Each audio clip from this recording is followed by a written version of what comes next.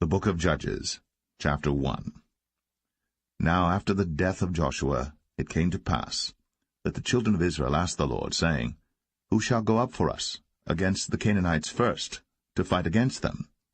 And the Lord said, Judah shall go up. Behold, I have delivered the land into his hand. And Judah said unto Simeon his brother, Come up with me into my lot, that we may fight against the Canaanites, and I likewise will go with thee into thy lot. So Simeon went with him, and Judah went up, and the Lord delivered the Canaanites and the Perizzites into their hand, and they slew of them in Bezek 10,000 men. And they found Adoni-Bezek in Bezek, and they fought against him, and they slew the Canaanites and the Perizzites. But Adoni-Bezek fled, and they pursued after him, and caught him, and cut off his thumbs and his great toes. And Adoni-Bezek said, 70 kings, having their thumbs and their great toes cut off, gathered their meat under my table, as I have done, so God hath requited me. And they brought him to Jerusalem, and there he died. Now the children of Judah had fought against Jerusalem, and had taken it, and smitten it with the edge of the sword, and set the city on fire. And afterward the children of Judah went down to fight against the Canaanites, that dwelt in the mountain, and in the south, and in the valley. And Judah went against the Canaanites that dwelt in Hebron. Now the name of Hebron before was Kirjath-Arba. And they slew Sheshai, and Ahiman, and Talmai. And from thence he went against the inhabitants of Debir. And the name of Debir before was Kirjath-Sepher. And Caleb said, He that smiteth Kirjath-Sepher, and taketh it, to him will I give Achsah my daughter to wife. And Othniel the son of Kenaz, Caleb's younger brother, took it. And he gave him Achsah his daughter to wife. And it came to pass, when she came to him, that she moved him to ask of her father a field. And she lighted from off her ass. And Caleb said unto her, What wilt thou? And she said unto him, Give me a blessing, for thou hast given me a southland. Give me also springs of water. And Caleb gave her the upper springs and the nether springs. And the children of the Kenite, Moses' father-in-law, went up out of the city of palm trees, with the children of Judah into the wilderness of Judah, which lieth in the south of Arad. And they went and dwelt among the people. And Judah went with Simeon his brother, and they slew the Canaanites that inhabited Zephath, and utterly destroyed it. And the name of the city was called Hormah. Also Judah took Gaza with the coast thereof, and Askelon with the coast thereof, and Ekron with the coast thereof. And the Lord was with Judah, and he drave out the inhabitants of the mountain, but could not drive out the inhabitants of the valley, because they had chariots of iron. And they gave Hebron unto Caleb, as Moses said. And he expelled thence the 3 sons of Anak. And the children of Benjamin did not drive out the Jebusites that inhabited Jerusalem, but the Jebusites dwell with the children of Benjamin in Jerusalem unto this day. And the house of Joseph, they also went up against Bethel, and the Lord was with them. And the house of Joseph sent to descry Bethel. Now the name of the city before was Luz. And the spies saw a man come forth out of the city, and they said unto him, Show us, we pray thee, the entrance into the city, and we will show thee mercy. And when he showed them the entrance into the city, they smote the city with the edge of the sword, but they let go the man and all his family. And the man went into the land of the Hittites, and built a city, and called the name thereof Luz, which is the name thereof unto this day. Neither did Manasseh drive out the inhabitants of Beth-shan and her towns, nor Taanach and her towns, nor the inhabitants of Dor and her towns, nor the inhabitants of Ibleam and her towns, nor the inhabitants of Megiddo and her towns, but the Canaanites would dwell in that land. And it came to pass, when Israel was strong, that they put the Canaanites to tribute, and did not utterly drive them out. Neither did Ephraim drive out the Canaanites that dwelt in Gezer, but the Canaanites dwelt in Gezer among them. Neither did Zebulun drive out the inhabitants of Kitron, nor the inhabitants of Nahalol, but the Canaanites dwelt among them, and became tributaries. Neither did Asher drive out the inhabitants of Akko, nor the inhabitants of Zidon, nor of Alab, nor of Agzib, nor of Helba, nor of Aphik, nor of Rehob. But the Asherites dwelt among the Canaanites, the inhabitants of the land, for they did not drive them out. Neither did Naphtali drive out the inhabitants of Beth-Shemesh, nor the inhabitants of Beth-Anath, but he dwelt among the Canaanites, the inhabitants of the land.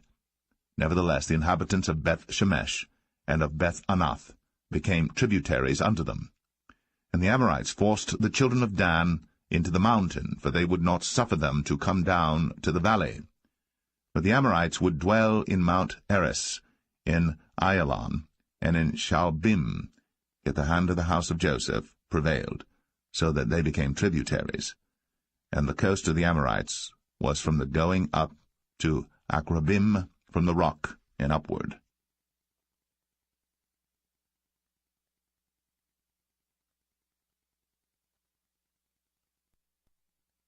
Judges 2. And an angel of the Lord came up from Gilgal to Bochim, and said, I made you to go up out of Egypt, and have brought you unto the land which I sware unto your fathers. And I said, I will never break my covenant with you. And ye shall make no league with the inhabitants of this land, ye shall throw down their altars. But ye have not obeyed my voice. Why have ye done this? Wherefore I also said, I will not drive them out from before you, but they shall be as thorns in your sides, and their gods shall be a snare unto you. And it came to pass, when the angel of the Lord spake these words unto all the children of Israel, that the people lifted up their voice, and wept. And they called the name of that place Bochim, and they sacrificed there unto the Lord. And when Joshua had let the people go, the children of Israel went every man unto his inheritance to possess the land. And the people served the Lord all the days of Joshua, and all the days of the elders that outlived Joshua, who had seen all the great works of the Lord that he did for Israel. And Joshua the son of Nun, the servant of the Lord, died, being 110 years old. And they buried him in the border of his inheritance, in Timnath-Eres, in the mount of Ephraim, on the north side of the hill Gaash. And also all that generation were gathered unto their fathers. And there arose another generation after them, which knew not the Lord, nor yet the works which he had done for Israel. And the children of Israel did evil in the sight of the Lord, and served Baalim. And they forsook the Lord God of their fathers, which brought them out of the land of Egypt, and followed other gods of the people that were round about them, and bowed themselves unto them, and provoked the Lord to anger. And they forsook the Lord, and served Baal and Ashtoreth. And the anger of the Lord was hot against Israel, and he delivered them into the hands of spoilers that spoiled them, and he sold them into the hands of their enemies round about, so that they could not any longer stand before their enemies. Whithersoever they went out, the hand of the Lord was against them for evil, as the Lord had said, and as the Lord had sworn unto them, and they were greatly distressed. Nevertheless the Lord raised up judges, which delivered them out of the hand of those that spoiled them. And yet they would not hearken unto their judges, but they went a-whoring after other gods, and bowed themselves unto them. They turned quickly out of the way which their fathers walked in, obeying the commandments of the Lord. But they did not so. And when the Lord raised them up judges, then the Lord was with the judge, and delivered them out of the hand of their enemies all the days of the judge. For it repented the Lord because of their groanings by reason of them that oppressed them and vexed them. And it came to pass, when the judge was dead, that they returned and corrupted themselves more than their fathers, in following other gods to serve them, and to bow down unto them. They ceased not from their own doings, nor from their stubborn way. And the anger of the Lord was hot against Israel, and he said, Because that this people hath transgressed my covenant which I commanded their fathers, and have not hearkened unto my voice, I also will not henceforth drive out any from before them of the nations which Joshua left when he died, that through them I may prove Israel, whether they will keep the way of the Lord to walk therein, as their fathers did keep it, or not. Therefore the Lord left those nations without driving them out hastily, neither delivered he them into the hand of Joshua.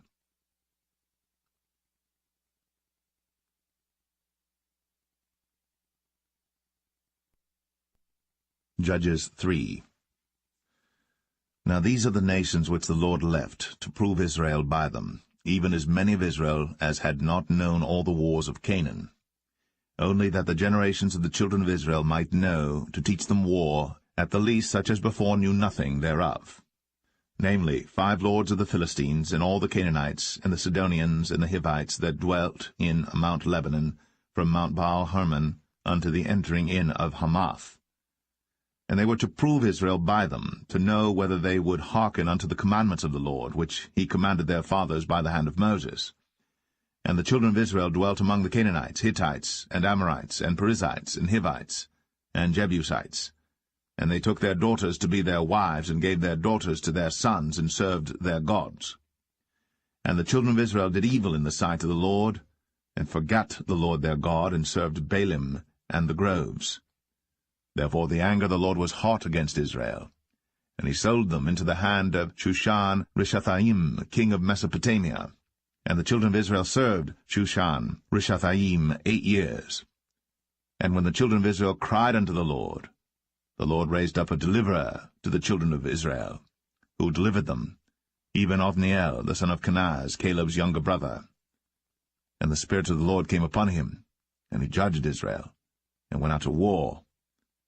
And the Lord delivered Shushan-Rishathaim, king of Mesopotamia, into his hand.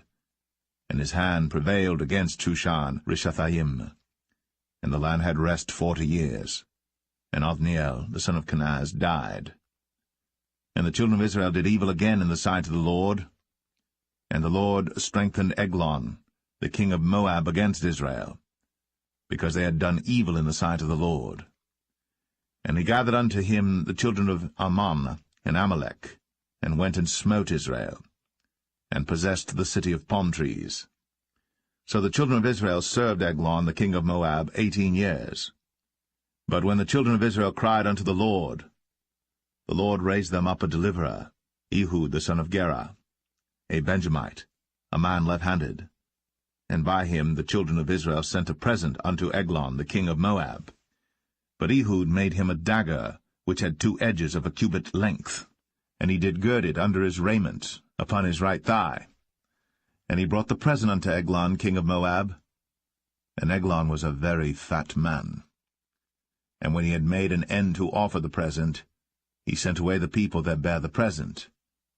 But he himself turned again from the quarries that were by Gilgal, and said, I have a secret errand unto thee, O king, who said, Keep silence.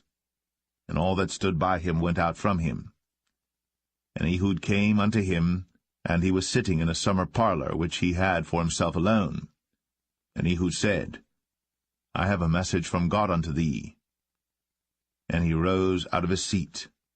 And Ehud put forth his left hand, and took the dagger from his right thigh, and thrust it into his belly. And the haft also went in after the blade, and the fat closed upon the blade, so that he could not draw the dagger out of his belly. And the dirt came out. Then Ehud went forth through the porch, and shut the doors of the parlor upon him, and locked them. When he was gone out, his servants came, and when they saw that, behold, the doors of the parlor were locked, they said, Surely he covereth his feet in his summer chamber. And they tarried till they were ashamed, and behold, he opened not the doors of the parlor. Therefore they took a key, and opened them. And behold, their lord was fallen down dead on the earth. And Ehud escaped while they tarried, and passed beyond the quarries, and escaped unto Seirath. And it came to pass, when he was come, that he blew a trumpet in the mountain of Ephraim. And the children of Israel went down with him from the mount, and he before them. And he said unto them, Follow after me, for the Lord hath delivered your enemies the Moabites into your hand. And they went down after him, and took the fords of Jordan toward Moab, and suffered not a man to pass over. And they slew of Moab at that time about 10,000 men, all lusty, and all men of valor, and there escaped not a man. So Moab was subdued that day under the hand of Israel, and the land had rest 80 years. And after him was Shamgar the son of Anath, which slew the Philistines, 600 men with an ox goad, and he also delivered Israel.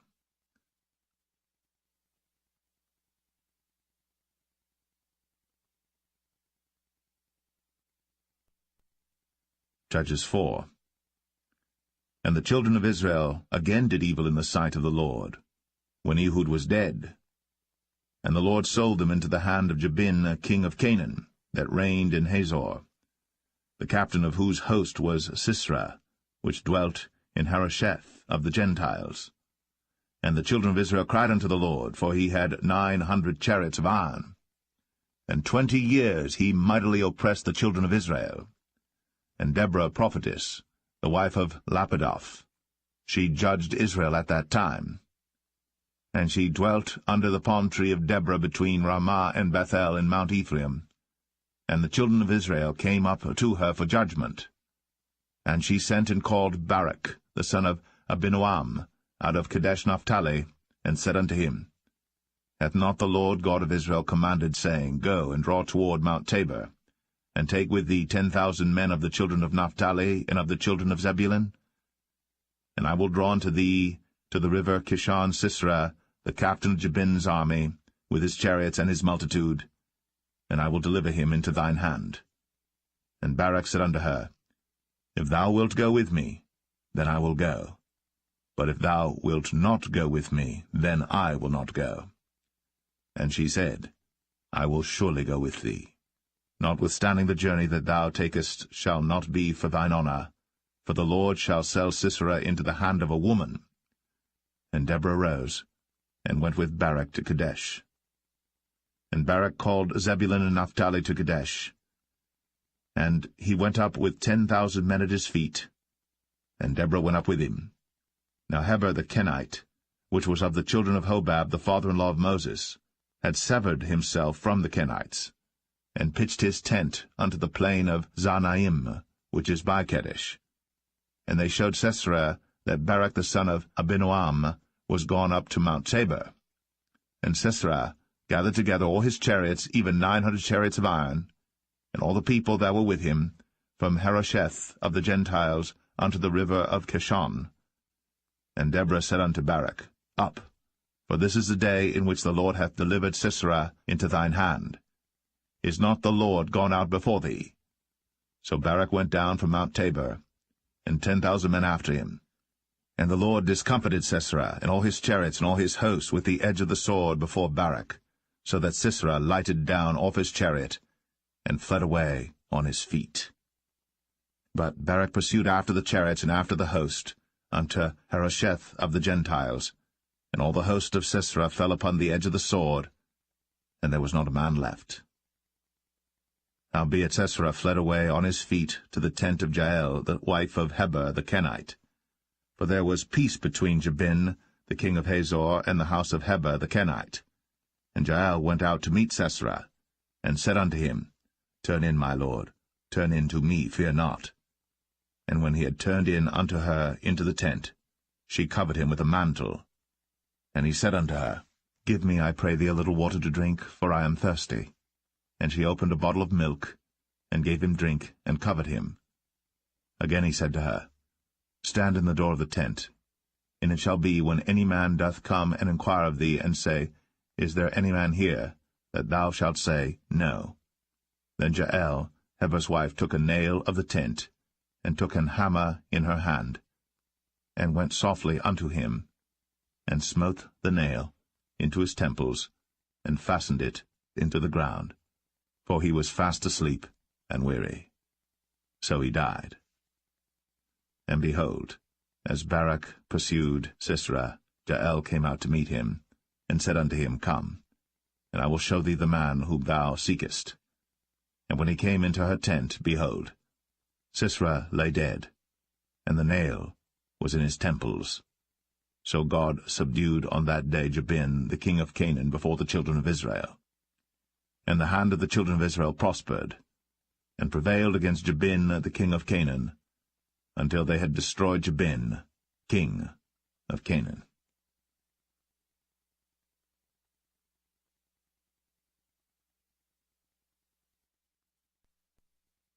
Judges 5. Then sang Deborah and Barak, the son of Abinoam, on that day, saying, Praise ye the Lord for the avenging of Israel, when the people willingly offered themselves. Hear, O ye kings, give ear, O ye princes. I, even I, will sing unto the Lord. I will sing praise to the Lord God of Israel. Lord, when thou wentest out of Seir, when thou marchedst out of the field of Edom, the earth trembled, and the heavens dropped. The clouds also dropped water. The mountains melted from before the Lord, even that Sinai from before the Lord God of Israel. In the days of Shamgar the son of Anath, in the days of Jael, the highways were unoccupied, and the travelers walked through byways. The inhabitants of the villages ceased. They ceased in Israel until that I, Deborah, arose, that I arose a mother in Israel. They chose new gods. Then was war in the gates. Was there a shield or spear seen among 40,000 in Israel? My heart is toward the governors of Israel, that offered themselves willingly among the people. Bless ye the Lord. Speak, ye that ride on white asses, ye that sit in judgment, and walk by the way. They that are delivered from the noise of archers in the places of drawing water, there shall they rehearse the righteous acts of the Lord, even the righteous acts toward the inhabitants of his villages in Israel. Then shall the people of the Lord go down to the gates. Awake, awake, Deborah. Awake, awake, utter a song, arise, Barak, and lead thy captivity captive, thou son of Abinoam.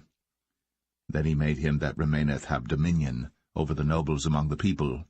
The Lord made me have dominion over the mighty. Out of Ephraim was there a root of them against Amalek, after thee Benjamin among thy people. Out of Machir came down governors, and out of Zebulun they that handle the pen of the writer. And the princes of Issachar were with Deborah, even Issachar, and also Barak. He was sent on foot into the valley.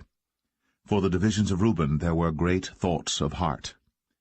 Why abodest thou among the sheepfolds, to hear the bleatings of the flocks? For the divisions of Reuben there were great searchings of heart. Gilead abode beyond Jordan. And why did Dan remain in ships? Asher continued on the seashore, and abode in his breaches. Zebulun and Naphtali were a people that jeoparded their lives unto the death in the high places of the field. The kings came and fought. Then fought the kings of Canaan in Tanakh by the waters of Megiddo. They took no gain of money. They fought from heaven. The stars in their courses fought against Sisera. The river of Kishon swept them away, that ancient river, the river Kishon. O my soul, thou hast trodden down strength. Then were the horse hoofs broken by the means of the prancings of their mighty ones. Curse ye Maros, said the angel of the Lord. Curse ye bitterly the inhabitants thereof, because they came not to the help of the Lord, against the mighty. Blessed above women shall Jael the wife of Heber the Kenite be. Blessed shall she be above women in the tent. He asked water, and she gave him milk. She brought forth butter in a lordly dish. She put her hand to the nail, and her right hand to the workman's hammer. And with the hammer she smote Sisera. She smote off his head, when she had pierced and stricken through his temples. At her feet he bowed, he fell, he lay down. At her feet he bowed, he fell. Where he bowed, there he fell down dead. The mother of Sisera looked out at a window, and cried through the lattice, Why is his chariot so long in coming? Why tarry the wheels of his chariot? Her wise ladies answered her, yea, she returned, answered to herself. Have they not sped? Have they not divided the prey? To every man a damsel or two? To Sisera a prey of divers colours, a prey of divers colours of needlework, of divers colours of needlework on both sides, meat for the necks of them that take the spoil? So let all thine enemies perish, O Lord, but let them that love him be as the sun when he goeth forth in his might. And the land had rest 40 years.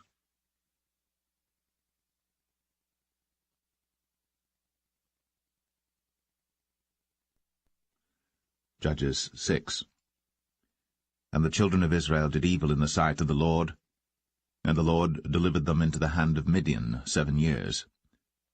And the hand of Midian prevailed against Israel, and because of the Midianites, the children of Israel made them the dens which are in the mountains, and caves, and strongholds. And so it was, when Israel had sown, that the Midianites came up, and the Amalekites and the children of the east, even they came up against them, and they encamped against them, and destroyed the increase of the earth, till thou come unto Gaza, and left no sustenance for Israel, neither sheep, nor ox, nor ass. For they came up with their cattle and their tents, and they came as grasshoppers for multitude, for both they and their camels were without number. And they entered into the land to destroy it. And Israel was greatly impoverished because of the Midianites, and the children of Israel cried unto the Lord. And it came to pass, when the children of Israel cried unto the Lord because of the Midianites, that the Lord sent a prophet unto the children of Israel, which said unto them, Thus saith the Lord God of Israel, I brought you up from Egypt, and brought you forth out of the house of bondage. And I delivered you out of the hand of the Egyptians, and out of the hand of all that oppressed you, and drave them out from before you, and gave you their land. I said unto you, I am the Lord your God. Fear not the gods of the Amorites, in whose land ye dwell. But ye have not obeyed my voice. And there came an angel of the Lord, and sat under an oak which was in Ophrah, that pertained unto Joash the Abiezrite. And his son Gideon threshed wheat by the winepress to hide it from the Midianites. And the angel of the Lord appeared unto him, and said unto him, The Lord is with thee, thou mighty man of valour. And Gideon said unto him, O my Lord, if the Lord be with us, why then is all this befallen us? And where be all his miracles which our fathers told us of, saying, Did not the Lord bring us up from Egypt? But now the Lord hath forsaken us, and delivered us into the hands of the Midianites. And the Lord looked upon him, and said, Go in this thy might, and thou shalt save Israel from the hand of the Midianites. Have not I sent thee? And he said unto him, O my Lord, wherewith shall I save Israel? Behold, my family is poor in Manasseh, and I am the least in my father's house. And the Lord said unto him, Surely I will be with thee, and thou shalt smite the Midianites as one man. And he said unto him, If now I have found grace in thy sight, then show me a sign that thou talkest with me. Depart not hence, I pray thee, until I come unto thee, and bring forth my present, and set it before thee. And he said, I will tarry until thou come again. And Gideon went in, and made ready a kid, and unleavened cakes of an ephah flour. The flesh he put in a basket, and he put the broth in a pot, and brought it out unto him under the oak, and presented it. And the angel of God said unto him, Take the flesh and the unleavened cakes, and lay them upon this rock, and pour out the broth. And he did so.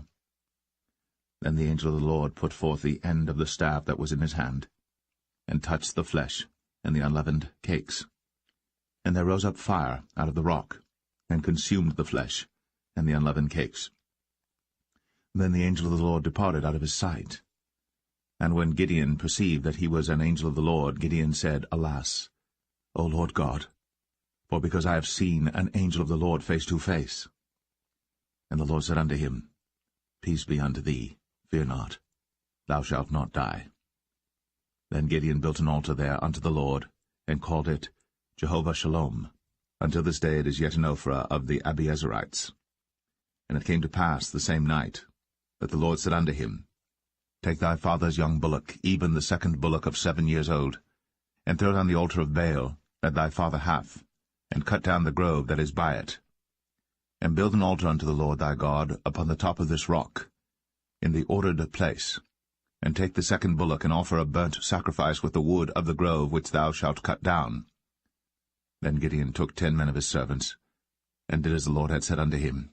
And so it was, because he feared his father's household and the men of the city, that he could not do it by day, that he did it by night.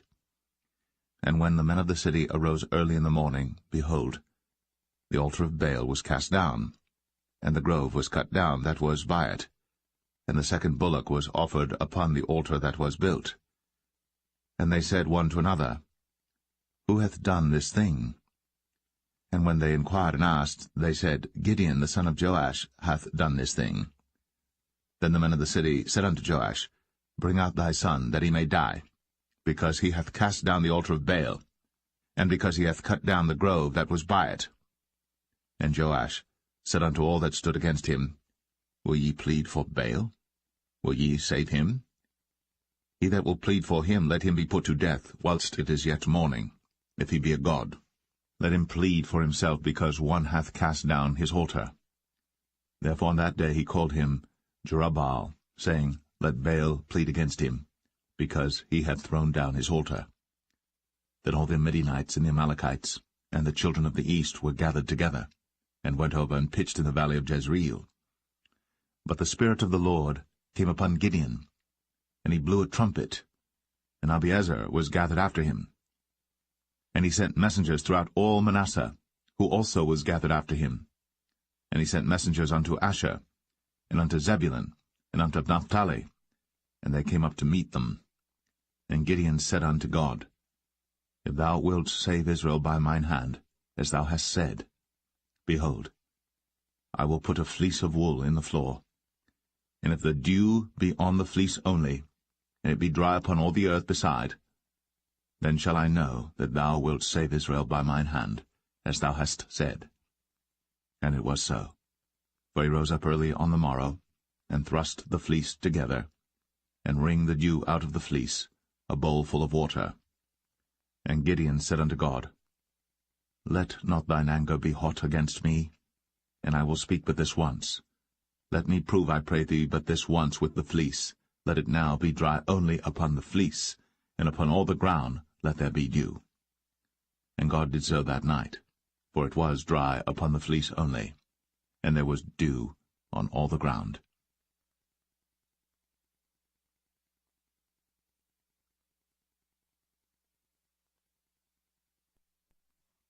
Judges 7. Then Jerubbaal, who is Gideon, and all the people that were with him, rose up early, and pitched beside the well of Harod, so that the host of the Midianites were on the north side of them, by the hill of Moreh in the valley. And the Lord said unto Gideon, The people that are with thee are too many for me to give the Midianites into their hands, lest Israel vaunt themselves against me, saying, Mine own hand hath saved me. Now therefore go to, proclaim in the ears of the people, saying, Whosoever is fearful and afraid, let him return and depart early from Mount Gilead. And there returned to the people 22,000, and there remained 10,000. And the Lord said unto Gideon, The people are yet too many. Bring them down unto the water, and I will try them for thee there. And it shall be that of whom I say unto thee, This shall go with thee, the same shall go with thee.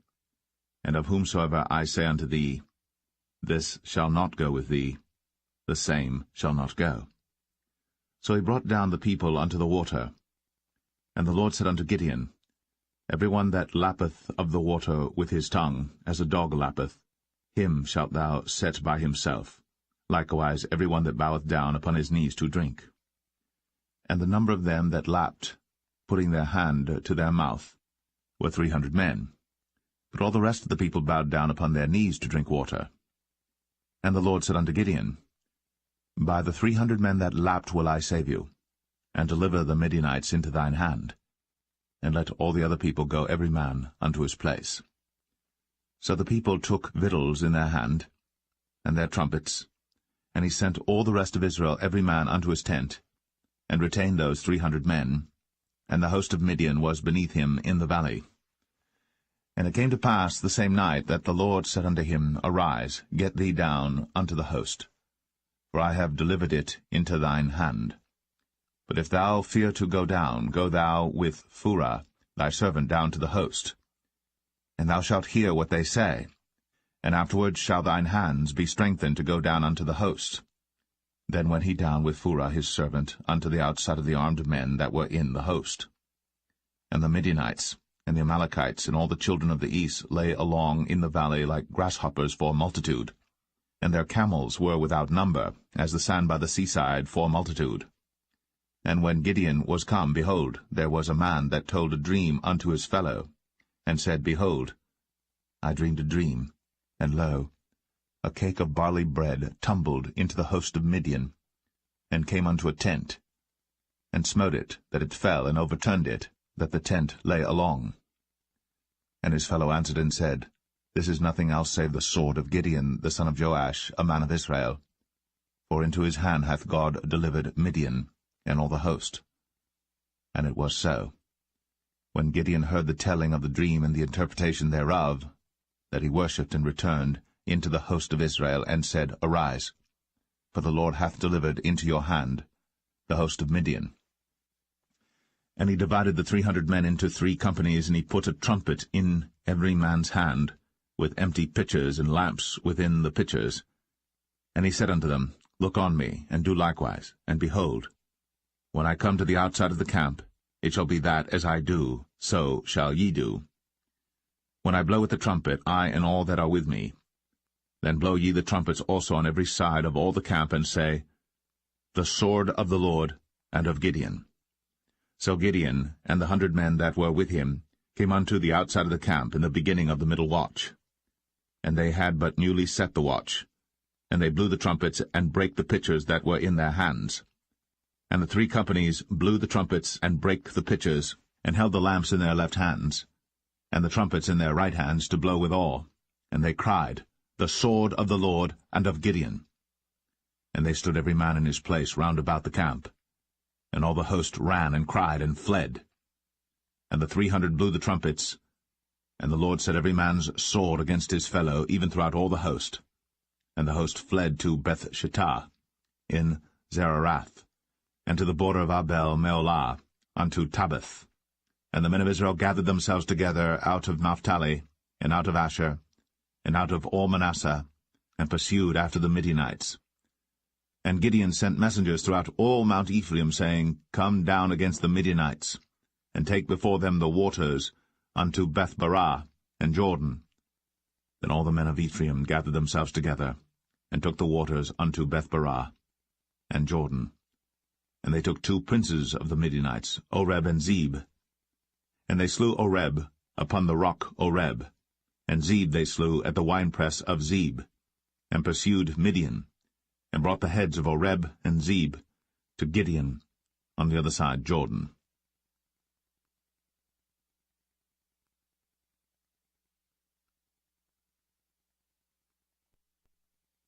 Judges 8. And the men of Ephraim said unto him, Why hast thou served us thus, that thou callest us not, when thou wentest to fight with the Midianites? And they did chide with him sharply. And he said unto them, What have I done now in comparison of you? Is not the gleaning of the grapes of Ephraim better than the vintage of Abiezer? God hath delivered into your hands the princes of Midian, Oreb, and Zeb. And what was I able to do in comparison of you? Then their anger was abated toward him, when he had said that. And Gideon came to Jordan and passed over, he and the 300 men that were with him, faint yet pursuing them.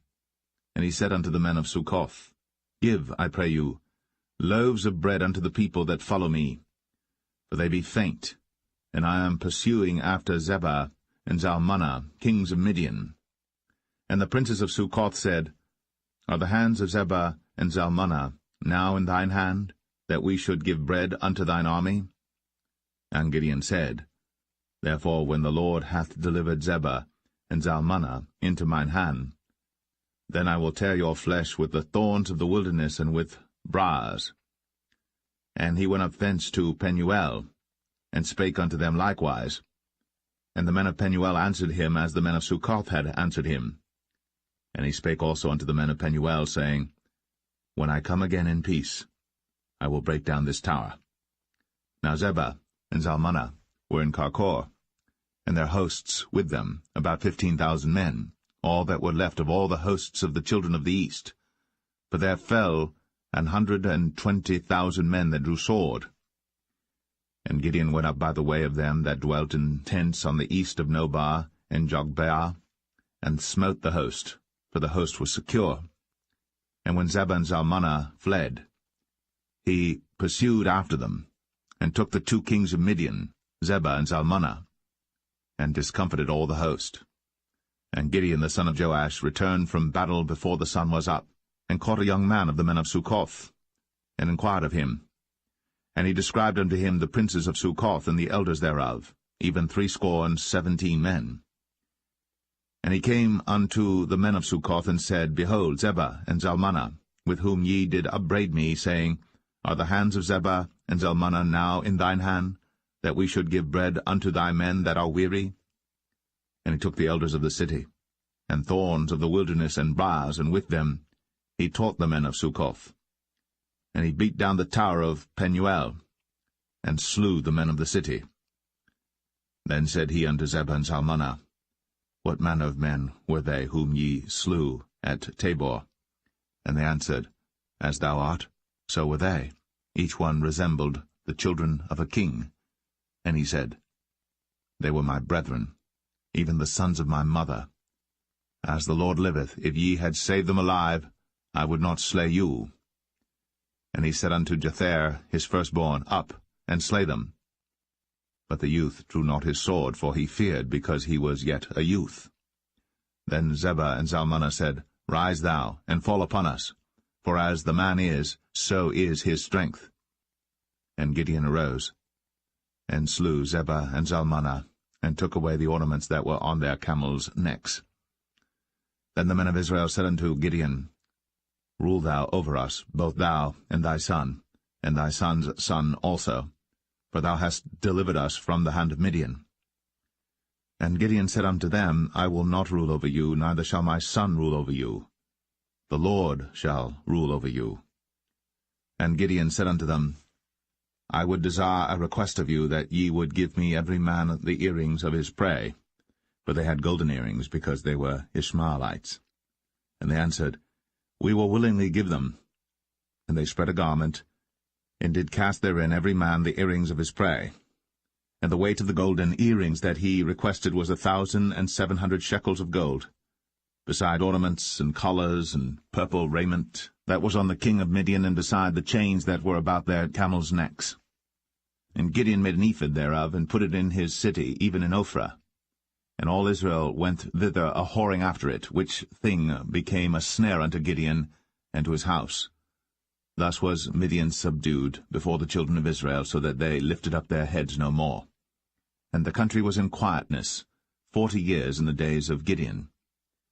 And Jerubbaal the son of Joash went and dwelt in his own house. And Gideon had 70 sons of his body begotten, for he had many wives. And his concubine that was in Shechem, she also bare him a son, whose name he called Abimelech. And Gideon the son of Joash died in a good old age, and was buried in the sepulchre of Joash his father, in Ophrah of the Abiezerites. And it came to pass, as soon as Gideon was dead, that the children of Israel turned again, and went a-whoring after Baalim, and made Baal-berith their god. And the children of Israel remembered not the Lord their God, who had delivered them out of the hands of all their enemies on every side. Neither showed they kindness to the house of Jerubbaal, namely Gideon, according to all the goodness which he had shown unto Israel.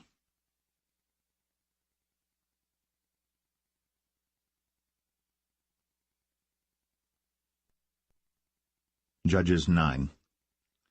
And Abimelech the son of Jerubbaal went to Shechem unto his mother's brethren, and communed with them and with all the family of the house of his mother's father, saying, Speak, I pray you, in the ears of all the men of Shechem, whether is better for you either that all the sons of Jerubbaal, which are 70 persons, reign over you, or that one reign over you? Remember also that I am your bone and your flesh. And his mother's brethren spake of him in the ears of all the men of Shechem all these words. And their hearts inclined to follow Abimelech, for they said, He is our brother. And they gave him 70 pieces of silver out of the house of Baal-berith, wherewith Abimelech hired vain and light persons which followed him. And he went unto his father's house at Ophrah, and slew his brethren the sons of Jerubbaal, being 70 persons, upon one stone. Notwithstanding yet Jotham, the youngest son of Jerubbaal, was left, for he hid himself. And all the men of Shechem gathered together, and all the house of Millo, and went, and made Abimelech king by the plain of the pillar that was in Shechem. And when they told it to Jotham, he went and stood in the top of Mount Gerizim, and lifted up his voice, and cried and said unto them, Hearken unto me, ye men of Shechem, that God may hearken unto you. The trees went forth on a time to anoint a king over them, and they said unto the olive tree, Reign thou over us. But the olive tree said unto them, Should I leave my fatness, wherewith by me they honour God and man, and go to be promoted over the trees? And the trees said to the fig tree, Come thou, and reign over us. But the fig tree said unto them, Should I forsake my sweetness and my good fruit, and go to be promoted over the trees? Then said the trees unto the vine, Come thou, and reign over us. And the vine said unto them, Should I leave my wine, which cheereth God and man, and go to be promoted over the trees? Then said all the trees unto the bramble, Come thou, and reign over us. And the bramble said unto the trees, If in truth ye anoint me king over you, then come, and put your trust in my shadow, and if not, let fire come out of the bramble, and devour the cedars of Lebanon. Now therefore, if ye have done truly and sincerely, in that ye have made Abimelech king, and if ye have dealt well with Jerubbaal and his house, and have done unto him according to the deserving of his hands, for my father fought for you, and adventured his life far, and delivered you out of the hand of Midian. And ye are risen up against my father's house this day, and have slain his sons, 70 persons, upon one stone, and have made Abimelech the son of his maidservant king over the men of Shechem, because he is your brother. If ye then have dealt truly and sincerely with Jerubbaal and with his house this day, then rejoice ye in Abimelech, and let him also rejoice in you. But if not, let fire come out from Abimelech, and devour the men of Shechem, and the house of Millo. And let fire come out from the men of Shechem, and from the house of Millo, and devour Abimelech. And Jotham ran away and fled, and went to Beer, and dwelt there for fear of Abimelech his brother. When Abimelech had reigned 3 years over Israel, then God sent an evil spirit between Abimelech and the men of Shechem. And the men of Shechem dealt treacherously with Abimelech, that the cruelty done to the 70 sons of Jerubbaal might come, and their blood be laid upon Abimelech their brother, which slew them, and upon the men of Shechem, which aided him in the killing of his brethren. And the men of Shechem set liers in wait for him in the top of the mountains, and they robbed all that came along that way by them. And it was told Abimelech. And Gaal, the son of Ebed, came with his brethren, and went over to Shechem. And the men of Shechem put their confidence in him. And they went out into the fields, and gathered their vineyards, and trod the grapes, and made merry, and went to the house of their God, and did eat and drink, and cursed Abimelech. And Gaal the son of Ebed said, Who is Abimelech, and who is Shechem, that we should serve him? Is not he the son of Jerubbaal, and Zebul his officer? Serve the men of Hamor, the father of Shechem, for why should we serve him? And would to God this people were under my hand, then would I remove Abimelech. And he said to Abimelech, Increase thine army, and come out. And when Zebul, the ruler of the city, heard the words of Gaal the son of Ebed, his anger was kindled. And he sent messengers unto Abimelech privily, saying, Behold, Gaal the son of Ebed and his brethren be come to Shechem, and behold, they fortify the city against thee. Now therefore up by night thou and the people that is with thee, and lie in wait in the field. And it shall be that in the morning, as soon as the sun is up, thou shalt rise early, and set upon the city, and behold, when he and the people that is with him come out against thee, then mayest thou do to them as thou shalt find occasion. And Abimelech rose up, and all the people that were with him by night, and they laid wait against Shechem in 4 companies. And Gaal the son of Ebed went out and stood in the entering of the gate of the city. And Abimelech rose up, and the people that were with him, from lying in wait. And when Gaal saw the people, he said to Zebul, Behold, there come people down from the top of the mountains. And Zebul said unto him, Thou seest the shadow of the mountains, as if they were men. And Gaal spake again and said, See, there come people down by the middle of the land, and another company come along by the plain of Meonim. Then said Zebul unto him, Where is now thy mouth wherewith thou saidst, Who is Abimelech, that we should serve him? Is not this the people that thou hast despised? Go out, I pray now, and fight with them. And Gaal went out before the men of Shechem, and fought with Abimelech. And Abimelech chased him, and he fled before him, and many were overthrown and wounded, even unto the entering of the gate. And Abimelech dwelt at Arumah. And Zebul thrust out Gaal and his brethren, that they should not dwell in Shechem. And it came to pass on the morrow that the people went out into the field. And they told Abimelech. And he took the people and divided them into 3 companies, and laid wait in the field, and looked. And behold, the people were come forth out of the city. And he rose up against them, and smote them. And Abimelech and the company that was with him rushed forward, and stood in the entering of the gate of the city. And the 2 other companies ran upon all the people that were in the fields, and slew them. And Abimelech fought against the city all that day, and he took the city, and slew the people that was therein, and beat down the city, and sowed it with salt. And when all the men of the tower of Shechem heard that, they entered into an hold of the house of the god Berith. And it was told Abimelech that all the men of the tower of Shechem were gathered together. And Abimelech gat him up to Mount Zalmon, he and all the people that were with him. And Abimelech took an axe in his hand, and cut down a bough from the trees, and took it, and laid it on his shoulder, and said unto the people that were with him, What ye have seen me do, make haste, and do as I have done. And all the people likewise cut down every man his bough, and followed Abimelech, and put them to the hold, and set the hold on fire upon them, so that all the men of the tower of Shechem died also, about 1,000 men and women. Then went Abimelech to Thebez, and encamped against Thebez, and took it. But there was a strong tower within the city, and thither fled all the men and women, and all they of the city, and shut it to them, and gat them up to the top of the tower.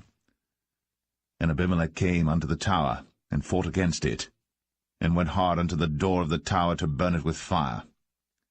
And a certain woman cast a piece of a millstone upon Abimelech's head, and all to break his skull.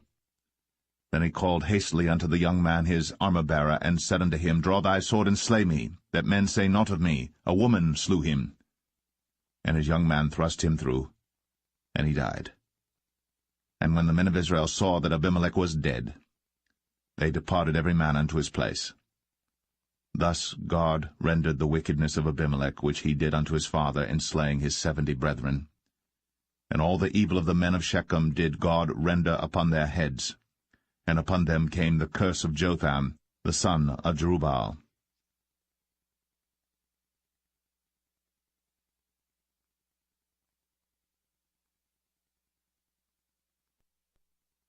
Judges 10. And after Abimelech there arose to defend Israel Tola the son of Puah, the son of Dodo, a man of Issachar. And he dwelt in Shamir in Mount Ephraim. And he judged Israel 23 years, and died, and was buried in Shamir. And after him arose Jair, a Gileadite, and judged Israel 22 years. And he had 30 sons that rode on 30 ass colts. And they had 30 cities, which are called Hovath-Jair unto this day, which are in the land of Gilead. And Jair died, and was buried in Kaman.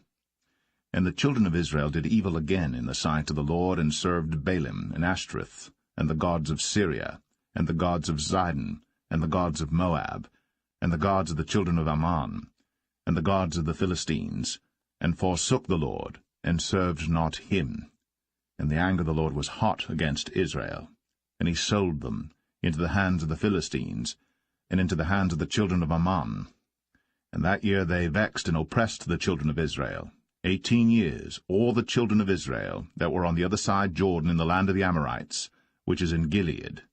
Moreover, the children of Ammon passed over Jordan to fight also against Judah, and against Benjamin, and against the house of Ephraim, so that Israel was sore distressed. And the children of Israel cried unto the Lord, saying, We have sinned against thee, both because we have forsaken our God, and also served Baalim. And the Lord said unto the children of Israel, Did not I deliver you from the Egyptians, and from the Amorites, from the children of Ammon, and from the Philistines? The Zidonians also, and the Amalekites, and the Maonites did oppress you, and ye cried to me, and I delivered you out of their hand. Yet ye have forsaken me, and served other gods, wherefore I will deliver you no more. Go, and cry unto the gods which ye have chosen, let them deliver you in the time of your tribulation. And the children of Israel said unto the Lord, We have sinned.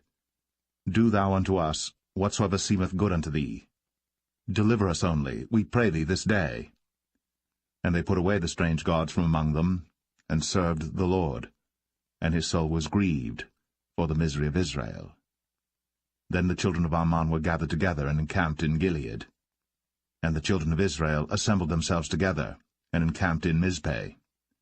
And the people and princes of Gilead said one to another, What man is he that will begin to fight against the children of Ammon?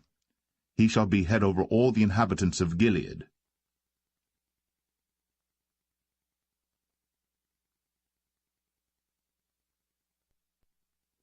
Judges 11. Now Jephthah, the Gileadite, was a mighty man of valor, and he was the son of an harlot. And Gilead begat Jephthah.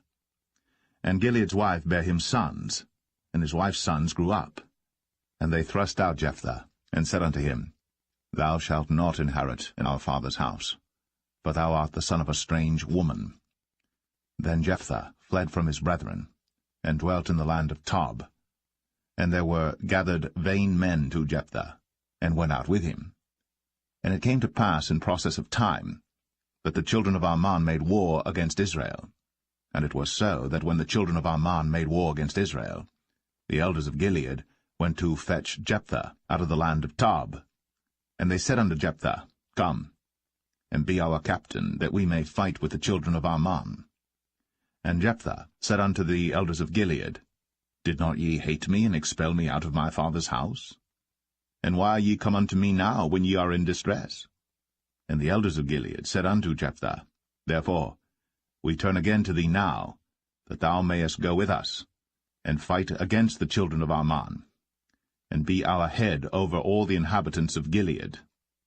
And Jephthah said unto the elders of Gilead, If ye bring me home again to fight against the children of Ammon, and the Lord deliver them before me, shall I be your head? And the elders of Gilead said unto Jephthah, The Lord be witness between us, if we do not so according to thy words. Then Jephthah went with the elders of Gilead, and the people made him head and captain over them. And Jephthah uttered all his words before the Lord in Mizpeh.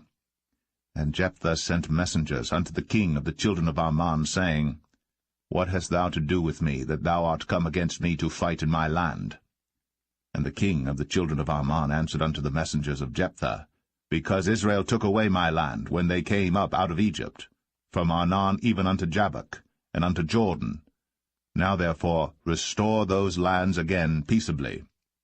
And Jephthah sent messengers again unto the king of the children of Ammon, and said unto him, Thus saith Jephthah, Israel took not away the land of Moab, nor the land of the children of Ammon. But when Israel came up from Egypt, and walked through the wilderness unto the Red Sea, and came to Kadesh, then Israel sent messengers unto the king of Edom, saying, Let me, I pray thee, pass through thy land. But the king of Edom would not hearken thereto. And in like manner they sent unto the king of Moab, but he would not consent. And Israel abode in Kadesh. Then they went along through the wilderness, and compassed the land of Edom, and the land of Moab, and came by the east side of the land of Moab, and pitched on the other side of Arnon, but came not within the border of Moab, for Arnon was the border of Moab. And Israel sent messengers unto Sihon, king of the Amorites, the king of Heshbon. And Israel said unto him, Let us pass, we pray thee, through thy land into my place. But Sihon trusted not Israel to pass through his coast. But Sihon gathered all his people together, and pitched in Jahaz, and fought against Israel. And the Lord God of Israel delivered Sihon and all his people into the hand of Israel, and they smote them. So Israel possessed all the land of the Amorites, the inhabitants of that country. And they possessed all the coasts of the Amorites, from Arnon even unto Jabbok, and from the wilderness even unto Jordan. So now the Lord God of Israel hath dispossessed the Amorites from before his people Israel. And shouldst thou possess it? Wilt not thou possess that which Chemosh thy God giveth thee to possess? So, whomsoever the Lord our God shall drive out from before us, then will we possess. And now, art thou anything better than Balak the son of Zippor, king of Moab? Did he ever strive against Israel, or did he ever fight against them? While Israel dwelt in Heshbon and her towns, and in Aroer and her towns, and in all the cities that be along by the coasts of Arnon, 300 years? Why therefore did ye not recover them within that time? Wherefore I have not sinned against thee, but thou dost me wrong to war against me. The Lord the judge be judged this day between the children of Israel and the children of Ammon.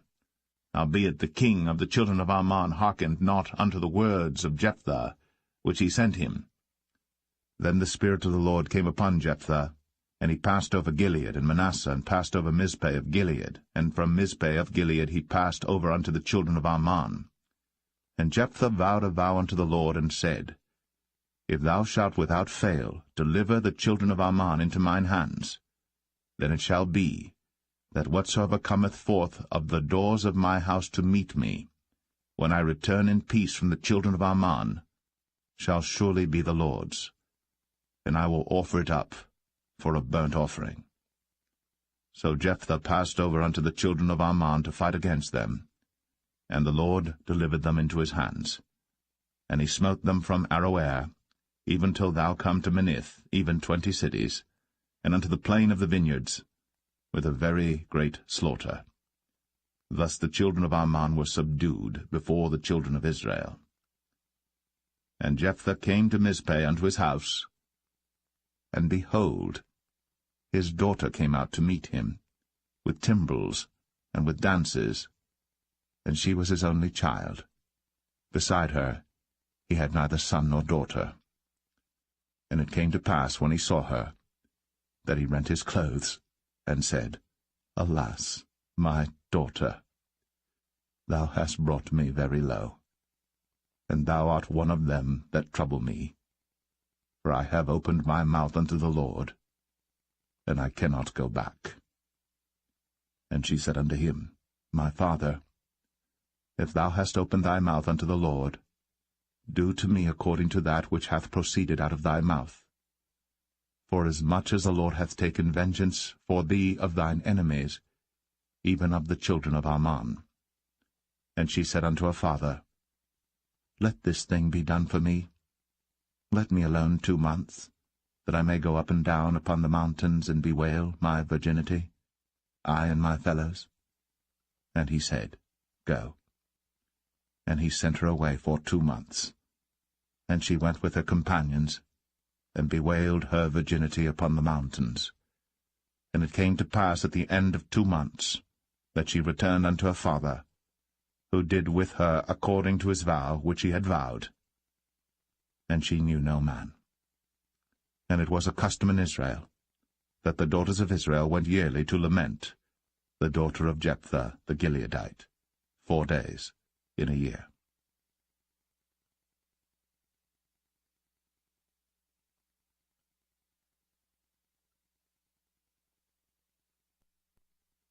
Judges 12. And the men of Ephraim gathered themselves together, and went northward, and said unto Jephthah, Wherefore passedst thou over to fight against the children of Ammon, and didst not call us to go with thee? We will burn thine house upon thee with fire. And Jephthah said unto them, I and my people were at great strife with the children of Ammon. And when I called you, ye delivered me not out of their hands. And when I saw that ye delivered me not, I put my life in my hands, and passed over against the children of Ammon. And the Lord delivered them into my hand. Wherefore then are ye come up unto me this day to fight against me? Then Jephthah gathered together all the men of Gilead, and fought with Ephraim. And the men of Gilead smote Ephraim, because they said, Ye Gileadites are fugitives of Ephraim among the Ephraimites, and among the Manassites. And the Gileadites took the passages of Jordan before the Ephraimites. And it was so, that when those Ephraimites which were escaped said, Let me go over, that the men of Gilead said unto him, Art thou an Ephraimite? If he said, Nay, then said they unto him, Say now, Shibboleth. And he said, Sibboleth, for he could not frame to pronounce it right. Then they took him, and slew him at the passages of Jordan. And there fell at that time of the Ephraimites 42,000. And Jephthah judged Israel 6 years. Then died Jephthah the Gileadite, and was buried in one of the cities of Gilead. And after him Ibzan of Bethlehem judged Israel.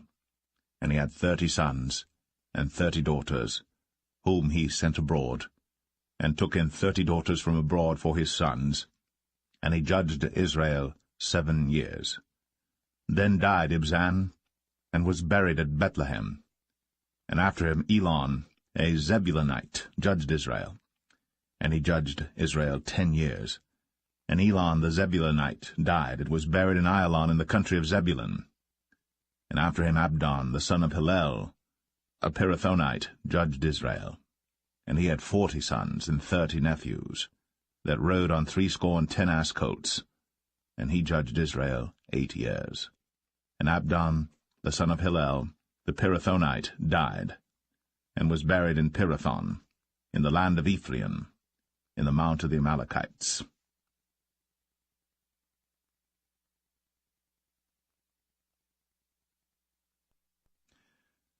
Judges 13. And the children of Israel did evil again in the sight of the Lord, and the Lord delivered them into the hand of the Philistines 40 years. And there was a certain man of Zorah, of the family of the Danites, whose name was Manoah, and his wife was barren, and bare not. And the angel of the Lord appeared unto the woman, and said unto her, Behold now, thou art barren, and bearest not, but thou shalt conceive, and bear a son. Now therefore beware, I pray thee, and drink not wine nor strong drink, and eat not any unclean thing. For lo, thou shalt conceive and bear a son, and no razor shall come on his head, for the child shall be a Nazarite unto God from the womb, and he shall begin to deliver Israel out of the hand of the Philistines. Then the woman came and told her husband, saying, A man of God came unto me, and his countenance was like the countenance of an angel of God, very terrible. But I asked him not whence he was, neither told he me his name. But he said unto me, Behold, thou shalt conceive, and bear a son. And now drink no wine nor strong drink, neither eat any unclean thing, for the child shall be a Nazarite to God from the womb to the day of his death. Then Manoah entreated the Lord, and said, O my Lord, let the man of God which thou didst send come again unto us, and teach us what we shall do unto the child that shall be born. And God hearkened to the voice of Manoah. And the angel of God came again unto the woman as she sat in the field. But Manoah, her husband, was not with her.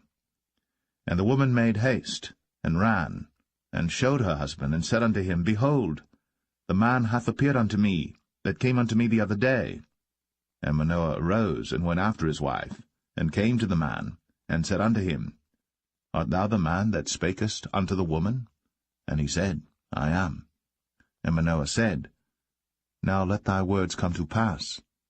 How shall we order the child, and how shall we do unto him? And the angel of the Lord said unto Manoah, Of all that I said unto the woman, let her beware.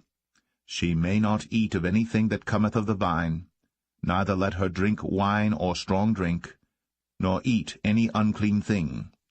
All that I commanded her let her observe. And Manoah said unto the angel of the Lord, I pray thee, let us detain thee, until we shall have made ready a kid for thee.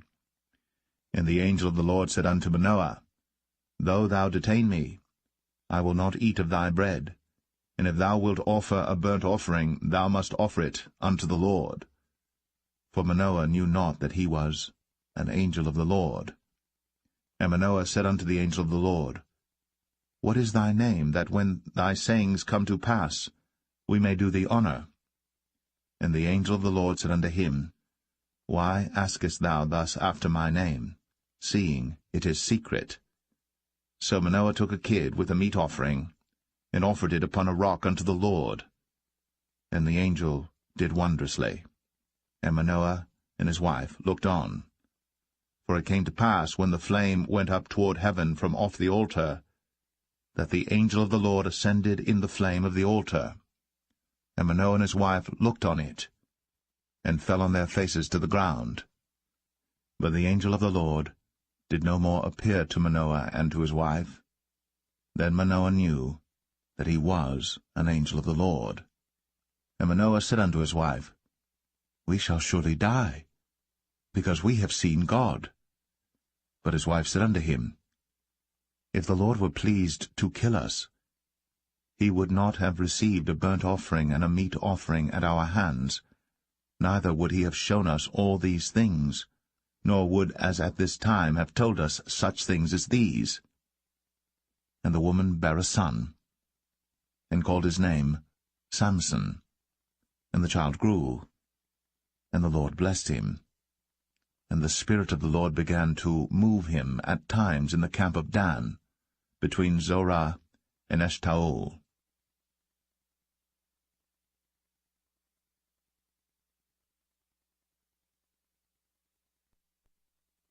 Judges 14.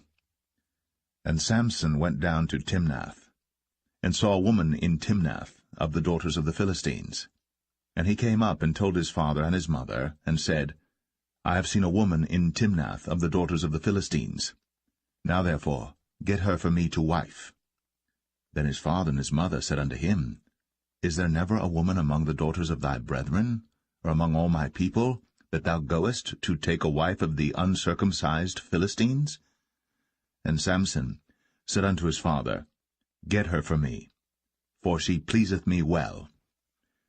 But his father and his mother knew not that it was of the Lord that he sought an occasion against the Philistines, for at that time the Philistines had dominion over Israel. Then went Samson down, and his father and his mother, to Timnath, and came to the vineyards of Timnath, and behold, a young lion roared against him.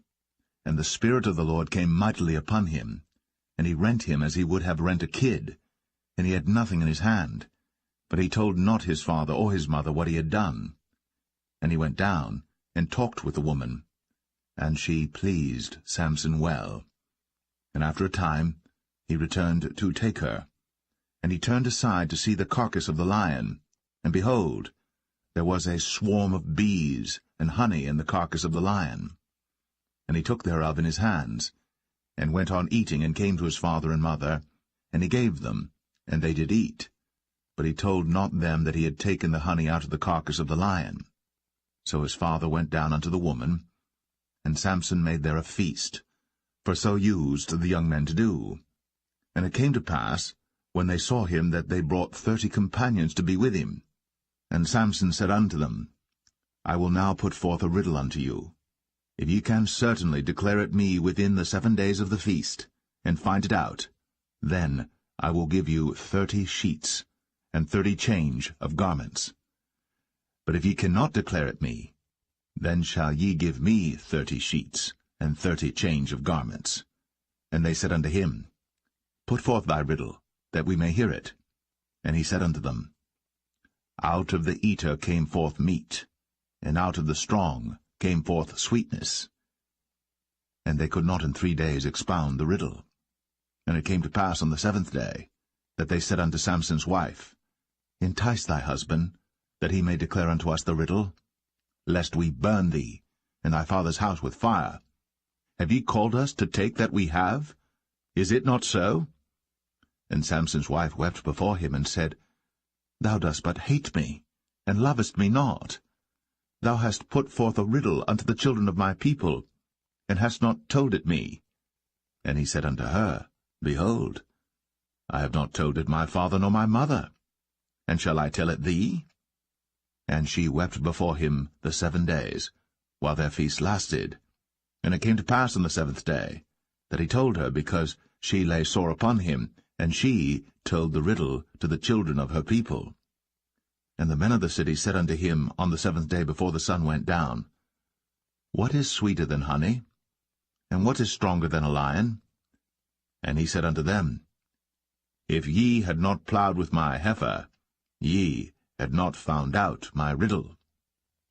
And the Spirit of the Lord came upon him, And he went down to Ashkelon, and slew 30 men of them, and took their spoil, and gave change of garments unto them which expounded the riddle.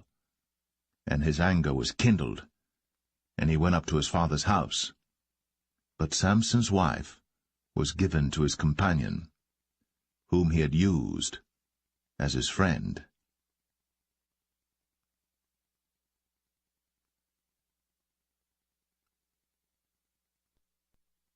Judges 15. But it came to pass within a while after, in the time of wheat harvest, that Samson visited his wife with a kid, and he said, I will go in to my wife into the chamber. But her father would not suffer him to go in. And her father said, I verily thought that thou hadst utterly hated her. Therefore I gave her to thy companion. Is not her younger sister fairer than she? Take her, I pray thee, instead of her. And Samson said concerning them, Now shall I be more blameless than the Philistines, though I do them a displeasure. And Samson went, and caught 300 foxes, and took firebrands, and turned tail to tail, and put a firebrand in the midst between two tails. And when he had set the brands on fire, he let them go into the standing corn of the Philistines, and burnt up both the shocks, and also the standing corn with the vineyards and olives. Then the Philistines said, Who hath done this? And they answered, Samson, the son-in-law of the Timnite, because he had taken his wife, and given her to his companion. And the Philistines came up, and burnt her and her father with fire. And Samson said unto them, Though ye have done this, yet will I be avenged of you, and after that I will cease. And he smote them hip and thigh with a great slaughter, and he went down and dwelt in the top of the rock Etam. Then the Philistines went up, and pitched in Judah, and spread themselves in Lehi. And the men of Judah said, Why are ye come up against us? And they answered, To bind Samson are we come up, to do to him as he hath done to us. Then 3,000 men of Judah went to the top of the rock Etam, and said to Samson, Knowest thou not that the Philistines are rulers over us? What is this that thou hast done unto us? And he said unto them, As they did unto me, so have I done unto them. And they said unto him, We are come down to bind thee, that we may deliver thee into the hand of the Philistines. And Samson said unto them, Swear unto me, that ye will not fall upon me yourselves. And they spake unto him, saying, No, but we will bind thee fast, and deliver thee into their hand. But surely we will not kill thee. And they bound him with 2 new cords, and brought him up from the rock. And when he came unto Lehi, the Philistines shouted against him, and the Spirit of the Lord came mightily upon him, and the cords that were upon his arms became as flax that was burnt with fire, and his bands loosed from off his hands. And he found a new jawbone of an ass, and put forth his hand, and took it, and slew 1,000 men therewith. And Samson said, With the jawbone of an ass, heaps upon heaps, with the jaw of an ass have I slain 1,000 men. And it came to pass, when he had made an end of speaking, that he cast away the jawbone out of his hand, and called that place Ramath Lehi. And he was sore athirst, and called on the Lord, and said, Thou hast given this great deliverance into the hand of thy servant, and now shall I die for thirst, and fall into the hand of the uncircumcised? But God clave an hollow place that was in the jaw, and there came water thereout. And when he had drunk, his spirit came again, and he revived. Wherefore he called the name thereof En-Hakkor, which is in Lehi unto this day. And he judged Israel in the days of the Philistines 20 years.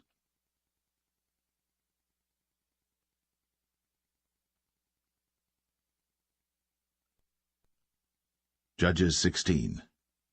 Then went Samson to Gaza, and saw there an harlot, and went in unto her. And it was told the Gazites, saying, Samson is come hither. And they compassed him in, and laid wait for him all night in the gate of the city. and were quiet all the night, saying, In the morning, when it is day, we shall kill him.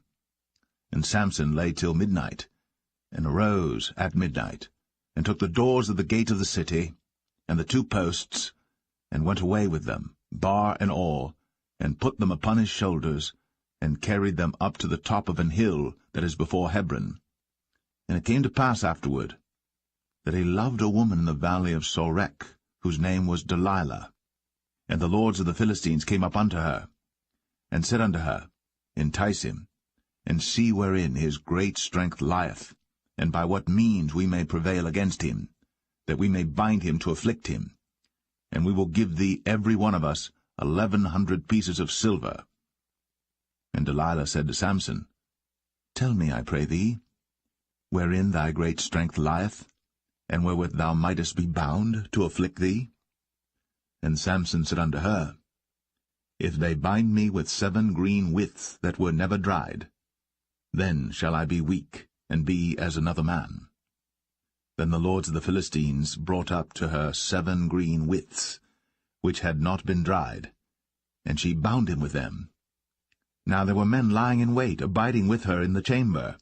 And she said unto him, The Philistines be upon thee, Samson. And he brake the withs, as a thread of tow is broken when it toucheth the fire. So his strength was not known. And Delilah said unto Samson, Behold, thou hast mocked me, and told me lies. Now tell me, I pray thee, wherewith thou mightest be bound. And he said unto her, If they bind me fast with new ropes, that never were occupied, then shall I be weak, and be as another man. Delilah therefore took new ropes, and bound him therewith, and said unto him, The Philistines be upon thee, Samson. And there were liers in wait, abiding in the chamber. And he brake them from off his arms like a thread. And Delilah said unto Samson, Hitherto thou hast mocked me, and told me lies. Tell me wherewith thou mightest be bound. And he said unto her, If thou weavest the 7 locks of my head with the web. And she fastened it with the pin, and said unto him, The Philistines be upon thee, Samson. And he awaked out of his sleep, and went away with the pin of the beam, and with the web. And she said unto him, How canst thou say, I love thee, when thine heart is not with me? Thou hast mocked me these 3 times, and hast not told me wherein thy great strength lieth. And it came to pass, when she pressed him daily with her words, and urged him, so that his soul was vexed unto death, that he told her all his heart, and said unto her, There hath not come a razor upon mine head, for I have been a Nazarite unto God from my mother's womb. If I be shaven, then my strength will go from me, and I shall become weak, and be like any other man. And when Delilah saw that he had told her all his heart, she sent and called for the lords of the Philistines, saying, Come up this once, for he hath shown me all his heart. Then the lords of the Philistines came up unto her, and brought money in their hand. And she made him sleep upon her knees, and she called for a man, and she caused him to shave off the 7 locks of his head, and she began to afflict him, and his strength went from him. And she said, The Philistines be upon thee, Samson. And he awoke out of his sleep, and said, I will go out as at other times before, and shake myself. And he wist not that the Lord was departed from him. But the Philistines took him, and put out his eyes, and brought him down to Gaza, and bound him with fetters of brass. And he did grind in the prison house. Howbeit, the hair of his head began to grow again after he was shaven.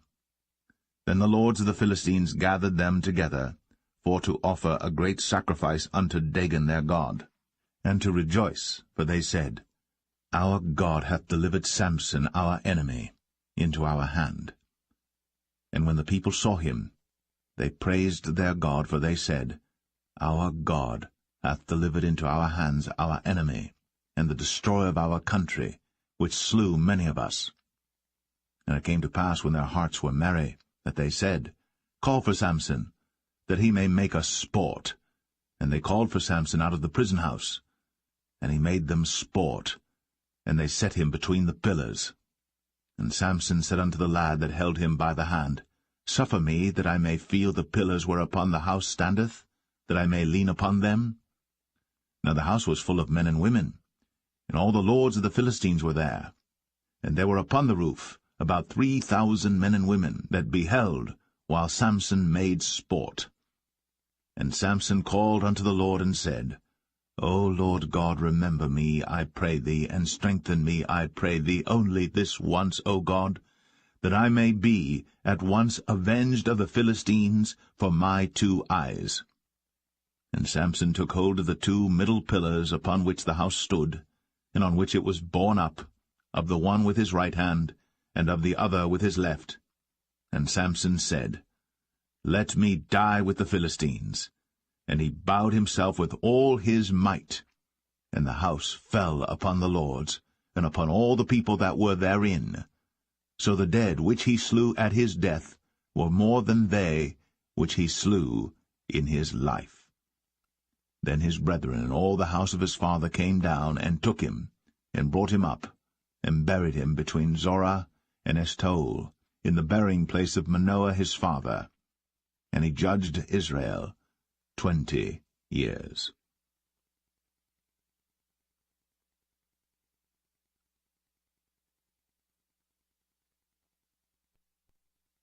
Judges 17. And there was a man of Mount Ephraim, whose name was Micah. And he said unto his mother, The 1,100 shekels of silver that were taken from thee, about which thou cursedst, and spakest of also in mine ears, behold, the silver is with me, I took it.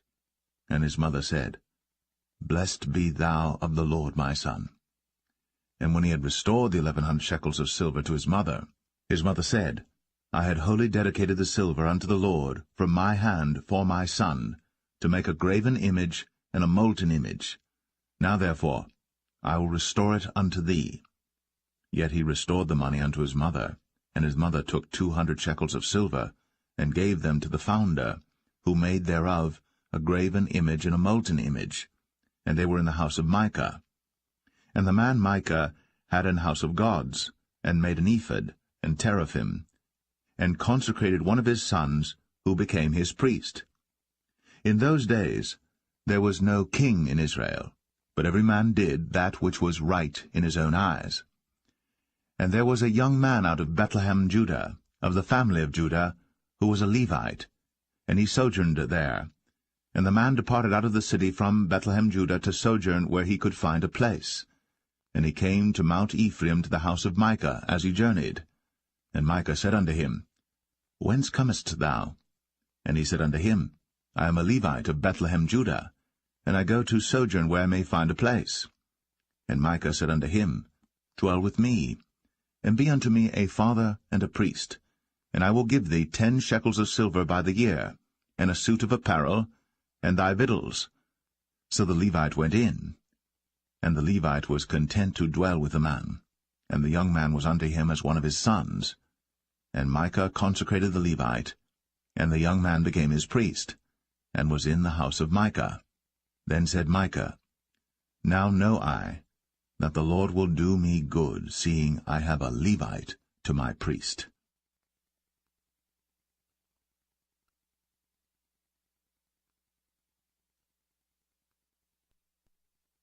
Judges 18. In those days there was no king in Israel, and in those days the tribe of the Danites sought them an inheritance to dwell in. For unto that day all their inheritance had not fallen unto them among the tribes of Israel. And the children of Dan sent of their family 5 men from their coasts, men of valor, from Zorah and from Eshtaol, to spy out the land, and to search it. And they said unto them, Go, search the land. Who, when they came to Mount Ephraim, to the house of Micah, they lodged there. When they were by the house of Micah, they knew the voice of the young man, the Levite, and they turned in thither, and said unto him, Who brought thee hither? And what makest thou in this place? And what hast thou here?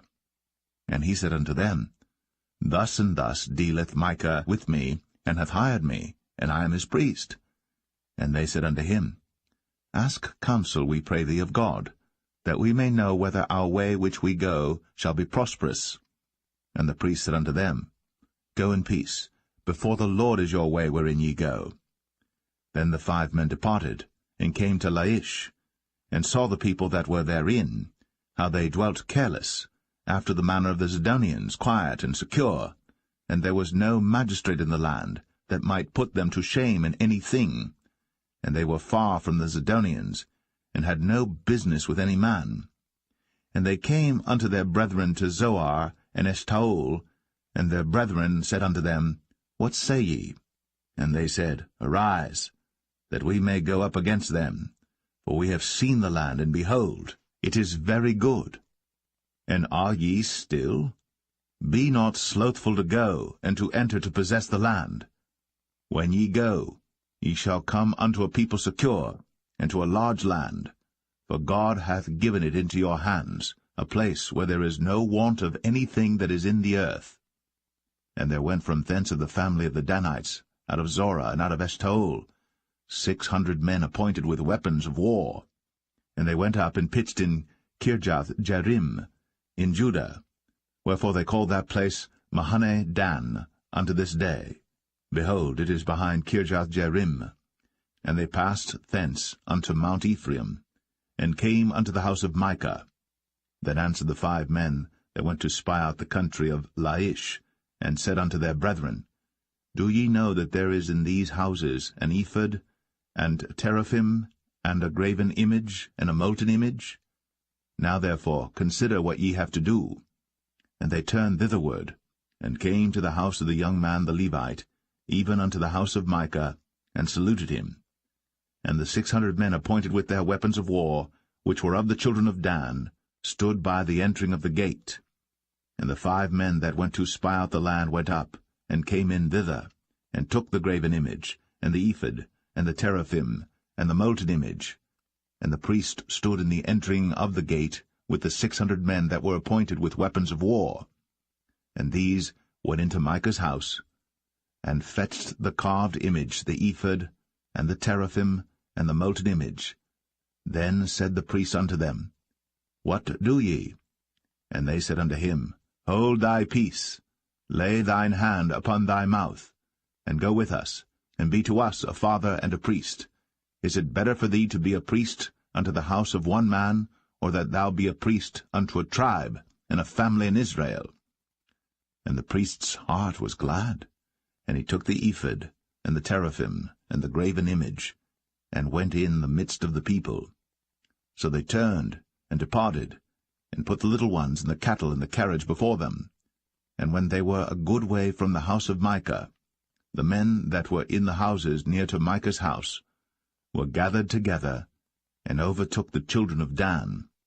And they cried unto the children of Dan, and they turned their faces, and said unto Micah, What aileth thee, that thou comest with such a company? And he said, Ye have taken away my gods which I made, and the priest and ye are gone away. And what have I more? And what is this that ye say unto me? What aileth thee? And the children of Dan said unto him, Let not thy voice be heard among us, lest angry fellows run upon thee, and thou lose thy life, with the lives of thy household. And the children of Dan went their way. And when Micah saw that they were too strong for him, he turned, and went back unto his house. And they took the things which Micah had made, and the priest which he had, and came unto Laish, unto a people that were at quiet and secure. And they smote them with the edge of the sword, and burnt the city with fire. And there was no deliverer, because it was far from Zidon, and they had no business with any man. And it was in the valley that lieth by Beth-rehob, and they built a city, and dwelt therein. And they called the name of the city Dan, after the name of Dan their father, who was born unto Israel. Howbeit, the name of the city was Laish at the first. And the children of Dan set up the graven image, and Jonathan the son of Gershom, the son of Manasseh, He and his sons were priests to the tribe of Dan until the day of the captivity of the land. And they set them up, Micah's graven image, which he made, all the time that the house of God was in Shiloh.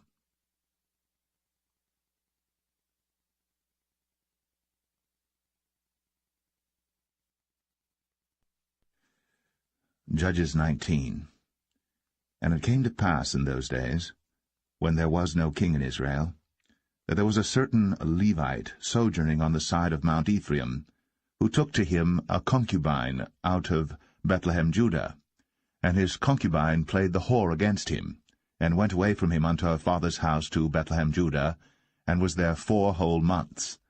And her husband arose, and went after her, to speak friendly unto her, and to bring her again, having his servant with him, and a couple of asses.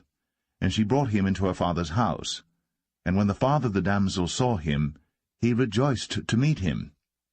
And his father-in-law, the damsel's father, retained him, and he abode with him 3 days. So they did eat and drink and lodged there. And it came to pass on the 4th day, when they arose early in the morning, that he rose up to depart. And the damsel's father said unto his son-in-law, Comfort thine heart with a morsel of bread, and afterward go your way. And they sat down, and did eat and drink both of them together. For the damsel's father had said unto the man, Be content, I pray thee, and tarry all night, and let thine heart be merry. And when the man rose up to depart, his father-in-law urged him, therefore he lodged there again. And he rose early in the morning on the 5th day to depart. And the damsel's father said, Comfort thine heart, I pray thee. And they tarried until afternoon, and they did eat both of them. And when the man rose up to depart, he and his concubine, and his servant, his father-in-law, the damsel's father, said unto him, Behold, now the day draweth toward evening. I pray you, tarry all night. Behold, the day groweth to an end. Lodge here, that thine heart may be merry. And tomorrow get you early on your way, that thou mayest go home. But the man would not tarry that night, but he rose up and departed, and came over against Jebus, which is Jerusalem. And there were with him 2 asses saddled. His concubine also was with him. And when they were by Jebus, the day was far spent. And the servant said unto his master, Come, I pray thee, and let us turn into this city of the Jebusites, and lodge in it. And his master said unto him, We will not turn aside hither into the city of a stranger, that is not of the children of Israel. We will pass over to Gibeah. And he said unto his servant, Come, and let us draw near to one of these places to lodge all night in Gibeah, or in Ramah. And they passed on, and went their way. And the sun went down upon them when they were by Gibeah, which belongeth to Benjamin. And they turned aside thither, to go in and to lodge in Gibeah. And when he went in, he sat him down in a street of the city, for there was no man that took them into his house to lodging. And behold, there came an old man from his work out of the field at even, which was also of Mount Ephraim, and he sojourned in Gibeah. But the men of the place were Benjamites. And when he had lifted up his eyes, he saw a wayfaring man in the street of the city. And the old man said, Whither goest thou? And whence comest thou? And he said unto him, We are passing from Bethlehem, Judah, toward the side of Mount Ephraim. From thence am I. And I went to Bethlehem, Judah, but I am now going to the house of the Lord, and there is no man that receiveth me to house.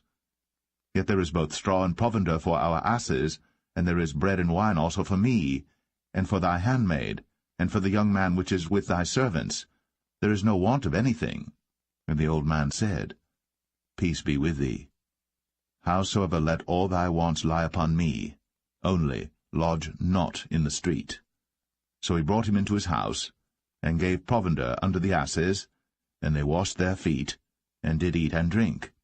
Now as they were making their hearts merry, behold, the men of the city, certain sons of Belial, beset the house round about, and beat at the door, and spake to the master of the house, the old man, saying, Bring forth the man that came into thine house, that we may know him. And the man, the master of the house, went out unto them, and said unto them, Nay, my brethren, nay, I pray you, do not so wickedly. Seeing that this man is come into mine house, do not this folly. Behold, here is my daughter, a maiden, and his concubine. Them I will bring out now, and humble ye them, and do with them what seemeth good unto you. But unto this man do not so vile a thing. But the men would not hearken to him. So the man took his concubine, and brought her forth unto them. And they knew her, and abused her all the night until the morning. And when the day began to spring, they let her go. Then came the woman in the dawning of the day, and fell down at the door of the man's house, where her lord was, till it was light.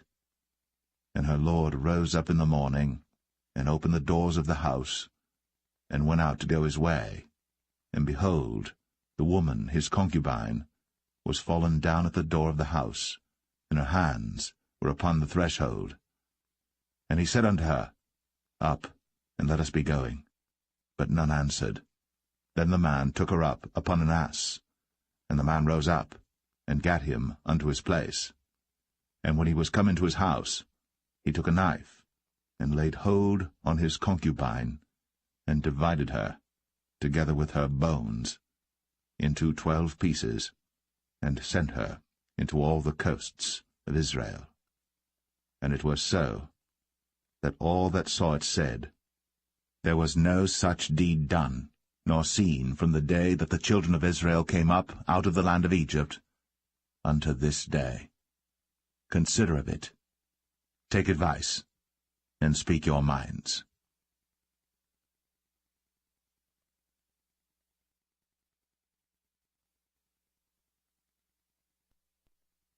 Judges 20. Then all the children of Israel went out, and the congregation was gathered together as one man, from Dan even to Beersheba, with the land of Gilead, unto the Lord in Mizpeh.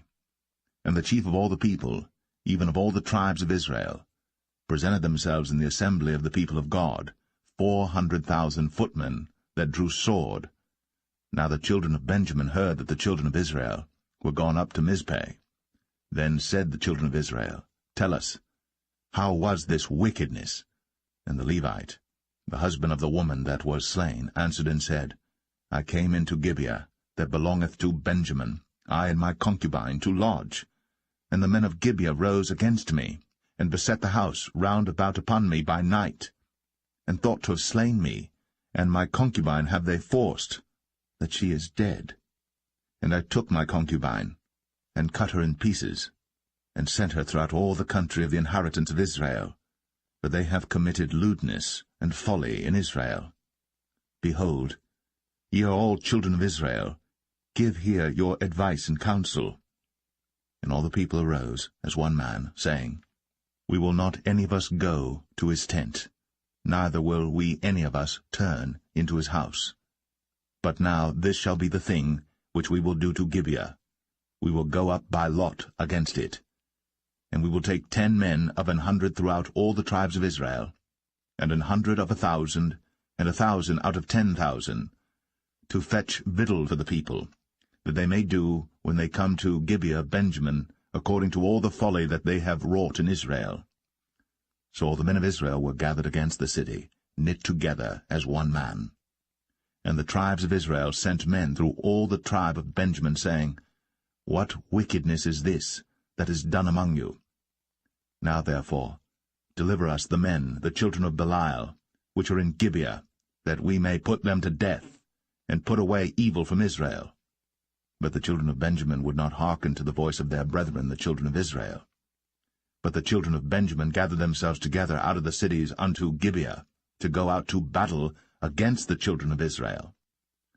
And the children of Benjamin were numbered at that time out of the cities 26,000 men that drew sword, beside the inhabitants of Gibeah, which were numbered 700 chosen men. Among all this people there were 700 chosen men left-handed. Every one could sling stones at an hairbreadth, and not miss. And the men of Israel, beside Benjamin, were numbered 400,000 men that drew sword. All these were men of war. And the children of Israel arose, and went up to the house of God, and asked counsel of God, and said, Which of us shall go up first to the battle against the children of Benjamin? And the Lord said, Judah shall go up first. And the children of Israel rose up in the morning, and encamped against Gibeah. And the men of Israel went out to battle against Benjamin. And the men of Israel put themselves in array to fight against them at Gibeah. And the children of Benjamin came forth out of Gibeah, and destroyed down to the ground of the Israelites that day 22,000 men. And the people, the men of Israel, encouraged themselves, and set their battle again in array in the place where they put themselves in array the first day. And the children of Israel went up and wept before the Lord until even, and asked counsel of the Lord, saying, Shall I go up again to battle against the children of Benjamin my brother? And the Lord said, Go up against him. And the children of Israel came near against the children of Benjamin the second day. And Benjamin went forth against them out of Gibeah the second day, and destroyed down to the ground of the children of Israel again 18,000 men. All these drew the sword. Then all the children of Israel and all the people went up, and came unto the house of God, and wept, and sat there before the Lord, and fasted that day until even, and offered burnt offerings and peace offerings before the Lord. And the children of Israel inquired of the Lord, for the ark of the covenant of God was there in those days. And Phinehas, the son of Eleazar, the son of Aaron, stood before it in those days, saying, Shall I yet again go out to battle against the children of Benjamin my brother? Or shall I cease? And the Lord said, Go up, for tomorrow I will deliver them into thine hand. And Israel set liers in wait round about Gibeah. And the children of Israel went up against the children of Benjamin on the third day, and put themselves in array against Gibeah, as at other times. And the children of Benjamin went out against the people, and were drawn away from the city. And they began to smite of the people, and kill, as at other times, in the highways, of which one goeth up to the house of God, and the other to Gibeah in the field, about 30 men of Israel. And the children of Benjamin said, They are smitten down before us, as at the first. But the children of Israel said, Let us flee, and draw them from the city unto the highways. And all the men of Israel rose up out of their place, and put themselves in array at Baal-Tamar. And the liers in wait of Israel came forth out of their places, even out of the meadows of Gibeah. And there came against Gibeah 10,000 chosen men out of all Israel. And the battle was sore, but they knew not that evil was near them. And the Lord smote Benjamin before Israel. And the children of Israel destroyed of the Benjamites that day 25,000 and 100 men. All these drew the sword. So the children of Benjamin saw that they were smitten, for the men of Israel gave place to the Benjamites, because they trusted unto the liers in wait, which they had set beside Gibeah. And the liers in wait hasted, and rushed upon Gibeah. And the liers in wait drew themselves along, and smote all the city with the edge of the sword. Now there was an appointed sign between the men of Israel and the liers in wait, that they should make a great flame with smoke rise up out of the city. And when the men of Israel retired in the battle, Benjamin began to smite and kill of the men of Israel about 30 persons, for they said, Surely they are smitten down before us, as in the first battle. But when the flame began to arise up out of the city with a pillar of smoke, the Benjamites looked behind them, and behold, the flame of the city ascended up to heaven. And when the men of Israel turned again, the men of Benjamin were amazed, for they saw that evil was come upon them. Therefore they turned their backs before the men of Israel unto the way of the wilderness. But the battle overtook them, and them which came out of the cities they destroyed in the midst of them. Thus they enclosed the Benjamites round about, and chased them, and trod them down with ease over against Gibeah toward the sunrising. And there fell of Benjamin 18,000 men. All these were men of valor. And they turned and fled toward the wilderness, unto the rock of Rimmon. And they gleaned of them in the highways 5,000 men, and pursued hard after them unto Kidom, and slew 2,000 men of them. So that all which fell that day of Benjamin were 25,000 men that drew the sword. All these were men of valor. But 600 men turned and fled to the wilderness unto the rock Rimmon, and abode in the rock Rimmon 4 months. And the men of Israel turned again upon the children of Benjamin, and smote them with the edge of the sword, as well the men of every city as the beast, and all that came to hand. Also they set on fire all the cities that they came to.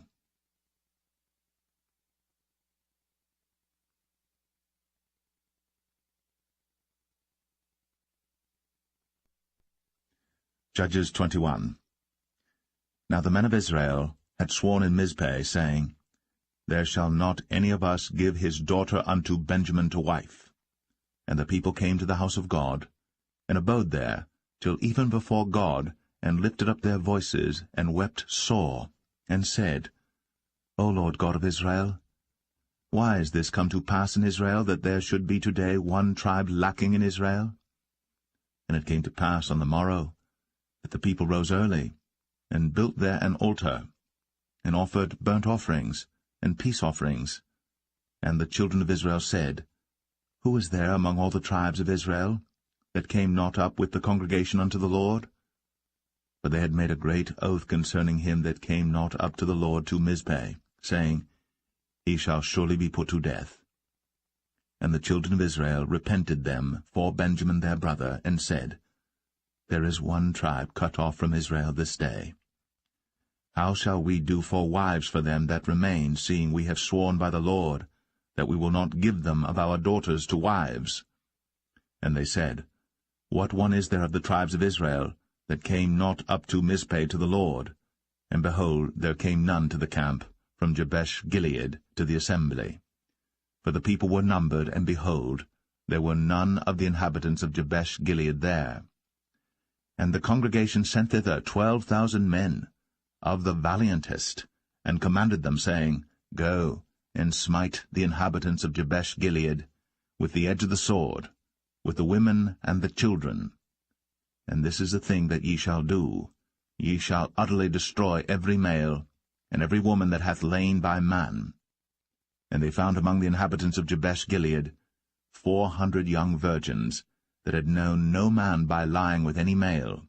And they brought them unto the camp to Shiloh, which is in the land of Canaan. And the whole congregation sent some to speak to the children of Benjamin that were in the rock Rimmon, and to call peaceably unto them. And Benjamin came again at that time, and they gave them wives which they had saved alive of the women of Jabesh-Gilead, and yet so they sufficed them not. And the people repented them for Benjamin, because that the Lord had made a breach in the tribes of Israel. Then the elders of the congregation said, How shall we do for wives for them that remain, seeing the women are destroyed out of Benjamin? And they said, There must be an inheritance for them that be escaped of Benjamin, that a tribe be not destroyed out of Israel.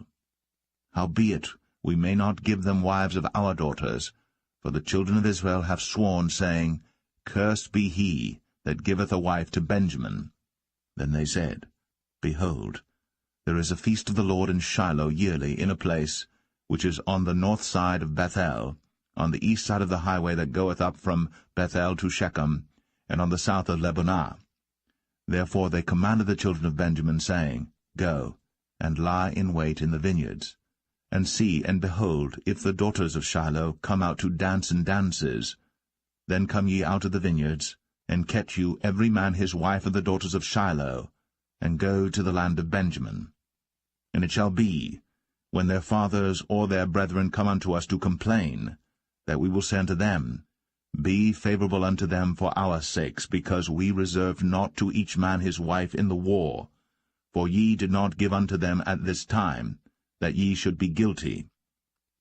And the children of Benjamin did so, and took them wives, according to their number of them that danced, whom they caught, and they went and returned unto their inheritance, and repaired the cities, and dwelt in them. And the children of Israel departed thence at that time, every man to his tribe and to his family, and they went out from thence every man to his inheritance. In those days there was no king in Israel. Every man did that which was right in his own eyes.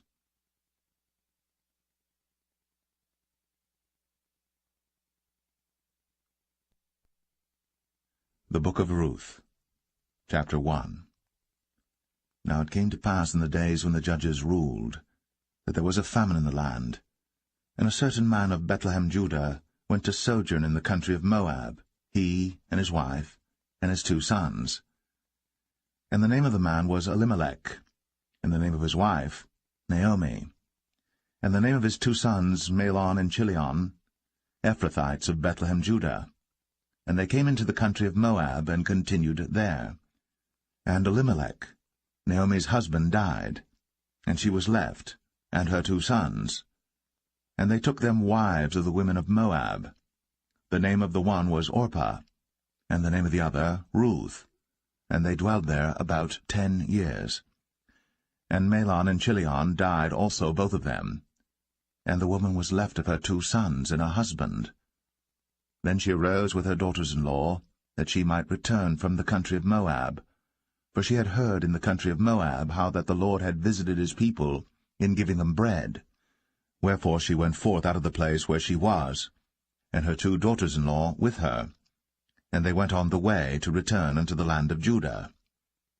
And Naomi said unto her 2 daughters-in-law, Go, return each to her mother's house. The Lord deal kindly with you, as ye have dealt with the dead, and with me. The Lord grant you that ye may find rest, each of you, in the house of her husband. Then she kissed them, and they lifted up their voice, and wept. And they said unto her, Surely we will return with thee unto thy people. And Naomi said, Turn again, my daughters, why will ye go with me? Are there yet any more sons in my womb, that they may be your husbands? Turn again, my daughters, go your way. For I am too old to have an husband. If I should say I have hope, if I should have an husband also tonight, and should also bear sons, would ye tarry for them till they were grown? Would ye stay for them from having husbands? Nay, my daughters, for it grieveth me much for your sakes that the hand of the Lord is gone out against me. And they lifted up their voice, and wept again. And Orpah kissed her mother-in-law. But Ruth clave unto her, and she said, Behold, thy sister-in-law is gone back unto her people, and unto her gods. Return thou after thy sister-in-law. And Ruth said, Entreat me not to leave thee, or to return from following after thee, for whither thou goest, I will go, and where thou lodgest, I will lodge. Thy people shall be my people, and thy God my God. Where thou diest will I die, and there will I be buried. The Lord do so to me, and more also, if aught but death part thee and me. When she saw that she was steadfastly minded to go with her, then she left speaking unto her. So they 2 went until they came to Bethlehem. And it came to pass, when they were come to Bethlehem, that all the city was moved about them, and they said, Is this Naomi? And she said unto them, Call me not Naomi, call me Mara, for the Almighty hath dealt very bitterly with me. I went out full, and the Lord hath brought me home again empty. Why then call ye me Naomi, seeing the Lord hath testified against me, and the Almighty hath afflicted me? So Naomi returned, and Ruth the Moabitess her daughter-in-law with her, which returned out of the country of Moab, and they came to Bethlehem in the beginning of barley harvest.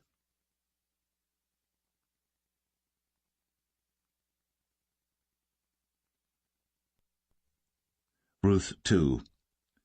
And Naomi had a kinsman of her husband's, a mighty man of wealth, of the family of Elimelech, and his name was Boaz.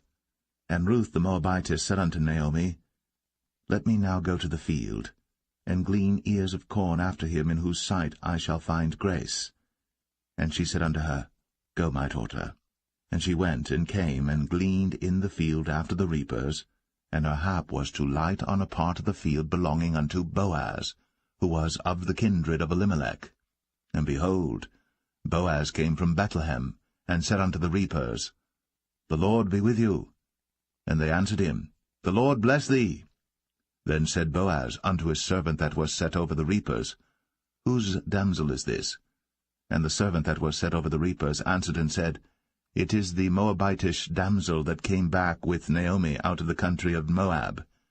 And she said, I pray you, let me glean and gather after the reapers among the sheaves. So she came, and hath continued even from the morning until now, that she tarried a little in the house. Then said Boaz unto Ruth, Hearest thou not, my daughter? Go not to glean in another field, neither go from hence, but abide here fast by my maidens. Let thine eyes be on the field that they do reap, and go thou after them. Have I not charged the young men that they shall not touch thee? And when thou art athirst, go unto the vessels, and drink of that which the young men have drawn. Then she fell on her face, and bowed herself to the ground, and said unto him, Why have I found grace in thine eyes, that thou shouldst take knowledge of me, seeing I am a stranger? And Boaz answered and said unto her, It hath fully been shown me all that thou hast done unto thy mother-in-law since the death of thine husband, and how thou hast left thy father and thy mother, and the land of thy nativity, and art come unto a people which thou knewest not heretofore. The Lord recompense thy work, and a full reward be given thee of the Lord God of Israel, under whose wings thou art come to trust. Then she said, Let me find favor in thy sight, my Lord, for that thou hast comforted me, and for that thou hast spoken friendly unto thine handmaid, though I be not like unto one of thine handmaidens. And Boaz said unto her, At mealtime come thou hither, and eat of the bread, and dip thy morsel in the vinegar. And she sat beside the reapers, and he reached her parched corn, and she did eat, and was sufficed, and left. And when she was risen up to glean, Boaz commanded his young men, saying, Let her glean even among the sheaves, and reproach her not. And let fall also some of the handfuls of purpose for her, and leave them, that she may glean them, and rebuke her not. So she gleaned in the field until even, and beat out that she had gleaned, and it was about an ephah of barley. And she took it up, and went into the city, and her mother-in-law saw what she had gleaned, and she brought forth, and gave to her that she had reserved after she was sufficed. And her mother-in-law said unto her, Where hast thou gleaned today? And where wroughtest thou? Blessed be he that did take knowledge of thee. And she showed her mother-in-law with whom she had wrought, and said, The man's name with whom I wrought today is Boaz. And Naomi said unto her daughter-in-law, Blessed be he of the Lord, who hath not left off his kindness to the living and to the dead. And Naomi said unto her, The man is near of kin unto us, one of our next kinsmen. And Ruth, the Moabitess, said, He said unto me also, Thou shalt keep fast by my young men, until they have ended all my harvest. And Naomi said unto Ruth her daughter-in-law, It is good, my daughter, that thou go out with his maidens, that they meet thee not in any other field. So she kept fast by the maidens of Boaz to glean unto the end of barley harvest and of wheat harvest, and dwelt with her mother-in-law.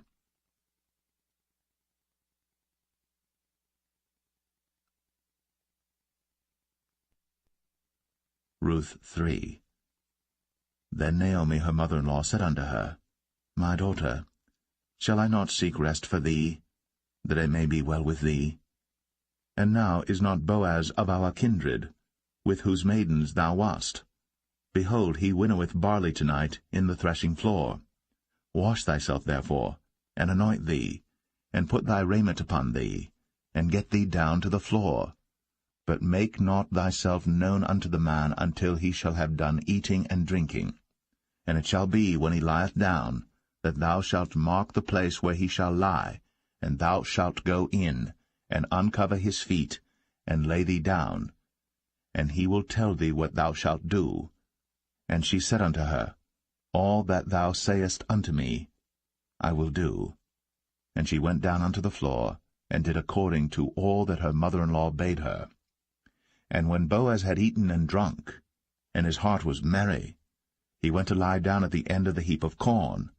And she came softly, and uncovered his feet, and laid her down. And it came to pass at midnight, that the man was afraid, and turned himself, and behold, a woman lay at his feet. And he said, Who art thou? And she answered, I am Ruth thine handmaid. Spread therefore thy skirt over thine handmaid, for thou art a near kinsman. And he said, Blessed be thou of the Lord, my daughter, for thou hast shown more kindness in the latter end than at the beginning, inasmuch as thou followest not young men, whether poor or rich. And now, my daughter, fear not. I will do to thee all that thou requirest, for all the city of my people doth know that thou art a virtuous woman. And now it is true that I am thy near kinsman. Howbeit, there is a kinsman nearer than I. Tarry this night, and it shall be in the morning that if he will perform unto thee the part of a kinsman, well, let him do the kinsman's part. But if he will not do the part of a kinsman to thee, then will I do the part of a kinsman to thee, as the Lord liveth. Lie down until the morning. And she lay at his feet until the morning, and she rose up before one could know another. And he said, Let it not be known that a woman came into the floor. Also he said, Bring the veil that thou hast upon thee, and hold it. And when she held it, he measured 6 measures of barley, and laid it on her. And she went into the city. And when she came to her mother-in-law, she said, Who art thou, my daughter? And she told her all that the man had done to her.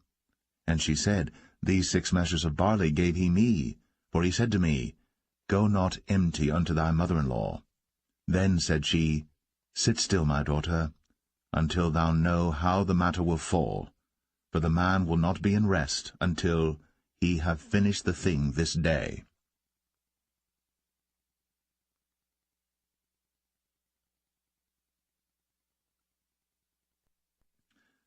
Ruth 4.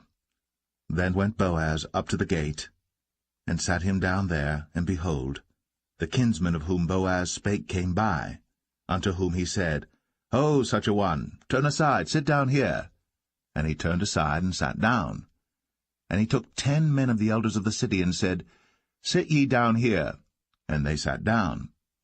And he said unto the kinsman, Naomi, that is come again out of the country of Moab, selleth a parcel of land, which was our brother Elimelech's. And I thought to advertise thee, saying, Buy it before the inhabitants, and before the elders of my people. If thou wilt redeem it, redeem it. But if thou wilt not redeem it, then tell me, that I may know. For there is none to redeem it beside thee, and I am after thee. And he said, I will redeem it. Then said Boaz, What day thou buyest the field of the hand of Naomi, thou must buy it also of Ruth the Moabitess, the wife of the dead, to raise up the name of the dead upon his inheritance. And the kinsman said, I cannot redeem it for myself, lest I mar mine own inheritance. Redeem thou my right to thyself, for I cannot redeem it. Now this was the manner in former time in Israel concerning redeeming and concerning changing, for to confirm all things, a man plucked off his shoe, and gave it to his neighbor, and this was a testimony in Israel. Therefore the kinsman said unto Boaz, Buy it for thee. So he drew off his shoe. And Boaz said unto the elders, and unto all the people, Ye are witnesses this day, that I have bought all that was Elimelech's, and all that was Chilion's and Mahlon's of the hand of Naomi. Moreover, Ruth the Moabitess, the wife of Mahlon, have I purchased to be my wife, to raise up the name of the dead upon his inheritance, that the name of the dead be not cut off from among his brethren, and from the gate of his place. Ye are witnesses this day. And all the people that were in the gate, and the elders said, We are witnesses. The Lord make the woman that is come into thine house like Rachel and like Leah, which two did build the house of Israel. And do thou worthily in Ephratah, and be famous in Bethlehem. And let thy house be like the house of Pharez, whom Tamar bare unto Judah, of the seed which the Lord shall give thee of this young woman. So Boaz took Ruth, and she was his wife. And when he went in unto her, the Lord gave her conception, and she bare a son. And the women said unto Naomi, Blessed be the Lord, which hath not left thee this day without a kinsman, that his name may be famous in Israel. And he shall be unto thee a restorer of thy life, and a nourisher of thine old age. For thy daughter-in-law, which loveth thee, which is better to thee than 7 sons, hath borne him. And Naomi took the child, and laid it in her bosom, and became nurse unto it. And the women her neighbors gave it a name, saying, There is a son born to Naomi. And they called his name Obed. He is the father of Jesse, the father of David. Now these are the generations of Pharez. Pharez begat Hezron, and Hezron begat Ram, and Ram begat Amminadab, and Amminadab begat Nahshon, and Nahshon begat Salmon, and Salmon begat Boaz, and Boaz begat Obed, and Obed begat Jesse, and Jesse begat David.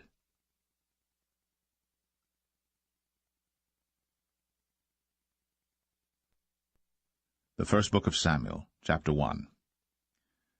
Now there was a certain man of Ramathaim Zophim of Mount Ephraim, and his name was Elkanah, the son of Jeroham, the son of Elihu, the son of Tohu, the son of Zoph, an Ephrathite. And he had 2 wives. The name of the one was Hannah, and the name of the other was Peninnah. And Peninnah had children, but Hannah had no children. And this man went up out of his city yearly to worship and to sacrifice unto the Lord of hosts in Shiloh. And the 2 sons of Eli, Hophni and Phinehas, the priests of the Lord, were there. And when the time was that Elkanah offered, he gave to Peninnah his wife and to all her sons and her daughters portions. But unto Hannah he gave a worthy portion, for he loved Hannah. But the Lord had shut up her womb. And her adversary also provoked her sore, for to make her fret, because the Lord had shut up her womb. And as he did so year by year, when she went up to the house of the Lord, so she provoked her. Therefore she wept, and did not eat. Then said Elkanah her husband to her, Hannah, why weepest thou? And why eatest thou not? And why is thy heart grieved? Am not I better to thee than 10 sons? So Hannah rose up after they had eaten in Shiloh, and after they had drunk. Now Eli the priest sat upon a seat by a post of the temple of the Lord. And she was in bitterness of soul, and prayed unto the Lord, and wept sore. And she vowed a vow, and said, O Lord of hosts, if thou wilt indeed look on the affliction of thine handmaid, and remember me, and not forget thine handmaid, but wilt give unto thine handmaid a man-child, then I will give him unto the Lord all the days of his life, and there shall no razor come upon his head. And it came to pass, as she continued praying before the Lord, that Eli marked her mouth. Now Hannah, she spake in her heart, only her lips moved, but her voice was not heard. Therefore Eli thought she had been drunken. And Eli said unto her, How long wilt thou be drunken? Put away thy wine from thee. And Hannah answered and said, No, my lord, I am a woman of a sorrowful spirit. I have drunk neither wine nor strong drink, but have poured out my soul before the Lord. Count not thine handmaid for a daughter of Belial, for out of the abundance of my complaint and grief have I spoken hitherto. Then Eli answered and said, Go in peace, and the God of Israel grant thee thy petition that thou hast asked of him. And she said, Let thine handmaid find grace in thy sight. So the woman went her way, and did eat, and her countenance was no more sad. And they rose up in the morning early, and worshipped before the Lord, and returned, and came to their house to Ramah. And Elkanah knew Hannah his wife, and the Lord remembered her. Wherefore it came to pass, when the time was come about after Hannah had conceived, that she bare a son, and called his name Samuel, saying, Because I have asked him of the Lord. And the man Elkanah and all his house went up to offer unto the Lord the yearly sacrifice and his vow. But Hannah went not up. For she said unto her husband, I will not go up until the child be weaned, and then I will bring him, that he may appear before the Lord, and there abide for ever. And Elkanah her husband said unto her, Do what seemeth thee good. Tarry until thou have weaned him. Only the Lord establish his word. So the woman abode, and gave her son suck, until she weaned him.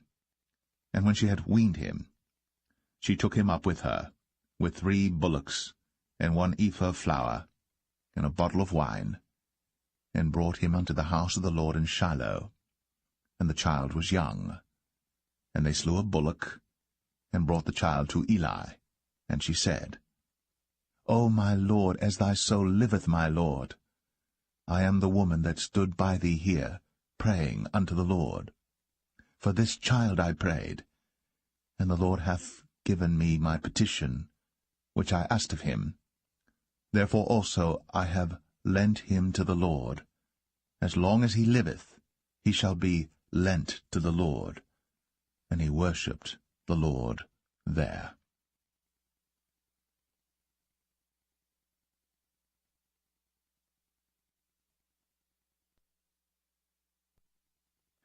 First Samuel chapter 2. And Hannah prayed and said, My heart rejoiceth in the Lord. Mine horn is exalted in the Lord. My mouth is enlarged over mine enemies, because I rejoice in thy salvation. There is none holy as the Lord, for there is none beside thee. Neither is there any rock like our God. Talk no more so exceeding proudly. Let not arrogancy come out of your mouth. For the Lord is a God of knowledge, and by him actions are weighed. The bows of the mighty men are broken, and they that stumbled are girded with strength. They that were full have hired out themselves for bread, and they that were hungry ceased, so that the barren hath borne 7, and she that hath many children is waxed feeble. The Lord killeth, and maketh alive. He bringeth down to the grave, and bringeth up. The Lord maketh poor, and maketh rich. He bringeth low, and lifteth up.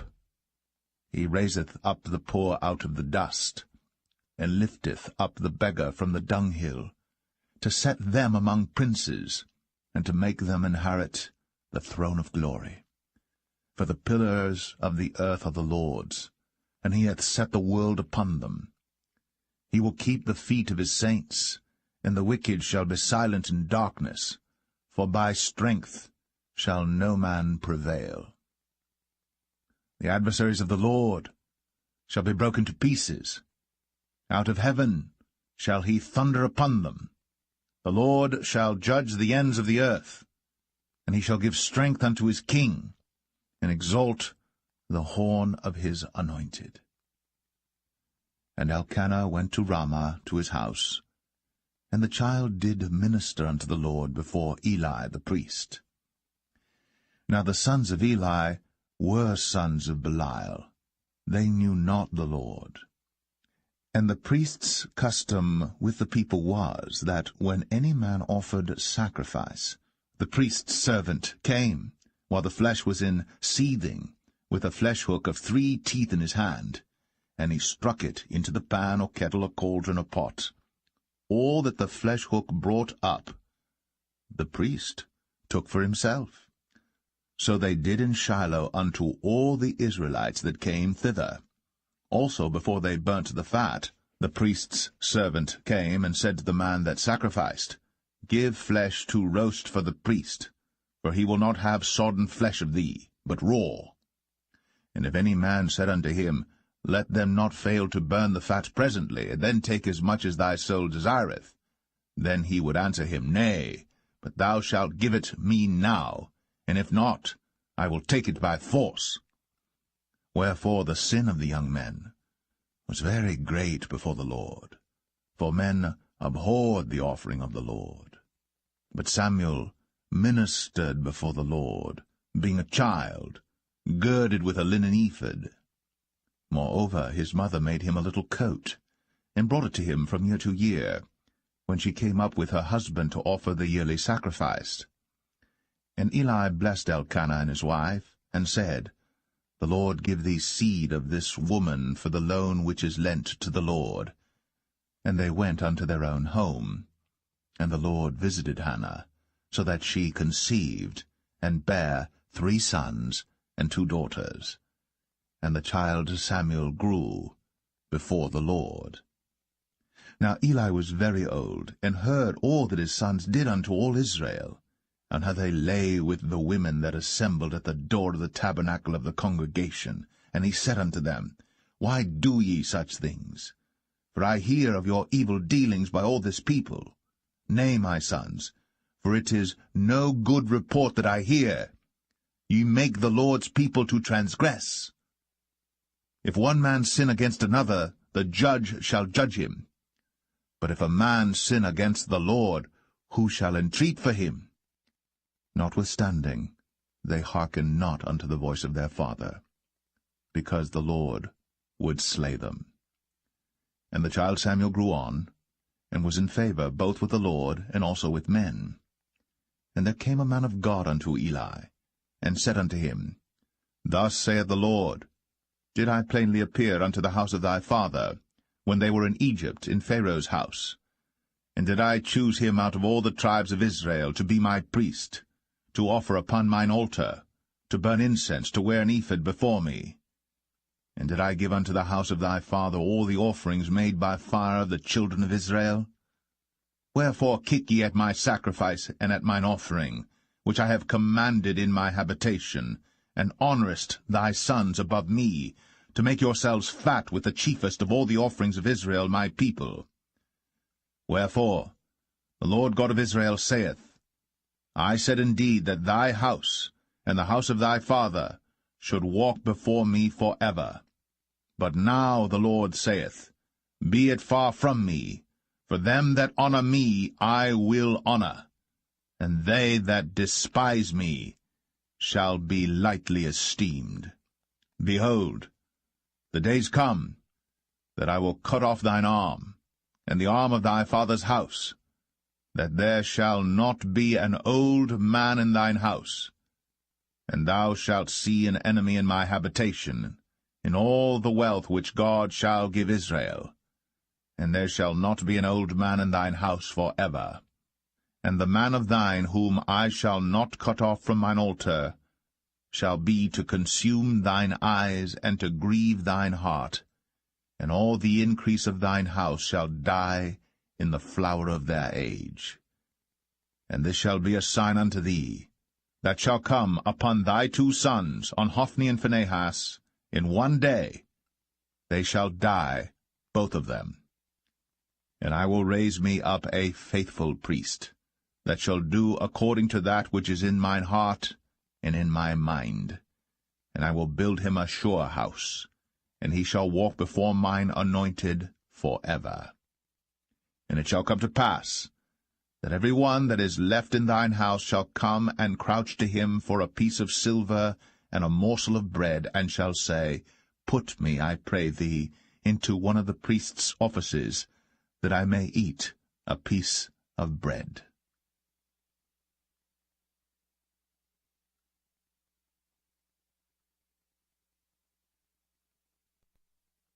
1 Samuel 3. And the child Samuel ministered unto the Lord before Eli. And the word of the Lord was precious in those days. There was no open vision. And it came to pass at that time, when Eli was laid down in his place, and his eyes began to wax dim, that he could not see, and ere the lamp of God went out in the temple of the Lord, where the ark of God was, and Samuel was laid down to sleep, that the Lord called Samuel, and he answered, Here am I. And he ran unto Eli, and said, Here am I, for thou calledst me. And he said, I called not, lie down again. And he went and lay down. And the Lord called yet again, Samuel.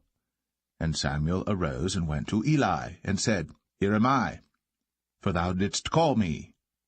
And he answered, I called not, my son, lie down again.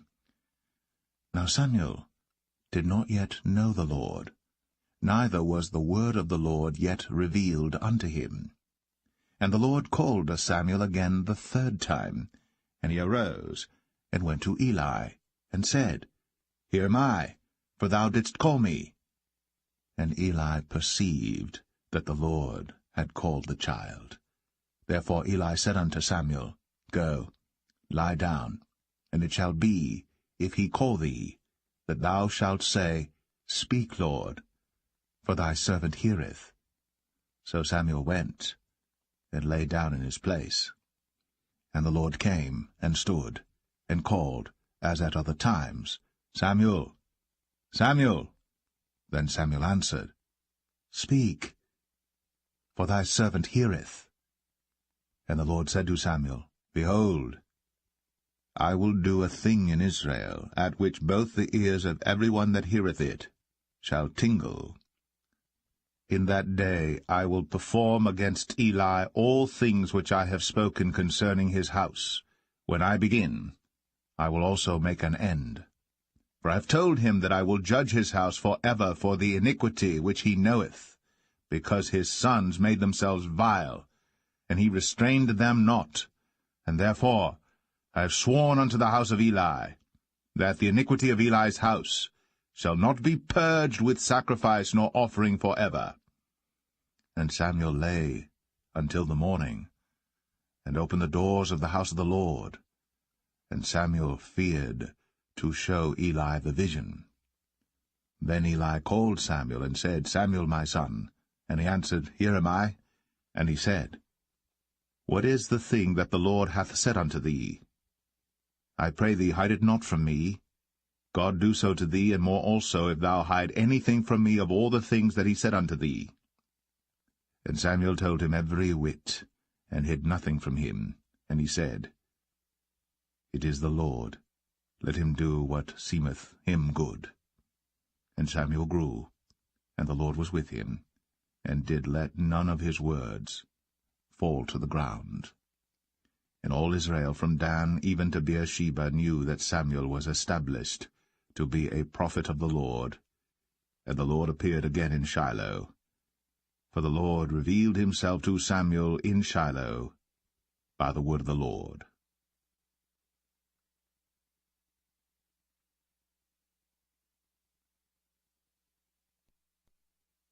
1 Samuel 4.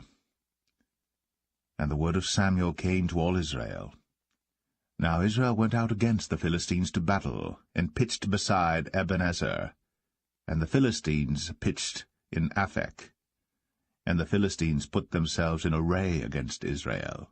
And when they joined battle, Israel was smitten before the Philistines, and they slew of the army in the field about 4,000 men. And when the people were come into the camp, the elders of Israel said, Wherefore hath the Lord smitten us today before the Philistines? Let us fetch the ark of the covenant of the Lord out of Shiloh unto us, that, when it cometh among us, it may save us out of the hand of our enemies. So the people sent to Shiloh, that they might bring from thence the ark of the covenant of the Lord of hosts, which dwelleth between the cherubims. And the two sons of Eli, Hophni and Phinehas, were there with the ark of the covenant of God. And when the ark of the covenant of the Lord came into the camp, all Israel shouted with a great shout, so that the earth rang again. And when the Philistines heard the noise of the shout, they said, What meaneth the noise of this great shout in the camp of the Hebrews? And they understood that the ark of the Lord was come into the camp. And the Philistines were afraid, for they said, God is come into the camp. And they said, Woe unto us! For there hath not been such a thing heretofore. Woe unto us! Who shall deliver us out of the hand of these mighty gods? These are the gods that smote the Egyptians with all the plagues in the wilderness. Be strong, and quit yourselves like men, O ye Philistines, that ye be not servants unto the Hebrews, as they have been to you. Quit yourselves like men, and fight. And the Philistines fought, and Israel was smitten, and they fled every man into his tent. And there was a very great slaughter, for there fell of Israel 30,000 footmen. And the ark of God was taken, and the 2 sons of Eli, Hophni and Phinehas, were slain. And there ran a man of Benjamin out of the army, and came to Shiloh the same day with his clothes rent, and with earth upon his head. And when he came, lo, Eli sat upon a seat by the wayside, watching, for his heart trembled for the ark of God. And when the man came into the city and told it, all the city cried out. And when Eli heard the noise of the crying, he said, What meaneth the noise of this tumult? And the man came in hastily, and told Eli. Now Eli was 98 years old, and his eyes were dim, that he could not see. And the man said unto Eli, I am he that came out of the army, and I fled today out of the army. And he said, What hast thou done, my son? And the messenger answered and said, Israel is fled before the Philistines, and there hath been also a great slaughter among the people. And thy 2 sons also, Hophni and Phinehas, are dead, and the ark of God is taken. And it came to pass, when he made mention of the ark of God, that he fell from off the seat backward by the side of the gate, and his neck brake, and he died. For he was an old man, and heavy, and he had judged Israel 40 years. And his daughter-in-law Phinehas' wife was with child, near to be delivered. And when she heard the tidings that the ark of God was taken, and that her father-in-law and her husband were dead, she bowed herself and travailed, for her pains came upon her. And about the time of her death the women that stood by her said unto her, Fear not, for thou hast borne a son. But she answered not, neither did she regard it. And she named the child Ichabod, saying, The glory is departed from Israel, because the ark of God was taken, and because of her father-in-law and her husband. And she said, The glory is departed from Israel, for the ark of God is taken.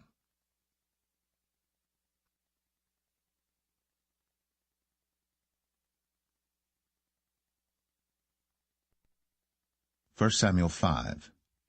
And the Philistines took the ark of God, and brought it from Ebenezer unto Ashdod. When the Philistines took the ark of God, they brought it into the house of Dagon, and set it by Dagon. And when they of Ashdod arose early on the morrow, behold, Dagon was fallen upon his face to the earth before the ark of the Lord. And they took Dagon, and set him in his place again. And when they arose early on the morrow morning, behold, Dagon was fallen upon his face to the ground before the ark of the Lord, and the head of Dagon, and both the palms of his hands were cut off upon the threshold. Only the stump of Dagon was left to him. Therefore neither the priests of Dagon, nor any that come into Dagon's house, tread on the threshold of Dagon in Ashdod unto this day. But the hand of the Lord was heavy upon them of Ashdod, and he destroyed them, and smote them with emerods, even Ashdod, and the coast thereof. And when the men of Ashdod saw that it was so, they said, The ark of the God of Israel shall not abide with us, for his hand is sore upon us, and upon Dagon our God. They sent therefore, and gathered all the lords of the Philistines unto them, and said, What shall we do with the ark of the God of Israel? And they answered, Let the ark of the God of Israel be carried about unto Gath. And they carried the ark of the God of Israel about thither. And it was so, that after they had carried it about, the hand of the Lord was against the city with a very great destruction, and he smote the men of the city, both small and great, and they had emerods in their secret parts. Therefore they sent the ark of God to Ekron. And it came to pass, as the ark of God came to Ekron, that the Ekronites cried out, saying, They have brought about the ark of the God of Israel to us, to slay us and our people. So they sent and gathered together all the lords of the Philistines, and said, Send away the ark of the God of Israel, and let it go again to his own place, that it slay us not and our people. For there was a deadly destruction throughout all the city. The hand of God was very heavy there. And the men that died not were smitten with the emerods, and the cry of the city went up to heaven.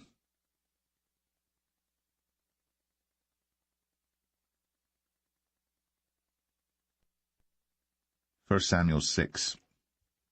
And the ark of the Lord was in the country of the Philistines 7 months.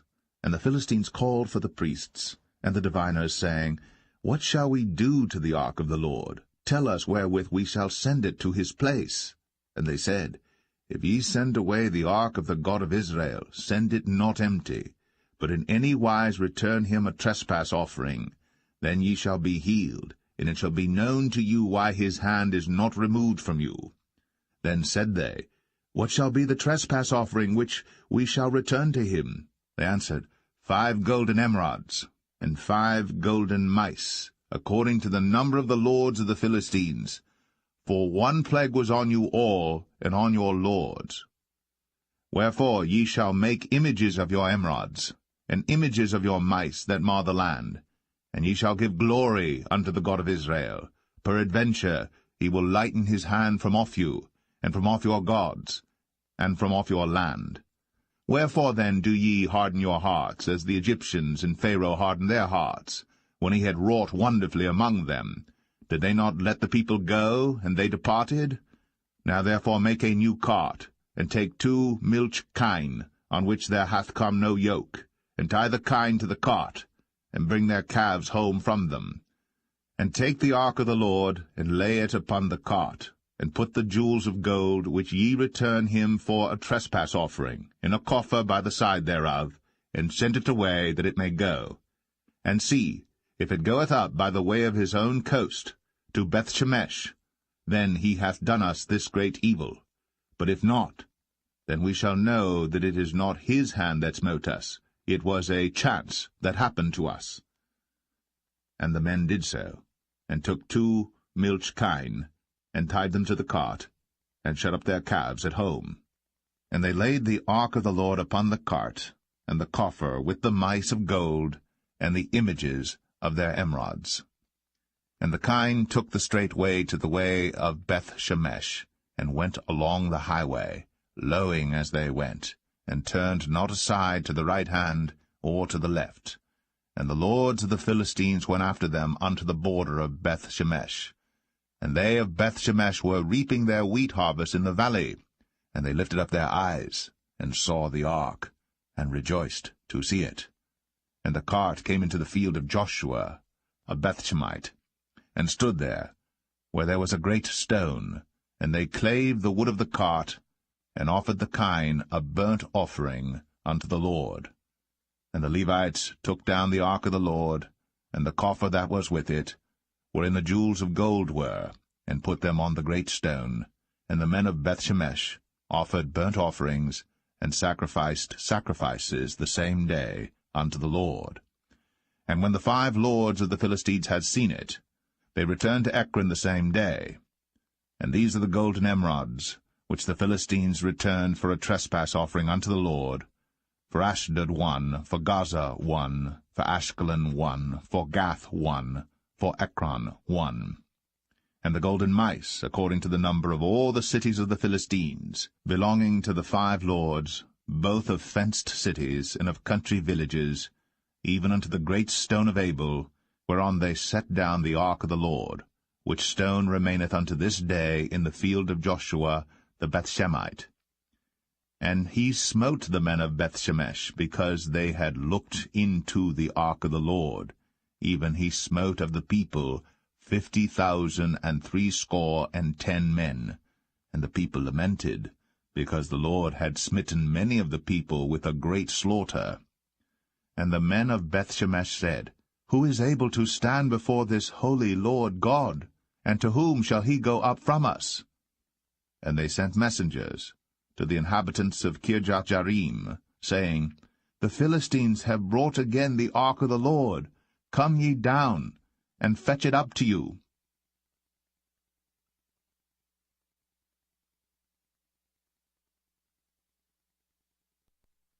1 Samuel 7. And the men of Kirjath-jearim came and fetched up the ark of the Lord, and brought it into the house of Abinadab in the hill, and sanctified Eleazar his son to keep the ark of the Lord. And it came to pass, while the ark abode in Kirjath-jearim, that the time was long, for it was 20 years. And all the house of Israel lamented after the Lord. And Samuel spake unto all the house of Israel, saying, If ye do return unto the Lord with all your hearts, then put away the strange gods and Ashtoreth from among you, and prepare your hearts unto the Lord, and serve him only, and he will deliver you out of the hand of the Philistines. Then the children of Israel did put away Baalim and Ashtoreth, and served the Lord only. And Samuel said, Gather all Israel to Mizpeh, and I will pray for you unto the Lord. And they gathered together to Mizpeh, and drew water, and poured it out before the Lord, and fasted on that day, and said there, We have sinned against the Lord. And Samuel judged the children of Israel in Mizpeh. And when the Philistines heard that the children of Israel were gathered together to Mizpeh, the lords of the Philistines went up against Israel. And when the children of Israel heard it, they were afraid of the Philistines. And the children of Israel said to Samuel, Cease not to cry unto the Lord our God for us, that he will save us out of the hand of the Philistines. And Samuel took a sucking lamb, and offered it for a burnt offering holy unto the Lord. And Samuel cried unto the Lord for Israel. And the Lord heard him. And as Samuel was offering up the burnt offering, the Philistines drew near to battle against Israel. But the Lord thundered with a great thunder on that day upon the Philistines, and discomfited them, and they were smitten before Israel. And the men of Israel went out of Mizpeh, and pursued the Philistines, and smote them until they came under Bethkar. Then Samuel took a stone, and set it between Mizpeh and Shen, and called the name of it Ebenezer, saying, Hitherto hath the Lord helped us.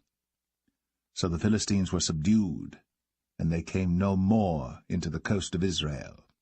And the hand of the Lord was against the Philistines all the days of Samuel. And the cities which the Philistines had taken from Israel were restored to Israel, from Ekron even unto Gath. And the coasts thereof did Israel deliver out of the hands of the Philistines. And there was peace between Israel and the Amorites. And Samuel judged Israel all the days of his life.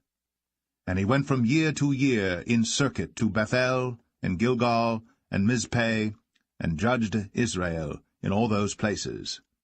And his return was to Ramah, for there was his house, and there he judged Israel, and there he built an altar unto the Lord.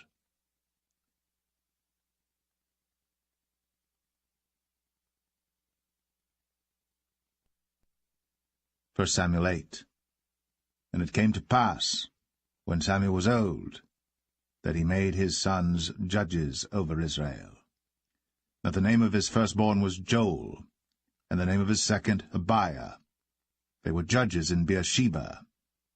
And his sons walked not in his ways, but turned aside after lucre, and took bribes, and perverted judgment.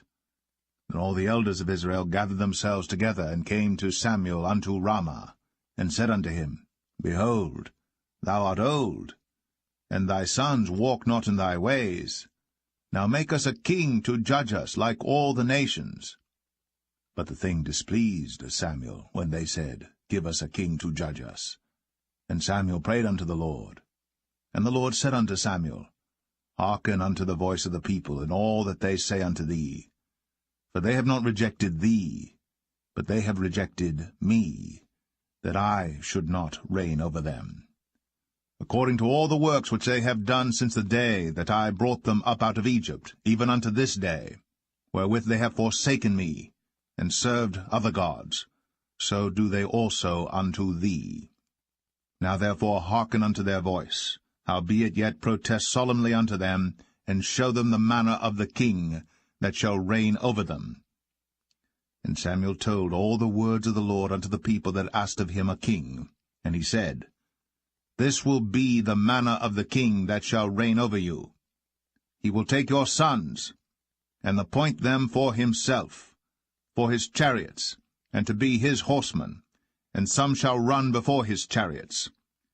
And he will appoint him captains over thousands, and captains over 50s, and will set them to ear his ground, and to reap his harvest, and to make his instruments of war, and instruments of his chariots. And he will take your daughters to be confectionaries, and to be cooks, and to be bakers. And he will take your fields, and your vineyards, and your oliveyards, even the best of them, and give them to his servants. And he will take the tenth of your seed, and of your vineyards, and give to his officers, and to his servants. And he will take your men-servants, and your maid-servants, and your goodliest young men, and your asses, and put them to his work. He will take the tenth of your sheep, and ye shall be his servants. And ye shall cry out in that day because of your king which ye shall have chosen you. And the Lord will not hear you in that day. Nevertheless, the people refused to obey the voice of Samuel, and they said, Nay, but we will have a king over us, that we also may be like all the nations, and that our king may judge us, and go out before us, and fight our battles. And Samuel heard all the words of the people, and he rehearsed them in the ears of the Lord. And the Lord said to Samuel, Hearken unto their voice, and make them a king. And Samuel said unto the men of Israel, Go ye every man unto his city.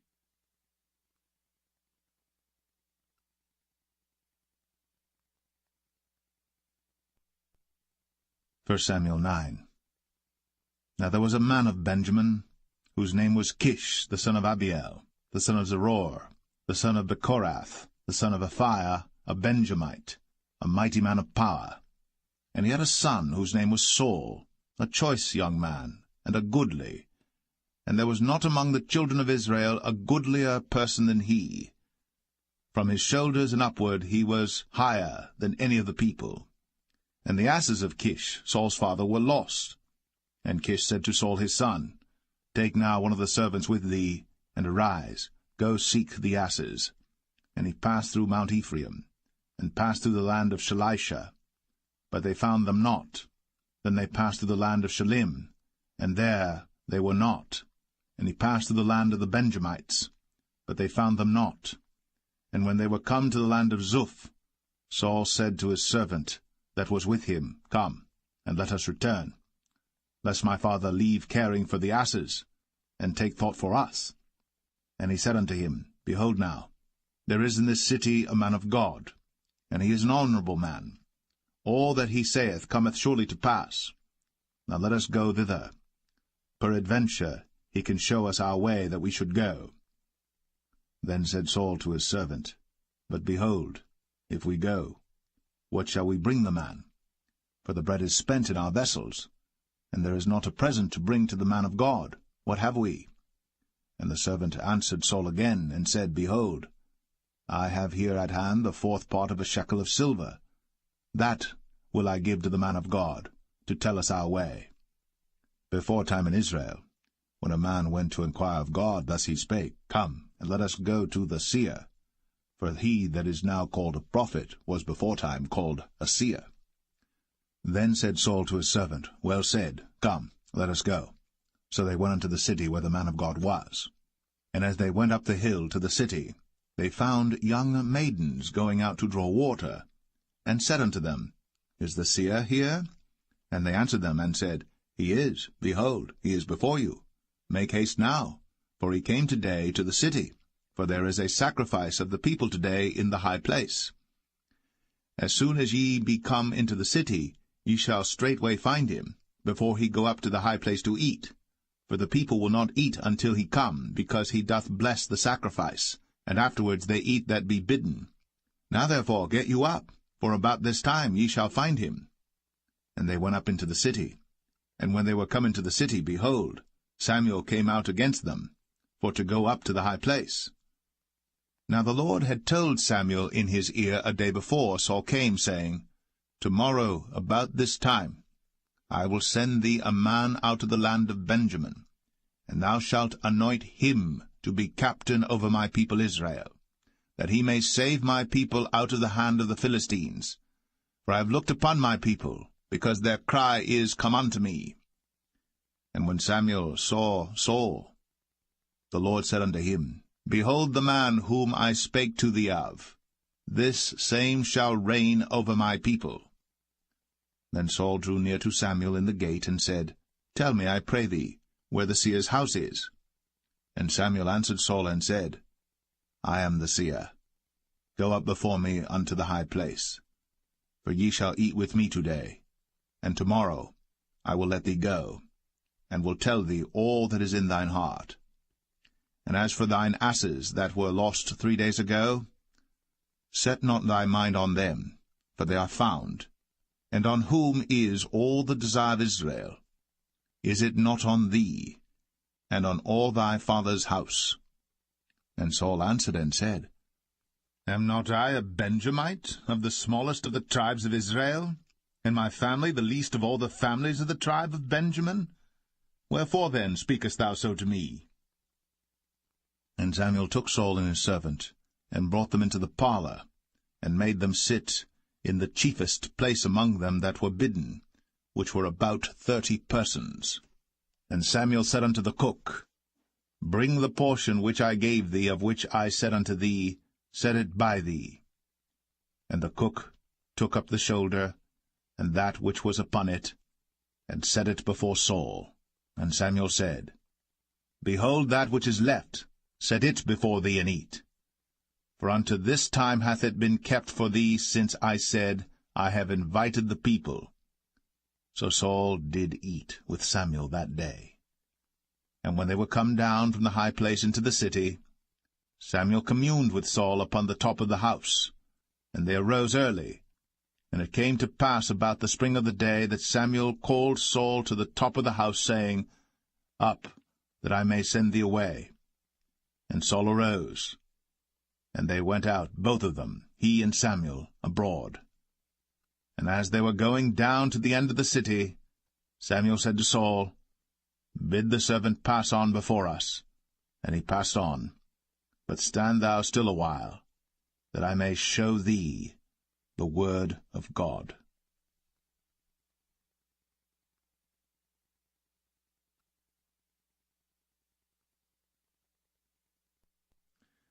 1 Samuel 10. Then Samuel took a vial of oil, and poured it upon his head, and kissed him, and said, Is it not because the Lord hath anointed thee to be captain over his inheritance? When thou art departed from me today, then thou shalt find 2 men by Rachel's sepulchre, in the border of Benjamin at Zelzah. And they will say unto thee, The asses which thou wentest to seek are found. And lo, thy father hath left the care of the asses, and sorroweth for you, saying, What shall I do for my son? Then shalt thou go on forward from thence, and thou shalt come to the plain of Tabor. And there shall meet thee 3 men going up to God to Bethel, one carrying 3 kids, and another carrying 3 loaves of bread, and another carrying a bottle of wine. And they will salute thee, and give thee 2 loaves of bread, which thou shalt receive of their hands. After that thou shalt come to the hill of God, where is the garrison of the Philistines. And it shall come to pass, when thou art come thither to the city, that thou shalt meet a company of prophets coming down from the high place, with a psaltery, and a tabret, and a pipe, and a harp before them, and they shall prophesy. And the Spirit of the Lord will come upon thee, and thou shalt prophesy with them, and shalt be turned into another man. And let it be, when these signs are come unto thee, that thou do as occasion serve thee, for God is with thee.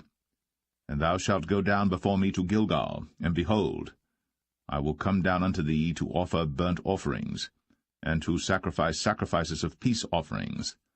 7 days shalt thou tarry, till I come to thee, and show thee what thou shalt do. And it was so that when he had turned his back to go from Samuel, God gave him another heart. And all those signs came to pass that day. And when they came thither to the hill, behold, a company of prophets met him, and the Spirit of God came upon him, and he prophesied among them. And it came to pass, when all that knew him beforetime saw that, behold, he prophesied among the prophets, then the people said one to another, What is this that is come unto the son of Kish? Is Saul also among the prophets? And one of the same place answered and said, But who is their father? Therefore it became a proverb, Is Saul also among the prophets? And when he had made an end of prophesying, he came to the high place. And Saul's uncle said unto him and to his servant, Whither went ye? And he said, To seek the asses. And when we saw that they were nowhere, we came to Samuel. And Saul's uncle said, Tell me, I pray thee, what Samuel said unto you. And Saul said unto his uncle, He told us plainly that the asses were found. But of the matter of the kingdom whereof Samuel spake, he told him not. And Samuel called the people together unto the Lord to Mizpeh, and said unto the children of Israel, Thus saith the Lord God of Israel, I brought up Israel out of Egypt, and delivered you out of the hand of the Egyptians, and out of the hand of all kingdoms, and of them that oppressed you. And ye have this day rejected your God, who himself saved you out of all your adversities and your tribulations. And ye have said unto him, Nay, but set a king over us. Now therefore present yourselves before the Lord by your tribes and by your thousands. And when Samuel had caused all the tribes of Israel to come near, the tribe of Benjamin was taken. When he had caused the tribe of Benjamin to come near by their families, the family of Matri was taken. And Saul the son of Kish was taken. And when they sought him, he could not be found. Therefore they inquired of the Lord further, if the man should yet come thither. And the Lord answered, Behold, he hath hid himself among the stuff. And they ran and fetched him thence. And when he stood among the people, he was higher than any of the people, from his shoulders and upward. And Samuel said to all the people, See ye him, whom the Lord hath chosen, that there is none like him among all the people? And all the people shouted and said, God save the king. Then Samuel told the people the manner of the kingdom, and wrote it in a book, and laid it up before the Lord. And Samuel sent all the people away, every man to his house. And Saul also went home to Gibeah, and there went with him a band of men, whose hearts God had touched. But the children of Belial said, How shall this man save us? And they despised him, and brought him no presents. But he held his peace.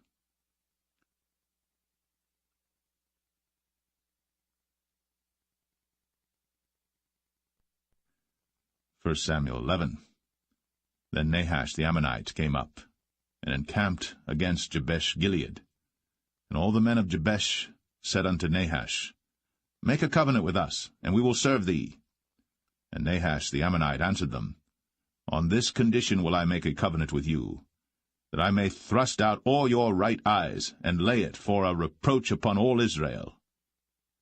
And the elders of Jabesh said unto him, Give us 7 days' respite, that we may send messengers unto all the coasts of Israel, and then, if there be no man to save us, we will come out to thee. Then came the messengers to Gibeah of Saul, and told the tidings in the ears of the people. And all the people lifted up their voices and wept. And behold, Saul came after the herd out of the field. And Saul said, What aileth the people, that they weep? And they told him the tidings of the men of Jabesh. And the Spirit of God came upon Saul when he heard those tidings, and his anger was kindled greatly. And he took a yoke of oxen, and hewed them in pieces, and sent them throughout all the coasts of Israel by the hands of messengers, saying, Whosoever cometh not forth after Saul and after Samuel, so shall it be done unto his oxen. And the fear of the Lord fell on the people, and they came out with one consent. And when he numbered them in Bezek, the children of Israel were 300,000, and the men of Judah 30,000. And they said unto the messengers that came, Thus shall ye say unto the men of Jabesh Gilead, Tomorrow by that time the sun be hot, ye shall have help. And the messengers came and showed it to the men of Jabesh, and they were glad. Therefore the men of Jabesh said, Tomorrow we will come out unto you, and ye shall do with us all that seemeth good unto you. And it was so in the morrow, that Saul put the people in 3 companies, and they came into the midst of the host in the morning watch, and slew the Ammonites until the heat of the day. And it came to pass, that they which remained were scattered, so that 2 of them were not left together. And the people said unto Samuel, Who is he that said, Shall Saul reign over us? Bring the men, that we may put them to death. And Saul said, There shall not a man be put to death this day, for today the Lord hath wrought salvation in Israel. Then said Samuel to the people, Come, and let us go to Gilgal, and renew the kingdom there. And all the people went to Gilgal, and there they made Saul king before the Lord in Gilgal, and there they sacrificed sacrifices of peace offerings before the Lord. And there Saul and all the men of Israel rejoiced greatly.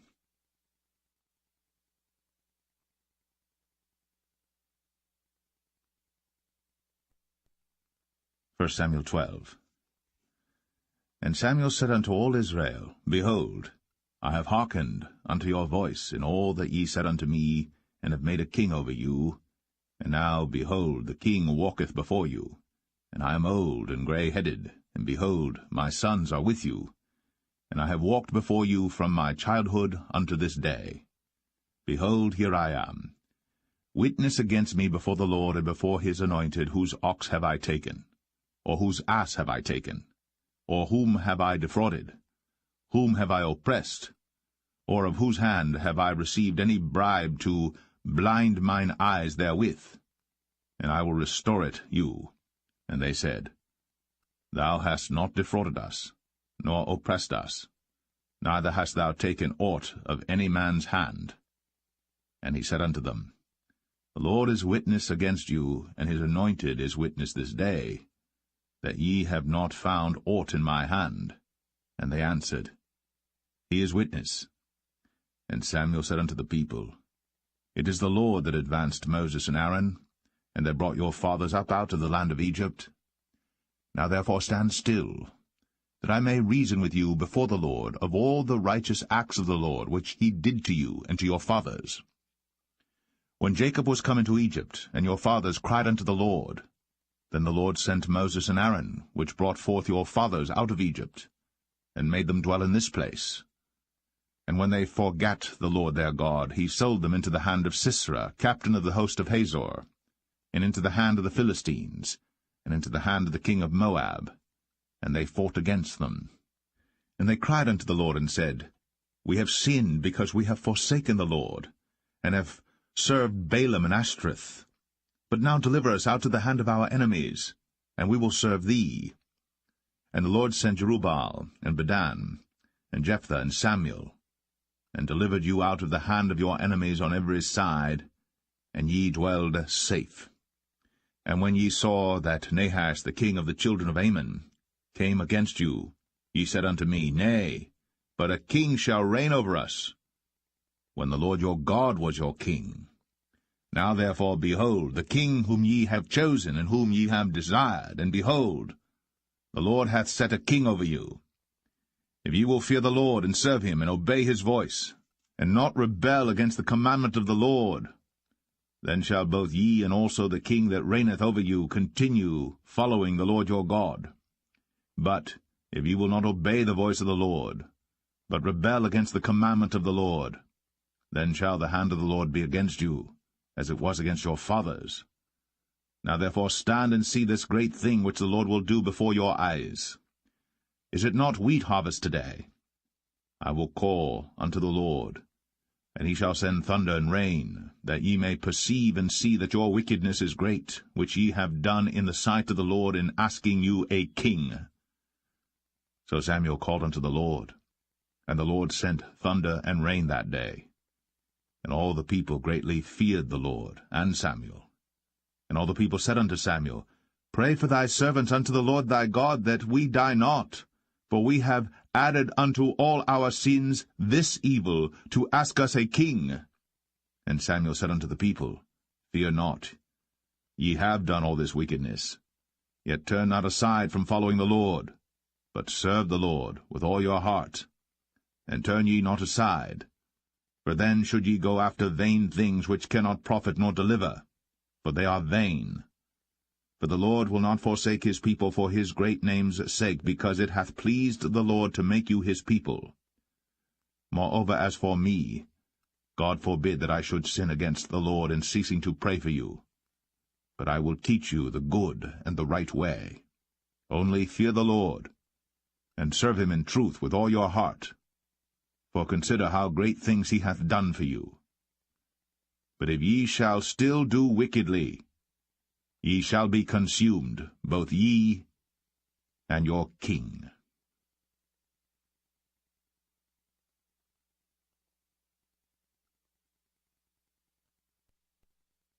1 Samuel 13. Saul reigned 1 year. And when he had reigned 2 years over Israel, Saul chose him 3,000 men of Israel, whereof 2,000 were with Saul in Michmash and in Mount Bethel, and 1,000 were with Jonathan in Gibeah of Benjamin. And the rest of the people he sent every man to his tent. And Jonathan smote the garrison of the Philistines that was in Geba. And the Philistines heard of it. And Saul blew the trumpet throughout all the land, saying, Let the Hebrews hear. And all Israel heard say that Saul had smitten a garrison of the Philistines, and that Israel also was had in abomination with the Philistines. And the people were called together after Saul to Gilgal. And the Philistines gathered themselves together to fight with Israel, 30,000 chariots and 6,000 horsemen, and people as the sand which is on the seashore in multitude. And they came up, and pitched in Michmash, eastward from Bethaven. When the men of Israel saw that they were in a strait, for the people were distressed, then the people did hide themselves in caves, and in thickets, and in rocks, and in high places, and in pits. And some of the Hebrews went over Jordan to the land of Gad and Gilead. As for Saul, he was yet in Gilgal, and all the people followed him, trembling. And he tarried 7 days according to the set time that Samuel had appointed. But Samuel came not to Gilgal, and the people were scattered from him. And Saul said, Bring hither a burnt offering to me, and peace offerings. And he offered the burnt offering. And it came to pass that as soon as he had made an end of offering the burnt offering, behold, Samuel came. And Saul went out to meet him, that he might salute him. And Samuel said, What hast thou done? And Saul said, Because I saw that the people were scattered from me, and that thou camest not within the days appointed, and that the Philistines gathered themselves together at Michmash. Therefore said I, The Philistines will come down now upon me to Gilgal, and I have not made supplication unto the Lord. I forced myself therefore, and offered a burnt offering. And Samuel said to Saul, Thou hast done foolishly. Thou hast not kept the commandment of the Lord thy God, which he commanded thee. For now would the Lord have established thy kingdom upon Israel forever. But now thy kingdom shall not continue. The Lord hath sought him a man after his own heart. And the Lord hath commanded him to be captain over his people, because thou hast not kept that which the Lord commanded thee. And Samuel arose, and gat him up from Gilgal unto Gibeah of Benjamin. And Saul numbered the people that were present with him about 600 men. And Saul and Jonathan his son, and the people that were present with him, abode in Gibeah of Benjamin. But the Philistines encamped in Michmash. And the spoilers came out of the camp of the Philistines in 3 companies. 1 company turned unto the way that leadeth to Ophrah, unto the land of Shual. And another company turned the way to Bethhoron. And another company turned to the way of the border that looketh to the valley of Zeboim, toward the wilderness. Now there was no smith found throughout all the land of Israel. For the Philistines said, lest the Hebrews make them swords or spears. But all the Israelites went down to the Philistines to sharpen every man his share, and his coulter, and his axe, and his mattock. Yet they had a file for the mattocks, and for the coulters, and for the forks, and for the axes, and to sharpen the goads. So it came to pass in the day of battle that there was neither sword nor spear found in the hand of any of the people that were with Saul and Jonathan. But with Saul and with Jonathan his son was there found. And the garrison of the Philistines went out to the passage of Michmash.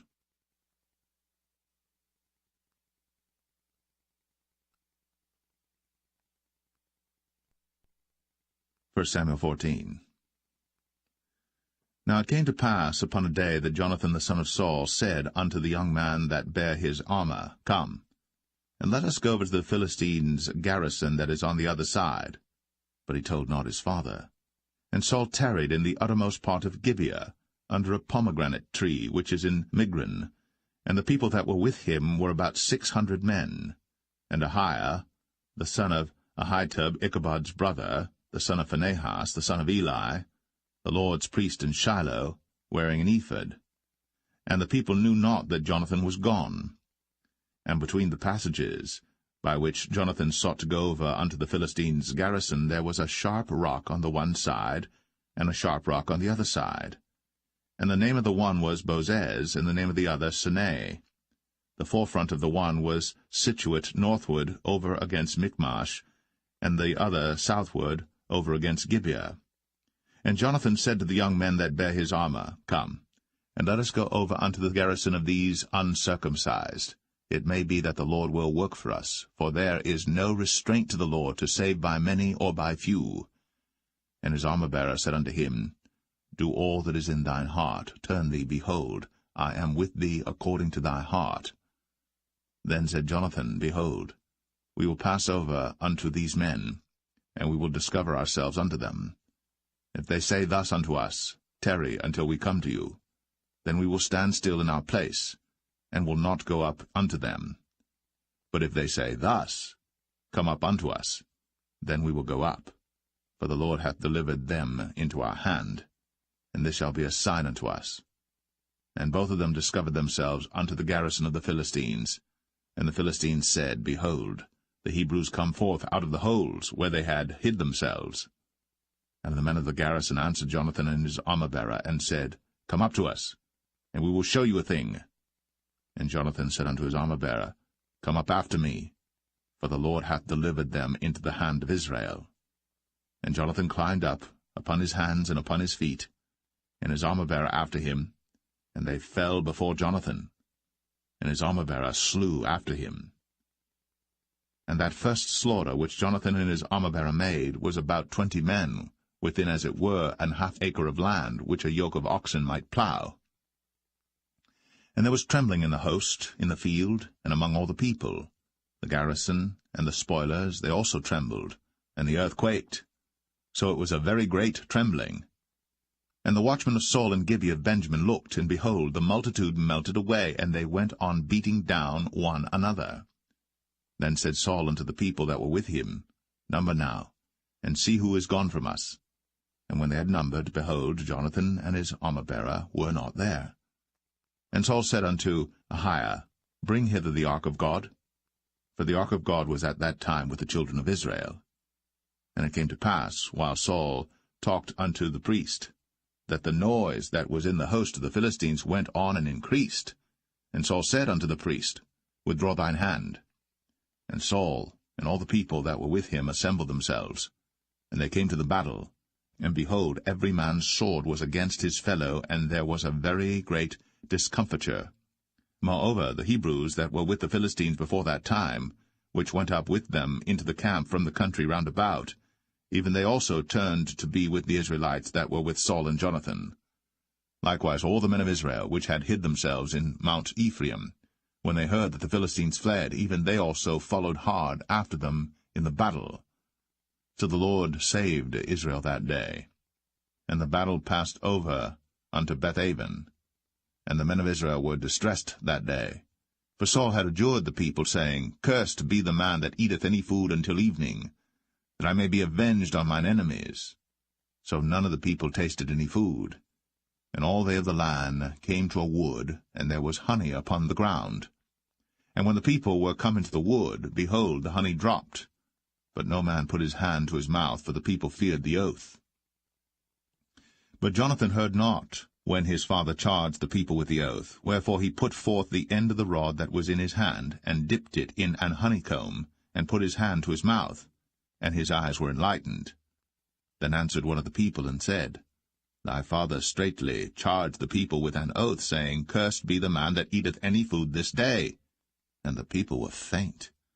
Then said Jonathan, My father hath troubled the land. See, I pray you, how mine eyes have been enlightened, because I tasted a little of this honey. How much more, if haply the people had eaten freely today of the spoil of their enemies which they found? For had there not been now a much greater slaughter among the Philistines? And they smote the Philistines that day, from Michmash to Ailon. And the people were very faint. And the people flew upon the spoil, and took sheep and oxen and calves, and slew them on the ground. And the people did eat them with the blood. Then they told Saul, saying, Behold, the people sin against the Lord, in that they eat with the blood. And he said, Ye have transgressed. Roll a great stone unto me this day. And Saul said, Disperse yourselves among the people, and say unto them, Bring me hither every man his ox, and every man his sheep, and slay them here, and eat, and sin not against the Lord in eating with the blood. And all the people brought every man his ox with him that night, and slew them there. And Saul built an altar unto the Lord. The same was the first altar that he built unto the Lord. And Saul said, Let us go down after the Philistines by night, and spoil them until the morning light, and let us not leave a man of them. And they said, Do whatsoever seemeth good unto thee. Then said the priest, Let us draw near hither unto God.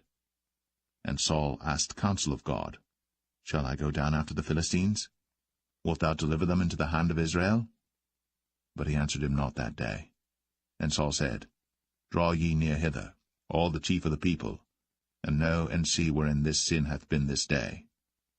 For as the Lord liveth, which saveth Israel, though it be in Jonathan my son, he shall surely die. But there was not a man among all the people that answered him. Then said he unto all Israel, Be ye on one side, and I and Jonathan my son will be on the other side. And the people said unto Saul, Do what seemeth good unto thee. Therefore Saul said unto the Lord God of Israel, Give a perfect lot.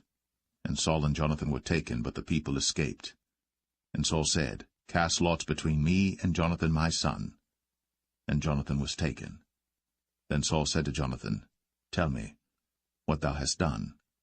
And Jonathan told him, and said, I did but taste a little honey with the end of the rod that was in mine hand, and lo, I must die. And Saul answered, God do so and more also, for thou shalt surely die, Jonathan. And the people said unto Saul, Shall Jonathan die, who hath wrought this great salvation in Israel? God forbid, as the Lord liveth. There shall not one hair of his head fall to the ground, for he hath wrought with God this day. So the people rescued Jonathan, that he died not. Then Saul went up from following the Philistines, and the Philistines went to their own place. So Saul took the kingdom over Israel, and fought against all his enemies on every side, against Moab, and against the children of Ammon, and against Edom, and against the kings of Zobah, and against the Philistines, and whithersoever he turned himself, he vexed them. And he gathered an host, and smote the Amalekites, and delivered Israel out of the hands of them that spoiled them. Now the sons of Saul were Jonathan and Ishui, and Melch-Ishui. And the names of his two daughters were these, the name of the firstborn Merab, and the name of the younger Michal. And the name of Saul's wife was Ahinoam, the daughter of Ahimaaz. And the name of the captain of his host was Abner, the son of Ner, Saul's uncle. And Kish was the father of Saul, and Ner, the father of Abner, was the son of Abiel. And there was sore war against the Philistines all the days of Saul. And when Saul saw any strong man or any valiant man, he took him unto him.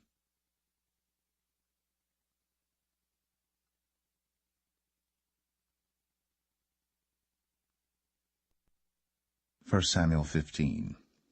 Samuel also said unto Saul, The Lord sent me to anoint thee to be king over his people, over Israel. Now therefore hearken thou unto the voice of the words of the Lord. Thus saith the Lord of hosts, I remember that which Amalek did to Israel, how he laid wait for him in the way when he came up from Egypt. Now go, and smite Amalek, and utterly destroy all that they have, and spare them not, but slay both man and woman, infant and suckling, ox and sheep, camel and ass. And Saul gathered the people together, and numbered them in Telaim 200,000 footmen, and 10,000 men of Judah. And Saul came to a city of Amalek, and laid wait in the valley. And Saul said unto the Kenites, Go, depart, get you down from among the Amalekites, lest I destroy you with them. For ye showed kindness to all the children of Israel when they came up out of Egypt. So the Kenites departed from among the Amalekites. And Saul smote the Amalekites from Havilah until thou comest to Shur, that is over against Egypt. And he took Agag, the king of the Amalekites, alive, and utterly destroyed all the people with the edge of the sword. But Saul and the people spared Agag, and the best of the sheep, and of the oxen, and of the fatlings, and the lambs, and all that was good, and would not utterly destroy them. But everything that was vile and refuse, that they destroyed utterly. Then came the word of the Lord unto Samuel, saying, It repenteth me that I have set up Saul to be king, for he is turned back from following me, and hath not performed my commandments. And it grieved Samuel, and he cried unto the Lord all night. And when Samuel rose early to meet Saul in the morning, it was told Samuel, saying, Saul came to Carmel, and behold, he set him up a place, and is gone about, and passed on, and gone down to Gilgal. And Samuel came to Saul, and Saul said unto him, Blessed be thou of the Lord, I have performed the commandment of the Lord. And Samuel said, What meaneth then this bleating of the sheep in mine ears, and the lowing of the oxen which I hear? And Saul said, They have brought them from the Amalekites, for the people spared the best of the sheep and of the oxen to sacrifice unto the Lord thy God, and the rest we have utterly destroyed. Then Samuel said unto Saul, Stay, and I will tell thee what the Lord hath said to me this night. And he said unto him, Say on. And Samuel said, When thou wast little in thine own sight, wast thou not made the head of the tribes of Israel? And the Lord anointed thee king over Israel?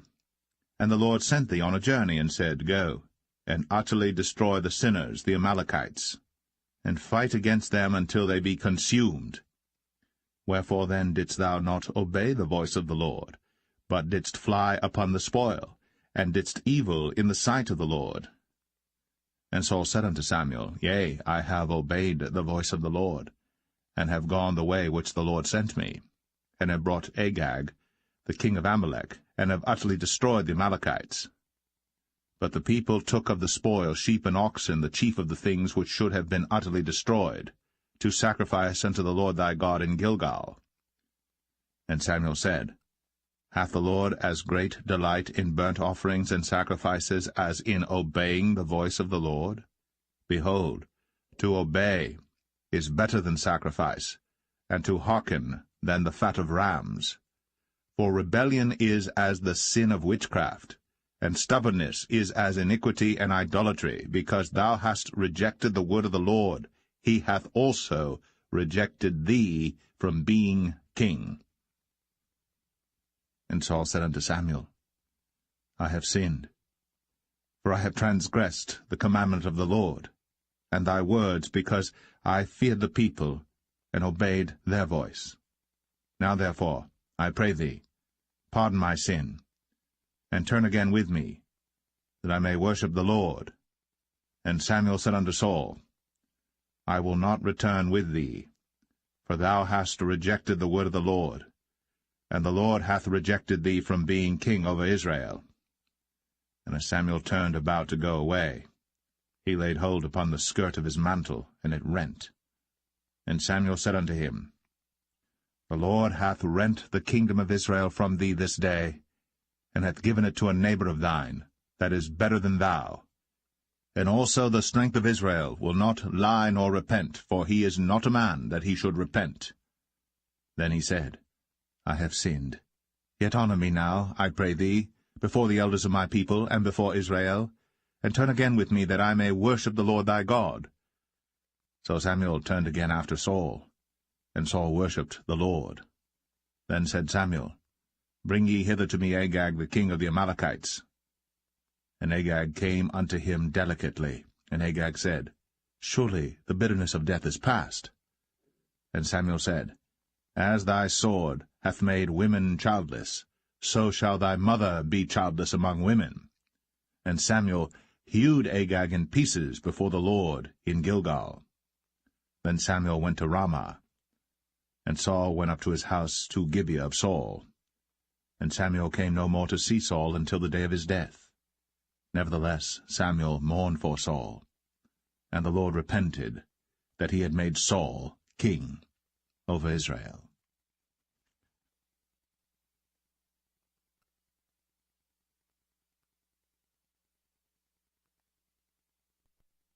1 Samuel 16. And the Lord said unto Samuel, How long wilt thou mourn for Saul, seeing I have rejected him from reigning over Israel? Fill thine horn with oil, and go. I will send thee to Jesse the Bethlehemite, for I have provided me a king among his sons. And Samuel said, How can I go? If Saul hear it, he will kill me. And the Lord said, Take an heifer with thee, and say, I am come to sacrifice to the Lord. And call Jesse to the sacrifice. And I will show thee what thou shalt do, and thou shalt anoint unto me him whom I name unto thee. And Samuel did that which the Lord spake, and came to Bethlehem. And the elders of the town trembled at his coming, and said, Comest thou peaceably? And he said, Peaceably. I am come to sacrifice unto the Lord. Sanctify yourselves, and come with me to the sacrifice. And he sanctified Jesse and his sons, and called them to the sacrifice. And it came to pass, when they were come, that he looked on Eliab, and said, Surely the Lord's anointed is before him. But the Lord said unto Samuel, Look not on his countenance, or on the height of his stature, because I have refused him. For the Lord seeth not as man seeth. For man looketh on the outward appearance, but the Lord looketh on the heart. Then Jesse called Abinadab, and made him pass before Samuel, and he said, Neither hath the Lord chosen this. Then Jesse made Shammah to pass by, and he said, Neither hath the Lord chosen this. Again Jesse made 7 of his sons to pass before Samuel. And Samuel said unto Jesse, The Lord hath not chosen these. And Samuel said unto Jesse, Are here all thy children? And he said, There remaineth yet the youngest, and behold, he keepeth the sheep. And Samuel said unto Jesse, Send and fetch him, for we will not sit down till he come hither. And he sent and brought him in. Now he was ruddy, and withal of a beautiful countenance, and goodly to look to. And the Lord said, Arise, anoint him, for this is he. Then Samuel took the horn of oil, and anointed him in the midst of his brethren. And the Spirit of the Lord came upon David from that day forward. So Samuel rose up, and went to Ramah. But the Spirit of the Lord departed from Saul, and an evil spirit from the Lord troubled him. And Saul's servant said unto him, Behold now, an evil spirit from God troubleth thee. Let our Lord now command thy servants, which are before thee, to seek out a man who is a cunning player on an harp. And it shall come to pass, when the evil spirit from God is upon thee, that he shall play with his hand, and thou shalt be well. And Saul said unto his servants, Provide me now a man that can play well, and bring him to me. Then answered one of the servants, and said, Behold, I have seen a son of Jesse the Bethlehemite, that is cunning in playing, and a mighty valiant man, and a man of war, and prudent in matters, and a comely person. And the Lord is with him. Wherefore Saul sent messengers unto Jesse, and said, Send me David thy son, which is with the sheep. And Jesse took an ass laden with bread, and a bottle of wine, and a kid, and sent them by David his son unto Saul. And David came to Saul, and stood before him. And he loved him greatly, and he became his armor-bearer.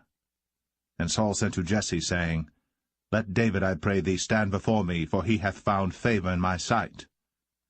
And it came to pass, when the evil spirit from God was upon Saul, that David took an harp, and played with his hand. So Saul was refreshed, and was well, and the evil spirit departed from him.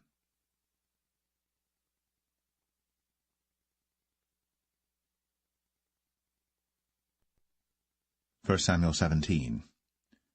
Now the Philistines gathered together their armies to battle, and were gathered together at Shochoh, which belongeth to Judah, and pitched between Shochoh and Azekah in Ephes-dammim. And Saul and the men of Israel were gathered together, and pitched by the valley of Elah, and set the battle in array against the Philistines. And the Philistines stood on a mountain on the one side, and Israel stood on a mountain on the other side, and there was a valley between them. And there went out a champion out of the camp of the Philistines, named Goliath of Gath, whose height was 6 cubits and a span. And he had an helmet of brass upon his head, and he was armed with a coat of mail, and the weight of the coat was 5,000 shekels of brass. And he had greaves of brass upon his legs, and a target of brass between his shoulders. And the staff of his spear was like a weaver's beam, and his spear's head weighed 600 shekels of iron, and one bearing a shield went before him. And he stood, and cried unto the armies of Israel, and said unto them, Why are ye come out to set your battle in array? Am not I a Philistine, and ye servants to Saul? Choose you a man for you, and let him come down to me. If he be able to fight with me and to kill me, then will we be your servants. But if I prevail against him, and kill him, then shall ye be our servants, and serve us. And the Philistine said, I defy the armies of Israel this day. Give me a man, that we may fight together. When Saul and all Israel heard those words of the Philistine, they were dismayed, and greatly afraid. Now David was the son of that Ephrathite of Bethlehem, Judah, whose name was Jesse, and he had 8 sons. And the man went among men, for an old man, in the days of Saul. And the 3 eldest sons of Jesse went and followed Saul to the battle. And the names of his 3 sons that went to the battle were Eliab the firstborn, and next unto him Abinadab, and the third Shammah.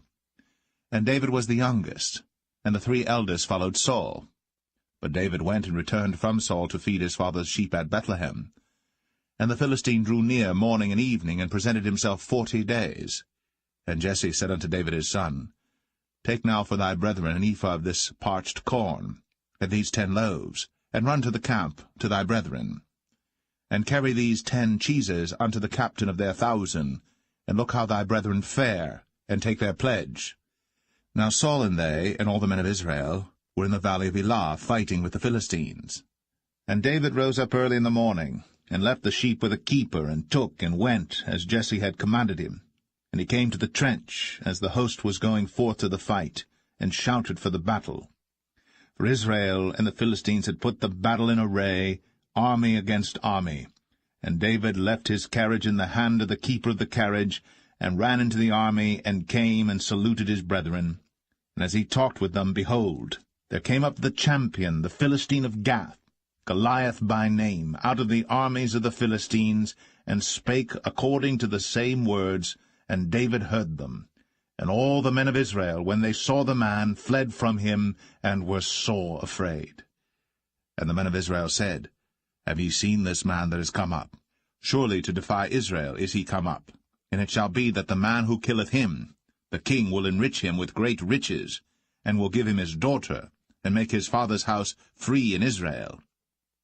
And David spake to the men that stood by him, saying, What shall be done to the man that killeth this Philistine, and taketh away the reproach from Israel? For who is this uncircumcised Philistine, that he should defy the armies of the living God? And the people answered him after this manner, saying, So shall it be done to the man that killeth him. And Eliab, his eldest brother, heard when he spake unto the men. And Eliab's anger was kindled against David, and he said, Why camest thou down hither? And with whom hast thou left those few sheep in the wilderness? I know thy pride, and the naughtiness of thine heart, for thou art come down that thou mightest see the battle. And David said, What have I now done? Is there not a cause? And he turned from him toward another, and spake after the same manner. And the people answered him again after the former manner. And when the words were heard which David spake, they rehearsed them before Saul. And he sent for him. And David said to Saul, Let no man's heart fail because of him. Thy servant will go and fight with this Philistine. And Saul said to David, Thou art not able to go against this Philistine to fight with him, for thou art but a youth, and he a man of war from his youth. And David said unto Saul, Thy servant kept his father's sheep, and there came a lion and a bear, and took a lamb out of the flock. And I went out after him, and smote him, and delivered it out of his mouth. And when he arose against me, I caught him by his beard, and smote him, and slew him. Thy servant slew both the lion and the bear, and this uncircumcised Philistine shall be as one of them, seeing he hath defied the armies of the living God. David said, moreover, The Lord that delivered me out of the paw of the lion, and out of the paw of the bear, he will deliver me out of the hand of this Philistine. And Saul said unto David, Go, and the Lord be with thee. And Saul armed David with his armor, and he put an helmet of brass upon his head. Also he armed him with a coat of mail. And David girded his sword upon his armor, and he essayed to go, for he had not proved it. And David said unto Saul, I cannot go with these, for I have not proved them. And David put them off him. And he took his staff in his hand, and chose him 5 smooth stones out of the brook, and put them in a shepherd's bag which he had, even in a scrip, and his sling was in his hand. And he drew near to the Philistine. And the Philistine came on and drew near unto David, and the man that bare the shield went before him. And when the Philistine looked about and saw David, he disdained him, for he was but a youth, and ruddy, and of a fair countenance. And the Philistine said unto David, Am I a dog that thou comest to me with staves? And the Philistine cursed David by his gods. And the Philistine said to David, Come to me, and I will give thy flesh unto the fowls of the air, and to the beasts of the field. Then said David to the Philistine, Thou comest to me with a sword, and with a spear, and with a shield. But I come to thee in the name of the Lord of hosts, the God of the armies of Israel, whom thou hast defied. This day will the Lord deliver thee into mine hand, and I will smite thee, and take thine head from thee. And I will give the carcasses of the host of the Philistines this day unto the fowls of the air, and to the wild beasts of the earth, that all the earth may know that there is a God in Israel. And all this assembly shall know that the Lord saveth not with sword and spear, for the battle is the Lord's, and he will give you into our hands. And it came to pass, when the Philistine arose, and came and drew nigh to meet David, that David hasted, and ran toward the army to meet the Philistine. And David put his hand in his bag, and took thence a stone, and slang it, and smote the Philistine in his forehead, that the stone sunk into his forehead, and he fell upon his face to the earth. So David prevailed over the Philistine with a sling and with a stone, and smote the Philistine, and slew him. But there was no sword in the hand of David. Therefore David ran, and stood upon the Philistine, and took his sword, and drew it out of the sheath thereof, and slew him, and cut off his head therewith. And when the Philistines saw their champion was dead, they fled. And the men of Israel and of Judah arose, and shouted, and pursued the Philistines until thou come to the valley, and to the gates of Ekron. And the wounded of the Philistines fell down by the way to Sharaim, even unto Gath and unto Ekron. And the children of Israel returned from chasing after the Philistines, and they spoiled their tents. And David took the head of the Philistine, and brought it to Jerusalem, but he put his armor in his tent. And when Saul saw David go forth against the Philistines, he said unto Abner, the captain of the host, Abner, whose son is this youth?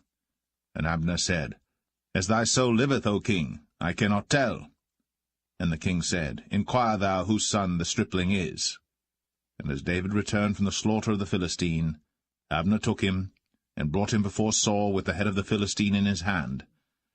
And Saul said to him, Whose son art thou, thou young man? And David answered, I am the son of thy servant Jesse, the Bethlehemite.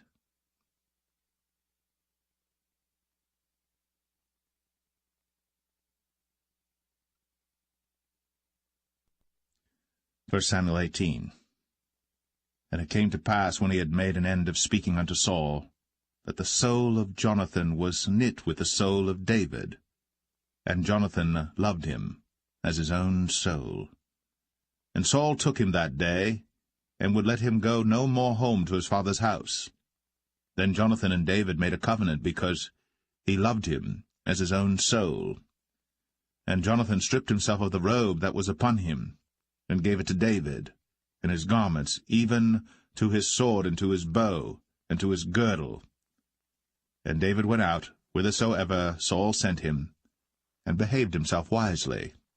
And Saul set him over the men of war, and he was accepted in the sight of all the people, and also in the sight of Saul's servants. And it came to pass, as they came, when David was returned from the slaughter of the Philistine, that women came out of all cities of Israel, singing and dancing to meet King Saul, with tabrets, with joy, and with instruments of music. And the women answered one another as they played, and said, Saul hath slain his thousands, and David his 10,000s. And Saul was very wroth. And the saying displeased him, and he said, They have ascribed unto David 10,000s, and to me they have ascribed but thousands. And what can he have more but the kingdom? And Saul eyed David from that day and forward. And it came to pass on the morrow that the evil spirit from God came upon Saul, and he prophesied in the midst of the house. And David played with his hand, as at other times. And there was a javelin in Saul's hand. And Saul cast the javelin, for he said, I will smite David even to the wall with it. And David avoided out of his presence twice. And Saul was afraid of David, because the Lord was with him, and was departed from Saul. Therefore Saul removed him from him, and made him his captain over 1,000, and he went out and came in before the people. And David behaved himself wisely in all his ways, and the Lord was with him. Wherefore when Saul saw that he behaved himself very wisely, he was afraid of him. But all Israel and Judah loved David, because he went out and came in before them. And Saul said to David, Behold my elder daughter Merab, her will I give thee to wife. Only be thou valiant for me, and fight the Lord's battles. For Saul said, Let not mine hand be upon him, but let the hand of the Philistines be upon him. And David said unto Saul, Who am I, and what is my life, or my father's family in Israel, that I should be son-in-law to the king? But it came to pass at the time when Merab, Saul's daughter, should have been given to David, that she was given unto Adriel, the Maholathite, to wife. And Michal, Saul's daughter, loved David. And they told Saul, and the thing pleased him. And Saul said, I will give him her, that she may be a snare to him, and that the hand of the Philistines may be against him. Wherefore Saul said to David, Thou shalt this day be my son-in-law in the one of the twain. And Saul commanded his servants, saying, Commune with David secretly, and say, Behold, the king hath delight in thee, and all his servants love thee. Now therefore be the king's son-in-law. And Saul's servants spake those words in the ears of David. And David said, Seemeth it to you a light thing to be a king's son-in-law, seeing that I am a poor man, and lightly esteemed? And the servants of Saul told him, saying, On this manner spake David. And Saul said, Thus shall ye say to David, The king desireth not any dowry, but 100 foreskins of the Philistines, to be avenged of the king's enemies. But Saul thought to make David fall by the hand of the Philistines. And when his servants told David these words, it pleased David well to be the king's son-in-law, and the days were not expired. Wherefore David arose, and went, he and his men, and slew of the Philistines 200 men. And David brought their foreskins, and they gave them in full tale to the king, that he might be the king's son-in-law. And Saul gave him Michal his daughter to wife.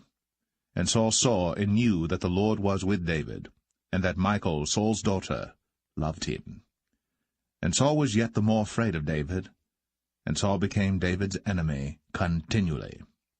Then the princes of the Philistines went forth, and it came to pass after they went forth that David behaved himself more wisely than all the servants of Saul, so that his name was much set by.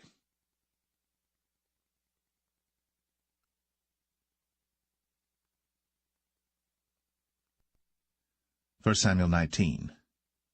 And Saul spake to Jonathan his son, and to all his servants, that they should kill David. But Jonathan Saul's son delighted much in David. And Jonathan told David, saying, Saul my father seeketh to kill thee. Now therefore I pray thee, take heed to thyself until the morning, and abide in a secret place, and hide thyself. And I will go out and stand beside my father in the field where thou art. And I will commune with my father of thee, and what I see, that I will tell thee. And Jonathan spake good of David unto Saul his father, and said unto him, Let not the king sin against his servant, against David, because he hath not sinned against thee, and because his works have been to thee ward very good. For he did put his life in his hand, and slew the Philistine. And the Lord wrought a great salvation for all Israel. Thou sawest it, and didst rejoice. Wherefore then wilt thou sin against innocent blood, to slay David without a cause? And Saul hearkened unto the voice of Jonathan. And Saul sware, As the Lord liveth, he shall not be slain. And Jonathan called David. And Jonathan showed him all those things. And Jonathan brought David to Saul, and he was in his presence, as in times past. And there was war again. And David went out, and fought with the Philistines, and slew them with a great slaughter, and they fled from him. And the evil spirit from the Lord was upon Saul, as he sat in his house with his javelin in his hand. And David played with his hand. And Saul sought to smite David even to the wall with the javelin, but he slipped away out of Saul's presence. And he smote the javelin to the wall, and David fled, and escaped that night. Saul also sent messengers unto David's house, to watch him, and to slay him in the morning. And Michal, David's wife, told him, saying, If thou save not thy life tonight, tomorrow thou shalt be slain. So Michal let David down through a window, and he went and fled, and escaped. And Michal took an image, and laid it in the bed, and put a pillow of goat's hair for his bolster, and covered it with a cloth. And when Saul sent messengers to take David, she said, He is sick. And Saul sent the messengers again to see David, saying, Bring him up to me in the bed, that I may slay him. And when the messengers were come in, behold, there was an image in the bed, with a pillow of goat's hair for his bolster. And Saul said unto Michal, Why hast thou deceived me so, and sent away mine enemy, that he is escaped? And Michal answered Saul, He said unto me, Let me go, why should I kill thee? So David fled, and escaped, and came to Samuel to Ramah, and told him all that Saul had done to him. And he and Samuel went, and dwelt in Naueth. It was told Saul, saying, Behold, David is at Naueth in Ramah. And Saul sent messengers to take David. And when they saw the company of the prophets prophesying, and Samuel standing as appointed over them, the Spirit of God was upon the messengers of Saul, and they also prophesied. And when it was told Saul, he sent other messengers, and they prophesied likewise. And Saul sent messengers again the third time, and they prophesied also. Then went he also to Ramah, and came to a great well that is in Sechu. And he asked and said, Where are Samuel and David? And one said, Behold, they be at Naueth in Ramah. And he went thither to Naueth in Ramah. And the Spirit of God was upon him also. And he went on, and prophesied, until he came to Naueth in Ramah. And he stripped off his clothes also, and prophesied before Samuel in like manner, and lay down naked all that day, and all that night. Wherefore they say, Is Saul also among the prophets?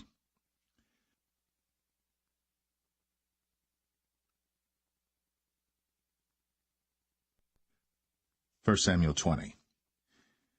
And David fled from Naueth in Ramah, and came and said before Jonathan, What have I done? What is mine iniquity? And what is my sin before thy father, that he seeketh my life? And he said unto him, God forbid, thou shalt not die. Behold, My father will do nothing either great or small, but that he will show it me. And why should my father hide this thing from me? It is not so. And David sware moreover, and said, Thy father certainly knoweth that I have found grace in thine eyes. And he saith, Let not Jonathan know this, lest he be grieved. But truly as the Lord liveth, and as thy soul liveth, there is but a step between me and death. Then said Jonathan unto David, Whatsoever thy soul desireth, I will even do it for thee. And David said unto Jonathan, Behold, tomorrow is the new moon, and I should not fail to sit with the king at meat, but let me go, that I may hide myself in the field unto the 3rd day at even. If thy father-in-law miss me, then say, David earnestly asked leave of me that he might run to Bethlehem his city, for there is a yearly sacrifice there for all the family. If he say thus, it is well, thy servant shall have peace. But if he be very wroth, then be sure that evil is determined by him. Therefore thou shalt deal kindly with thy servant. For thou hast brought thy servant into a covenant of the Lord with thee. Notwithstanding, if there be in me iniquity, slay me thyself. For why shouldest thou bring me to thy father? And Jonathan said, Far be it from thee, for if I knew certainly that evil were determined by my father to come upon thee, then would not I tell it thee? Then said David to Jonathan, Who shall tell me? Or what if thy father answer thee roughly? And Jonathan said unto David, Come, and let us go out into the field. And they went out, both of them, into the field. And Jonathan said unto David, O Lord God of Israel, when I have sounded my father about tomorrow any time, or the 3rd day, and behold, if there be good toward David, and I then send not unto thee, and show it thee, the Lord do so, and much more to Jonathan. But if it please my father to do thee evil, then I will show it thee, and send thee away, that thou mayest go in peace, and the Lord be with thee, as he hath been with my father. And thou shalt not only while yet I live show me the kindness of the Lord, that I die not, but also thou shalt not cut off thy kindness from my house for ever, no, not when the Lord hath cut off the enemies of David every one from the face of the earth. So Jonathan made a covenant with the house of David, saying, Let the Lord even require it at the hand of David's enemies. And Jonathan caused David to swear again, because he loved him, for he loved him as he loved his own soul. Then Jonathan said to David, Tomorrow is the new moon, and thou shalt be missed, because thy seat will be empty. And when thou hast stayed 3 days, then thou shalt go down quickly, and come to the place where thou didst hide thyself when the business was in hand, and shalt remain by the stone Zelle. And I will shoot 3 arrows on the side thereof, as though I shot at a mark, and behold, I will send a lad, saying, Go, find out the arrows. If I expressly say unto the lad, Behold, the arrows are on this side of thee, take them, then come thou. For there is peace to thee, and no hurt, as the Lord liveth. But if I say thus unto the young man, Behold, the arrows are beyond thee, go thy way, for the Lord hath sent thee away. And as touching the matter which thou and I have spoken of, behold, the Lord be between thee and me for ever. So David hid himself in the field. And when the new moon was come, the king sat him down to eat meat. And the king sat upon his seat as at other times, even upon a seat by the wall.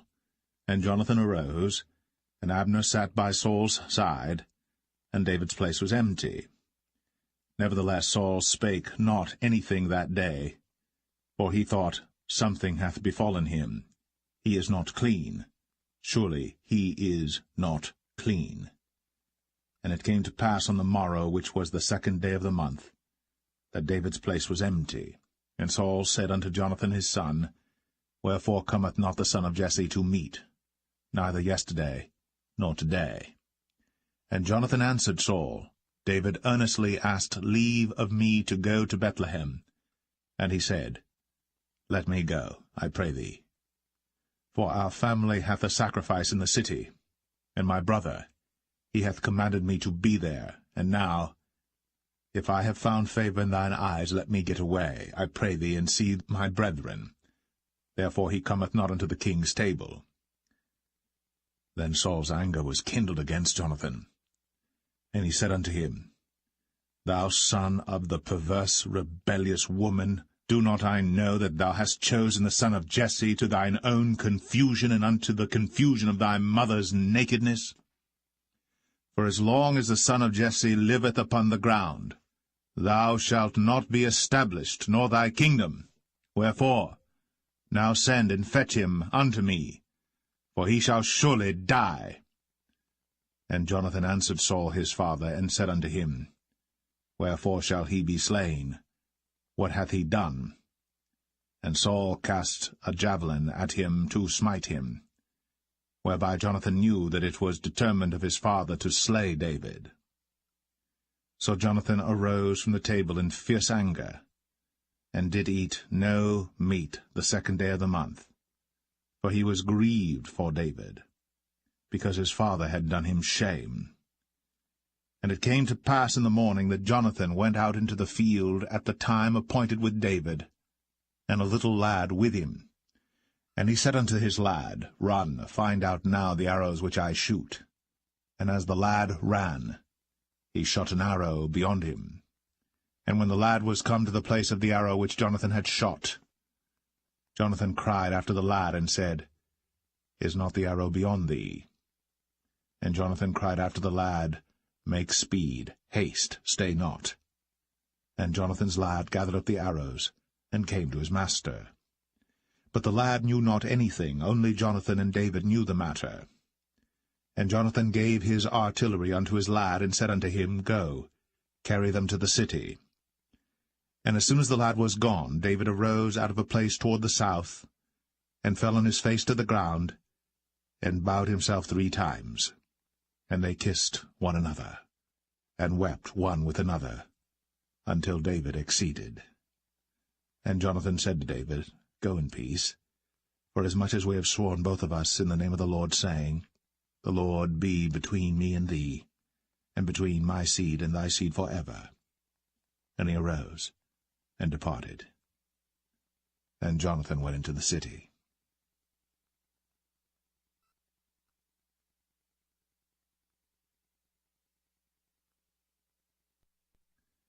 1 Samuel 21.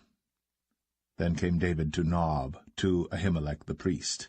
And Ahimelech was afraid at the meeting of David, and said unto him, Why art thou alone, and no man with thee? And David said unto Ahimelech the priest, The king hath commanded me a business, and hath said unto me, Let no man know anything of the business whereabout I send thee, and what I have commanded thee. And I have appointed my servants to such and such a place. Now therefore, what is under thine hand? Give me 5 loaves of bread in mine hand, or what there is present. And the priest answered David, and said, There is no common bread under mine hand, but there is hallowed bread, if the young men have kept themselves at least from women. And David answered the priest, and said unto him, Of a truth, women have been kept from us, about these 3 days, since I came out. And the vessels of the young men are holy, and the bread is in a manner common, yea, though it was sanctified this day in the vessel. So the priests gave him hallowed bread, for there was no bread there but the showbread, that was taken from before the Lord, to put hot bread in the day when it was taken away. Now a certain man of the servants of Saul was there that day, detained before the Lord, and his name was Doeg, an Edomite, the chiefest of the herdmen that belonged to Saul. And David said unto Ahimelech, And is there not here under thine hand spear or sword? For I have neither brought my sword nor my weapons with me, because the king's business required haste. And the priest said, The sword of Goliath the Philistine, whom thou slewest in the valley of Elah, behold, it is here, wrapped in a cloth behind the ephod. If thou wilt take that, take it, for there is no other save that here. And David said, There is none like that, give it me. And David arose, and fled that day for fear of Saul, and went to Achish, the king of Gath. And the servants of Achish said unto him, Is not this David the king of the land? Did they not sing one to another of him in dances, saying, Saul hath slain his thousands, and David his 10,000s? And David laid up these words in his heart, and was sore afraid of Achish the king of Gath. And he changed his behaviour before them, and feigned himself mad in their hands, and scrabbled on the doors of the gate, and let his spittle fall down upon his beard. Then said Achish unto his servants, Lo, ye see the man is mad. Wherefore then have ye brought him to me? Have I need of madmen, that ye have brought this fellow to play the madman in my presence? Shall this fellow come into my house?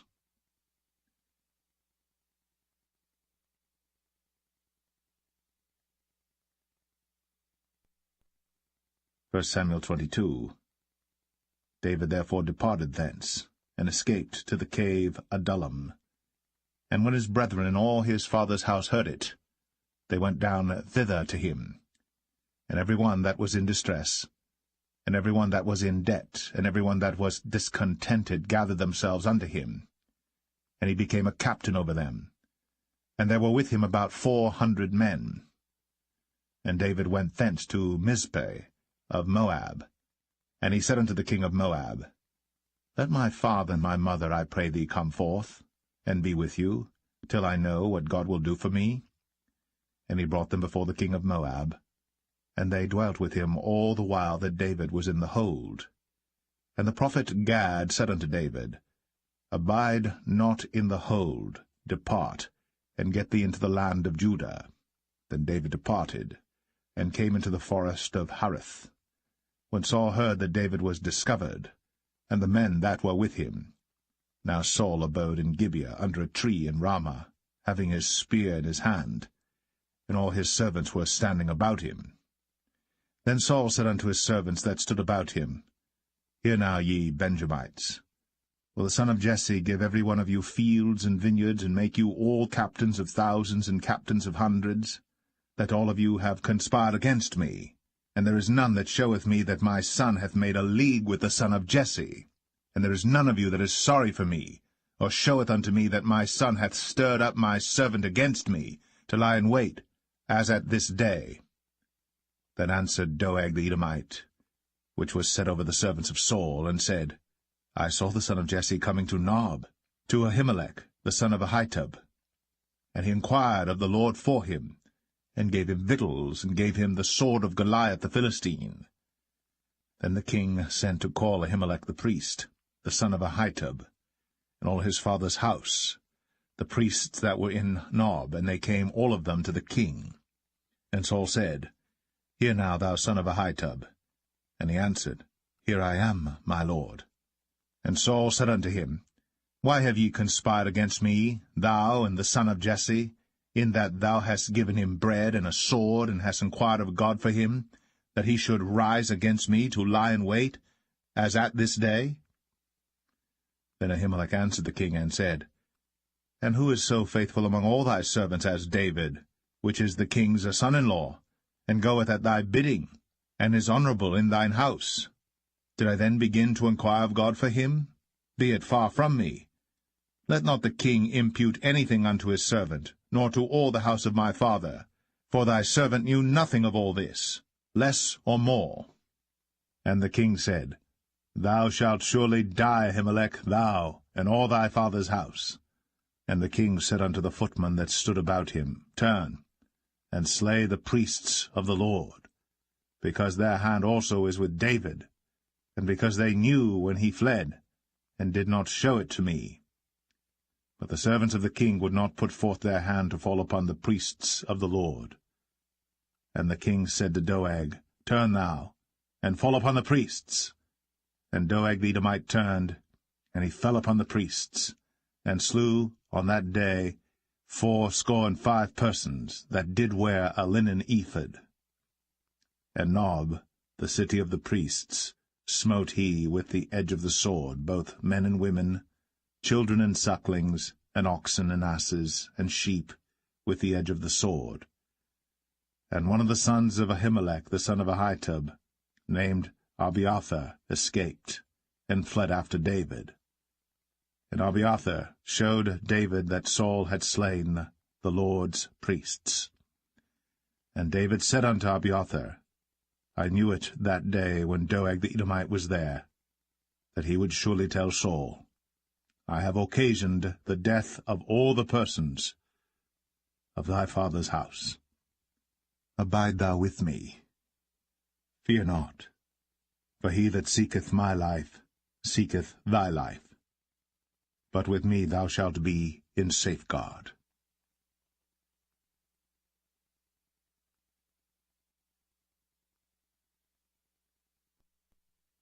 First Samuel 23. Then they told David, saying, Behold, the Philistines fight against Keilah, and they rob the threshing floors. Therefore David inquired of the Lord, saying, Shall I go and smite these Philistines? And the Lord said unto David, Go, and smite the Philistines, and save Keilah. And David's men said unto him, Behold, we be afraid here in Judah. How much more then if we come to Keilah against the armies of the Philistines? Then David inquired of the Lord yet again. And the Lord answered him and said, Arise, go down to Keilah, for I will deliver the Philistines into thine hand. So David and his men went to Keilah, and fought with the Philistines, and brought away their cattle, and smote them with a great slaughter. So David saved the inhabitants of Keilah. And it came to pass, when Abiathar, the son of Ahimelech, fled to David to Keilah, that he came down with an ephod in his hand. And it was told Saul that David was come to Keilah. And Saul said, God hath delivered him into mine hand, for he is shut in, by entering into a town that hath gates and bars. And Saul called all the people together to war, to go down to Keilah, to besiege David and his men. And David knew that Saul secretly practiced mischief against him. And he said to Abiathar the priest, Bring hither the ephod. Then said David, O Lord God of Israel, Thy servant hath certainly heard that Saul seeketh to come to Keilah, to destroy the city for my sake. Will the men of Keilah deliver me up into his hand? Will Saul come down as thy servant hath heard? O Lord God of Israel, I beseech thee, tell thy servant. And the Lord said, He will come down. Then said David, Will the men of Keilah deliver me and my men into the hand of Saul? And the Lord said, They will deliver thee up. Then David and his men, which were about 600, arose, and departed out of Keilah, and went whithersoever they could go. And it was told Saul that David was escaped from Keilah, and he forbare to go forth. And David abode in the wilderness in strongholds, and remained in a mountain in the wilderness of Ziph. And Saul sought him every day, but God delivered him not into his hand. And David saw that Saul was come out to seek his life. And David was in the wilderness of Ziph in a wood. And Jonathan, Saul's son, arose, and went to David into the wood, and strengthened his hand in God. And he said unto him, Fear not, but the hand of Saul my father shall not find thee, and thou shalt be king over Israel, and I shall be next unto thee, and that also Saul my father knoweth. And they two made a covenant before the Lord. And David abode in the wood, and Jonathan went to his house. Then came up the Ziphites to Saul to Gibeah, saying, Doth not David hide himself with us in strongholds in the wood, in the hill of Hachilah, which is on the south of Jeshimon? Now therefore, O king, come down according to all the desire of thy soul to come down, and our part shall be to deliver him into the king's hand. And Saul said, Blessed be ye of the Lord, for ye have compassion on me. Go, I pray you, prepare yet, and know and see his place where his haunt is. And who hath seen him there? For it is told me that he dealeth very subtly. See therefore, and take knowledge of all the lurking places where he hideth himself, and come ye again to me with the certainty, and I will go with you. And it shall come to pass, if he be in the land, that I will search him out throughout all the thousands of Judah. And they arose, and went to Ziph before Saul. But David and his men were in the wilderness of Maon, in the plain on the south of Jeshimon.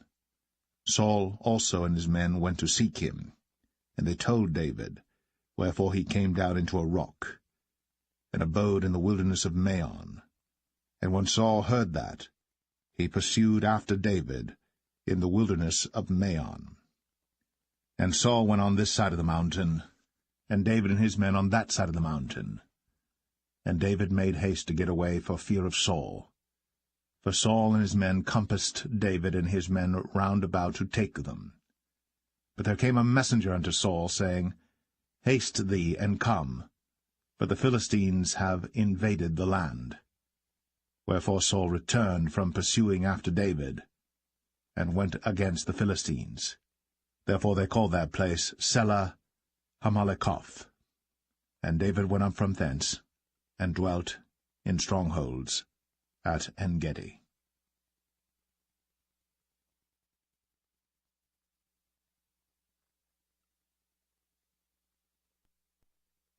1 Samuel 24.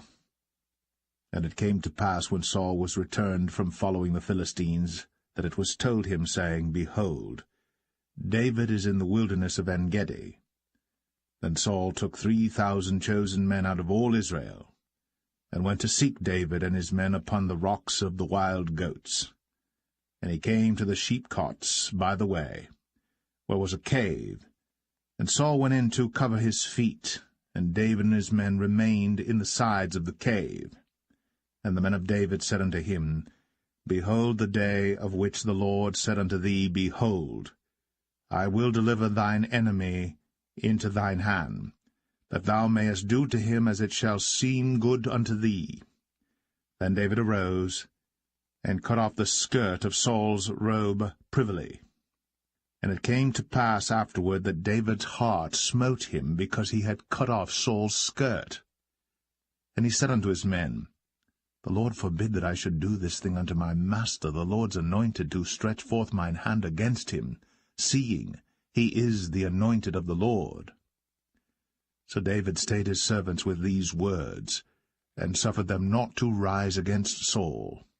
But Saul rose up out of the cave, and went on his way.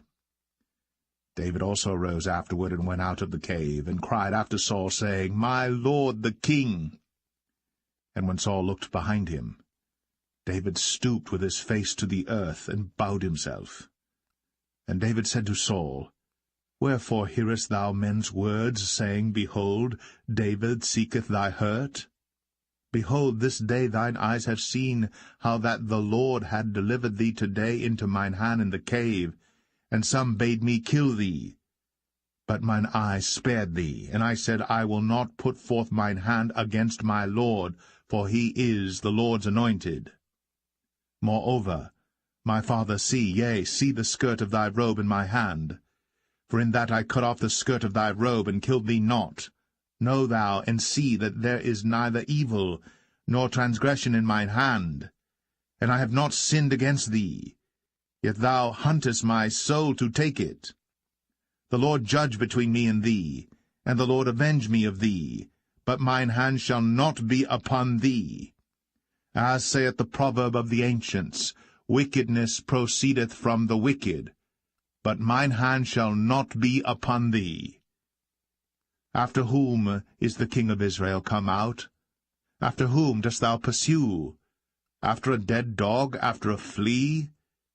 The Lord therefore be judge, and judge between me and thee, and see, and plead my cause, and deliver me out of thine hand. And it came to pass, when David had made an end of speaking these words unto Saul, that Saul said, Is this thy voice, my son David? And Saul lifted up his voice, and wept. And he said to David, Thou art more righteous than I, for thou hast rewarded me good, whereas I have rewarded thee evil. And thou hast shown this day how that thou hast dealt well with me, forasmuch as when the Lord had delivered me into thine hand, thou killedst me not. For if a man find his enemy, will he let him go well away? Wherefore the Lord reward thee good for that thou hast done unto me this day. And now behold, I know well that thou shalt surely be king, and that the kingdom of Israel shall be established in thine hand. Swear now therefore unto me by the Lord, that thou wilt not cut off my seed after me, and that thou wilt not destroy my name out of my father's house. And David sware unto Saul. And Saul went home, but David and his men gat them up unto the hold.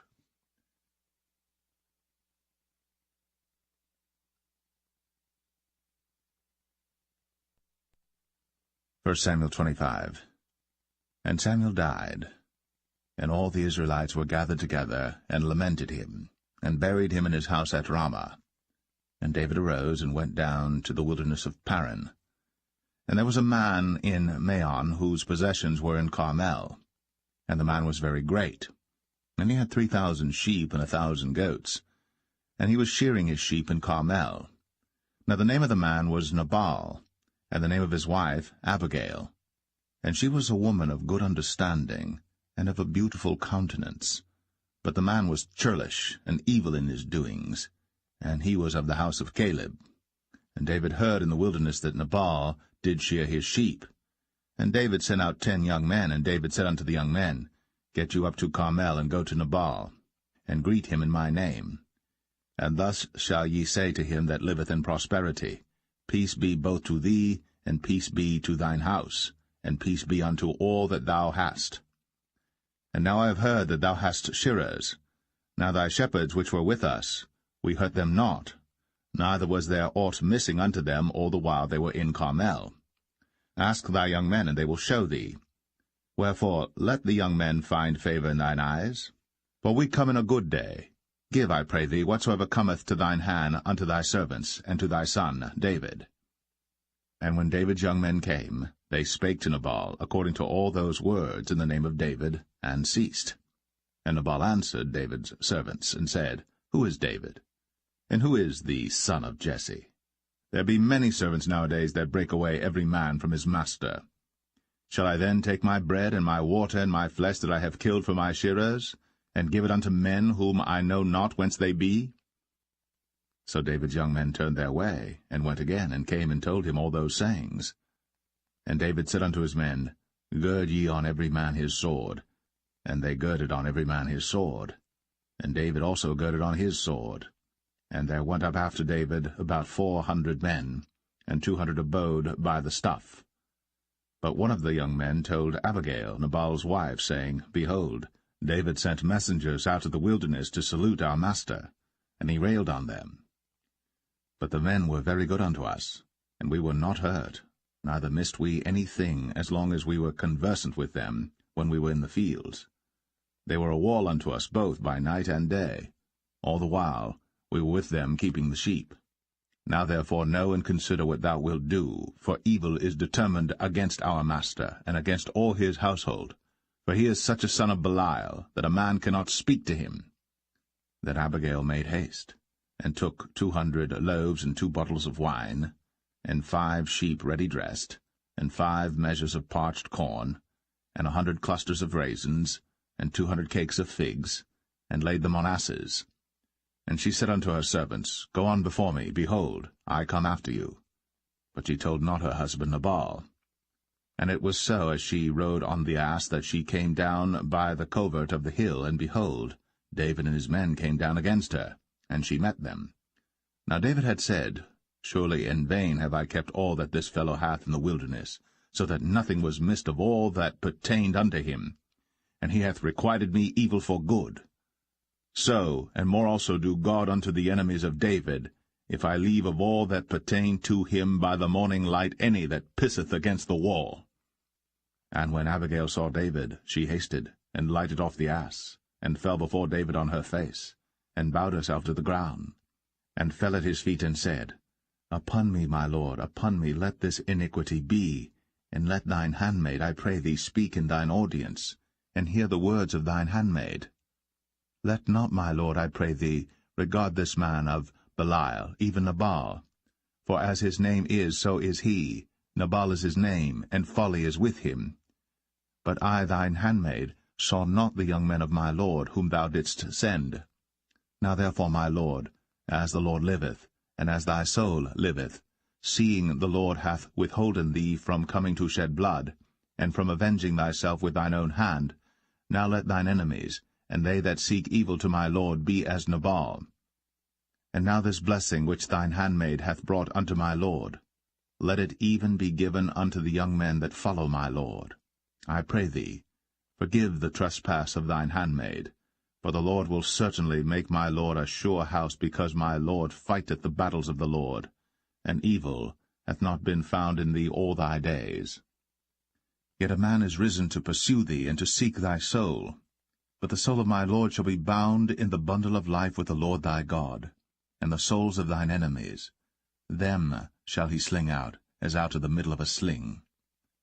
And it shall come to pass, when the Lord shall have done to my lord according to all the good that he hath spoken concerning thee, and shall have appointed thee ruler over Israel, that this shall be no grief unto thee, nor offense of heart unto my lord, either that thou hast shed blood causeless, or that my lord hath avenged himself. But when the Lord shall have dealt well with my lord, then remember thine handmaid.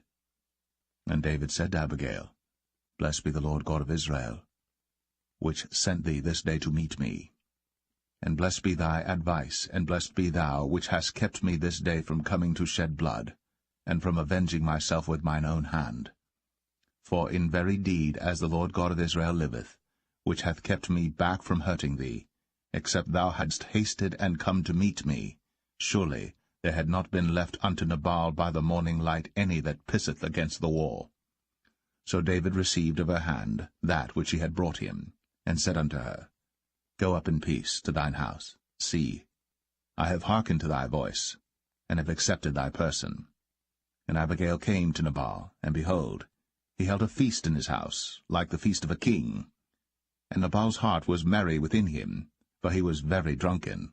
Wherefore she told him nothing, less or more, until the morning light. But it came to pass in the morning, when the wine was gone out of Nabal, and his wife had told him these things, that his heart died within him, and he became as a stone. And it came to pass about 10 days after, that the Lord smote Nabal, that he died. And when David heard that Nabal was dead, he said, Blessed be the Lord, that hath pleaded the cause of my reproach from the hand of Nabal, and hath kept his servant from evil. For the Lord hath returned the wickedness of Nabal upon his own head. And David sent and communed with Abigail, to take her to him to wife. And when the servants of David were come to Abigail to Carmel, they spake unto her, saying, David sent us unto thee, to take thee to him to wife. And she arose, and bowed herself on her face to the earth, and said, Behold, let thine handmaid be a servant to wash the feet of the servants of my lord. And Abigail hasted, and arose, and rode upon an ass, with 5 damsels of hers that went after her. And she went after the messengers of David, and became his wife. David also took Ahinoam of Jezreel, and they were also both of them his wives. But Saul had given Michal his daughter, David's wife, to Phalti, the son of Laish, which was of Galim.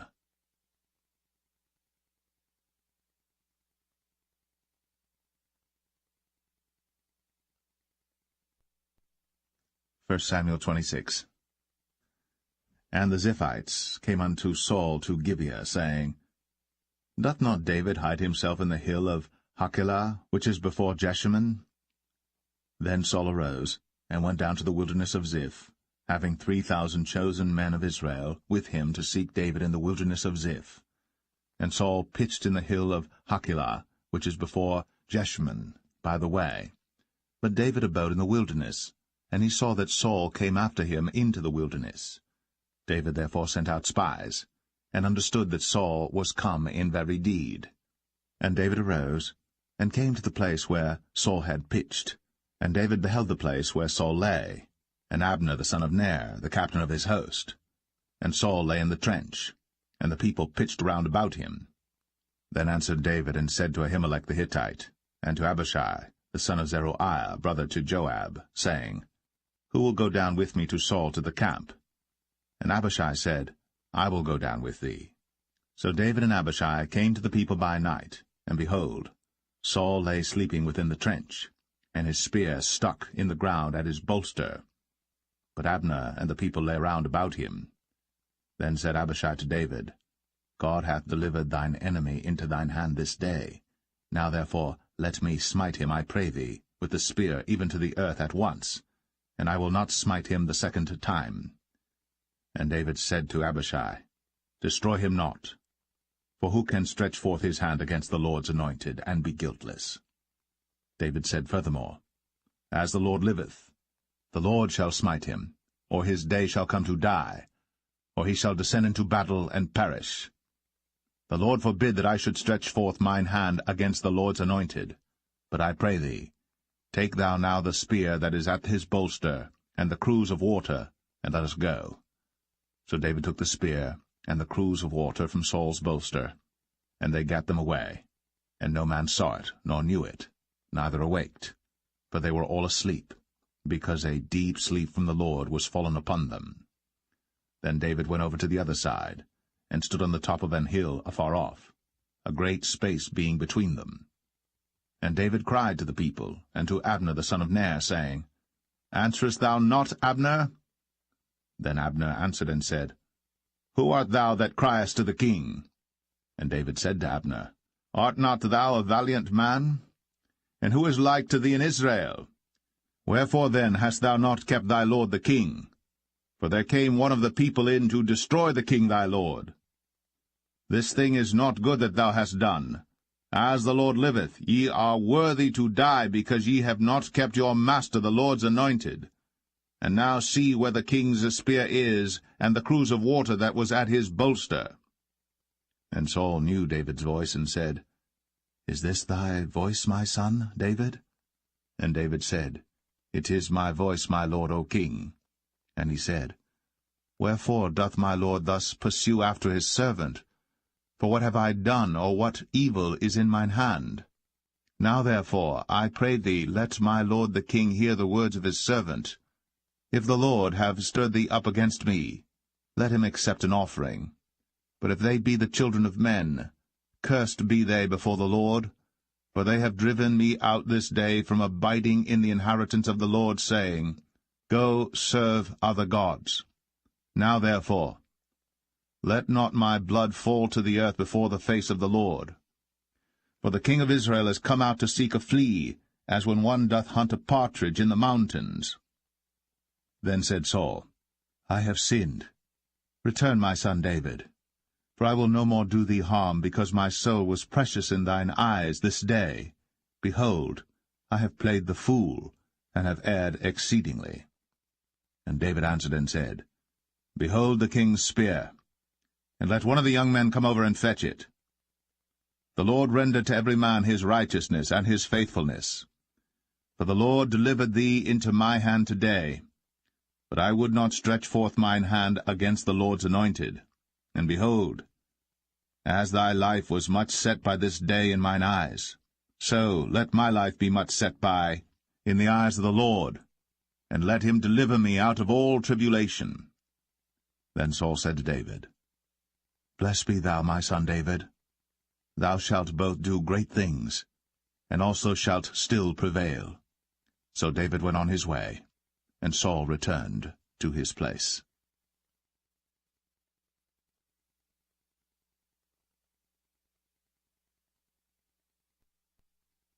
1 Samuel 27. And David said in his heart, I shall now perish one day by the hand of Saul. There is nothing better for me than that I should speedily escape into the land of the Philistines, and Saul shall despair of me, to seek me any more in any coast of Israel. So shall I escape out of his hand. And David arose, and he passed over with the 600 men that were with him unto Achish, the son of Maoch, king of Gath. And David dwelt with Achish at Gath, he and his men, every man with his household, even David with his 2 wives, Ahinoam the Jezreelitess, and Abigail the Carmelitess, Nabal's wife. And it was told Saul that David was fled to Gath, and he sought no more again for him. And David said unto Achish, If I have now found grace in thine eyes, let them give me a place in some town in the country, that I may dwell there. For why should thy servant dwell in the royal city with thee? Then Achish gave him Ziklag that day. Wherefore Ziklag pertaineth unto the kings of Judah unto this day. And the time that David dwelt in the country of the Philistines was a full year and 4 months. And David and his men went up, and invaded the Geshurites, and the Gezrites, and the Amalekites, for those nations were of old the inhabitants of the land, as thou goest to Shur, even unto the land of Egypt. And David smote the land, and left neither man nor woman alive, and took away the sheep and the oxen, and the asses, and the camels, and the apparel, and returned and came to Achish. And Achish said, Whither have ye made a road today? And David said, Against the south of Judah, and against the south of the Jerahmeelites, and against the south of the Kenites. And David saved neither man nor woman alive, to bring tidings to Gath, saying, Lest they should tell on us, saying, So did David, and so will be his manner all the while he dwelleth in the country of the Philistines. And Achish believed David, saying, He hath made his people Israel utterly to abhor him. Therefore he shall be my servant for ever.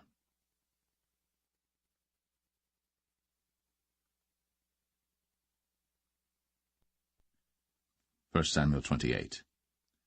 And it came to pass in those days that the Philistines gathered their armies together for warfare, to fight with Israel.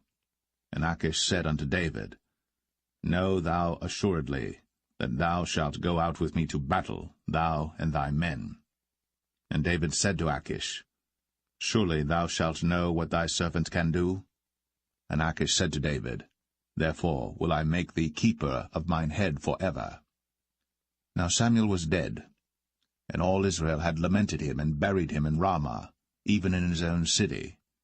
And Saul had put away those that had familiar spirits, and the wizards out of the land. And the Philistines gathered themselves together, and came and pitched in Shunem. And Saul gathered all Israel together, and they pitched in Gilboa. And when Saul saw the host of the Philistines, he was afraid, and his heart greatly trembled. And when Saul inquired of the Lord answered him not, neither by dreams, nor by Urim, nor by prophets. Then said Saul unto his servants, Seek me a woman that hath a familiar spirit, that I may go to her, and inquire of her. And his servants said to him, Behold, there is a woman that hath a familiar spirit at Endor. And Saul disguised himself, and put on other raiment, and he went, and 2 men with him. And they came to the woman by night. And he said, I pray thee, divine unto me by the familiar spirit, and bring me him up, whom I shall name unto thee. And the woman said unto him, Behold, thou knowest what Saul hath done, how he hath cut off those that have familiar spirits and the wizards out of the land? Wherefore then layest thou a snare for my life, to cause me to die? And Saul sware to her by the Lord, saying, As the Lord liveth, there shall no punishment happen to thee for this thing. Then said the woman, Whom shall I bring up unto thee? And he said, Bring me up Samuel. And when the woman saw Samuel, she cried with a loud voice. And the woman spake to Saul, saying, Why hast thou deceived me? For thou art Saul. And the king said unto her, Be not afraid. For what sawest thou? And the woman said unto Saul, I saw gods ascending out of the earth. And he said unto her, What form is he of? And she said, An old man cometh up, and he is covered with a mantle. And Saul perceived that it was Samuel, and he stooped with his face to the ground, and bowed himself. And Samuel said to Saul, Why hast thou disquieted me to bring me up? And Saul answered, I am sore distressed, for the Philistines make war against me, and God is departed from me, and answereth me no more, neither by prophets nor by dreams. Therefore I have called thee, that thou mayest make known unto me what I shall do. Then said Samuel, Wherefore then dost thou ask of me, seeing the Lord is departed from thee, and is become thine enemy? And the Lord hath done to him as he spake by me. For the Lord hath rent the kingdom out of thine hand, and given it to thy neighbor, even to David, because thou obeyest not the voice of the Lord, nor executest his fierce wrath upon Amalek. Therefore hath the Lord done this thing unto thee this day. Moreover the Lord will also deliver Israel with thee into the hand of the Philistines, and tomorrow shalt thou and thy sons be with me. The Lord also shall deliver the host of Israel into the hand of the Philistines. Then Saul fell straightway all along on the earth, and was sore afraid because of the words of Samuel. And there was no strength in him, for he had eaten no bread all the day, nor all the night. And the woman came unto Saul, and saw that he was sore troubled, and said unto him, Behold, thine handmaid hath obeyed thy voice, and I have put my life in my hand, and have hearkened unto thy words which thou spakest unto me. Now therefore, I pray thee, hearken thou also unto the voice of thine handmaid, and let me set a morsel of bread before thee, and eat, that thou mayest have strength, when thou goest on thy way. But he refused, and said, I will not eat. But his servants, together with the woman, compelled him, and he hearkened unto their voice. So he arose from the earth, and sat upon the bed. And the woman had a fat calf in the house, and she hasted and killed it, and took flour and kneaded it, and did bake unleavened bread thereof. And she brought it before Saul, and before his servants, and they did eat. Then they rose up, and went away that night.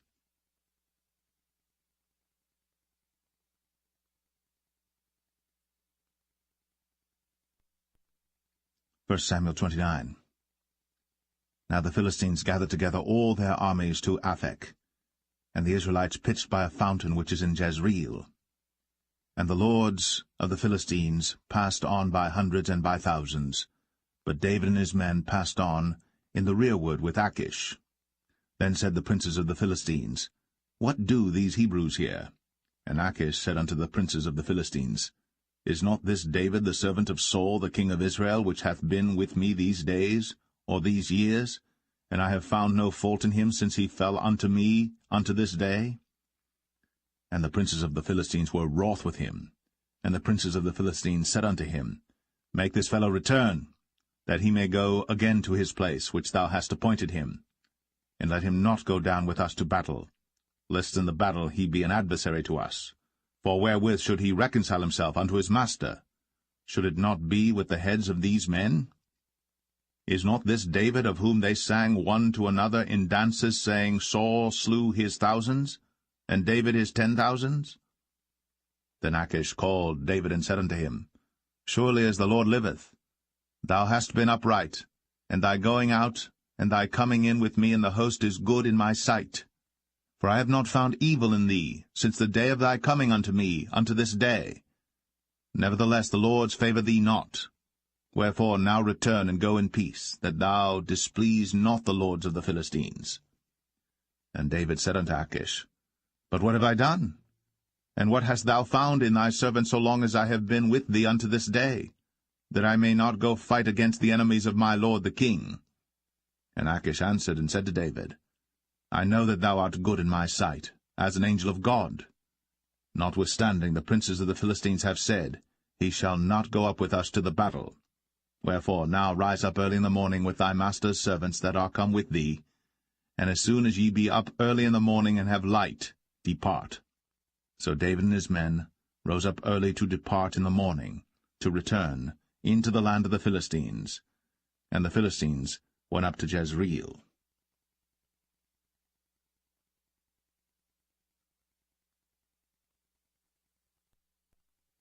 1 Samuel 30.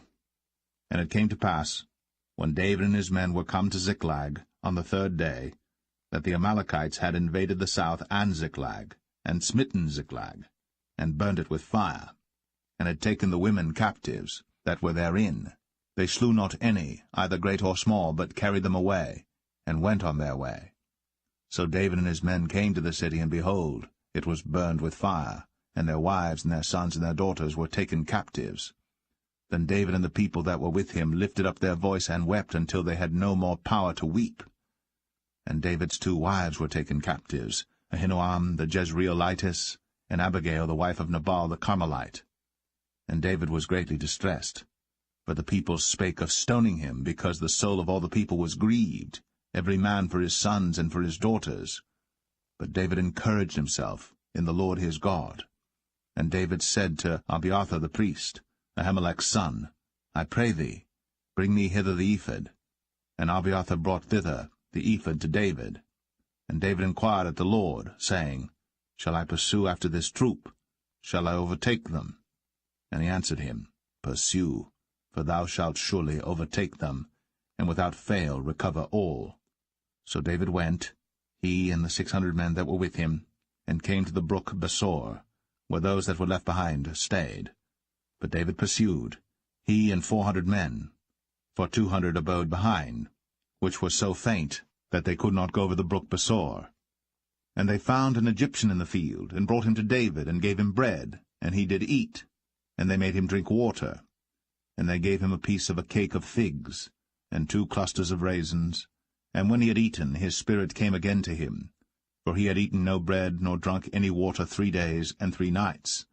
And David said unto him, To whom belongest thou, and whence art thou? And he said, I am a young man of Egypt, servant to an Amalekite, and my master left me, because 3 days agone I fell sick. We made an invasion upon the south of the Cherethites, and upon the coast which belongeth to Judah, and upon the south of Caleb, and we burned Ziklag with fire. And David said to him, Canst thou bring me down to this company? And he said, Swear unto me by God, that thou wilt neither kill me, nor deliver me into the hands of my master, and I will bring thee down to this company. And when he had brought him down, behold, they were spread abroad upon all the earth, eating and drinking and dancing, because of all the great spoil that they had taken out of the land of the Philistines, and out of the land of Judah. And David smote them from the twilight even unto the evening of the next day. And there escaped not a man of them, save 400 young men which rode upon camels and fled. And David recovered all that the Amalekites had carried away. And David rescued his 2 wives. And there was nothing lacking to them, neither small nor great, neither sons nor daughters, neither spoil nor anything that they had taken to them. David recovered all.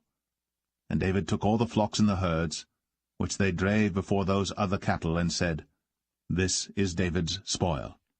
And David came to the 200 men, which were so faint that they could not follow David, whom they had made also to abide at the brook Besor. And they went forth to meet David, and to meet the people that were with him. And when David came near to the people, he saluted them. Then answered all the wicked men and men of Belial, of those that went with David, and said, Because they went not with us, we will not give them aught of the spoil that we have recovered, save to every man his wife and his children, that they may lead them away and depart. Then said David, Ye shall not do so, my brethren, with that which the Lord hath given us, who hath preserved us, and delivered the company that came against us into our hand. For who will hearken unto you in this matter? But as his part is that goeth down to the battle, so shall his part be that tarrieth by the stuff. They shall part alike. And it was so from that day forward that he made it a statute and an ordinance for Israel unto this day. And when David came to Ziklag, he sent of the spoil unto the elders of Judah, even to his friends, saying, Behold, a present for you of the spoil of the enemies of the Lord, to them which were in Bethel, and to them which were in South Ramoth, and to them which were in Jatir, and to them which were in Aroer, and to them which were in Siphmoth, and to them which were in Eshtemoa, and to them which were in Rakal, and to them which were in the cities of the Jerahmeelites, and to them which were in the cities of the Kenites, and to them which were in Hormah, and to them which were in Chor-Ashan, and to them which were in Athak, and to them which were in Hebron, and to all the places where David himself and his men were wont to haunt.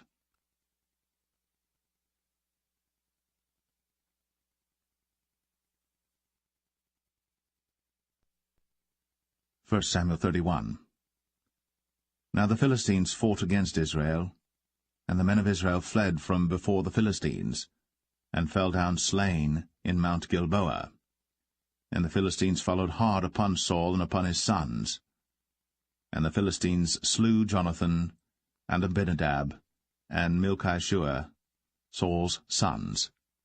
And the battle went sore against Saul. and the archers hit him, and he was sore wounded of the archers. Then said Saul unto his armor-bearer, Draw thy sword, and thrust me through therewith, lest these uncircumcised come and thrust me through and abuse me. But his armor-bearer would not, for he was sore afraid. Therefore Saul took a sword, and fell upon it. And when his armor-bearer saw that Saul was dead, he fell likewise upon his sword, and died with him. So Saul died, and his 3 sons, and his armor-bearer, and all his men, that same day together. And when the men of Israel that were on the other side of the valley, and they that were on the other side Jordan, saw that the men of Israel fled, and that Saul and his sons were dead, they forsook the cities and fled. And the Philistines came and dwelt in them. And it came to pass on the morrow, when the Philistines came to strip the slain, that they found Saul and his 3 sons fallen in Mount Gilboa. And they cut off his head, and stripped off his armor, and sent into the land of the Philistines round about to publish it in the house of their idols, and among the people. And they put his armor in the house of Ashtoreth, and they fastened his body to the wall of Bethshan. And when the inhabitants of Jabesh-Gilead heard of that which the Philistines had done to Saul, all the valiant men arose, and went all night, and took the body of Saul, and the bodies of his sons from the wall of Bethshan, and came to Jabesh, and burnt them there. And they took their bones, and buried them under a tree at Jabesh, and fasted 7 days.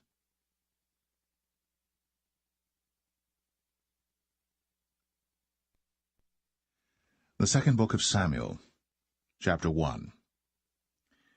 Now it came to pass after the death of Saul, when David was returned from the slaughter of the Amalekites, and David had abode 2 days in Ziklag, it came even to pass on the 3rd day that, behold, a man came out of the camp from Saul with his clothes rent, and earth upon his head. And so it was when he came to David, that he fell to the earth, and did obeisance. And David said unto him, From whence comest thou? And he said unto him, Out of the camp of Israel am I escaped. And David said unto him, How went the matter? I pray thee, tell me. And he answered, That the people are fled from the battle, and many of the people also are fallen and dead. And Saul and Jonathan his son are dead also. Then David said unto the young man that told him, How knowest thou that Saul and Jonathan his son be dead? And the young man that told him said, As I happened by chance upon Mount Gilboa, behold, Saul leaned upon his spear, and lo, the chariots and horsemen followed hard after him.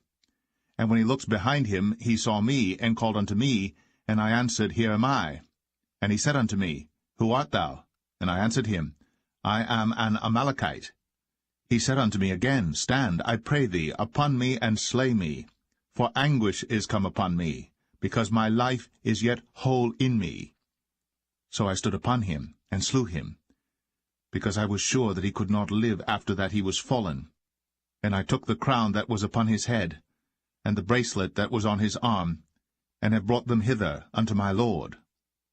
Then David took hold on his clothes, and rent them, and likewise all the men that were with him.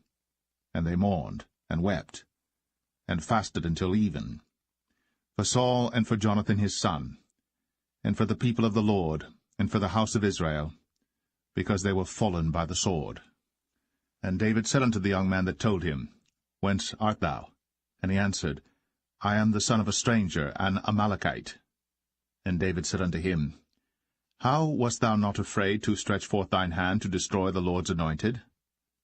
And David called one of the young men, and said, Go near, and fall upon him. And he smote him that he died.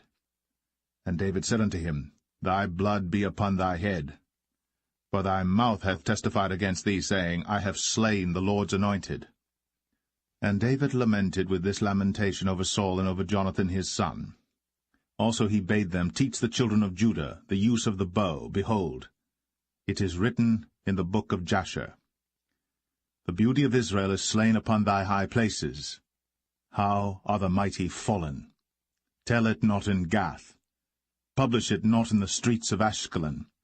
lest the daughters of the Philistines rejoice, lest the daughters of the uncircumcised triumph. Ye mountains of Gilboa, let there be no dew, neither let there be rain upon you, nor fields of offerings. For there the shield of the mighty is vilely cast away, the shield of Saul, as though he had not been anointed with oil. From the blood of the slain, from the fat of the mighty, the bow of Jonathan turned not back, and the sword of Saul returned not empty. Saul and Jonathan were lovely and pleasant in their lives, and in their death they were not divided. They were swifter than eagles. They were stronger than lions. Ye daughters of Israel, weep over Saul, who clothed you in scarlet, with other delights, who put on ornaments of gold upon your apparel. How are the mighty fallen in the midst of the battle, O Jonathan! Thou wast slain in thine high places. I am distressed for thee, my brother Jonathan. Very pleasant hast thou been unto me. Thy love to me was wonderful, passing the love of women. How are the mighty fallen, and the weapons of war perished.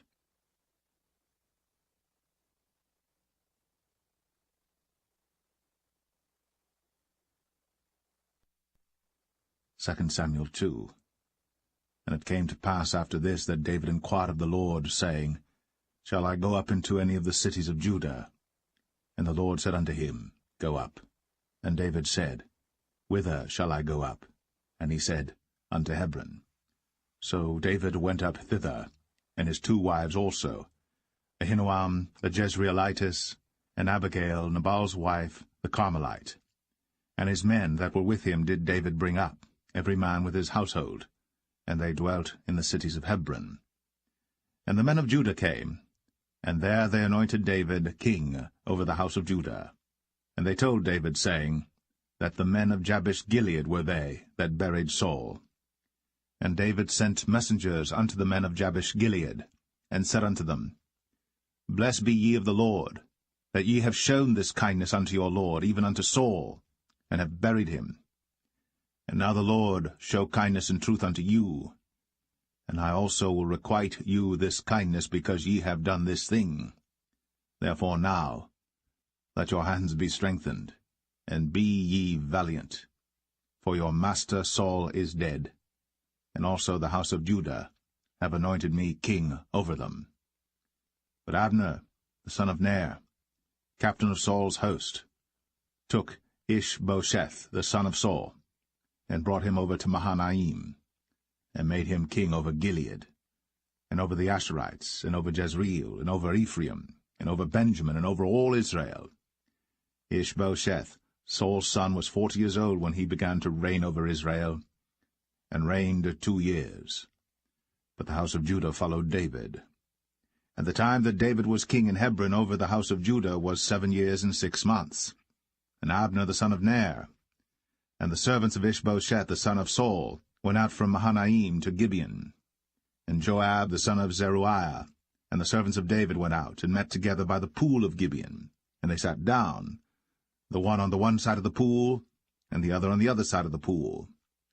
And Abner said to Joab, Let the young men now arise, and play before us.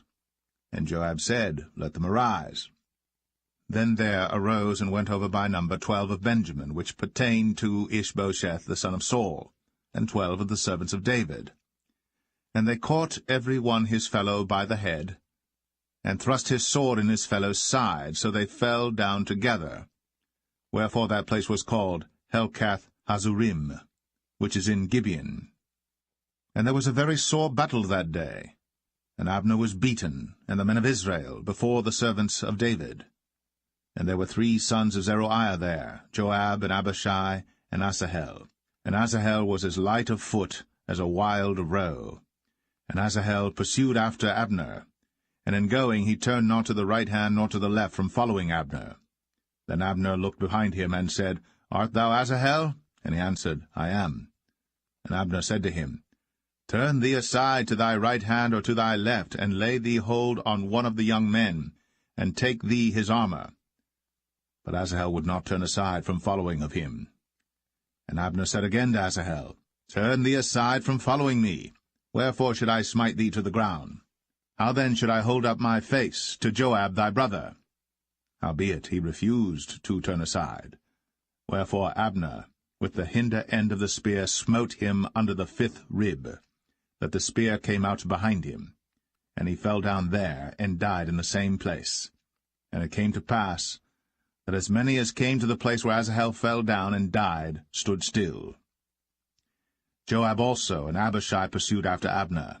And the sun went down when they were come to the hill of Ammah, that lieth before Giah by the way of the wilderness of Gibeon.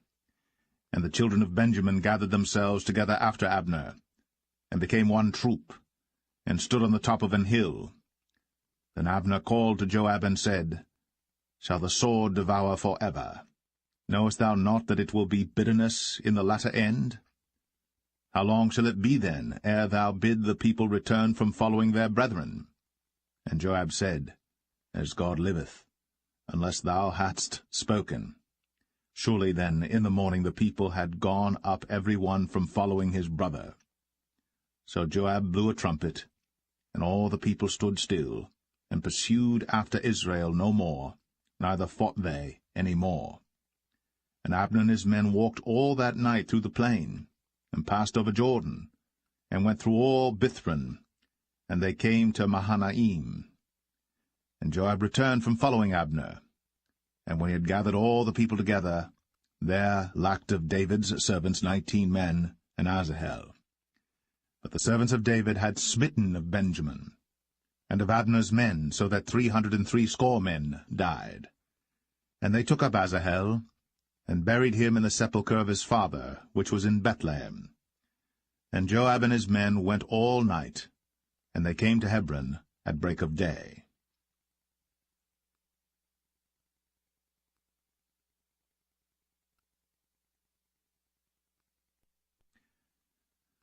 2 Samuel 3.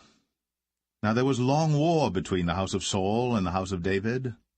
But David waxed stronger and stronger, and the house of Saul waxed weaker and weaker. And unto David were sons born in Hebron, and his firstborn was Amnon, of Ahinoam the Jezreelitess, and his second Chileab, of Abigail the wife of Nabal the Carmelite, and the third Absalom the son of Maacah the daughter of Talmai king of Geshur, and the fourth Adonijah the son of Haggith, and the fifth Shephatiah the son of Abital, and the sixth Ithream by Eglah David's wife. These were born to David in Hebron. And it came to pass, while there was war between the house of Saul and the house of David, that Abner made himself strong for the house of Saul. And Saul had a concubine, whose name was Rizpah, the daughter of Ai. And Ishbosheth said to Abner, Wherefore hast thou gone in unto my father's concubine? Then was Abner very wroth for the words of Ishbosheth, and said, Am I a dog's head, which against Judah do show kindness this day unto the house of Saul thy father, to his brethren, and to his friends, and have not delivered thee into the hand of David, that thou chargest me today with a fault concerning this woman? So do God to Abner, and more also, except as the Lord hath sworn to David, even so I do to him, to translate the kingdom from the house of Saul, and to set up the throne of David over Israel and over Judah, from Dan even to Beersheba. And he could not answer Abner a word again, because he feared him. And Abner sent messengers to David on his behalf, saying, Whose is the land? Saying also, Make thy league with me, and behold, my hand shall be with thee, to bring about all Israel unto thee. And he said, Well, I will make a league with thee. But one thing I require of thee, that is, thou shalt not see my face, except thou first bring Michal, Saul's daughter, when thou comest to see my face. And David sent messengers to Ishbosheth, Saul's son, saying, Deliver me my wife Michal, which I espoused to me, for 100 foreskins of the Philistines. And Ishbosheth sent and took her from her husband, even from Phaltiel, the son of Laish.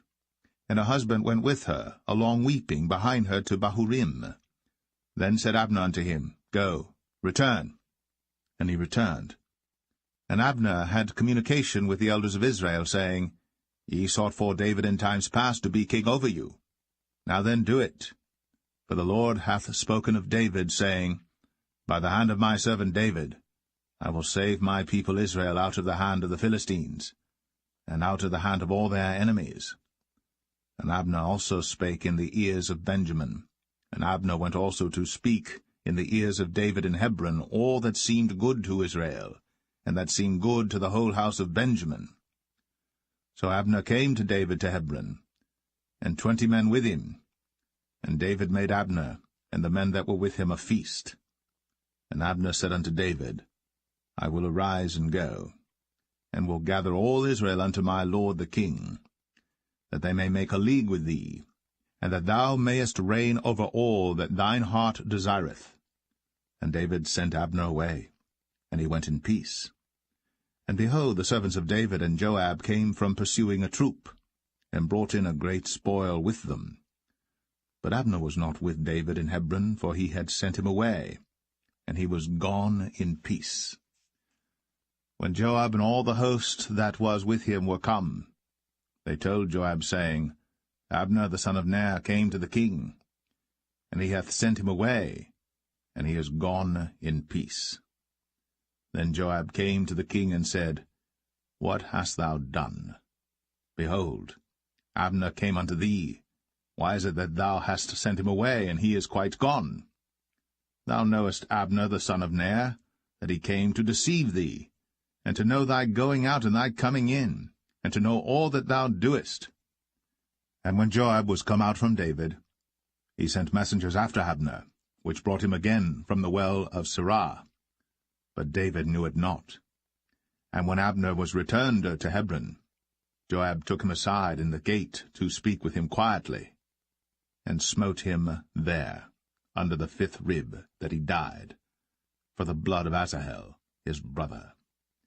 And afterward, when David heard it, he said, I and my kingdom are guiltless before the Lord, for ever, from the blood of Abner the son of Ner. Let it rest on the head of Joab, and on all his father's house.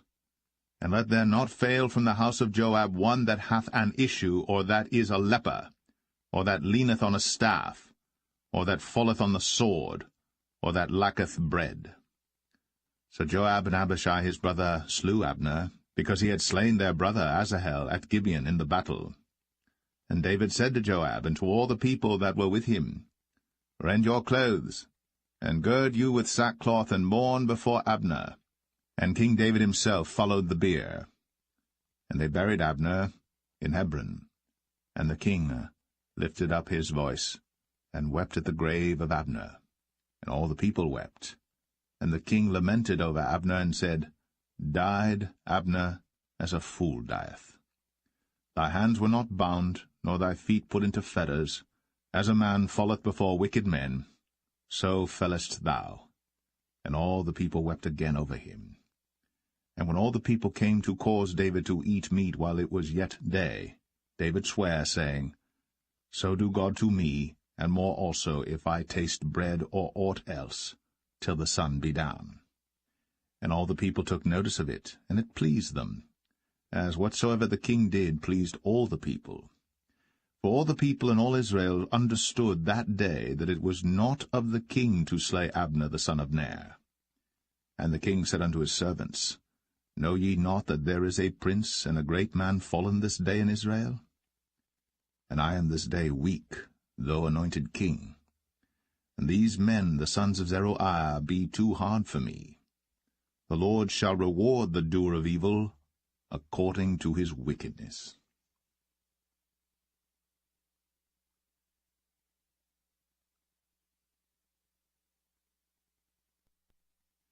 2 Samuel 4.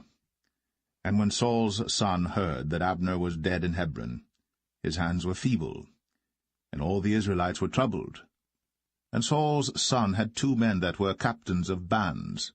The name of the one was Baanah, and the name of the other Rechab, the sons of Rimmon, a Beerothite, of the children of Benjamin. For Beeroth also was reckoned to Benjamin. And the Beerothites fled to Gittaim, and were sojourners there until this day. And Jonathan, Saul's son, had a son that was lame of his feet. He was 5 years old when the tidings came of Saul and Jonathan out of Jezreel. And his nurse took him up, and fled. And it came to pass, as she made haste to flee, that he fell and became lame. And his name was Mephibosheth. And the sons of Rimmon the Beerothite, Rechab and Baanah, went, and came about the heat of the day to the house of Ishbosheth, who lay on a bed, at noon. And they came thither into the midst of the house, as though they would have fetched wheat, and they smote him under the 5th rib. And Rechab and Baanah his brother escaped. For when they came into the house, he lay on his bed in his bedchamber, and they smote him, and slew him, and beheaded him, and took his head, and gat them away through the plain all night. And they brought the head of Ishbosheth unto David to Hebron, and said to the king, Behold, the head of Ishbosheth, the son of Saul, thine enemy, which sought thy life. And the Lord hath avenged my lord the king this day of Saul, and of his seed. And David answered Rechab and Baanah his brother, the sons of Rimmon the Beerothite, and said unto them, As the Lord liveth, who hath redeemed my soul out of all adversity? When one told me, saying, Behold, Saul is dead, thinking to have brought good tidings, I took hold of him, and slew him in Ziklag, who thought that I would have given him a reward for his tidings. How much more, when wicked men have slain a righteous person in his own house upon his bed? Shall I not therefore now require his blood of your hand, and take you away from the earth? And David commanded his young men, and they slew them, and cut off their hands and their feet, and hanged them up over the pool in Hebron. But they took the head of Ishbosheth, and buried it in the sepulchre of Abner in Hebron.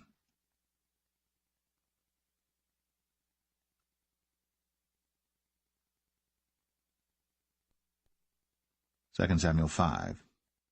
Then came all the tribes of Israel to David unto Hebron, and spake, saying, Behold, we are thy bone and thy flesh. Also in time past, when Saul was king over us, thou wast he that leddest out and broughtest in Israel. And the Lord said to thee, Thou shalt feed my people Israel, and thou shalt be a captain over Israel. So all the elders of Israel came to the king to Hebron, and King David made a league with them in Hebron before the Lord, and they anointed David king over Israel. David was 30 years old when he began to reign, and he reigned 40 years. In Hebron he reigned over Judah 7 years and 6 months, and in Jerusalem he reigned 33 years over all Israel and Judah. And the king and his men went to Jerusalem unto the Jebusites, the inhabitants of the land, which spake unto David, saying, Except thou take away the blind and the lame, thou shalt not come in hither, thinking, David cannot come in hither. Nevertheless, David took the stronghold of Zion, the same is the city of David. And David said on that day, Whosoever getteth up to the gutter, and smiteth the Jebusites, and the lame and the blind, that are hated of David's soul, he shall be chief and captain. Wherefore they said, The blind and the lame shall not come into the house. So David dwelt in the fort, and called it the city of David. And David built round about from Millo and inward. And David went on, and grew great, and the Lord God of hosts was with him. And Hiram king of Tyre sent messengers to David, and cedar trees, and carpenters, and masons, and they built David an house. And David perceived that the Lord had established him king over Israel, and that he had exalted his kingdom for his people Israel's sake. And David took him more concubines and wives out of Jerusalem, after he was come from Hebron, and there were yet sons and daughters born to David. And these be the names of those that were born unto him in Jerusalem, Shammua, and Shobab, and Nathan, and Solomon, Ibhar also, and Elishua, and Nepheg, and Japhia, and Elishama, and Eliada, and Eliphalet.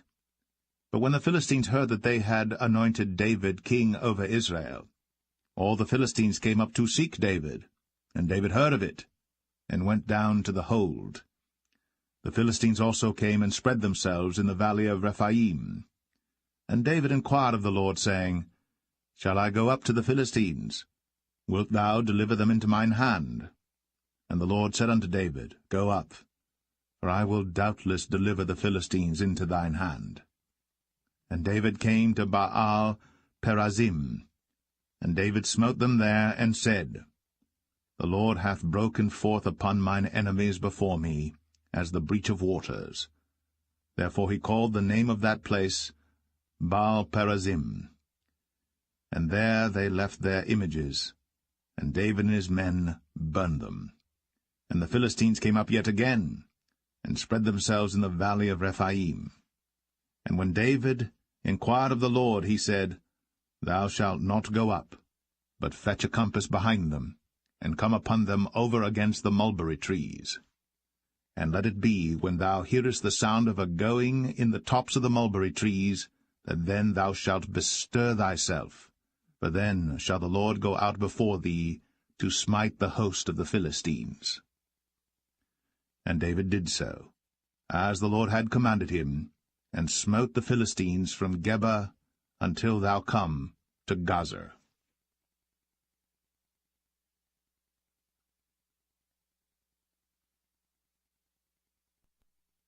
2 Samuel 6.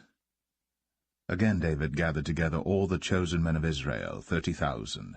And David arose and went with all the people that were with him from Baale of Judah, to bring up from thence the ark of God, whose name is called by the name of the Lord of hosts, that dwelleth between the cherubims. And they set the ark of God upon a new cart, and brought it out of the house of Abinadab that was in Gibeah. And Uzzah and Ahio, the sons of Abinadab, drave the new cart. And they brought it out of the house of Abinadab, which was at Gibeah, accompanying the ark of God, and Ahio went before the ark. And David and all the house of Israel played before the Lord in all manner of instruments made of fir wood, even on harps, and on psalteries, and on timbrels, and on cornets, and on cymbals. And when they came to Nachon's threshing floor, Uzzah put forth his hand to the ark of God, and took hold of it, for the oxen shook it. And the anger of the Lord was kindled against Uzzah, and God smote him there for his error. And there he died by the ark of God. And David was displeased, because the Lord had made a breach upon Uzzah. And he called the name of the place Perez Uzzah to this day. And David was afraid of the Lord that day, and said, How shall the ark of the Lord come to me? So David would not remove the ark of the Lord unto him into the city of David. But David carried it aside into the house of Obed-Edom the Gittite. And the ark of the Lord continued in the house of Obed-Edom the Gittite 3 months. And the Lord blessed Obed-Edom and all his household. And it was told King David, saying, The Lord hath blessed the house of Obed-Edom, and all that pertaineth unto him, because of the ark of God. So David went and brought up the ark of God from the house of Obed-Edom into the city of David with gladness. And it was so, that when they that bare the ark of the Lord had gone 6 paces, he sacrificed oxen and fatlings. And David danced before the Lord with all his might. And David was girded with a linen ephod. So David and all the house of Israel brought up the ark of the Lord with shouting, and with the sound of the trumpet. And as the ark of the Lord came into the city of David, Michal, Saul's daughter, looked through a window, and saw King David leaping and dancing before the Lord. And she despised him in her heart. And they brought in the ark of the Lord, and set it in his place in the midst of the tabernacle that David had pitched for it. And David offered burnt offerings and peace offerings before the Lord. And as soon as David had made an end of offering burnt offerings and peace offerings, he blessed the people in the name of the Lord of hosts. And he dealt among all the people, even among the whole multitude of Israel, as well to the women as men, to every one a cake of bread, and a good piece of flesh, and a flagon of wine. So all the people departed every one to his house. Then David returned to bless his household, and Michal, the daughter of Saul, came out to meet David, and said, How glorious was the king of Israel today, who uncovered himself today in the eyes of the handmaids of his servants, as one of the vain fellows shamelessly uncovereth himself. And David said unto Michal, It was before the Lord which chose me before thy father, and before all his house, to appoint me ruler over the people of the Lord, over Israel. Therefore will I play before the Lord. And I will yet be more vile than thus, and will be base in mine own sight. And of the maidservants which thou hast spoken of them shall I be had in honor. Therefore Michal, the daughter of Saul, had no child unto the day of her death.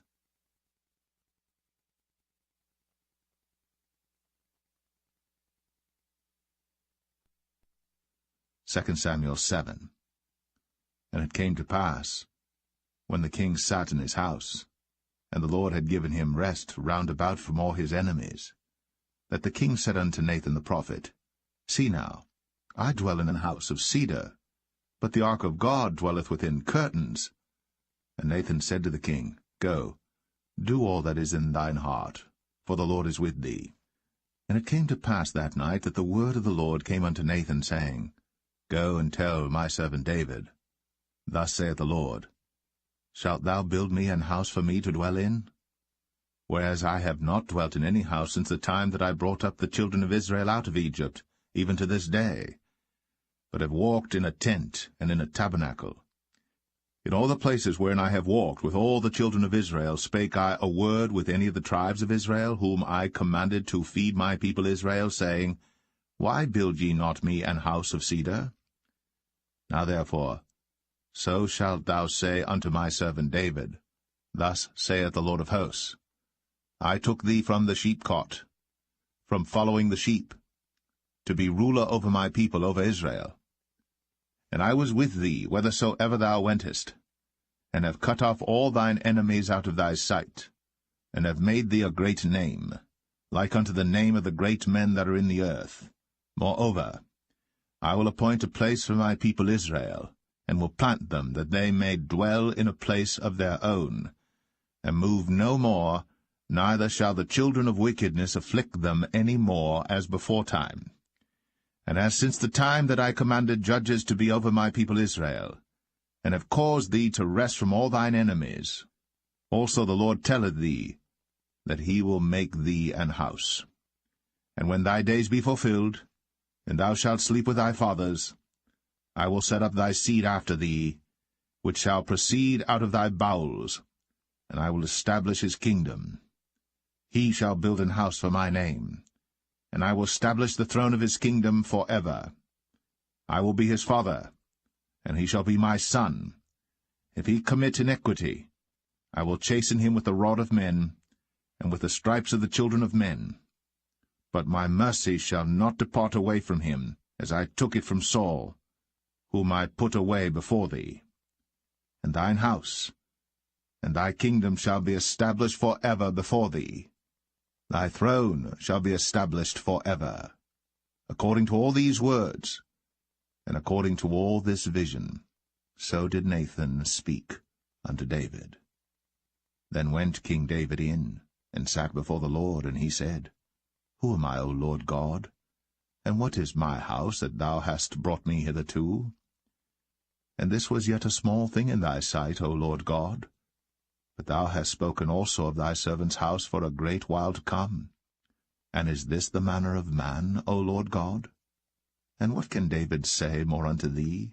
For thou, Lord God, knowest thy servant. For thy word's sake, and according to thine own heart, hast thou done all these great things, to make thy servant know them. Wherefore thou art great, O Lord God. For there is none like thee, neither is there any God beside thee, according to all that we have heard with our ears.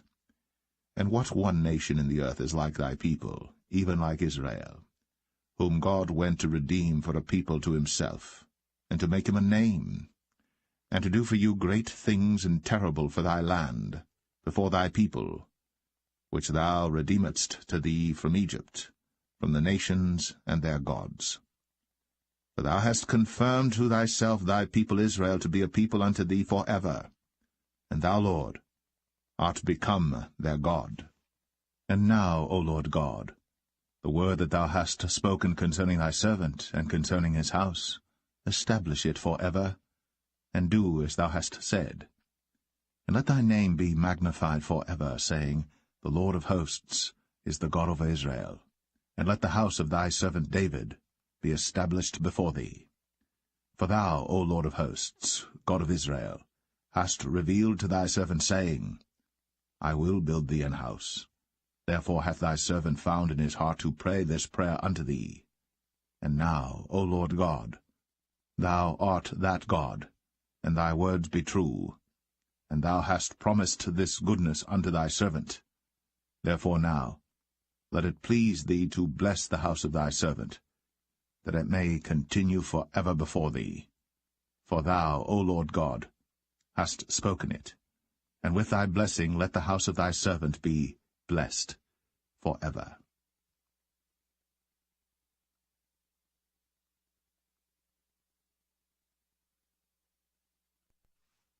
2 Samuel 8. And after this, it came to pass that David smote the Philistines, and subdued them. And David took Metheg Ammah out of the hand of the Philistines. And he smote Moab, and measured them with a line, casting them down to the ground. Even with 2 lines measured he, to put to death, and with 1 full line to keep alive.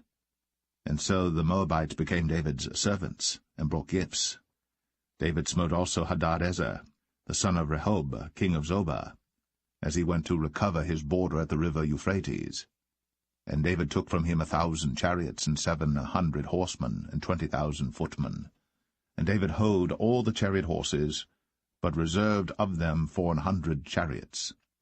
And when the Syrians of Damascus came to succor Hadadezer, king of Zobah, David slew of the Syrians 22,000 men. Then David put garrisons in Syria of Damascus, and the Syrians became servants to David and brought gifts. And the Lord preserved David whithersoever he went. And David took the shields of gold that were on the servants of Hadadezer, and brought them to Jerusalem. And from Betah and from Berothai, cities of Hadadezer, King David took exceeding much brass. When Toi, king of Hamath, heard that David had smitten all the host of Hadadezer, then Toi sent Joram his son unto King David to salute him and to bless him, because he had fought against Hadadezer, and smitten him. For Hadadezer had wars with Toi. And Joram brought with him vessels of silver, and vessels of gold, and vessels of brass, which also King David did dedicate unto the Lord, with the silver and gold that he had dedicated of all nations which he subdued, of Syria, and of Moab, and of the children of Ammon, and of the Philistines, and of Amalek, and of the spoil of Hadadezer, son of Rehob, king of Zobah. And David gat him a name when he returned from smiting of the Syrians in the valley of Salt, being 18,000 men. And he put garrisons in Edom. Throughout all Edom put he garrisons, and all they of Edom became David's servants. And the Lord preserved David whithersoever he went. And David reigned over all Israel. And David executed judgment and justice unto all his people. And Joab the son of Zeruiah was over the host, and Jehoshaphat the son of Ahilud was recorder, and Zadok the son of Ahitub, and Ahimelech the son of Abiathar were the priests, and Seraiah was the scribe, and Benaniah the son of Jehoiada was over both the Cherethites and the Pelethites, and David's sons were chief rulers.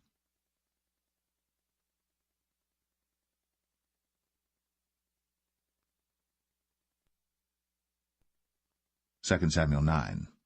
And David said, Is there yet any that is left of the house of Saul, that I may show him kindness for Jonathan's sake?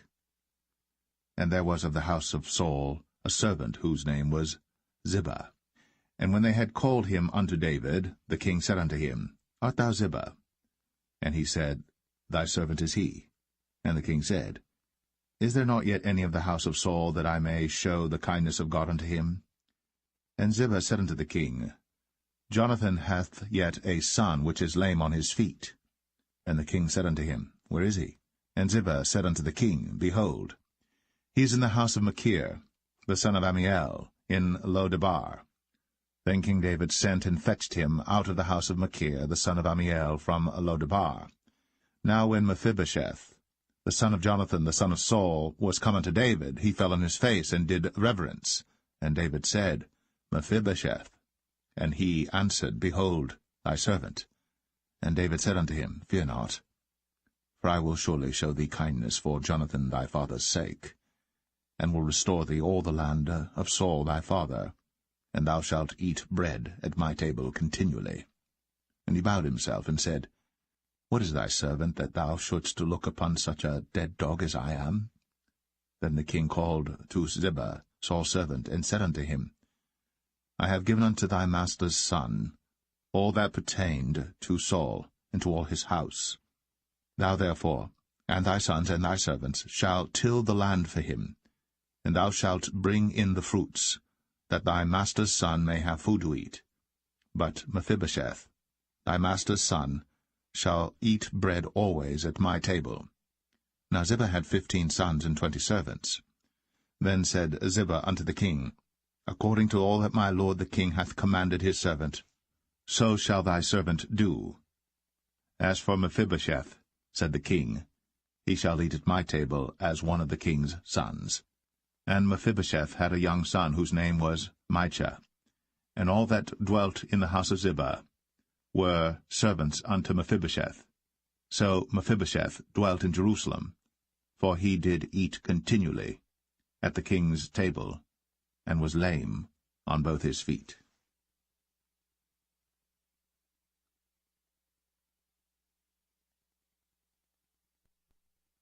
Second Samuel 10.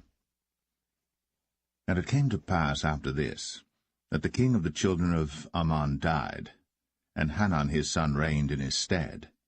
Then said David, I will show kindness unto Hanan the son of Nahash, as his father showed kindness unto me.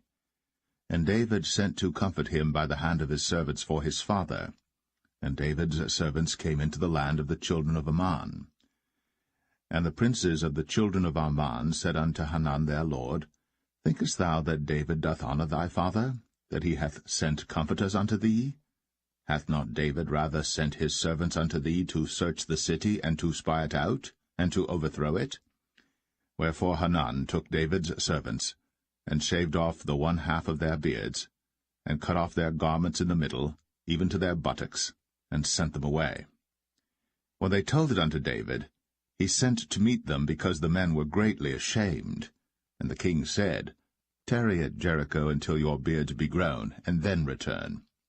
And when the children of Ammon saw that they stank before David, the children of Ammon sent and hired the Syrians of Beth-rehob, and the Syrians of Zobah, 20,000 footmen, and of King Maachah 1,000 men, and of Ishtab 12,000 men. And when David heard of it, he sent Joab and all the host of the mighty men. And the children of Ammon came out and put the battle in array at the entering in of the gate. And the Syrians of Zobah, and of Rehob, and Ishtab, and Maachah were by themselves in the field. When Joab saw that the front of the battle was against him before and behind, he chose of all the choice men of Israel, and put them in array against the Syrians. And the rest of the people he delivered into the hand of Abishai his brother, that he might put them in array against the children of Ammon. And he said, If the Syrians be too strong for me, then thou shalt help me. But if the children of Ammon be too strong for thee, then I will come and help thee. Be of good courage. Let us play the men for our people, and for the cities of our God. And the Lord do that which seemeth him good. And Joab drew nigh, and the people that were with him, unto the battle against the Syrians. And they fled before him. And when the children of Ammon saw that the Syrians were fled, then fled they also before Abishai, and entered into the city. So Joab returned from the children of Ammon, and came to Jerusalem. And when the Syrians saw that they were smitten before Israel, they gathered themselves together. And Hadarezer sent, and brought out the Syrians that were beyond the river, and they came to Helam. And Shobach, the captain of the host of Hadarezer, went before them. And when it was told David, he gathered all Israel together, and passed over Jordan, and came to Helam. And the Syrians set themselves in array against David, and fought with him. And the Syrians fled before Israel. And David slew the men of 700 chariots of the Syrians, and 40,000 horsemen, and smote Shobach, the captain of their host, who died there. And when all the kings that were servants to Hadarezer saw that they were smitten before Israel, they made peace with Israel, and served them. So the Syrians feared to help the children of Ammon any more.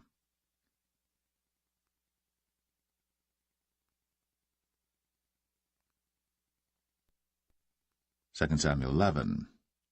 And it came to pass, after the year was expired, at the time when kings go forth to battle, that David sent Joab and his servants with him, and all Israel.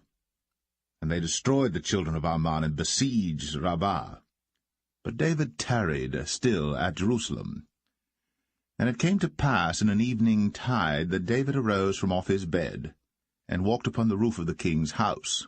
And from the roof he saw a woman washing herself, and the woman was very beautiful to look upon. And David sent and inquired after the woman. And one said, Is not this Bathsheba, the daughter of Eliam, the wife of Uriah the Hittite? And David sent messengers, and took her. And she came in unto him, and he lay with her. For she was purified from her uncleanness, and she returned unto her house.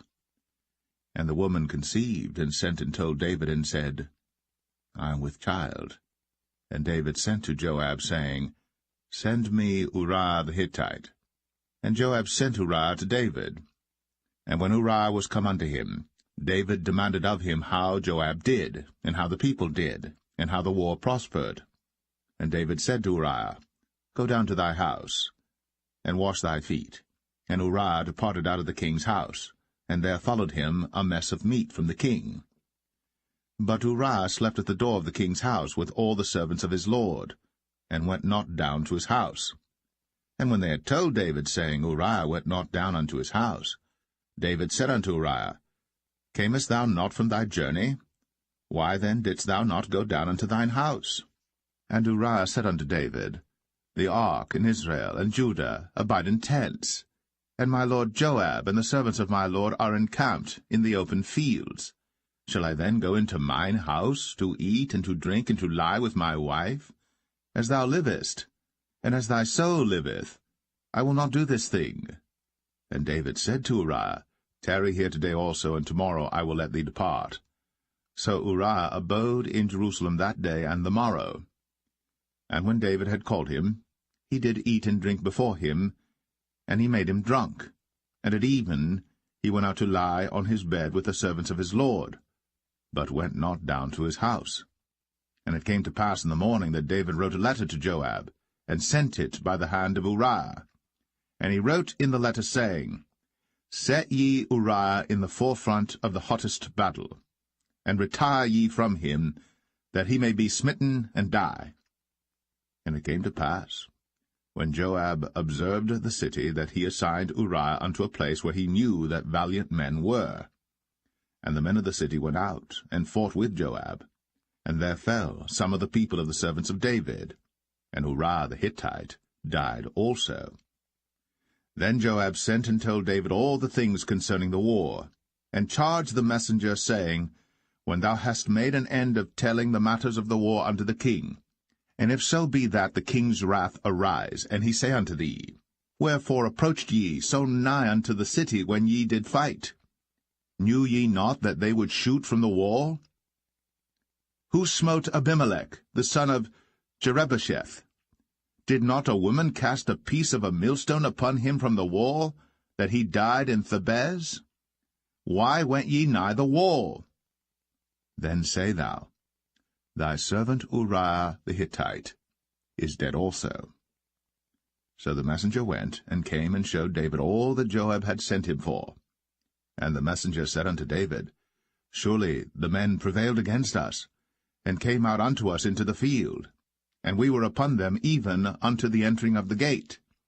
And the shooters shot from off the wall upon thy servants, and some of the king's servants be dead, and thy servant Uriah the Hittite is dead also.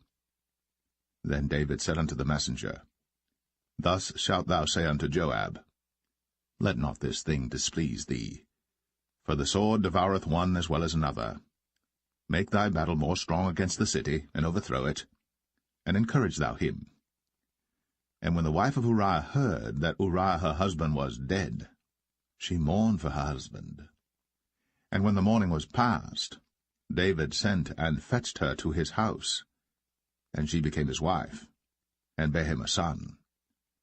But the thing that David had done displeased the Lord.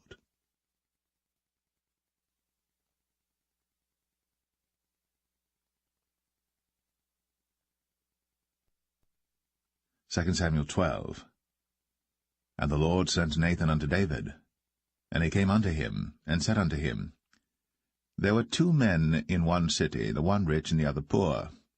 The rich man had exceeding many flocks and herds, but the poor man had nothing save one little ewe lamb, which he had bought and nourished up. And it grew up together with him, and with his children. It did eat of his own meat, and drank of his own cup, and lay in his bosom, and was unto him as a daughter.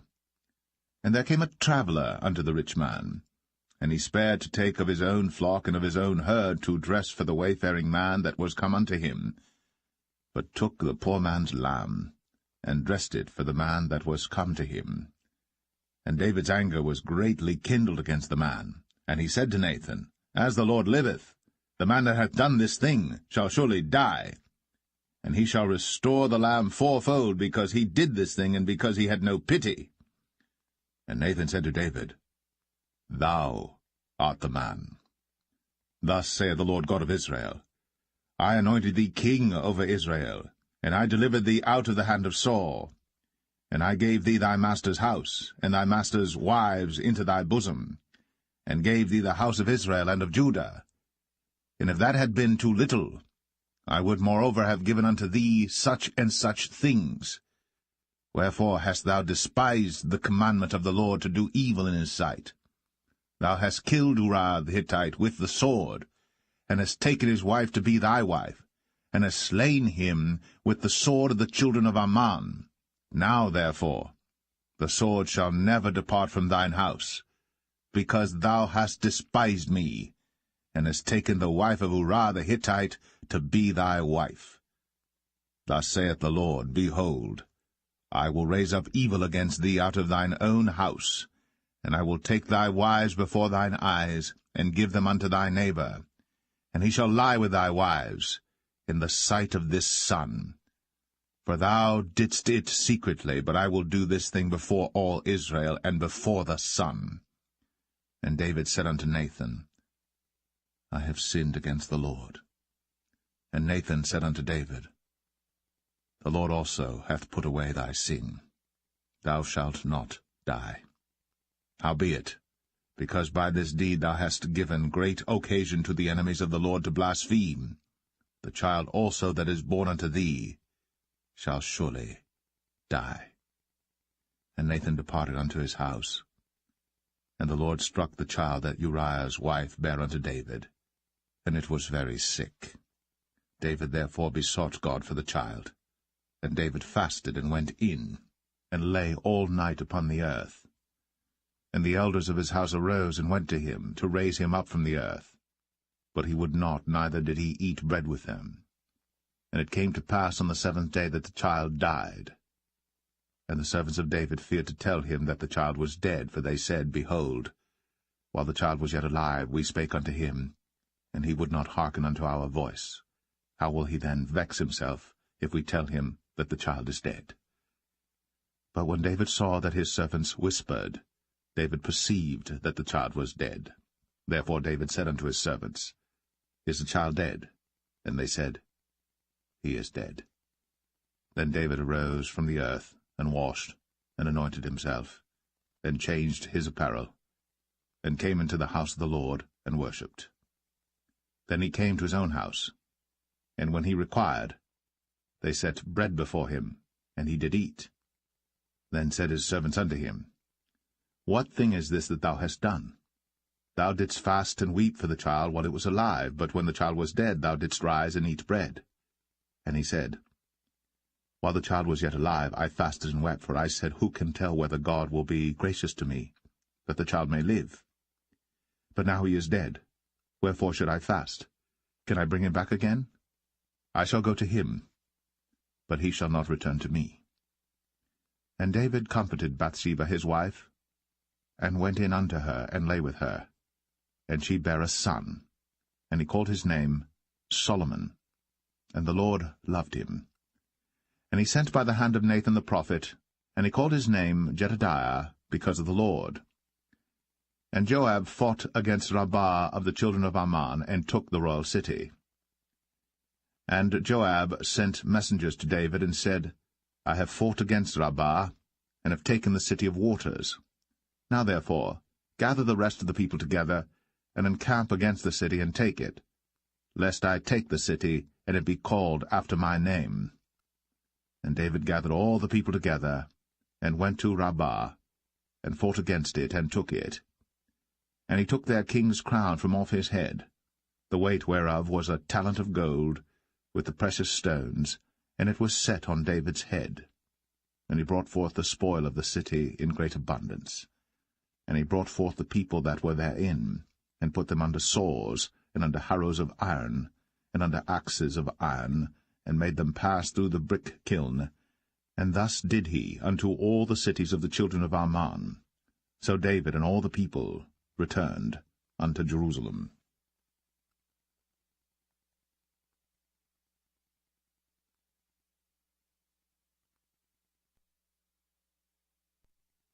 Second Samuel 13. And it came to pass after this, that Absalom the son of David had a fair sister whose name was Tamar, and Amnon the son of David loved her. And Amnon was so vexed that he felt sick for his sister Tamar, for she was a virgin, and Amnon thought it hard for him to do anything to her. But Amnon had a friend whose name was Jonadab, the son of Shimea, David's brother. And Jonadab was a very subtle man. And he said unto him, Why art thou, being the king's son, lean from day to day? Wilt thou not tell me?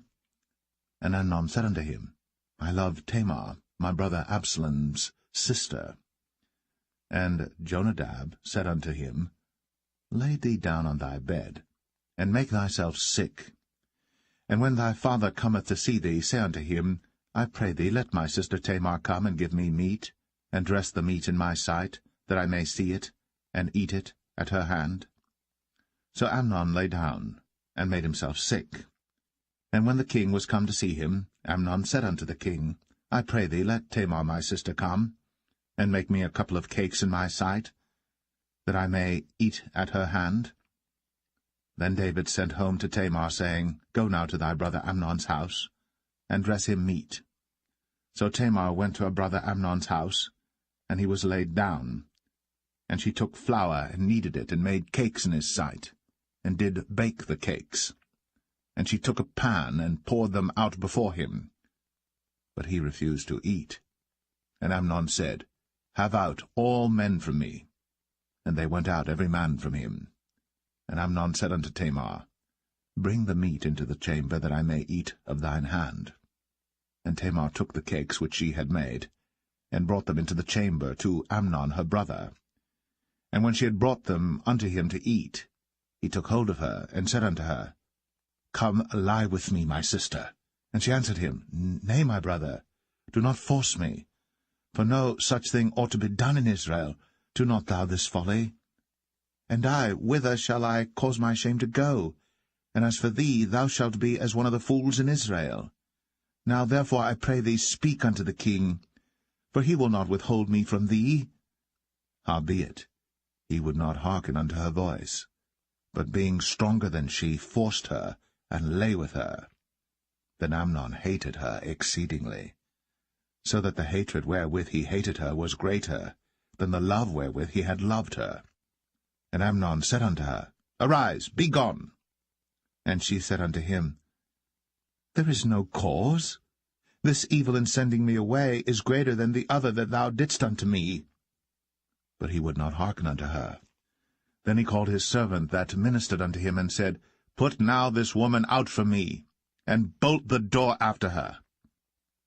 And she had a garment of divers colours upon her, for with such robes were the king's daughters that were virgins apparelled. Then his servant brought her out, and bolted the door after her. And Tamar put ashes on her head, and rent her garment of divers colours that was on her, and laid her hand on her head, and went on crying. And Absalom, her brother, said unto her, Hath Amnon thy brother been with thee? But hold now thy peace, my sister. He is thy brother. Regard not this thing. So Tamar remained desolate in her brother Absalom's house. But when King David heard of all these things, he was very wroth. And Absalom spake unto his brother Amnon, neither good nor bad, for Absalom hated Amnon, because he had forced his sister Tamar. And it came to pass after 2 full years, that Absalom had sheep-shearers in Baal-Hazor, which is beside Ephraim. And Absalom invited all the king's sons. And Absalom came to the king and said, Behold now, thy servant hath sheep-shearers. Let the king, I beseech thee, and his servants go with thy servant. And the king said to Absalom, Nay, my son, let us not all now go, lest we be chargeable unto thee. And he pressed him, howbeit he would not go, but blessed him.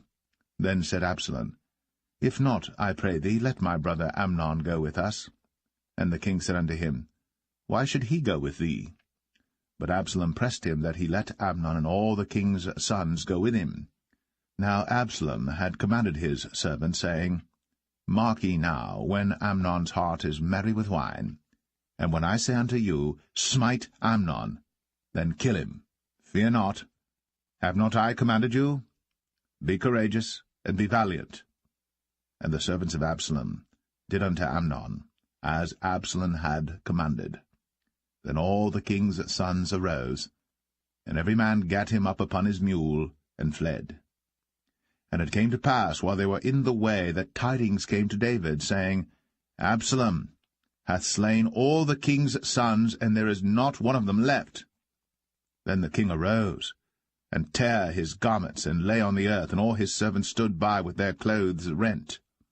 And Jonadab, the son of Shemaiah, David's brother, answered and said, Let not my lord suppose that they have slain all the young men, the king's sons, for Amnon only is dead.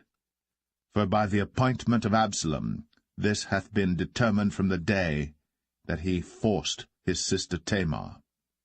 Now therefore, let not my lord the king take the thing to his heart, to think that all the king's sons are dead, for Amnon only is dead.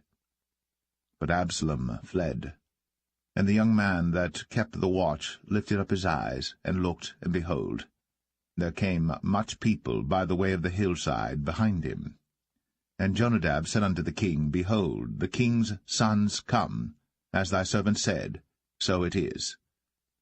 And it came to pass, as soon as he had made an end of speaking, that, behold, the king's sons came, and lifted up their voice, and wept. And the king also and all his servants wept very sore. But Absalom fled and went to Talmai, the son of Ammihud, king of Geshur. And David mourned for his son every day. So Absalom fled, and went to Geshur, and was there 3 years. And the soul of King David longed to go forth unto Absalom, for he was comforted concerning Amnon, seeing he was dead.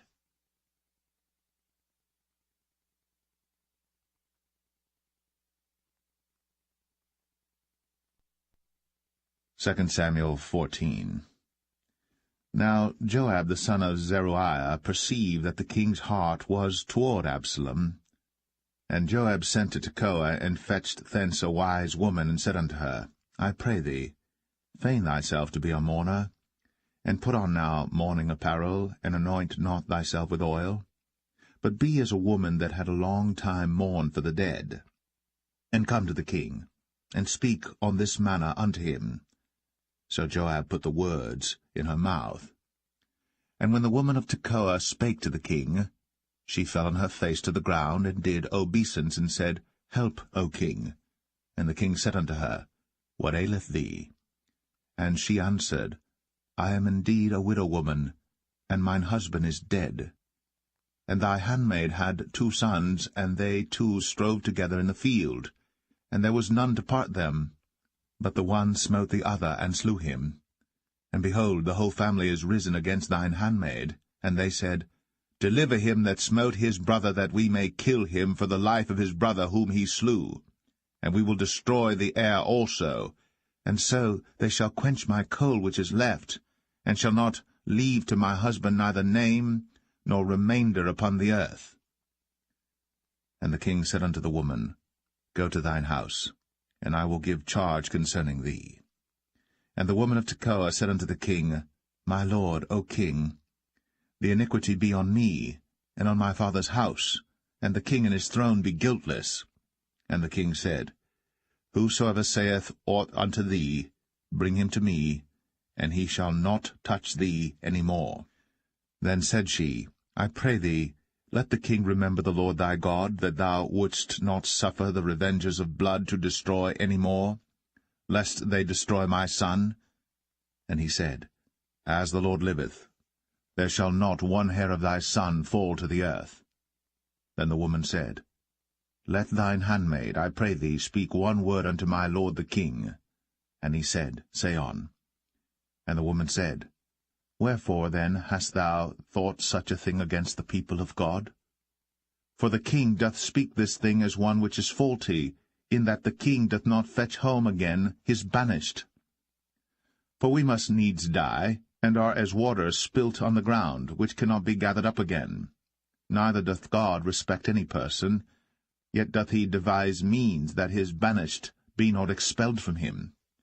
Now therefore that I am come to speak of this thing unto my lord the king, it is because the people have made me afraid. And thy handmaid said, I will now speak unto the king. It may be that the king will perform the request of his handmaid. For the king will hear to deliver his handmaid out of the hand of the man that would destroy me and my son together out of the inheritance of God. Then thine handmaid said, The word of my lord the king shall now be comfortable. For as an angel of God, so is my lord the king to discern good and bad. Therefore the Lord thy God will be with thee. Then the king answered and said unto the woman, Hide not from me, I pray thee, the thing that I shall ask thee. And the woman said, Let my lord the king now speak. And the king said, Is not the hand of Joab with thee in all this? And the woman answered and said, As thy soul liveth, my lord the king, none can turn to the right hand or to the left from aught that my lord the king hath spoken. For thy servant Joab, he bade me, and he put all these words in the mouth of thine handmaid. To fetch about this former speech hath thy servant Joab done this thing. And my lord is wise, according to the wisdom of an angel of God, to know all things that are in the earth. And the king said unto Joab, Behold now, I have done this thing. Go therefore, bring the young man Absalom again. And Joab fell to the ground on his face, and bowed himself, and thanked the king. And Joab said, Today thy servant knoweth that I have found grace in thy sight, my lord, O king, in that the king hath fulfilled the request of his servant.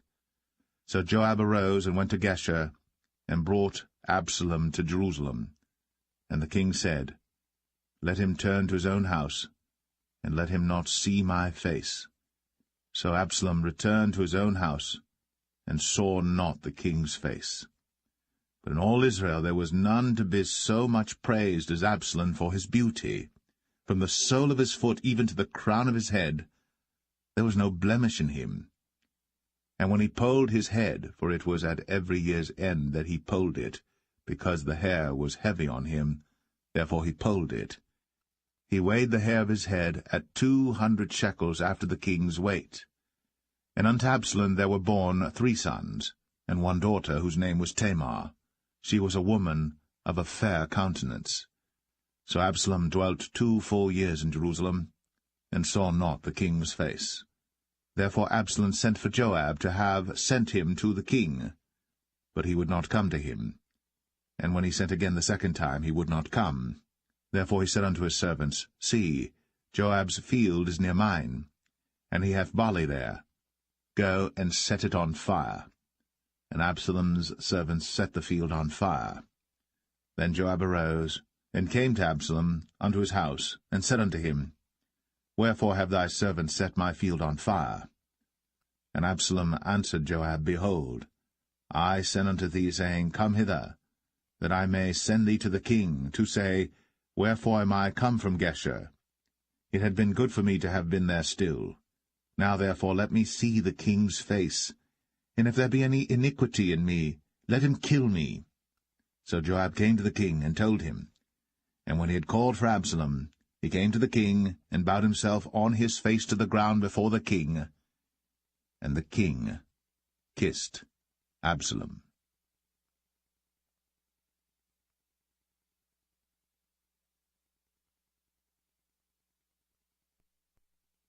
2 Samuel 15.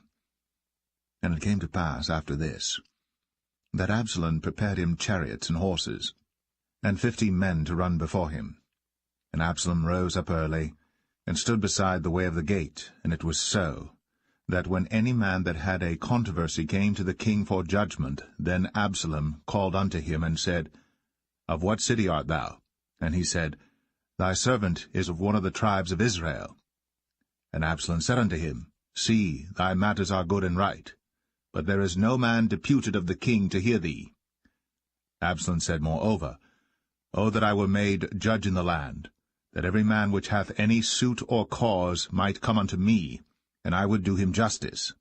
And it was so, that when any man came nigh to him to do him obeisance, he put forth his hand, and took him, and kissed him. And on this manner did Absalom to all Israel that came to the king for judgment. So Absalom stole the hearts of the men of Israel.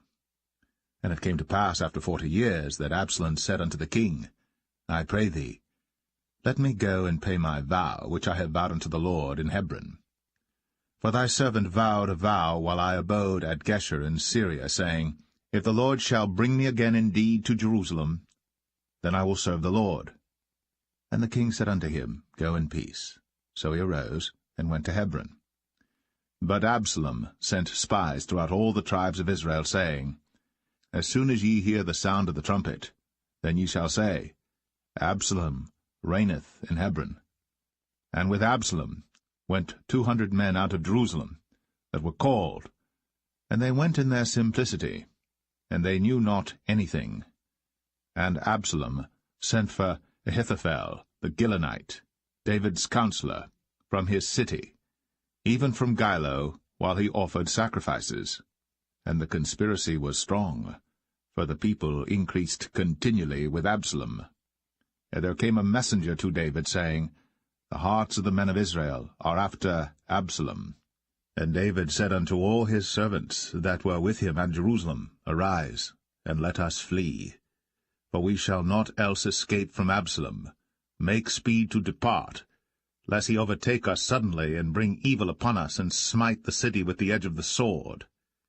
And the king's servant said unto the king, Behold, thy servants are ready to do whatsoever my lord the king shall appoint. And the king went forth, and all his household after him. And the king left 10 women which were concubines to keep the house. And the king went forth, and all the people after him, and tarried in a place that was far off. And all his servants passed on beside him, and all the Cherethites, and all the Pelethites, and all the Gittites, 600 men which came after him from Gath, passed on before the king. Then said the king to Ittai the Gittite, Wherefore goest thou also with us? Return to thy place, and abide with the king, for thou art a stranger, and also an exile.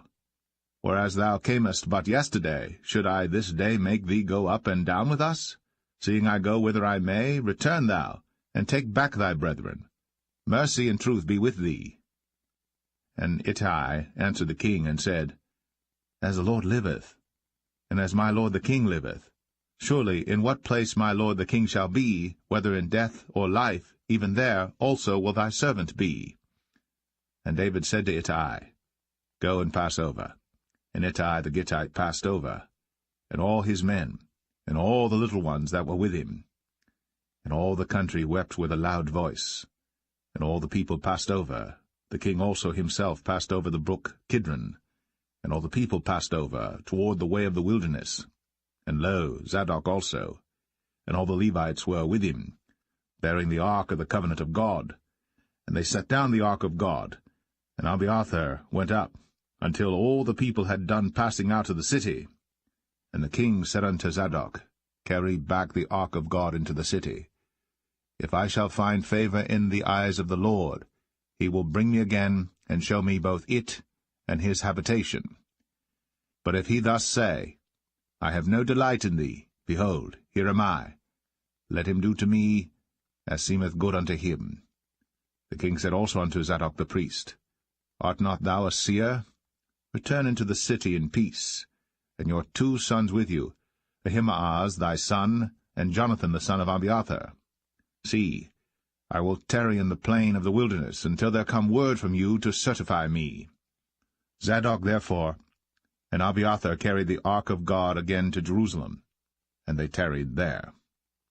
And David went up by the ascent of Mount Olivet, and wept as he went up, and had his head covered, and he went barefoot, and all the people that was with him covered every man his head, and they went up, weeping as they went up.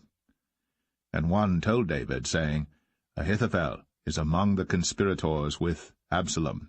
And David said, O Lord, I pray thee, turn the counsel of Ahithophel into foolishness. And it came to pass that when David was come to the top of the mount, where he worshipped God, behold, Hushai the Archite came to meet him with his coat rent, and earth upon his head. Unto whom David said, If thou passest on with me, then thou shalt be a burden unto me. But if thou return to the city, and say unto Absalom, I will be thy servant, O king, as I have been thy father's servant hitherto, so will I now also be thy servant. Then mayest thou for me defeat the counsel of Ahithophel. And hast thou not there with thee Zadok and Abiathar the priests? Therefore it shall be that what thing soever thou shalt hear out of the king's house, thou shalt tell it to Zadok and Abiathar the priests. Behold, they have there with them their 2 sons, Ahimaaz Zadok's son, and Jonathan Abiathar's son. And by them ye shall send unto me everything that ye can hear. So Hushai, David's friend, came into the city, and Absalom came into Jerusalem.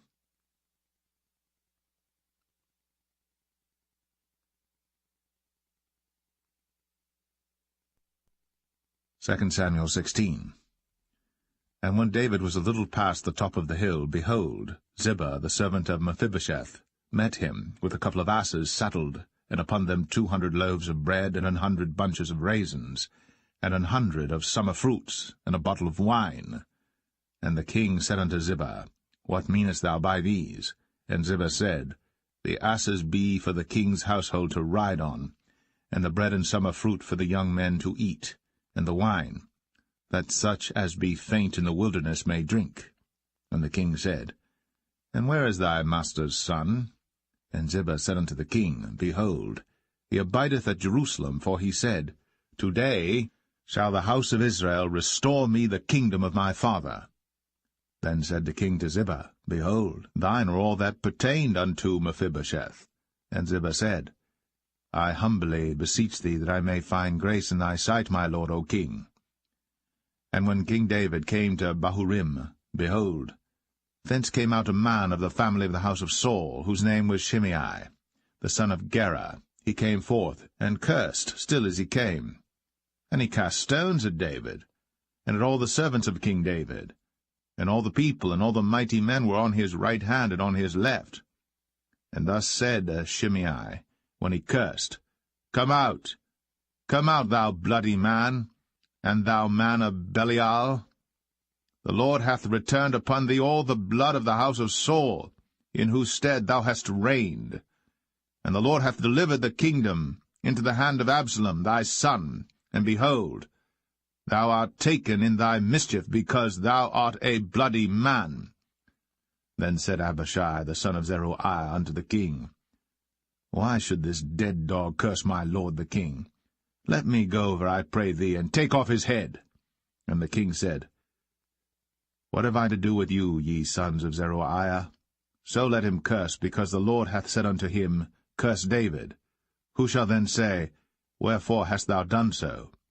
And David said to Abishai and to all his servants, Behold, my son, which came forth of my bowels, seeketh my life. How much more now may this Benjamite do it? Let him alone, and let him curse, for the Lord hath bidden him. It may be that the Lord will look on mine affliction, and that the Lord will requite me good for his cursing this day. And as David and his men went by the way, Shimei went along on the hills side over against him, and cursed as he went, and threw stones at him, and cast dust. And the king and all the people that were with him came weary, and refreshed themselves there. And Absalom and all the people, the men of Israel, came to Jerusalem, and Ahithophel with him. And it came to pass, when Hushai the Archite, David's friend, was come unto Absalom, that Hushai said unto Absalom, God save the king, God save the king. And Absalom said to Hushai, Is this thy kindness to thy friend? Why wentest thou not with thy friend? And Hushai said unto Absalom, Nay, but whom the Lord and this people, and all the men of Israel choose, his will I be, and with him will I abide. And again, whom should I serve? Should I not serve in the presence of his son?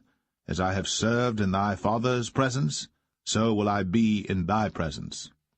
Then said Absalom to Ahithophel, Give counsel among you what we shall do. And Ahithophel said unto Absalom, Go in unto thy father's concubines, which he hath left to keep the house. And all Israel shall hear that thou art abhorred of thy father. Then shall the hands of all that are with thee be strong. So they spread Absalom a tent upon the top of the house. And Absalom went in unto his father's concubines in the sight of all Israel.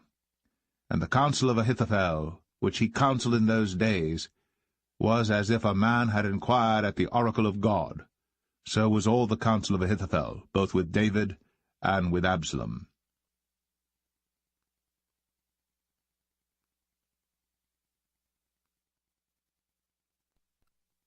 2 Samuel 17. Moreover Ahithophel said unto Absalom, Let me now choose out 12,000 men, and I will arise and pursue after David this night.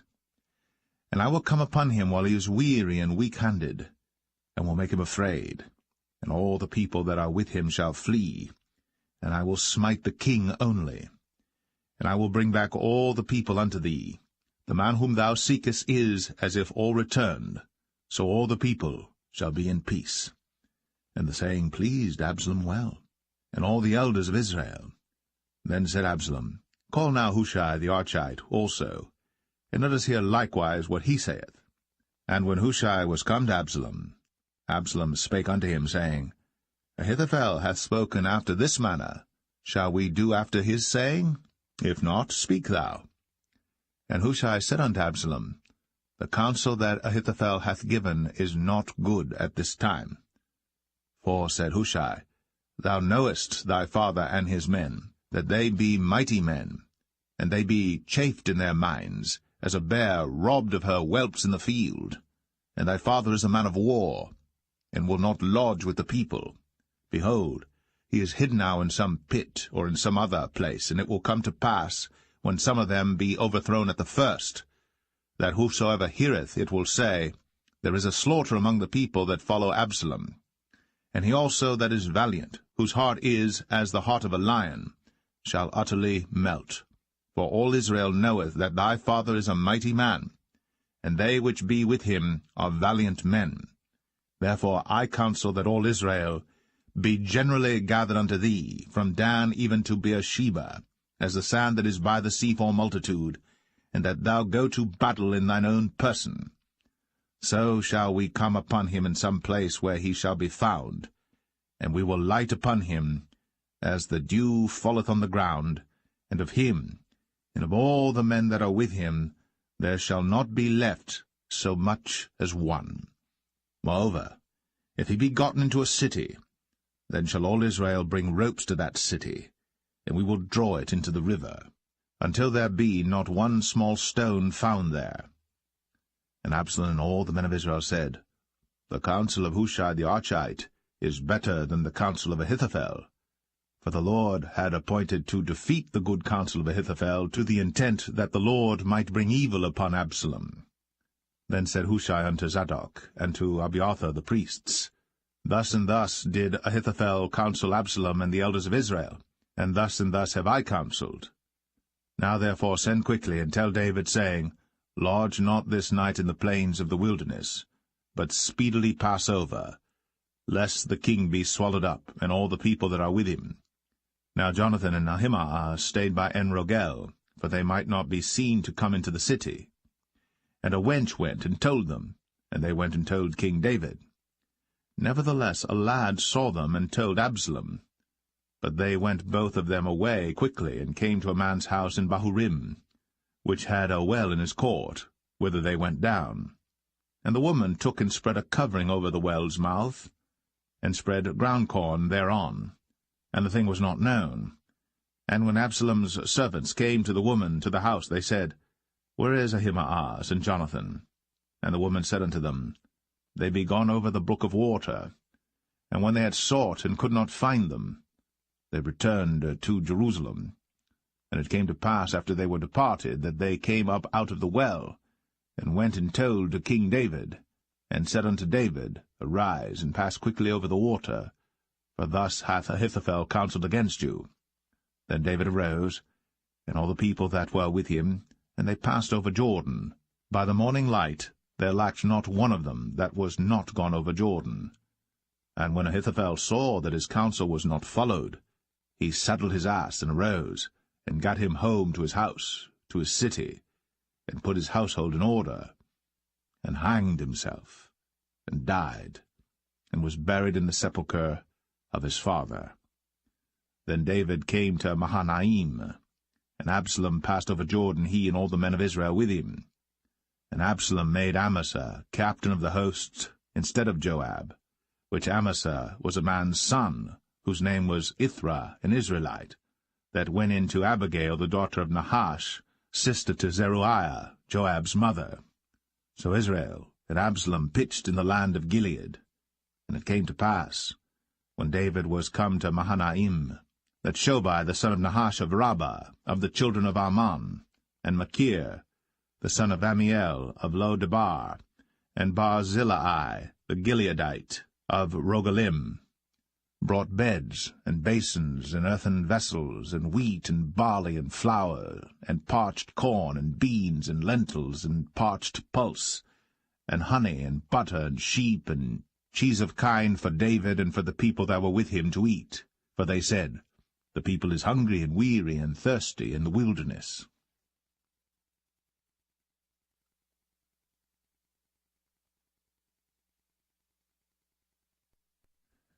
2 Samuel 18. And David numbered the people that were with him, and set captains of thousands and captains of hundreds over them. And David sent forth a third part of the people under the hand of Joab, and a third part under the hand of Abishai the son of Zeruiah, Joab's brother, and a third part under the hand of Ittai the Gittite. And the king said unto the people, I will surely go forth with you myself also.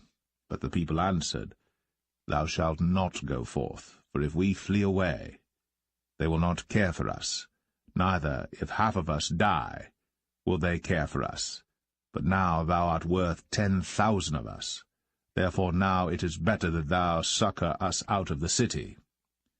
And the king said unto them, What seemeth you best, I will do. And the king stood by the gate side, and all the people came out by hundreds and by thousands. And the king commanded Joab and Abishai and Ittai, saying, Deal gently for my sake with the young man, even with Absalom. And all the people heard when the king gave all the captains charge concerning Absalom. So the people went out into the field against Israel, and the battle was in the wood of Ephraim, where the people of Israel were slain before the servants of David, and there was there a great slaughter that day of 20,000 men. For the battle was there scattered over the face of all the country, and the wood devoured more people that day than the sword devoured. And Absalom met the servants of David, and Absalom rode upon a mule. And the mule went under the thick boughs of a great oak, and his head caught hold of the oak. and he was taken up between the heaven and the earth, and the mule that was under him went away. And a certain man saw it, and told Joab, and said, Behold, I saw Absalom hanged in an oak. And Joab said unto the man that told him, And behold, thou sawest him, and why didst thou not smite him there to the ground? And I would have given thee 10 shekels of silver and a girdle. And the man said unto Joab, Though I should receive 1,000 shekels of silver in mine hand, yet would I not put forth mine hand against the king's son. For in our hearing the king charged thee and Abishai and Ittai, saying, Beware that none touch the young man Absalom. Otherwise I should have wrought falsehood against mine own life. For there is no matter hid from the king, and thou thyself wouldest have set thyself against me. Then said Joab, I may not tarry thus with thee. And he took 3 darts in his hand, and thrust them through the heart of Absalom, while he was yet alive, in the midst of the oak.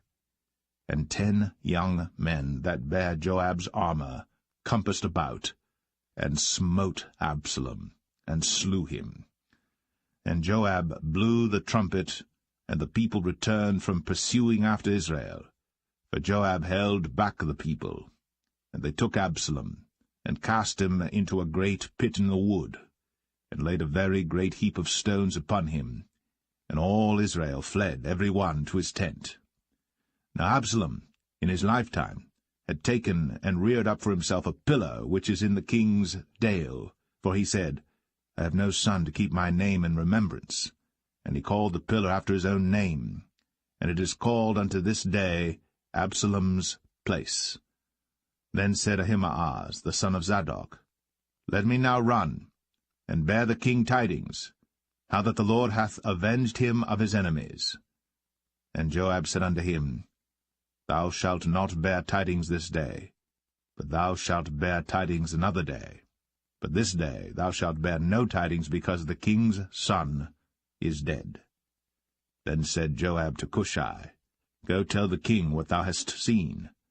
And Cushai bowed himself unto Joab, and ran.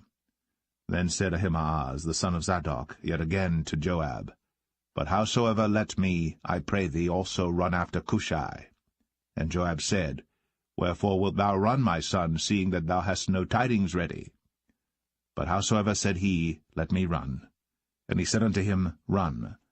Then Ahimaaz ran by the way of the plain, and overran Cushai. And David sat between the 2 gates, and the watchman went up to the roof over the gate unto the wall, and lifted up his eyes, and looked, and behold, a man running alone. And the watchman cried, and told the king. And the king said, If he be alone, there is tidings in his mouth. And he came apace, and drew near. And the watchman saw another man running. And the watchman called unto the porter, and said, Behold, another man running alone. And the king said, He also bringeth tidings. And the watchman said, Methinketh the running of the foremost is like the running of Ahimaaz the son of Zadok. And the king said, He is a good man, and cometh with good tidings. And Ahimaaz called, and said unto the king, All is well. And he fell down to the earth upon his face before the king, and said, Blessed be the Lord thy God, which hath delivered up the men that lifted up their hand against my lord the king. And the king said, Is the young man Absalom safe? And Ahimaaz answered, When Joab sent the king's servant, and me thy servant, I saw a great tumult, but I knew not what it was. And the king said unto him, Turn aside, and stand here. And he turned aside, and stood still. And behold, Cushai came. And Cushai said, Tidings, my lord the king. For the Lord hath avenged thee this day of all them that rose up against thee. And the king said unto Cushai, Is the young man Absalom safe? And Cushai answered, The enemies of my lord the king, and all that rise against thee to do thee hurt, be as that young man is.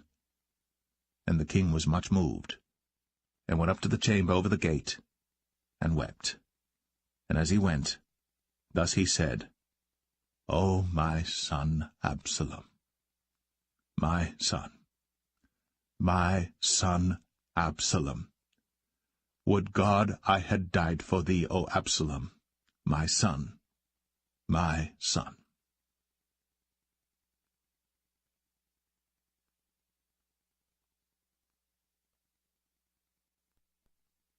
2 Samuel 19. And it was told Joab, Behold, the king weepeth and mourneth for Absalom. And the victory that day was turned into mourning unto all the people, for the people heard say that day how the king was grieved for his son. And the people gat them by stealth that day into the city, as people being ashamed as steal away when they flee in battle. But the king covered his face. And the king cried with a loud voice, O my son Absalom! O Absalom, my son, my son!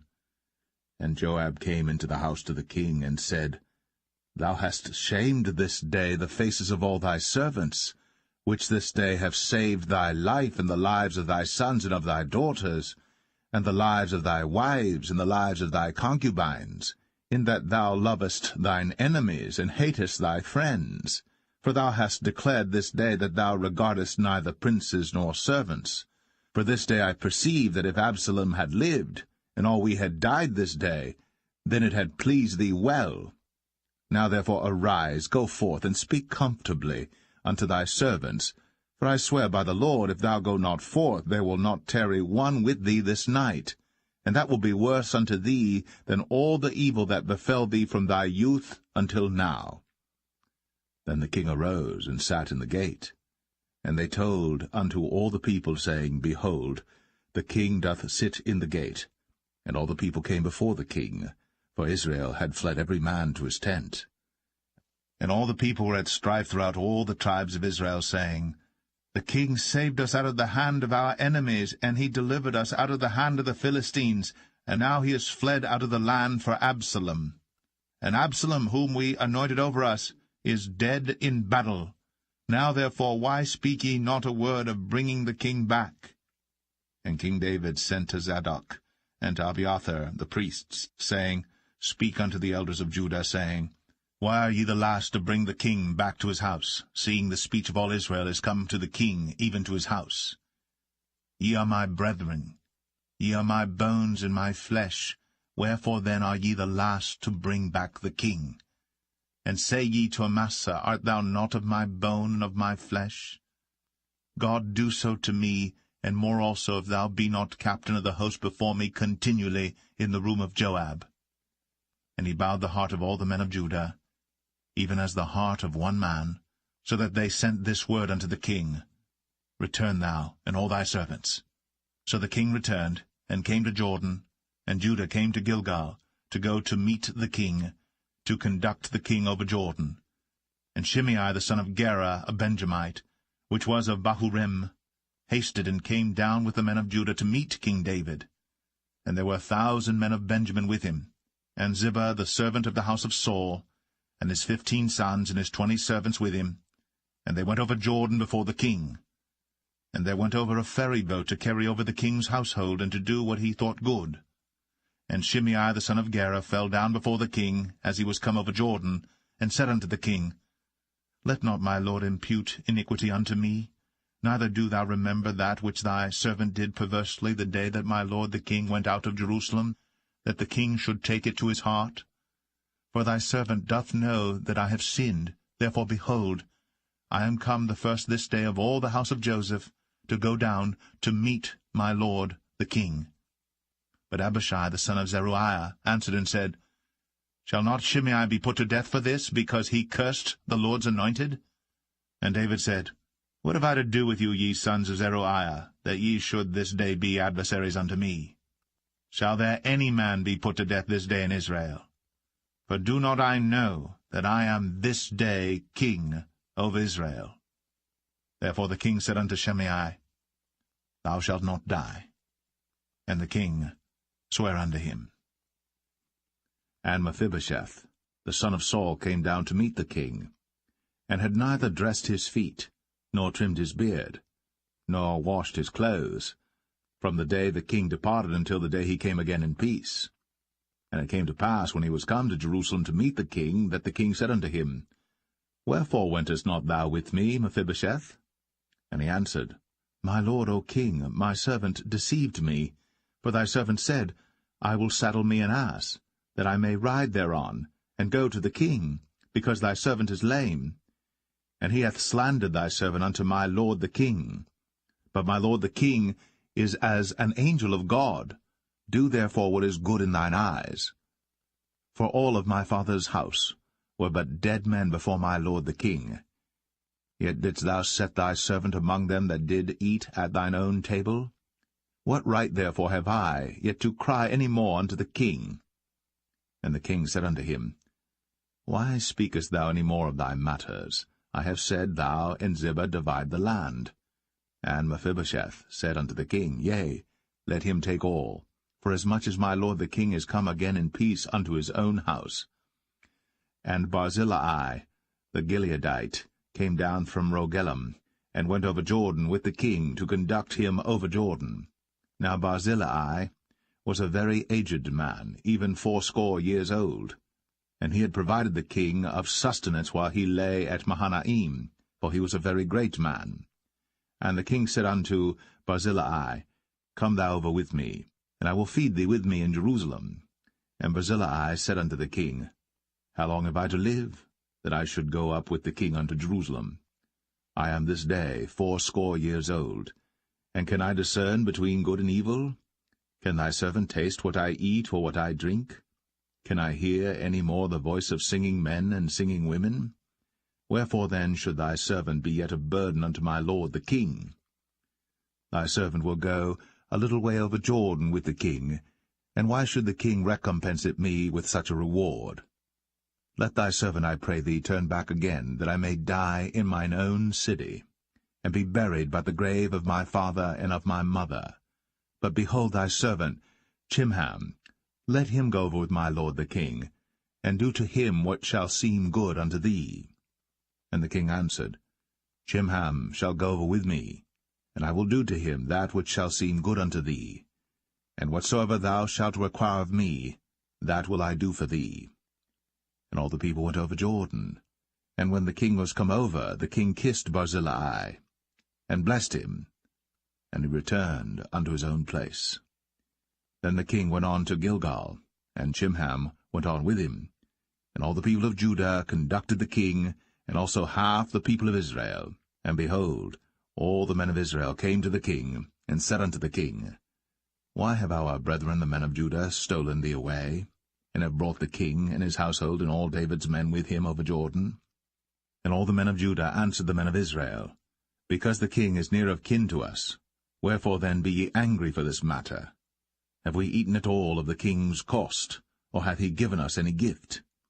And the men of Israel answered the men of Judah, and said, We have 10 parts in the king, and we have also more right in David than ye. Why then did ye despise us, that our advice should not be first had in bringing back our king? And the words of the men of Judah were fiercer than the words of the men of Israel.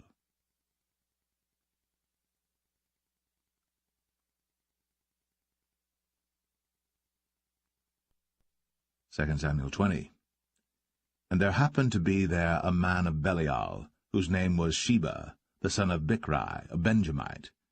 And he blew a trumpet, and said, We have no part in David, neither have we inheritance in the son of Jesse. Every man to his tents, O Israel. So every man of Israel went up from after David, and followed Sheba the son of Bichri.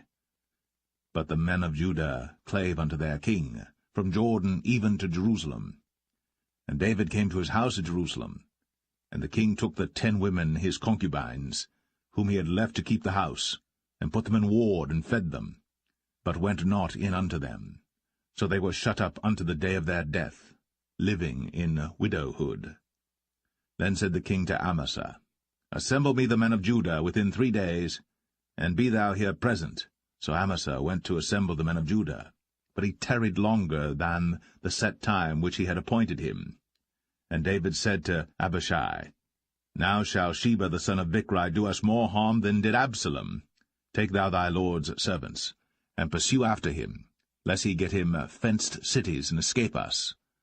And there went out after him Joab's men, and the Cherethites and the Pelethites, and all the mighty men, and they went out of Jerusalem, to pursue after Sheba the son of Bichri. When they were at the great stone which is in Gibeon, Amasa went before them, and Joab's garment that he had put on was girded unto him, and upon it a girdle with a sword fastened upon his loins in the sheath thereof. And as he went forth it fell out. And Joab said to Amasa, Art thou in health, my brother?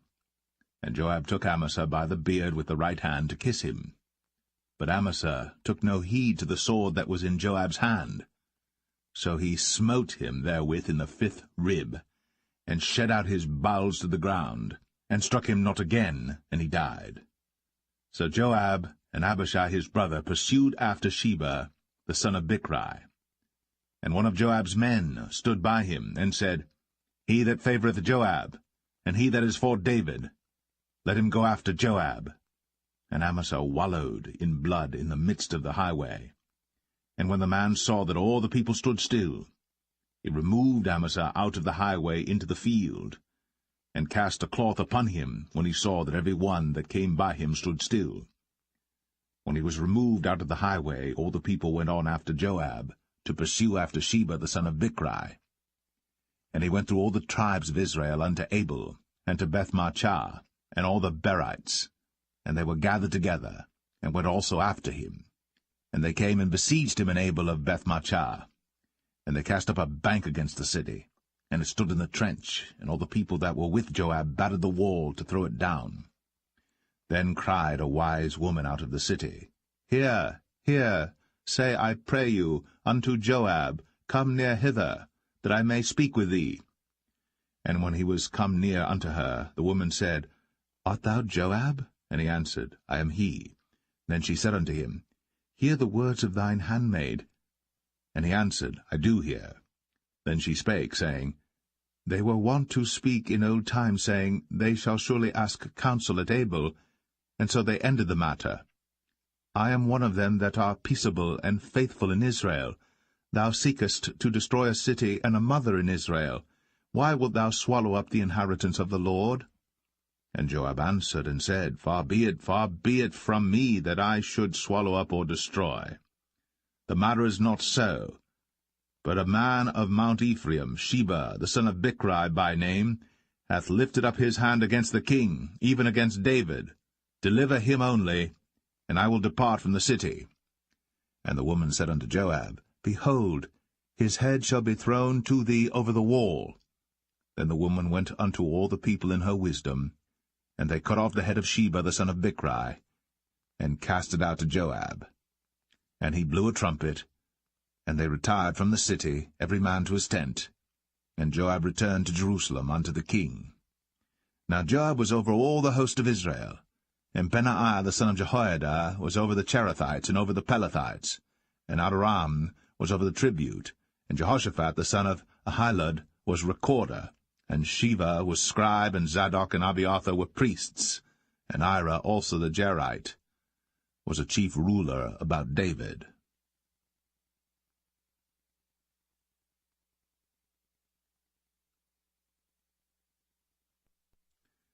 Second Samuel 21. Then there was a famine in the days of David 3 years, year after year. And David inquired of the Lord. And the Lord answered, It is for Saul and for his bloody house, because he slew the Gibeonites. And the king called the Gibeonites, and said unto them, Now the Gibeonites were not of the children of Israel, but of the remnant of the Amorites, and the children of Israel had sworn unto them. And Saul sought to slay them in his zeal to the children of Israel and Judah. Wherefore David said unto the Gibeonites, What shall I do for you? And wherewith shall I make the atonement, that ye may bless the inheritance of the Lord? And the Gibeonites said unto him, We will have no silver nor gold of Saul, nor of his house, neither for us shalt thou kill any man in Israel. And he said, What ye shall say, that will I do for you. And they answered the king, The man that consumed us, and that devised against us, that we should be destroyed from remaining in any of the coasts of Israel. Let 7 men of his sons be delivered unto us, and we will hang them up unto the Lord in Gibeah of Saul, whom the Lord did choose. And the king said, I will give them. But the king spared Mephibosheth, the son of Jonathan the son of Saul, because of the Lord's oath that was between them, between David and Jonathan the son of Saul. But the king took the 2 sons of Rizpah, the daughter of Aiah, whom she bare unto Saul, Armoni and Mephibosheth, and the 5 sons of Michal, the daughter of Saul, whom she brought up for Adriel, the son of Barzillai, the Maholathite. And he delivered them into the hands of the Gibeonites, and they hanged them in the hill before the Lord. And they fell all 7 together, and were put to death in the days of harvest, in the first days, in the beginning of barley harvest. And Rizpah, the daughter of Aiah, took sackcloth, and spread it for her upon the rock, from the beginning of harvest until water dropped upon them out of heaven, and suffered neither the birds of the air to rest on them by day, nor the beast of the field by night. And it was told David what Rizpah, the daughter of Aiah, the concubine of Saul, had done.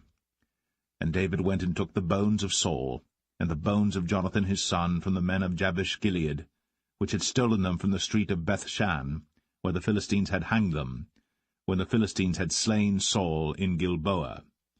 And he brought up from thence the bones of Saul, and the bones of Jonathan his son, and they gathered the bones of them that were hanged. And the bones of Saul and Jonathan his son buried they in the country of Benjamin in Zelle, in the sepulchre of Kish his father. And they performed all that the king commanded, and after that God was entreated for the land. Moreover, the Philistines had yet war again with Israel, and David went down, and his servants with him, and fought against the Philistines, and David waxed faint. And Ishbi-Benob, which was of the sons of the giant, the weight of whose spear weighed 300 shekels of brass in weight, he being girded with a new sword, thought to have slain David. But Abishai the son of Zeruiah succoured him, and smote the Philistine, and killed him. Then the men of David sware unto him, saying, Thou shalt go no more out with us to battle, that thou quench not the light of Israel. And it came to pass after this, that there was again a battle with the Philistines at Gob. Then Sibbechai the Hushathite slew Saph, which was of the sons of the giant. And there was again a battle in Gob with the Philistines, where Elhanan the son of Jaare-Oregim, a Bethlehemite, slew the brother of Goliath the Gittite, the staff of whose spear was like a weaver's beam. And there was yet a battle in Gath, where was a man of great stature, that had on every hand 6 fingers, and on every foot 6 toes, 24 in number, and he also was born to the giant. And when he defied Israel, Jonathan the son of Shemaiah, the brother of David, slew him. These 4 were born to the giant in Gath, and fell by the hand of David, and by the hand of his servants.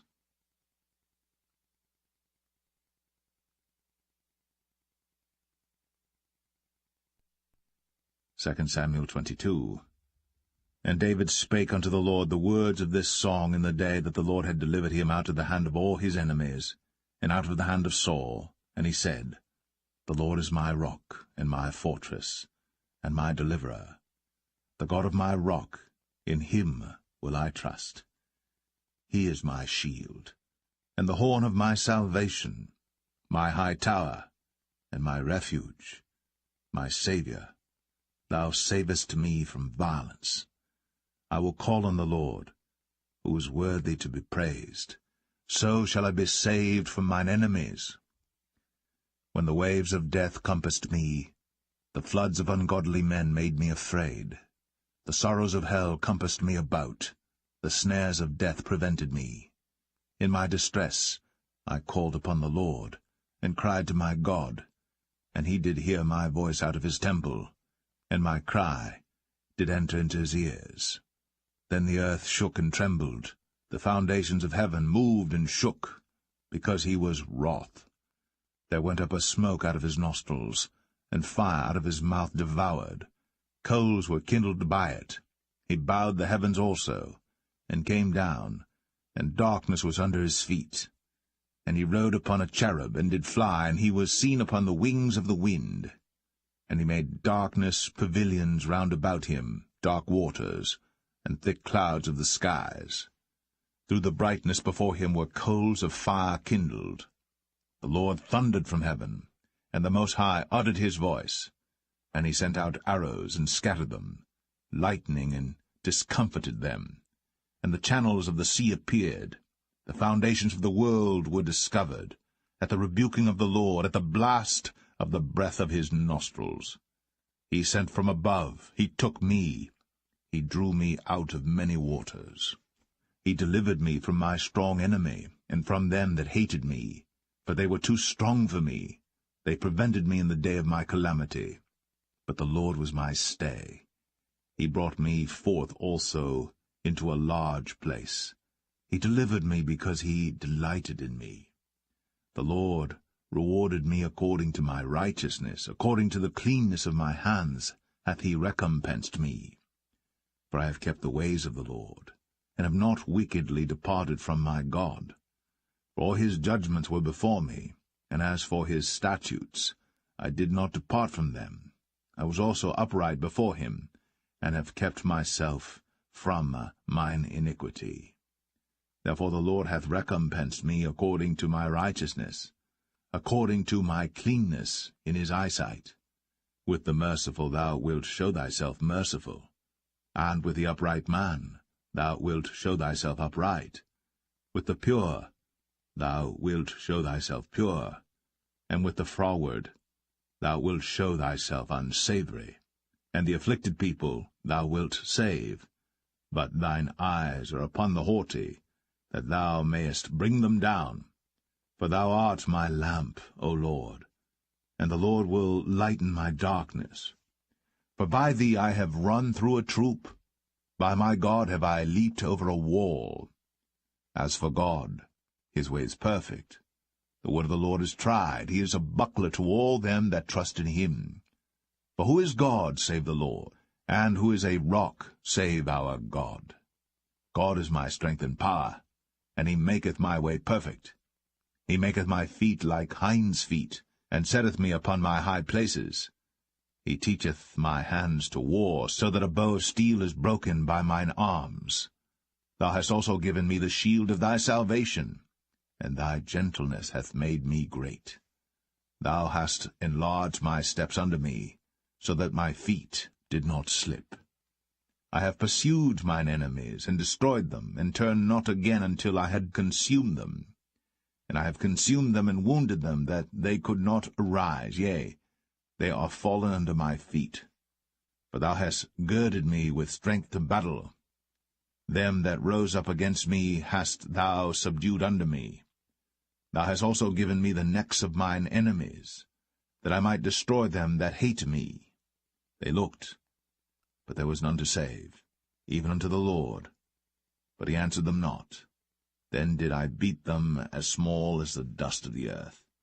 I did stamp them as the mire of the street, and did spread them abroad. Thou also hast delivered me from the strivings of my people.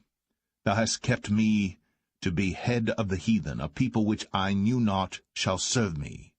Strangers shall submit themselves unto me. As soon as they hear, they shall be obedient unto me. Strangers shall fade away, and they shall be afraid out of their close places. The Lord liveth, and blessed be my rock, and exalted be the God of the rock of my salvation. It is God that avengeth me, and that bringeth down the people unto me, and that bringeth me forth from mine enemies. Thou also hast lifted me up on high above them that rose up against me. Thou hast delivered me from the violent man. Therefore I will give thanks unto thee, O Lord, among the heathen, and I will sing praises unto thy name. He is the tower of salvation for his king, and showeth mercy to his anointed, unto David, and to his seed for evermore.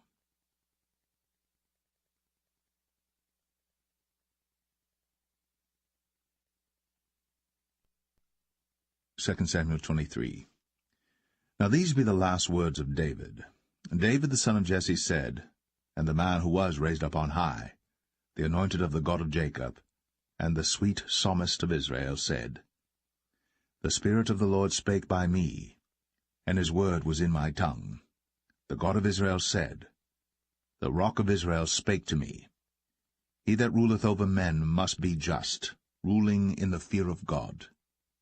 And he shall be as the light of the morning, when the sun riseth, even a morning without clouds, as the tender grass springing out of the earth by clear shining after rain. Although my house be not so with God, yet he hath made with me an everlasting covenant, ordered in all things and sure. For this is all my salvation and all my desire, although he make it not to grow. But the sons of Belial shall be all of them as thorns thrust away, because they cannot be taken with hands. But the man that shall touch them must be fenced with iron, and the staff of a spear, and they shall be utterly burned with fire in the same place. These be the names of the mighty men whom David had. The Tachmonite, that sat in the seat, chief among the captains. The same was Adino, the Esnite. He lift up his spear against 800, whom he slew at one time. And after him was Eleazar, the son of Dodo the Ahohite, one of the 3 mighty men with David, when they defied the Philistines that were there gathered together to battle, and the men of Israel were gone away. He arose, and smote the Philistines until his hand was weary, and his hand clave unto the sword. And the Lord wrought a great victory that day, and the people returned after him only to spoil. And after him was Shammah the son of Agi, the Harahite. And the Philistines were gathered together into a troop, where was a piece of ground full of lentils, and the people fled from the Philistines. But he stood in the midst of the ground, and defended it, and slew the Philistines, and the Lord wrought a great victory. And 3 of the 30 chief went down, and came to David, in the harvest time, unto the cave of Adullam. And the troop of the Philistines pitched in the valley of Rephaim. And David was then in an hold, and the garrison of the Philistines was then in Bethlehem. And David longed, and said, O that one would give me drink of the water of the well of Bethlehem, which is by the gate. And the 3 mighty men brake through the host of the Philistines, and drew water out of the well of Bethlehem that was by the gate, and took it, and brought it to David. Nevertheless he would not drink thereof, but poured it out unto the Lord. And he said, Be it far from me, O Lord, that I should do this. Is not this the blood of the men that went in jeopardy of their lives? Therefore he would not drink it. These things did these 3 mighty men. And Abishai the brother of Joab, the son of Zeruiah, was chief among 3. And he lifted up his spear against 300, and slew them, and had the name among 3. Was he not most honorable of 3? Therefore he was their captain, howbeit he attained not unto the first 3. And Benaiah the son of Jehoiada, the son of a valiant man of Kabzeel, who had done many acts, he slew 2 lion-like men of Moab. He went down also and slew a lion in the midst of a pit in time of snow. And he slew an Egyptian, a goodly man. And the Egyptian had a spear in his hand. But he went down to him with a staff, and plucked the spear out of the Egyptian's hand, and slew him with his own spear. These things did Benaiah the son of Jehoiada, and had the name among 3 mighty men. He was more honorable than the 30, but he attained not to the first 3. And David set him over his guard. Asahel the brother of Joab was one of the 30, Elhanan the son of Dodo of Bethlehem, Shammah the Harodite, Elika the Harodite, Helez the Paltite, Ira the son of Ikesh the Tekoite, Abiezer the Anethathite, Mebunai the Hushathite, Zalman the Ahohite, Maharai the Netophathite, Heleb the son of Baanah a Netophathite, Ittai the son of Ribai, out of Gibeah of the children of Benjamin, Benaiah the Parathonite, Hiddai of the brooks of Gaash, Abialbon the Arbathite, Asmaveth the Bahamite, Eliabah the Shaalbanite, of the sons of Jashan, Jonathan, Shammah the Hararite, Ahiam the son of Sharar, the Hararite, Eliphalet the son of Ahasbai, the son of the Maacathite, Eliam the son of Ahithophel the Gelonite, Hezrai the Carmelite, Parai the Arbite, Igal the son of Nathan of Zobah, Bani the Gadite, Zelek the Ammonite, Naharai the Barathite, Armabera to Joab the son of Zeruiah, Ira an Ithrite, Gareb an Ithrite, Uriah the Hittite, 37 in all.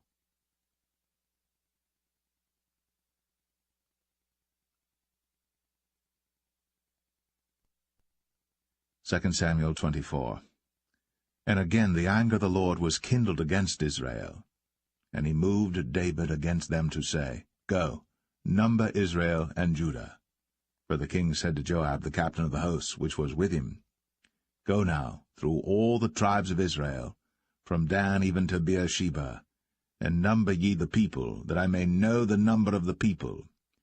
And Joab said unto the king, Now the Lord thy God add unto the people, how many soever they be, 100-fold, and that the eyes of my lord the king may see it. But why doth my lord the king delight in this thing? Notwithstanding the king's word prevailed against Joab and against the captains of the host. And Joab and the captains of the host went out from the presence of the king, to number the people of Israel. And they passed over Jordan, and pitched in Aroer, on the right side of the city that lieth in the midst of the river of Gad, and toward Jazer. Then they came to Gilead, and to the land of Tatim Hoshai, and they came to Dan Jaan, and about to Zidon, and came to the stronghold of Tyre, and to all the cities of the Hivites and of the Canaanites, and they went out to the south of Judah, even to Beersheba. So when they had gone through all the land, they came to Jerusalem at the end of 9 months and 20 days.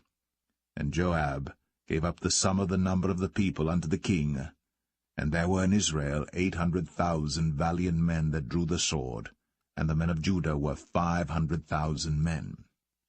And David's heart smote him after that he had numbered the people. And David said unto the Lord, I have sinned greatly in that I have done. And now, I beseech thee, O Lord, take away the iniquity of thy servant, for I have done very foolishly. For when David was up in the morning, the word of the Lord came unto the prophet Gad, David's seer, saying, Go and say unto David, Thus saith the Lord, I offer thee 3 things. Choose thee one of them, that I may do it unto thee. So Gad came to David and told him, and said unto him, Shall 7 years of famine come unto thee in thy land? Or wilt thou flee 3 months before thine enemies, while they pursue thee? Or that there be 3 days' pestilence in thy land? Now advise, and see what answer I shall return to him that sent me. And David said unto Gad, I am in a great strait. Let us fall now into the hand of the Lord, for his mercies are great, and let me not fall into the hand of man. So the Lord sent a pestilence upon Israel, from the morning even to the time appointed. And there died of the people from Dan even to Beersheba 70,000 men. And when the angel stretched out his hand upon Jerusalem to destroy it, the Lord repented him of the evil, and said to the angel that destroyed the people, It is enough. Stay now thine hand.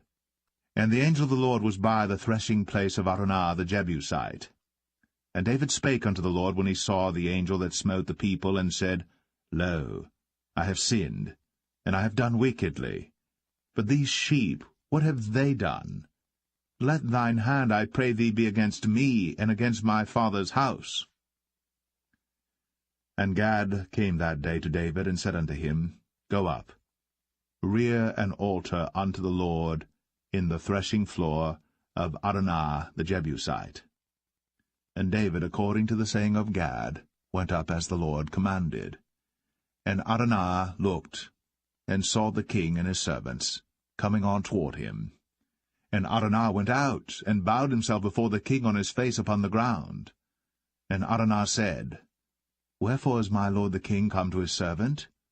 And David said, To buy the threshing floor of thee, to build an altar unto the Lord, that the plague may be stayed from the people. And Araunah said unto David, Let my lord the king take and offer up what seemeth good unto him. Behold, here be oxen for burnt sacrifice, and threshing instruments, and other instruments of the oxen for wood. All these things did Araunah as a king give unto the king. And Araunah said unto the king, The Lord thy God accept thee. And the king said unto Araunah, Nay, but I will surely buy it of thee at a price. Neither will I offer burnt offerings unto the Lord my God of that which doth cost me nothing. So David bought the threshing floor and the oxen for 50 shekels of silver. And David built there an altar unto the Lord, and offered burnt offerings and peace offerings. So the Lord was entreated for the land, and the plague was stayed from Israel.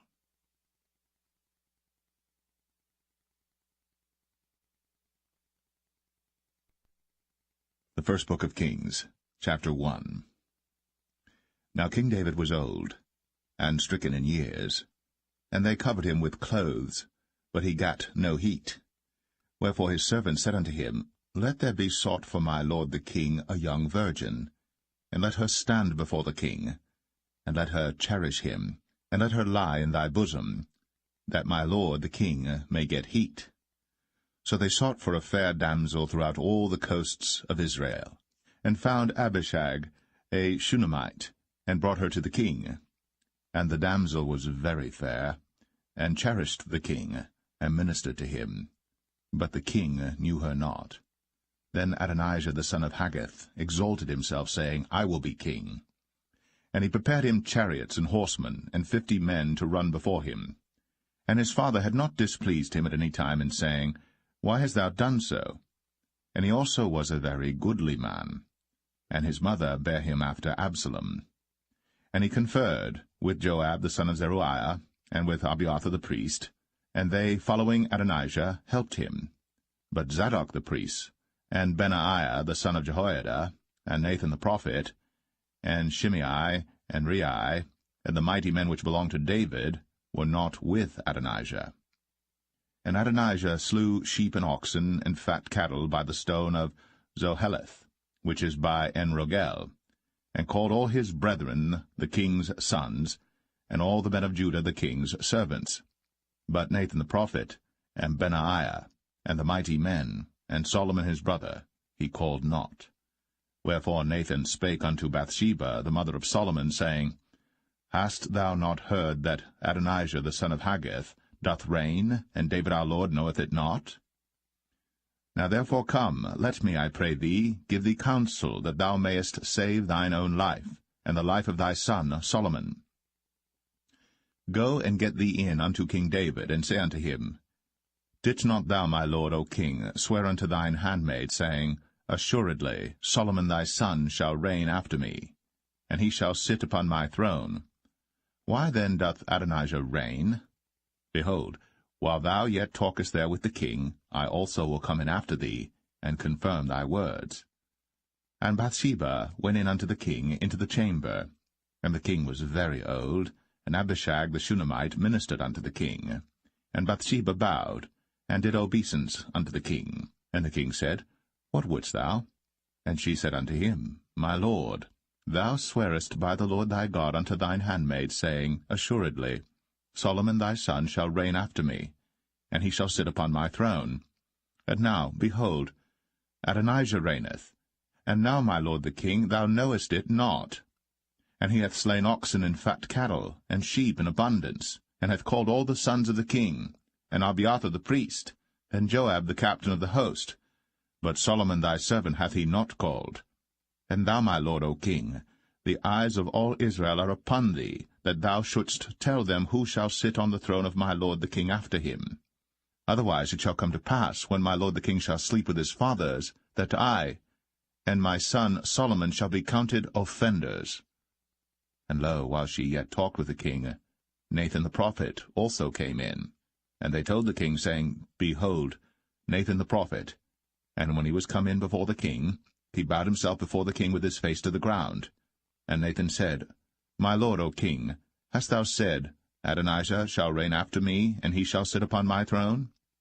For he is gone down this day, and hath slain oxen and fat cattle and sheep in abundance, and hath called all the king's sons, and the captains of the host, and Abiathar the priest, and behold, they eat and drink before him, and say, God save King Adonijah. but me, even me thy servant, and Zadok the priest, and Benaiah the son of Jehoiada, and thy servant Solomon hath he not called. Is this thing done by my lord the king, and thou hast not showed it unto thy servant, who should sit on the throne of my lord the king after him? Then King David answered and said, Call me Bathsheba. And she came into the king's presence, and stood before the king. And the king sware, and said, As the Lord liveth, that hath redeemed my soul out of all distress, even as I swear unto thee by the Lord God of Israel, saying, Assuredly Solomon thy son shall reign after me, and he shall sit upon my throne in my stead, even so will I certainly do this day. Then Bathsheba bowed with her face to the earth, and did reverence to the king, and said, Let my lord King David live for ever. And King David said, Call me Zadok the priest, and Nathan the prophet, and Benaiah the son of Jehoiada. And they came before the king. The king also said unto them, Take with you the servants of your lord, and cause Solomon my son to ride upon mine own mule, and bring him down to Gin. And let Zadok the priest, and Nathan the prophet, anoint him there king over Israel. And blow ye with the trumpet, and say, God save King Solomon. Then ye shall come up after him, that he may come and sit upon my throne, for he shall be king in my stead. And I have appointed him to be ruler over Israel and over Judah. And Benaiah the son of Jehoiada answered the king, and said, Amen. The Lord God of my lord the king say so too. As the Lord hath been with my lord the king, even so be he with Solomon, and make his throne greater than the throne of my lord King David.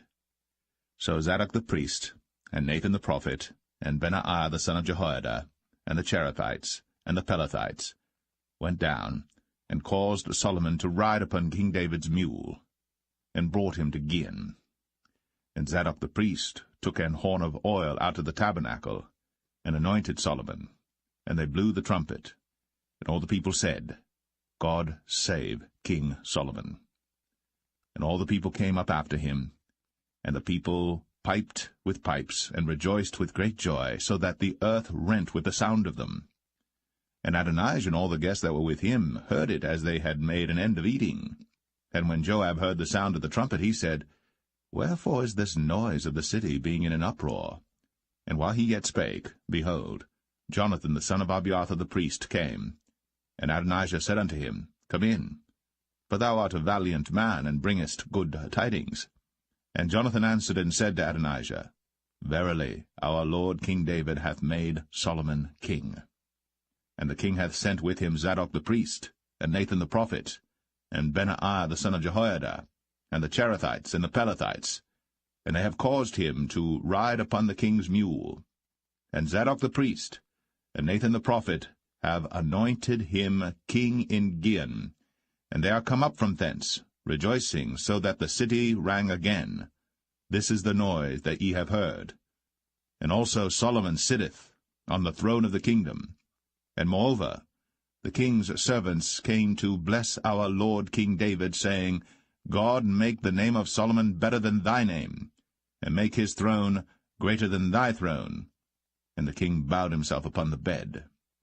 And also thus said the king, Blessed be the Lord God of Israel, which hath given one to sit on my throne this day, mine eyes even seeing it. And all the guests that were with Adonijah were afraid, and rose up, and went every man his way. And Adonijah feared because of Solomon, and arose, and went, and caught hold on the horns of the altar.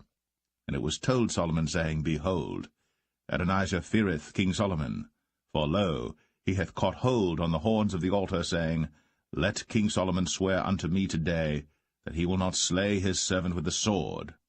And Solomon said, If he will show himself a worthy man, there shall not an hair of him fall to the earth. But if wickedness shall be found in him, he shall die. So King Solomon sent, and they brought him down from the altar, and he came, and bowed himself to King Solomon.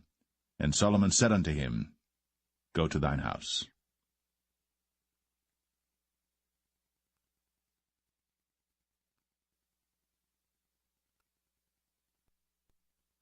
1 Kings 2. Now the days of David drew nigh, that he should die. And he charged Solomon his son, saying, I go the way of all the earth.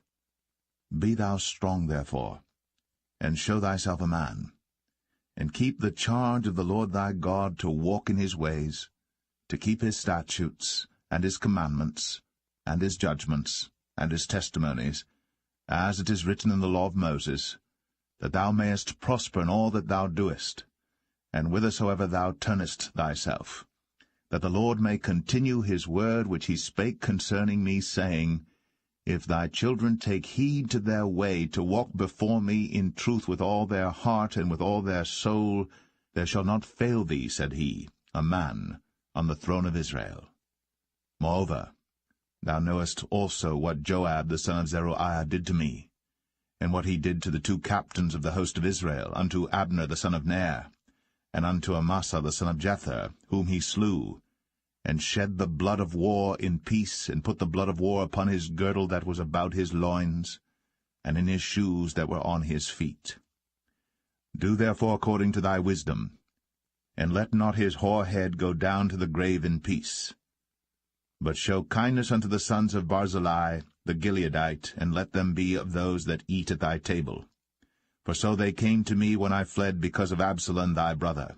And behold, thou hast with thee Shimei the son of Gera, a Benjamite of Bahurim, which cursed me with a grievous curse, in the day when I went to Mahanaim. But he came down to meet me at Jordan, and I sware to him by the Lord, saying, I will not put thee to death with the sword. Now therefore hold him not guiltless, for thou art a wise man, and knowest what thou oughtest to do unto him. But his hoar head bring thou down to the grave with blood. So David slept with his fathers, and was buried in the city of David.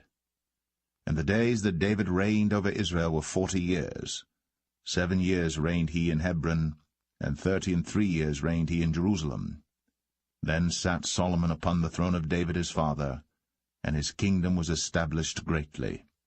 And Adonijah the son of Haggith came to Bathsheba, the mother of Solomon, and she said, Comest thou peaceably?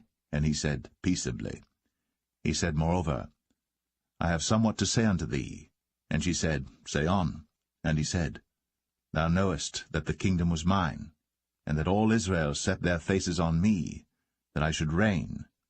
Howbeit the kingdom is turned about, and is become my brother's, for it was his from the Lord. And now I ask one petition of thee, deny me not. And she said unto him, Say on. And he said, Speak, I pray thee, unto Solomon the king. For he will not say thee nay, that he give me Abishag the Shunammite to wife. And Bathsheba said, Well, I will speak for thee unto the king. Bathsheba therefore went unto King Solomon, to speak unto him for Adonijah.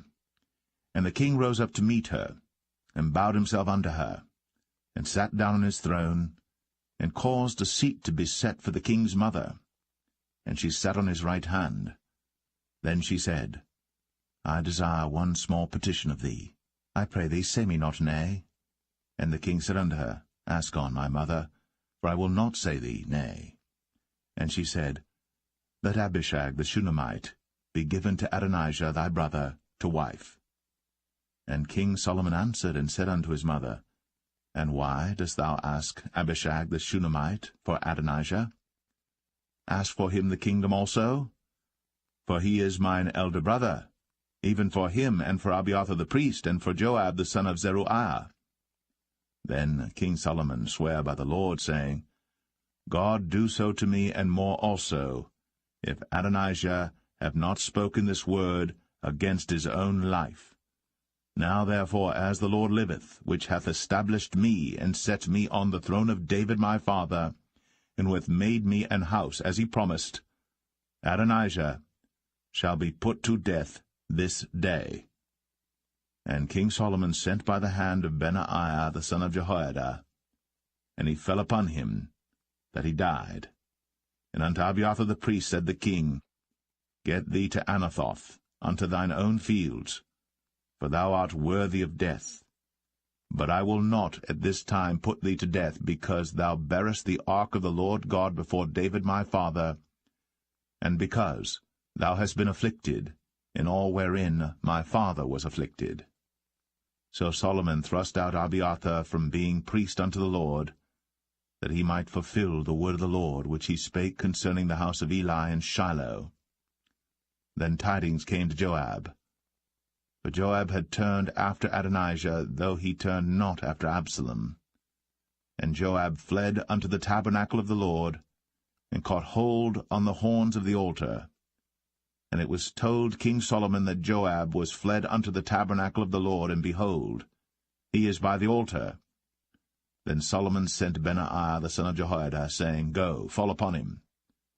And Benaiah came to the tabernacle of the Lord, and said unto him, Thus saith the king, Come forth. And he said, Nay, but I will die here. And Benaiah brought the king word again, saying, Thus said Joab. And thus he answered me. And the king said unto him, Do as he hath said, and fall upon him, and bury him, that thou mayest take away the innocent blood, which Joab shed from me, and from the house of my father. And the Lord shall return his blood upon his own head, who fell upon 2 men more righteous and better than he, and slew them with the sword. My father David, not knowing thereof, to wit, Abner the son of Ner, captain of the host of Israel, and Amasa the son of Jether, captain of the host of Judah. Their blood shall therefore return upon the head of Joab, and upon the head of his seed for ever. But upon David, and upon his seed, and upon his house, and upon his throne, shall there be peace for ever from the Lord. So Benaiah the son of Jehoiada went up, and fell upon him, and slew him. And he was buried in his own house, in the wilderness. And the king put Benaiah the son of Jehoiada in his room over the host, and Zadok the priest did the king put in the room of Abiathar. And the king sent and called for Shimei, and said unto him, Build thee an house in Jerusalem, and dwell there, and go not forth thence any whither.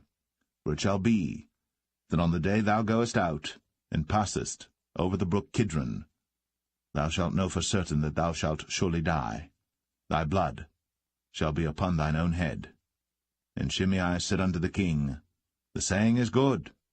As my lord the king hath said, so will thy servant do. And Shimei dwelt in Jerusalem many days. And it came to pass at the end of 3 years, that 2 of the servants of Shimei ran away unto Achish, son of Maachah, king of Gath. And they told Shimei, saying, Behold, thy servants be in Gath. And Shimei arose, and saddled his ass, and went to Gath to Achish to seek his servants. And Shimei went, and brought his servants from Gath. And it was told Solomon that Shimei had gone from Jerusalem to Gath, and was come again. And the king sent and called for Shimei, and said unto him, Did I not make thee to swear by the Lord, and protested unto thee, saying, Know for a certain, on the day thou goest out, and walkest abroad any whither, that thou shalt surely die? And thou saidst unto me, The word that I have heard is good. Why then hast thou not kept the oath of the Lord, and the commandment that I have charged thee with? The king said moreover to Shimei, Thou knowest all the wickedness which thine heart is privy to, that thou didst to David my father. Therefore the Lord shall return thy wickedness upon thine own head. And King Solomon shall be blessed, and the throne of David shall be established before the Lord for ever. So the king commanded Benaiah the son of Jehoiada, which went out, and fell upon him that he died. And the kingdom was established in the hand of Solomon.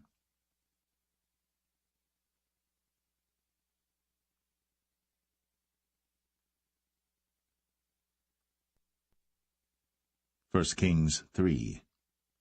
And Solomon made affinity with Pharaoh king of Egypt, and took Pharaoh's daughter, and brought her into the city of David, until he had made an end of building his own house, and the house of the Lord, and the wall of Jerusalem round about. Only the people sacrificed in high places, because there was no house built unto the name of the Lord, until those days. And Solomon loved the Lord, walking in the statutes of David his father. Only he sacrificed and burnt incense in high places. And the king went to Gibeon to sacrifice there, for that was the great high place, 1,000 burnt offerings did Solomon offer upon that altar. In Gibeon the Lord appeared to Solomon in a dream by night, and God said, Ask what I shall give thee. And Solomon said, Thou hast shown unto thy servant David my father great mercy, according as he walked before thee in truth, and in righteousness, and in uprightness of heart with thee. And thou hast kept for him this great kindness, that thou hast given him a son, to sit on his throne, as it is this day. And now, O Lord my God, thou hast made thy servant king, instead of David my father. And I am but a little child. I know not how to go out or come in. And thy servant is in the midst of thy people, which thou hast chosen, a great people, that cannot be numbered nor counted for multitude. Give therefore thy servant an understanding heart to judge thy people, that I may discern between good and bad. For who is able to judge this, thy so great a people? And the speech pleased the Lord, that Solomon had asked this thing. And God said unto him, Because thou hast asked this thing, and hast not asked for thyself long life, neither hast asked riches for thyself, nor hast asked the life of thine enemies, but hast asked for thyself understanding, to discern judgment. Behold, I have done according to thy words. Lo, I have given thee a wise and an understanding heart, so that there was none like thee before thee, neither after thee shall any arise like unto thee. And I have also given thee that which thou hast not asked, both riches and honour, so that there shall not be any among the kings like unto thee all thy days. And if thou wilt walk in my ways, to keep my statutes and my commandments, as thy father David did walk, then I will lengthen thy days. And Solomon awoke, and behold, it was a dream. And he came to Jerusalem, and stood before the ark of the covenant of the Lord, and offered up burnt offerings, and offered peace offerings, and made a feast to all his servants. Then came there 2 women that were harlots unto the king, and stood before him. And the one woman said, O my lord, I and this woman dwell in one house, and I was delivered of a child with her in the house. And it came to pass, the 3rd day after that I was delivered, that this woman was delivered also, and we were together. There was no stranger with us in the house, save we 2 in the house. And this woman's child died in the night, because she overlaid it. And she arose at midnight, and took my son from beside me while thine handmaid slept, and laid it in her bosom, and laid her dead child in my bosom. And when I rose in the morning to give my child suck, behold, it was dead. But when I had considered it in the morning, behold, it was not my son which I did bear. And the other woman said, Nay, but the living is my son, and the dead is thy son. And this said, No, but the dead is thy son, and the living is my son. Thus they spake before the king. Then said the king, The one saith, This is my son that liveth, and thy son is the dead. And the other saith, Nay, but thy son is the dead, and my son is the living. And the king said, Bring me a sword. And they brought a sword before the king. And the king said, Divide the living child in 2, and give half to the one, and half to the other. Then spake the woman, whose the living child was, unto the king. For her bowels yearned upon her son, and she said, O my lord, give her the living child, and in no wise slay it. But the other said, Let it be neither mine nor thine, but divide it. Then the king answered and said, Give her the living child, and in no wise slay it. She is the mother thereof. And all Israel heard of the judgment which the king had judged. And they feared the king, for they saw that the wisdom of God was in him, to do judgment.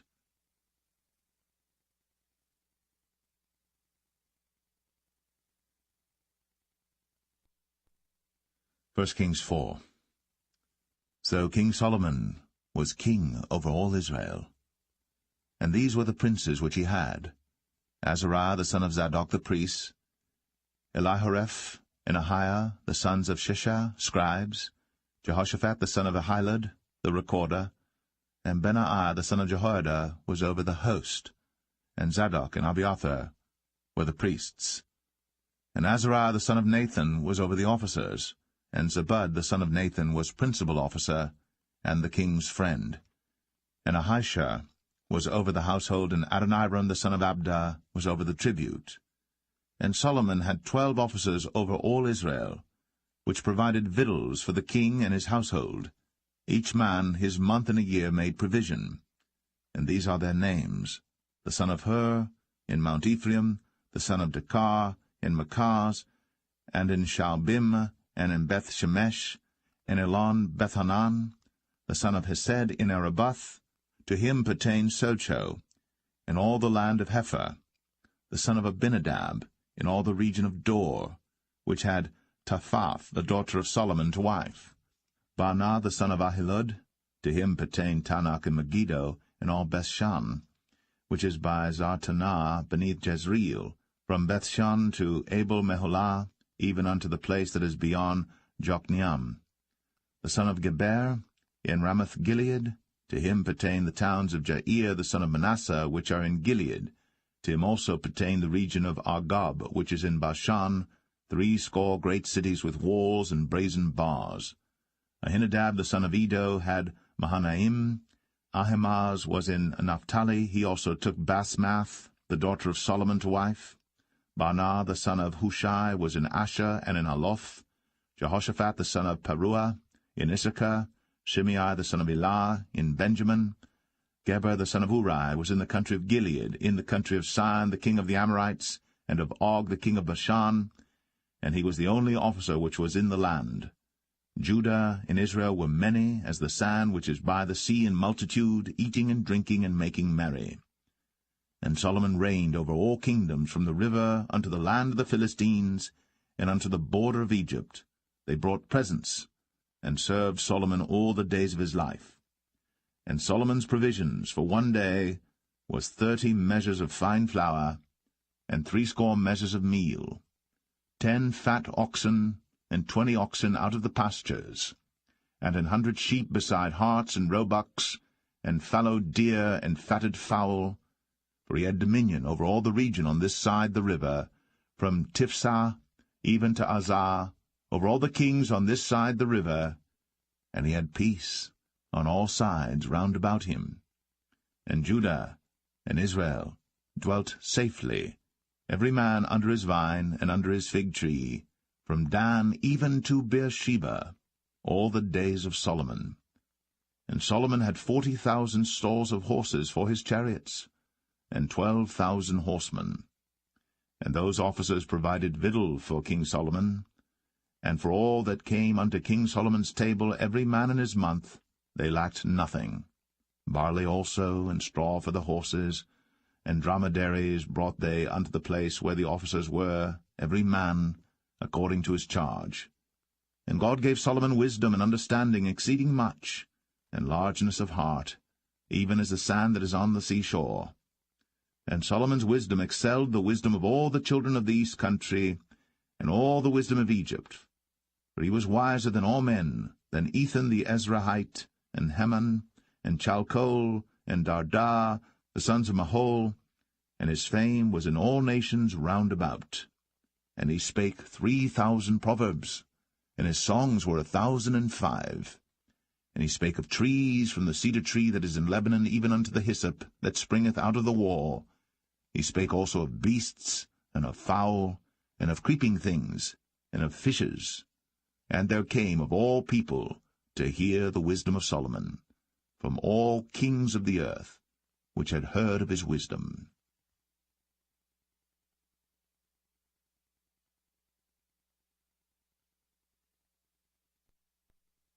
1 Kings 5.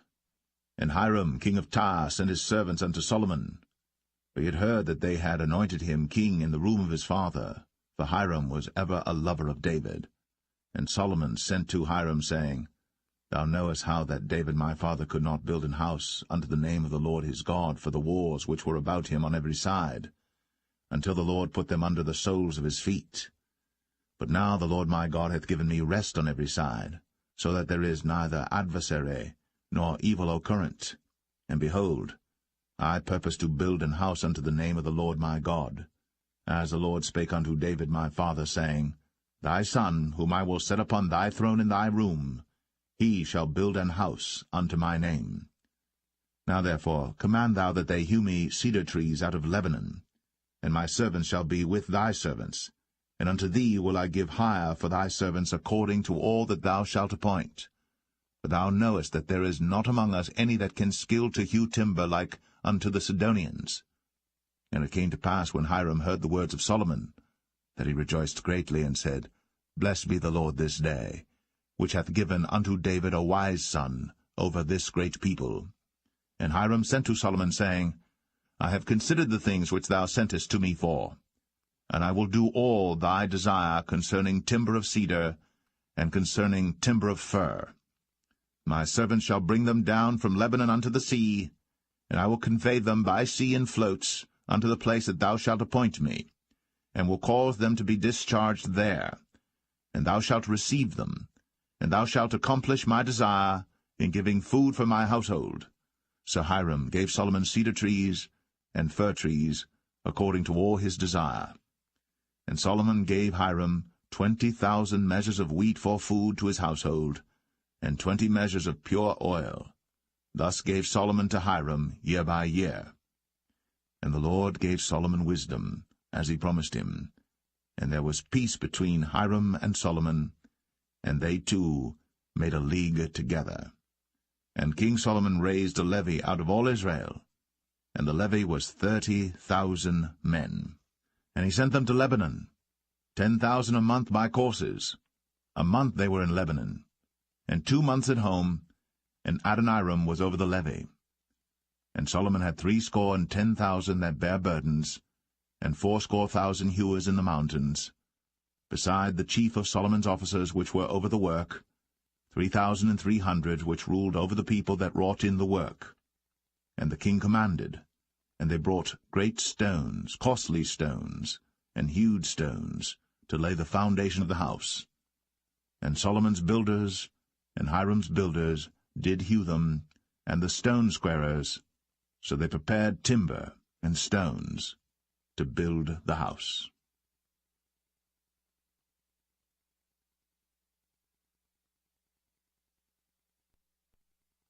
1 Kings 6.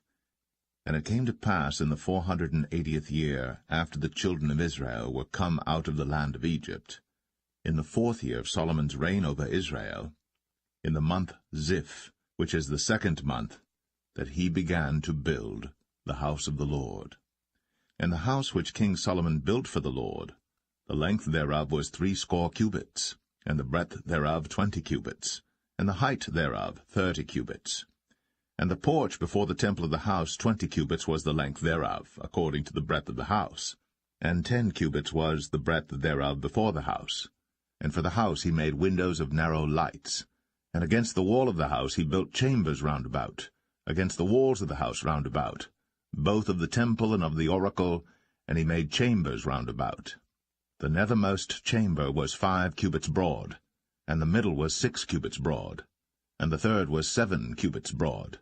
For without, in the wall of the house, he made narrowed rests round about, that the beams should not be fastened in the walls of the house. And the house, when it was in building, was built of stone made ready before it was brought thither, so that there was neither hammer nor axe nor any tool of iron heard in the house, while it was in building. The door for the middle chamber was in the right side of the house, and they went up with winding stairs into the middle chamber, and out of the middle into the third. So he built the house, and finished it, and covered the house with beams and boards of cedar. And then he built chambers against all the house, 5 cubits high, and they rested on the house with timber of cedar. And the word of the Lord came to Solomon, saying, Concerning this house, which thou art in building, if thou wilt walk in my statutes, and execute my judgments, and keep all my commandments to walk in them, then will I perform my word with thee, which I spake unto David thy father, and I will dwell among the children of Israel, and will not forsake my people Israel. So Solomon built the house, and finished it. And he built the walls of the house within with boards of cedar, both the floor of the house and the walls of the ceiling, and he covered them on the inside with wood. and covered the floor of the house with planks of fir. And he built 20 cubits on the sides of the house, both the floor and the walls with boards of cedar, even built them for it within, even for the oracle, even for the most holy place. And the house, that is, the temple before it, was 40 cubits long. And the cedar of the house within was carved with knobs and open flowers. All was cedar. There was no stone seen. And the oracle he prepared in the house within, to set there the ark of the covenant of the Lord. And the oracle in the forepart was 20 cubits in length, and 20 cubits in breadth, and 20 cubits in the height thereof. And he overlaid it with pure gold, and so covered the altar which was of cedar. So Solomon overlaid the house within with pure gold, and he made a partition by the chains of gold before the oracle, and he overlaid it with gold. And the whole house he overlaid with gold until he had finished all the house. Also the whole altar that was by the oracle he overlaid with gold. And within the oracle he made 2 cherubims of olive tree, each 10 cubits high. And 5 cubits was the one wing of the cherub, and 5 cubits the other wing of the cherub.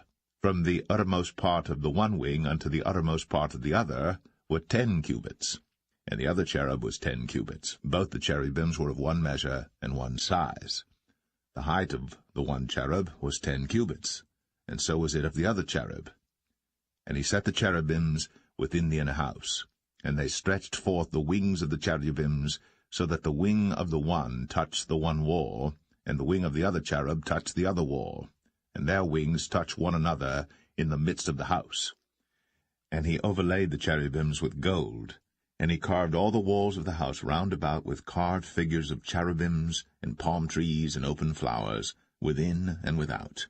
And the floor of the house he overlaid with gold, within and without. And for the entering of the oracle he made doors of olive tree. The lintel and side posts were a 5th part of the wall. The 2 doors also were of olive tree, and he carved upon them carvings of cherubims and palm trees and open flowers, and overlaid them with gold, and spread gold upon the cherubims and upon the palm trees. So also made he for the door of the temple posts of olive tree, a 4th part of the wall. And the 2 doors were of fir tree. The 2 leaves of the one door were folding, and the 2 leaves of the other door were folding. And he carved thereon cherubims and palm trees and open flowers, and covered them with gold, fitted upon the carved work. And he built the inner court with 3 rows of hewed stone, and a row of cedar beams. In the 4th year was the foundation of the house of the Lord laid, in the month Ziph. And in the 11th year, in the month Bul, which is the 8th month, was the house finished throughout all the parts thereof. And according to all the fashion of it, so was he 7 years in building it.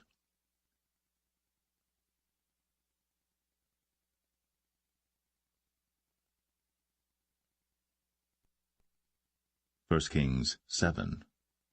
But Solomon was building his own house 13 years, and he finished all his house. He built also the house of the forest of Lebanon. The length thereof was 100 cubits, and the breadth thereof 50 cubits, and the height thereof 30 cubits, upon 4 rows of cedar pillars, with cedar beams upon the pillars. And it was covered with cedar above, upon the beams, that lay on 45 pillars, 15 in a row. And there were windows in 3 rows, and light was against light in 3 ranks. And all the doors and posts were square, with the windows, and light was against light in 3 ranks. And he made a porch of pillars. The length thereof was 50 cubits, and the breadth thereof 30 cubits, and the porch was before them. And the other pillars and the thick beam were before them. Then he made a porch for the throne where he might judge, even the porch of judgment, and it was covered with cedar from one side of the floor to the other. And his house where he dwelt had another court within the porch, which was of the like work. Solomon made also an house for Pharaoh's daughter, whom he had taken to wife, like unto this porch. All these were of costly stones, according to the measures of hewed stones, sawed with saws, within and without, even from the foundation unto the coping, and so on the outside toward the great court. And the foundation was of costly stones, even great stones, stones of 10 cubits, and stones of 8 cubits, and above were costly stones after the measures of hewed stones and cedars.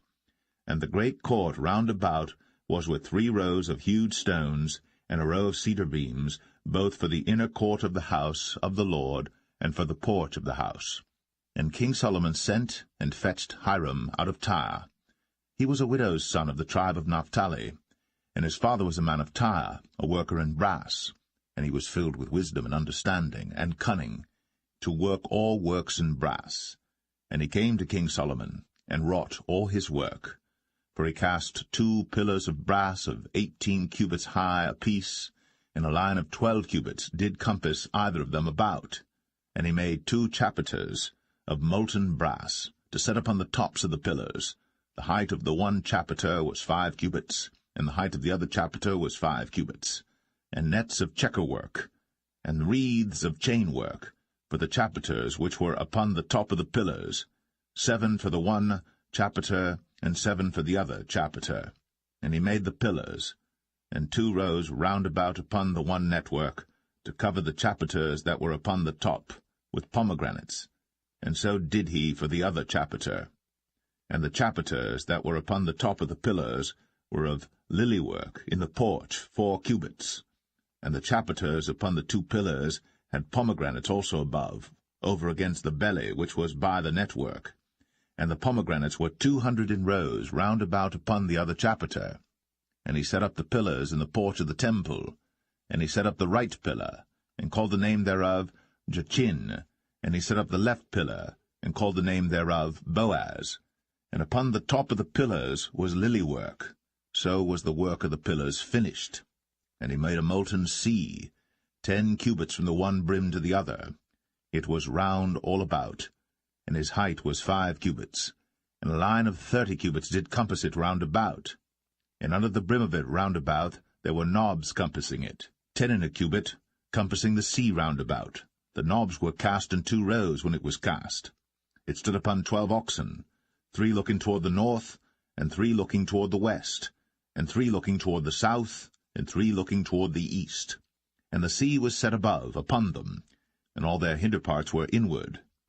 And it was an handbreadth thick, and the brim thereof was wrought like the brim of a cup, with flowers of lilies. It contained 2,000 baths. And he made 10 bases of brass. 4 cubits was the length of one base, and 4 cubits the breadth thereof, and 3 cubits the height of it. And the work of the bases was on this manner. They had borders, and the borders were between the ledges. And on the borders that were between the ledges were lions, oxen, and cherubims.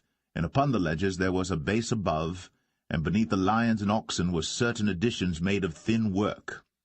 And every base had 4 brazen wheels, and plates of brass, and the 4 corners thereof had undersetters. Under the laver were undersetters molten, at the side of every addition. And the mouth of it within the chapiter, and above was a cubit, but the mouth thereof was round after the work of the base, a cubit and an half. And also upon the mouth of it were gravings with their borders 4 square, not round. And under the borders were 4 wheels, and the axle trees of the wheels were joined to the base. And the height of a wheel was a cubit and a half a cubit. And the work of the wheels was like the work of a chariot wheel. Their axle trees and their naves and their felloes and their spokes were all molten. And there were 4 undersetters to the 4 corners of one base, and the undersetters were of the very base itself. And in the top of the base was there a round compass of half a cubit high, and on the top of the base the ledges thereof, and the borders thereof were of the same. For on the plates of the ledges thereof, and on the borders thereof, he graved cherubims, lions, and palm trees, according to the proportion of every one, and additions round about. After this manner he made the 10 bases. All of them had 1 casting, 1 measure, and 1 size. Then made he 10 lavers of brass. 1 laver contained 40 baths, and every laver was 4 cubits. And upon every one of the 10 bases 1 laver. And he put 5 bases on the right side of the house, and 5 on the left side of the house, and he set the sea on the right side of the house eastward over against the south. And Hiram made the lavers, and the shovels, and the basins. So Hiram made an end of doing all the work that he made King Solomon for the house of the Lord. The 2 pillars and the 2 bowls of the chapiters that were on the top of the 2 pillars, and the 2 networks to cover the 2 bowls of the chapiters, which were upon the top of the pillars, and 400 pomegranates for the 2 networks, even 2 rows of pomegranates for 1 network, to cover the 2 bowls of the chapiters that were upon the pillars, and the 10 bases, and 10 lavers on the bases, and 1 sea, and 12 oxen under the sea, and the pots, and the shovels, and the basins, and all these vessels which Hiram made to King Solomon for the house of the Lord, were of bright brass. In the plain of Jordan did the king cast them, in the clay ground between Succoth and Zarthan. And Solomon left all the vessels unweighed, because they were exceeding many, neither was the weight of the brass found out. And Solomon made all the vessels that pertained unto the house of the Lord, the altar of gold, and the table of gold whereupon the showbread was, and the candlesticks of pure gold, 5 on the right side and 5 on the left, before the oracle, with the flowers and the lamps and the tongs of gold, and the bowls and the snuffers and the basins and the spoons and the censers of pure gold, and the hinges of gold, both for the doors of the inner house, the most holy place, and for the doors of the house, to wit, of the temple. So was ended all the work that King Solomon made for the house of the Lord. And Solomon brought in the things which David his father had dedicated, even the silver, and the gold, and the vessels, did he put among the treasures of the house of the Lord.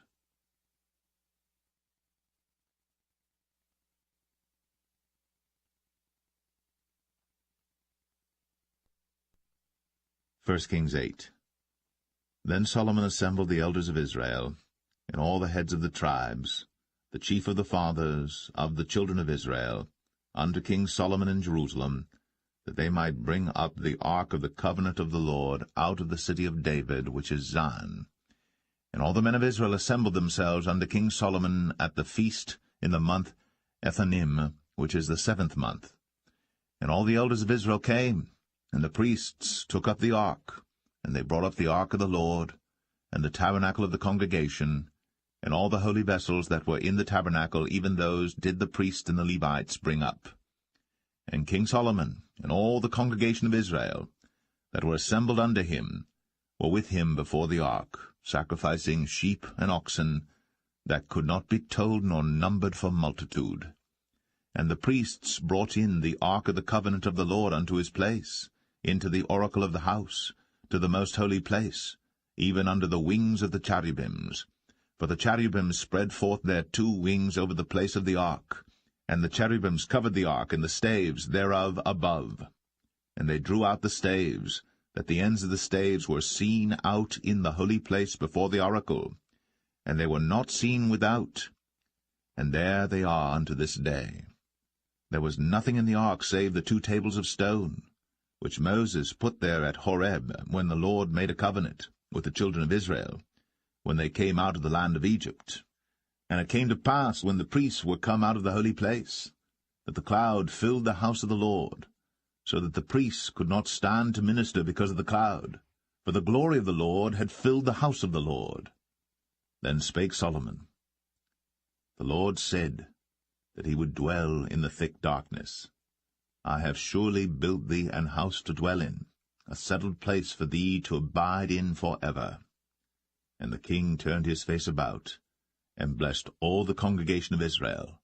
And all the congregation of Israel stood, and he said, Blessed be the Lord God of Israel, which spake with his mouth unto David my father, and hath with his hand fulfilled it, saying, Since the day that I brought forth my people Israel out of Egypt, I chose no city out of all the tribes of Israel to build an house, that my name might be therein. But I chose David to be over my people Israel. And it was in the heart of David my father to build an house for the name of the Lord God of Israel. And the Lord said unto David my father, Whereas it was in thine heart to build an house unto my name, thou didst well that it was in thine heart. Nevertheless thou shalt not build the house, but thy son that shall come forth out of thy loins, he shall build the house unto my name. And the Lord hath performed his word that he spake. And I am risen up in the room of David my father, and sit on the throne of Israel, as the Lord promised, and have built an house for the name of the Lord God of Israel. And I have set there a place for the ark, wherein is the covenant of the Lord, which he made with our fathers when he brought them out of the land of Egypt. And Solomon stood before the altar of the Lord in the presence of all the congregation of Israel, and spread forth his hands toward heaven, and he said, Lord God of Israel, there is no God like thee, in heaven above, or on earth beneath, who keepest covenant and mercy with thy servants that walk before thee with all their heart, who hast kept with thy servant David my father, that thou promised him, thou spakest also with thy mouth, and hast fulfilled it with thine hand, as it is this day.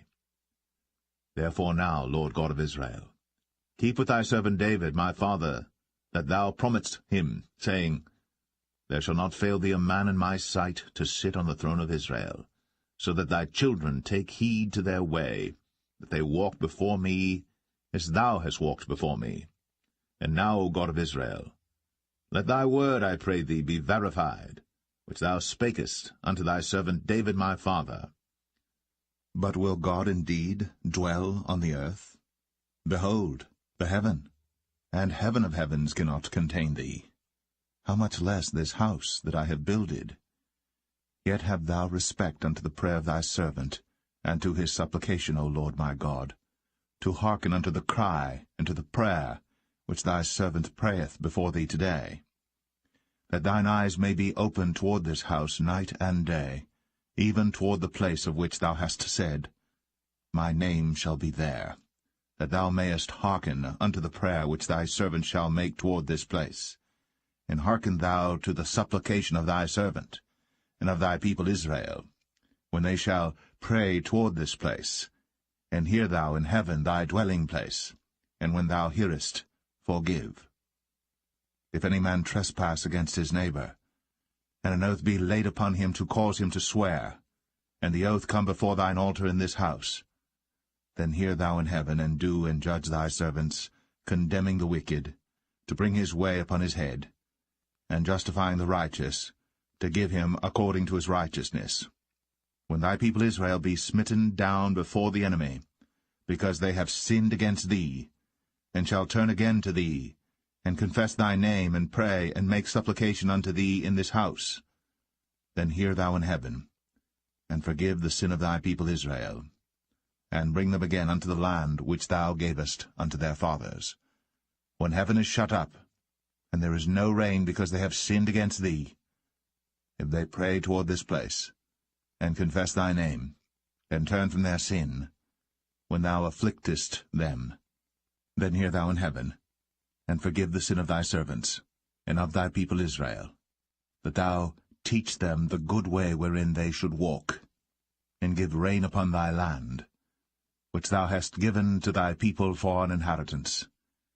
If there be in the land famine, if there be pestilence, blasting, mildew, locust, or if there be caterpillar, if their enemy besiege them in the land of their cities, whatsoever plague, whatsoever sickness there be, what prayer and supplication soever be made by any man, or by all thy people Israel, which shall know every man the plague of his own heart, and spread forth his hands toward this house, then hear thou in heaven thy dwelling place, and forgive, and do, and give to every man according to his ways, whose heart thou knowest, for thou, even thou only, knowest the hearts of all the children of men, that they may fear thee all the days that they live in the land which thou gavest unto our fathers. Moreover, concerning a stranger that is not of thy people Israel, but cometh out of a far country for thy name's sake, for they shall hear of thy great name, and of thy strong hand, and of thy stretched out arm, when he shall come and pray toward this house, hear thou in heaven thy dwelling place, and do according to all that the stranger calleth to thee for, that all people of the earth may know thy name, to fear thee, as do thy people Israel, and that they may know that this house which I have builded is called by thy name. If thy people go out to battle against their enemy, whithersoever thou shalt send them, and shall pray unto the Lord toward the city which thou hast chosen, and toward the house that I have built for thy name, then hear thou in heaven their prayer, and their supplication, and maintain their cause. If they sin against thee, for there is no man that sinneth not, and thou be angry with them, and deliver them to the enemy, so that they carry them away captives unto the land of the enemy, far or near. Yet if they shall bethink themselves in the land whither they were carried captives, and repent, and make supplication unto thee in the land of them that carried them captives, saying, We have sinned, and have done perversely, we have committed wickedness, and so return unto thee with all their heart, and with all their soul, in the land of their enemies, which led them away captive, and pray unto thee toward their land, which thou gavest unto their fathers, the city which thou hast chosen, and the house which I have built for thy name. Then hear thou their prayer, and their supplication in heaven thy dwelling place, and maintain their cause, and forgive thy people that have sinned against thee, and all their transgressions wherein they have transgressed against thee, and give them compassion before them who carry them captive, that they may have compassion on them. For they be thy people, and thine inheritance, which thou broughtest forth out of Egypt, from the midst of the furnace of iron, that thine eyes may be open unto the supplication of thy servant, and unto the supplication of thy people Israel, to hearken unto them in all that they call for unto thee. For thou didst separate them from among all the people of the earth to be thine inheritance, as thou spakest by the hand of Moses thy servant, when thou broughtest our fathers out of Egypt, O Lord God. And it was so that when Solomon had made an end of praying all this prayer and supplication unto the Lord, he arose from before the altar of the Lord, from kneeling on his knees with his hands spread up to heaven. And he stood, and blessed all the congregation of Israel with a loud voice, saying, Blessed be the Lord, that hath given rest unto his people Israel, according to all that he promised. There hath not failed one word of all his good promise, which he promised by the hand of Moses his servant. The Lord our God be with us, as he was with our fathers. Let him not leave us, nor forsake us, that he may incline our hearts unto him, to walk in all his ways, and to keep his commandments and his statutes and his judgments, which he commanded our fathers. And let these my words wherewith I have made supplication before the Lord be nigh unto the Lord our God day and night, that he maintain the cause of his servant, and the cause of his people Israel at all times, as the matter shall require, that all the people of the earth may know that the Lord is God, and that there is none else. Let your heart therefore be perfect with the Lord our God, to walk in his statutes, and to keep his commandments, as at this day. And the king and all Israel with him offered sacrifice before the Lord. And Solomon offered a sacrifice of peace offerings which he offered unto the Lord, 22,000 oxen, and 120,000 sheep. So the king and all the children of Israel dedicated the house of the Lord. The same day did the king hallow the middle of the court that was before the house of the Lord, for there he offered burnt offerings and meat offerings, and the fat of the peace offerings, because the brazen altar that was before the Lord was too little to receive the burnt offerings and meat offerings, and the fat of the peace offerings. And at that time Solomon held a feast, and all Israel with him, a great congregation from the entering in of Hamath unto the river of Egypt, before the Lord our God 7 days, and 7 days, even 14 days. On the 8th day he sent the people away, and they blessed the king, and went unto their tents joyful and glad of heart, for all the goodness that the Lord had done for David his servant, and for Israel his people.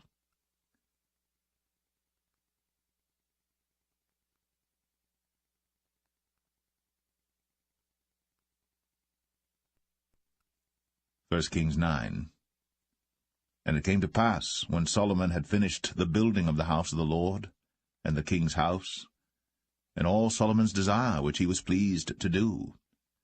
That the Lord appeared to Solomon the second time, as he had appeared unto him at Gibeon. And the Lord said unto him, I have heard thy prayer and thy supplication that thou hast made before me.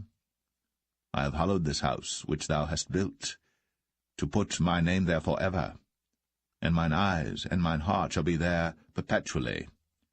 And if thou wilt walk before me, as David thy father walked, in integrity of heart, and in uprightness, to do according to all that I have commanded thee, and wilt keep my statutes and my judgments, then I will establish the throne of thy kingdom upon Israel forever, as I promised to David thy father, saying, There shall not fail thee a man upon the throne of Israel.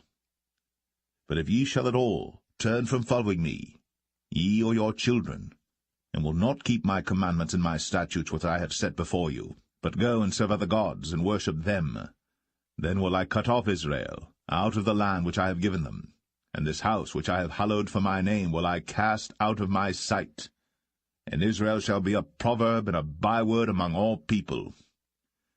And at this house which is high, every one that passeth by it shall be astonished, and shall hiss, and they shall say, Why hath the Lord done thus unto this land, and to this house?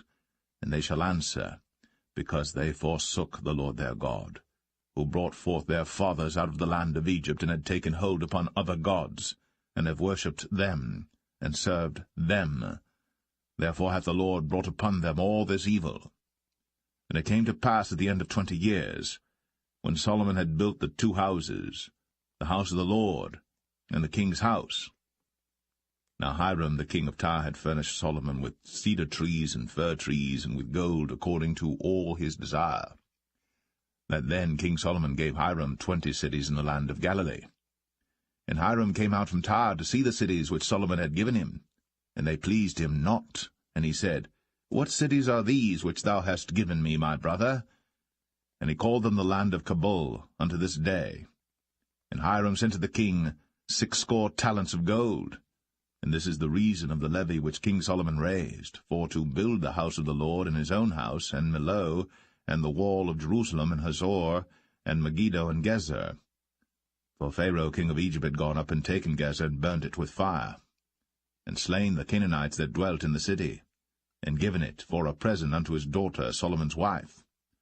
And Solomon built Gezer, and Beth-horon the nether, and Baalath, and Tadmor in the wilderness in the land, and all the cities of store that Solomon had, and cities for his chariots, and cities for his horsemen, and that which Solomon desired to build in Jerusalem, and in Lebanon, and in all the land of his dominion.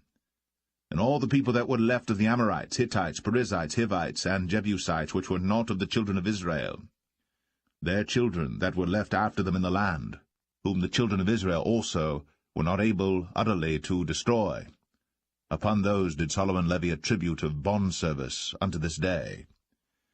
But of the children of Israel did Solomon make no bondmen, but they were men of war, and his servants, and his princes, and his captains, and rulers of his chariots, and his horsemen. These were the chief of the officers that were over Solomon's work, 550, which bare rule over the people that wrought in the work. But Pharaoh's daughter came up out of the city of David unto her house, which Solomon had built for her. Then did he build Millo. And 3 times in a year did Solomon offer burnt offerings and peace offerings upon the altar which he built unto the Lord. And he burnt incense upon the altar that was before the Lord. So he finished the house. And King Solomon made a navy of ships in Ezion-Geber, which is beside Eloth, on the shore of the Red Sea, in the land of Edom. And Hiram sent in the navy his servants, shipmen that had knowledge of the sea, with the servants of Solomon. And they came to Ophir, and fetched from thence gold 420 talents, and brought it to King Solomon.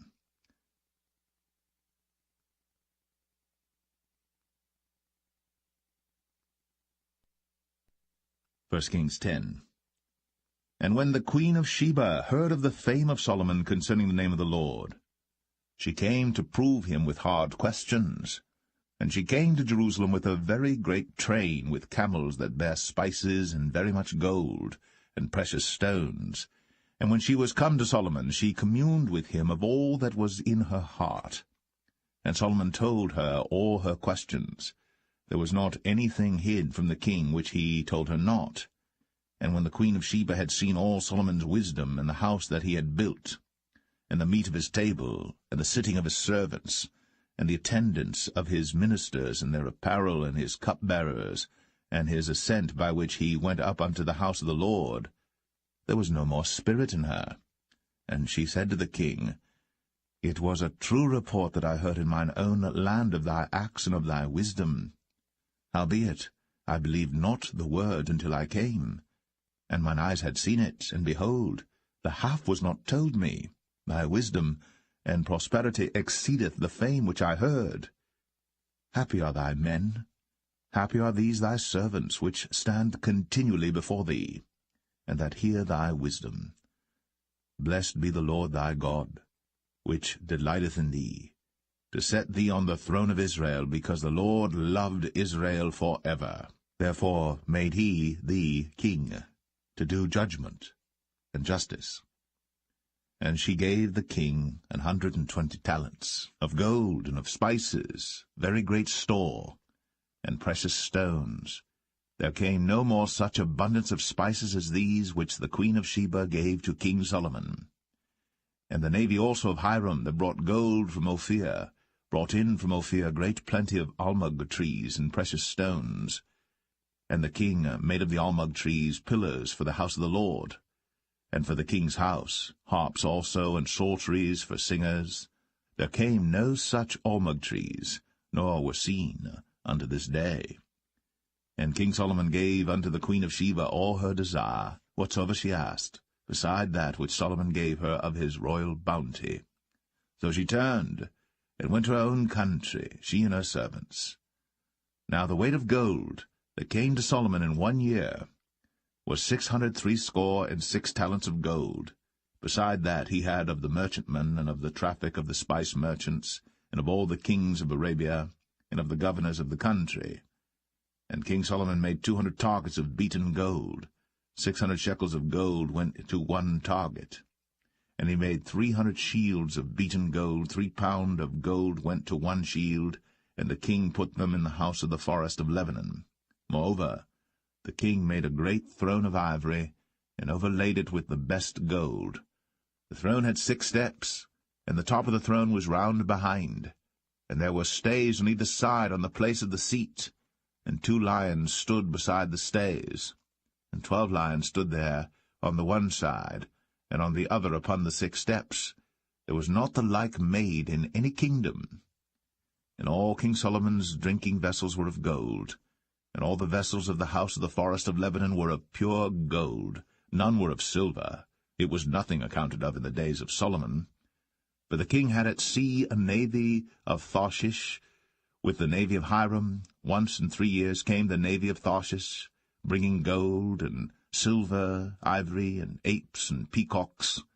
So King Solomon exceeded all the kings of the earth for riches and for wisdom. And all the earth sought to Solomon, to hear his wisdom, which God had put in his heart. And they brought every man his present, vessels of silver, and vessels of gold, and garments, and armor, and spices, horses, and mules, a rate year by year. And Solomon gathered together chariots and horsemen, and he had 1,400 chariots, and 12,000 horsemen, whom he bestowed in the cities for chariots, and with the king at Jerusalem. And the king made silver to be in Jerusalem as stones, and cedars made he to be as the sycamore trees that are in the vale for abundance. And Solomon had horses brought out of Egypt, and linen yarn. The king's merchants received the linen yarn at a price. And a chariot came up and went out of Egypt for 600 shekels of silver, and an horse for 150. And so for all the kings of the Hittites, and for the kings of Syria, did they bring them out by their means.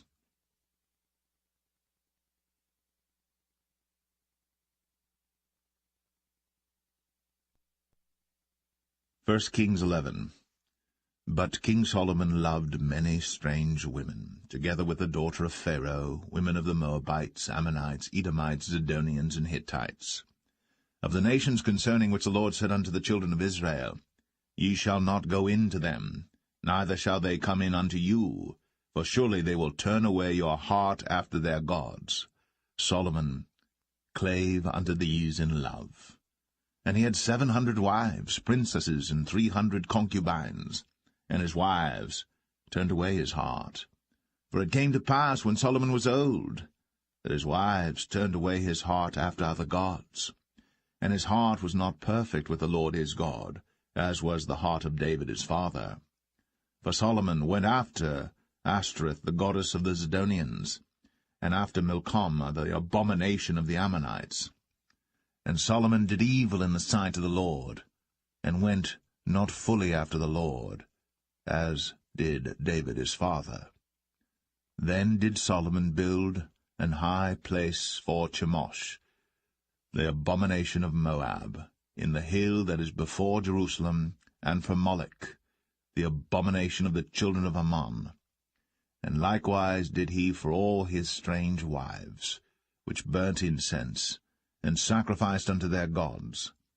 And the Lord was angry with Solomon, because his heart was turned from the Lord God of Israel, which had appeared unto him twice, and had commanded him concerning this thing, that he should not go after other gods. But he kept not that which the Lord commanded. Wherefore the Lord said unto Solomon, Forasmuch as this is done of thee, and thou hast not kept my covenant and my statutes, which I have commanded thee, I will surely rend the kingdom from thee, and will give it to thy servant.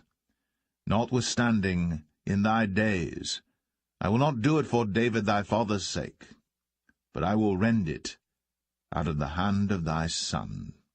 Howbeit, I will not rend away all the kingdom, but will give one tribe to thy son, for David my servant's sake, and for Jerusalem's sake, which I have chosen. And the Lord stirred up an adversary unto Solomon, Hadad the Edomite. He was of the king's seed in Edom. For it came to pass, when David was in Edom, and Joab, the captain of the host, was gone up to bury the slain, after he had smitten every male in Edom. For 6 months did Joab remain there with all Israel, until he had cut off every male in Edom. That Hadad fled, he and certain Edomites of his father's servants with him, to go into Egypt, Hadad being yet a little child.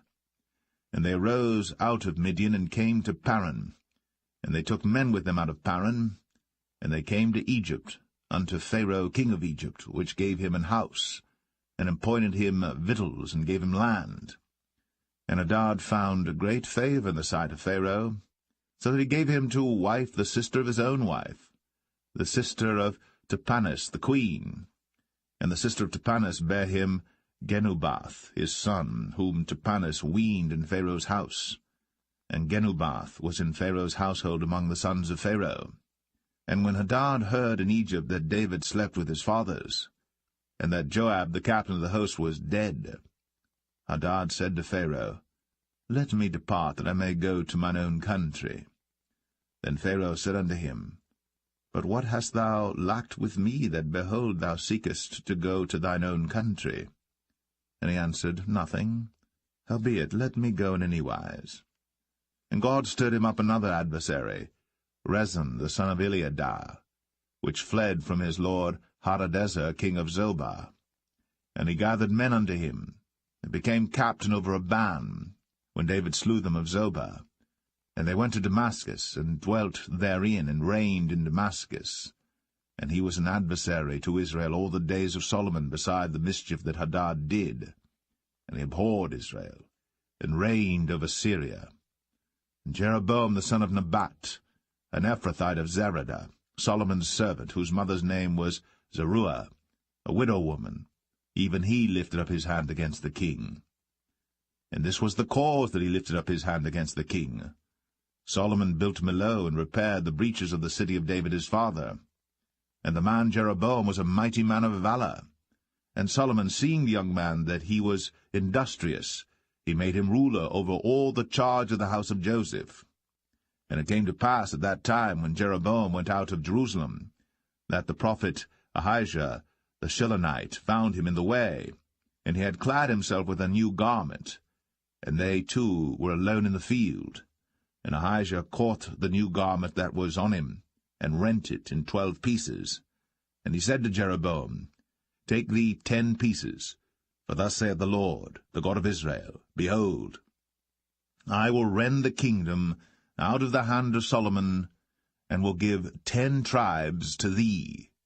But he shall have 1 tribe for my servant David's sake, and for Jerusalem's sake, the city which I have chosen out of all the tribes of Israel, because that they have forsaken me, and have worshipped Ashtoreth, the goddess of the Zidonians, Chemosh, the god of the Moabites, and Milcom, the god of the children of Ammon, and have not walked in my ways, to do that which is right in mine eyes, and to keep my statutes and my judgments, as did David his father.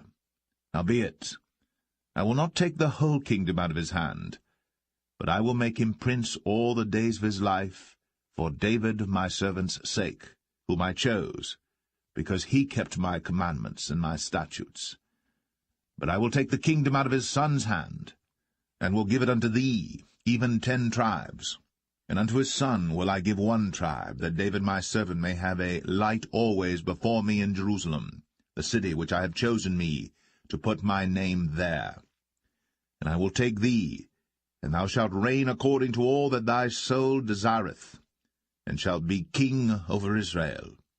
And it shall be, if thou wilt hearken unto all that I command thee, and wilt walk in my ways, and do that is right in my sight, to keep my statutes and my commandments, as David my servant did, that I will be with thee, and build thee a sure house, as I built for David, and will give Israel unto thee. And I will for this afflict the seed of David, but not forever. Solomon sought therefore to kill Jeroboam. And Jeroboam arose and fled into Egypt, unto Shishak king of Egypt, and was in Egypt until the death of Solomon. And the rest of the acts of Solomon, and all that he did, and his wisdom, are they not written in the book of the acts of Solomon? And the time that Solomon reigned in Jerusalem over all Israel was 40 years. And Solomon slept with his fathers, and was buried in the city of David his father. And Rehoboam his son reigned in his stead.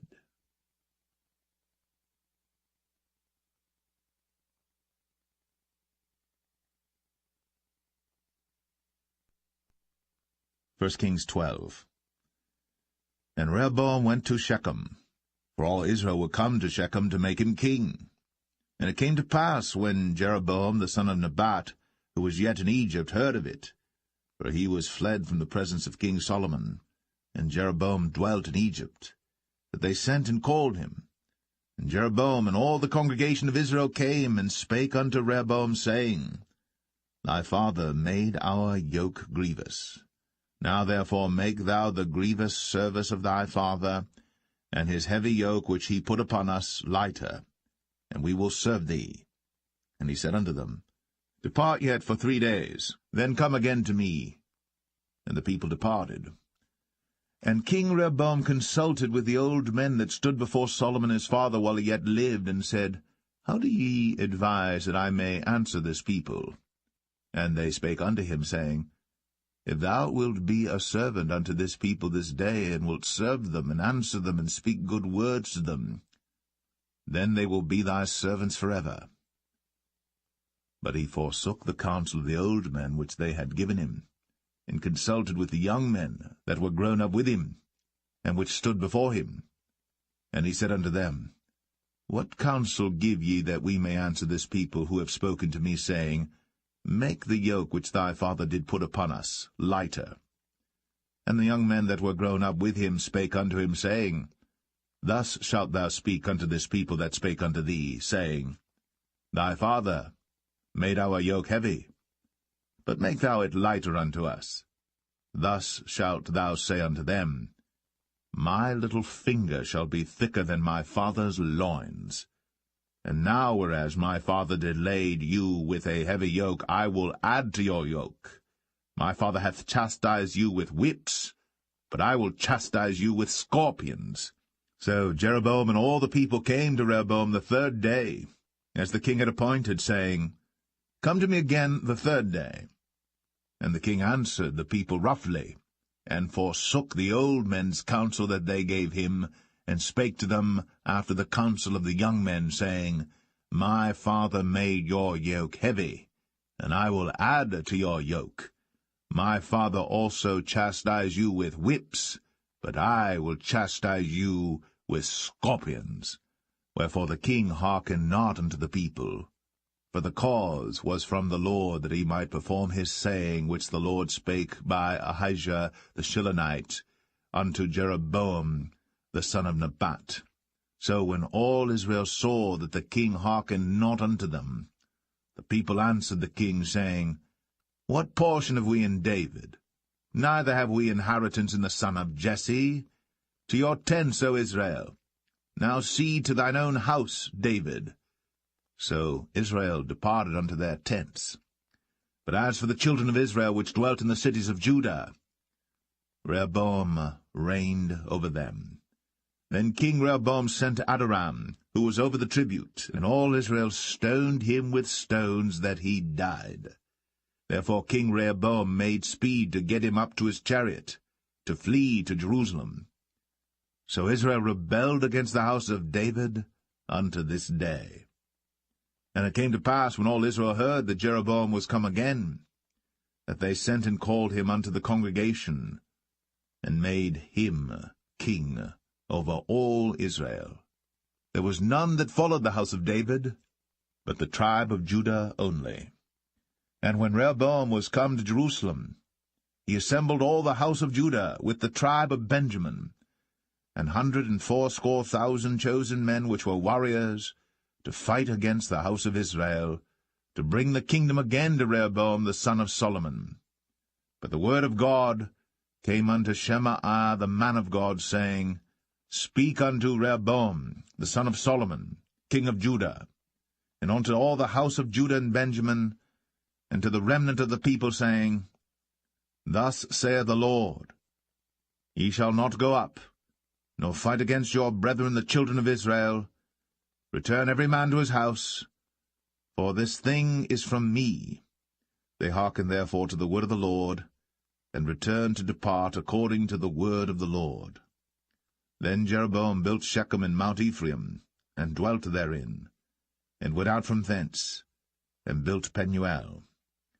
And Jeroboam said in his heart, Now shall the kingdom return to the house of David. If this people go up to do sacrifice in the house of the Lord at Jerusalem, then shall the heart of this people turn again unto their Lord, even unto Rehoboam king of Judah, and they shall kill me, and go again to Rehoboam king of Judah. Whereupon the king took counsel, and made 2 calves of gold, and said unto them, It is too much for you to go up to Jerusalem. Behold thy gods, O Israel, which brought thee up out of the land of Egypt. And he set the one in Bethel, and the other put he in Dan. And this thing became a sin. For the people went to worship before the one, even unto Dan. And he made an house of high places, and made priests of the lowest of the people, which were not of the sons of Levi. And Jeroboam ordained a feast in the 8th month, on the 15th day of the month, like unto the feast that is in Judah. And he offered upon the altar. So did he in Bethel, sacrificing unto the calves that he had made. And he placed in Bethel the priests of the high places which he had made. So he offered upon the altar which he had made in Bethel the 15th day of the 8th month, even in the month which he had devised of his own heart, and ordained a feast unto the children of Israel. And he offered upon the altar, and burnt incense.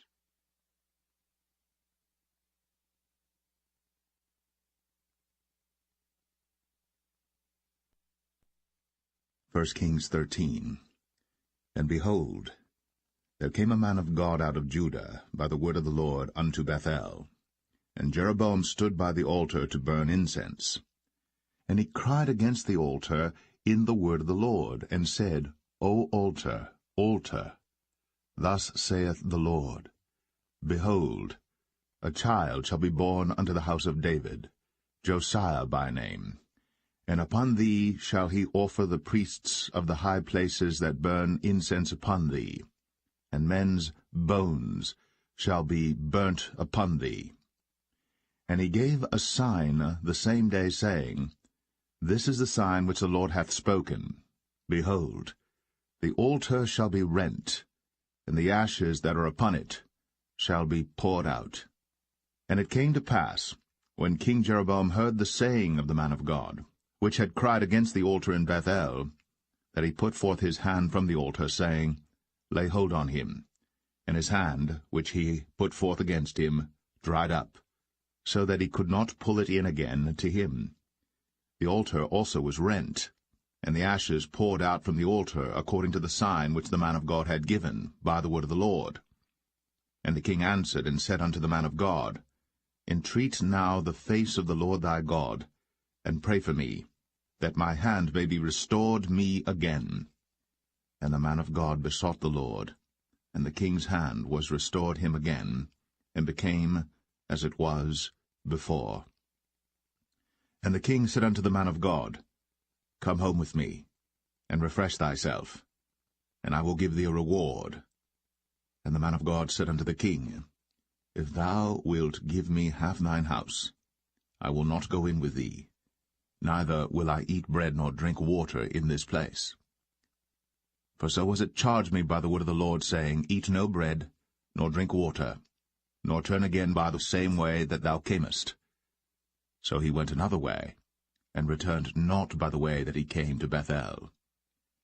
Now there dwelt an old prophet in Bethel, and his sons came and told him all the works that the man of God had done that day in Bethel, the words which he had spoken unto the king. Them they told also to their father. And their father said unto them, What way went he? For his sons had seen what way the man of God went, which came from Judah. And he said unto his sons, Saddle me the ass. So they saddled him the ass, and he rode thereon, and went after the man of God, and found him sitting under an oak. And he said unto him, Art thou the man of God that camest from Judah? And he said, I am. Then he said unto him, Come home with me, and eat bread. And he said, I may not return with thee, nor go in with thee, neither will I eat bread nor drink water with thee in this place. For it was said to me by the word of the Lord, Thou shalt eat no bread, nor drink water there, nor turn again to go by the way that thou camest. He said unto him, I am a prophet, also as thou art.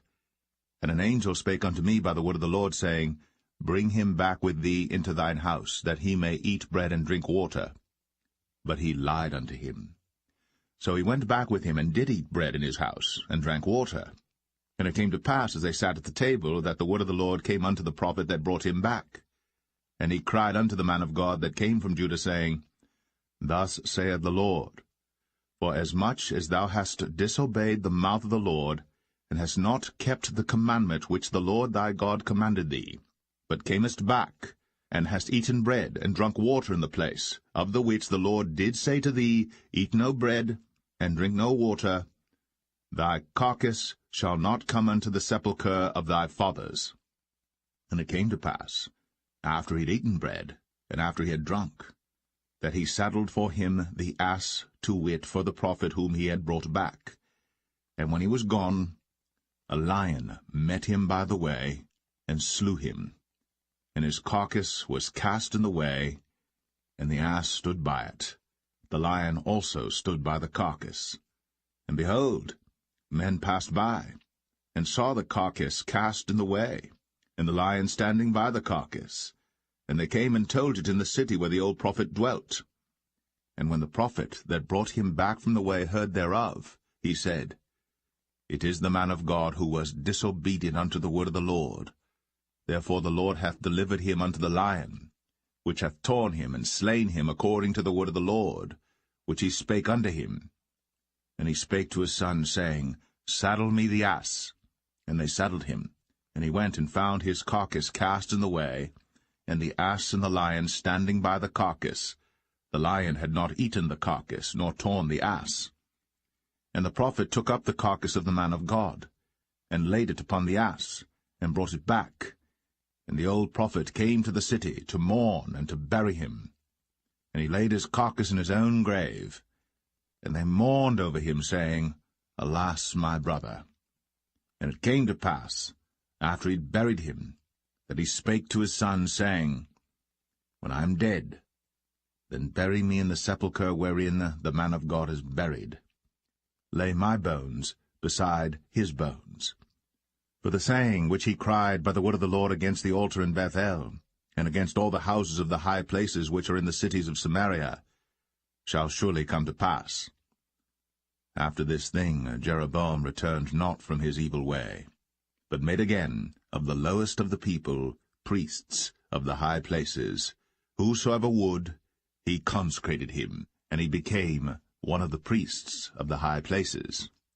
And this thing became sin unto the house of Jeroboam, even to cut it off, and to destroy it from off the face of the earth.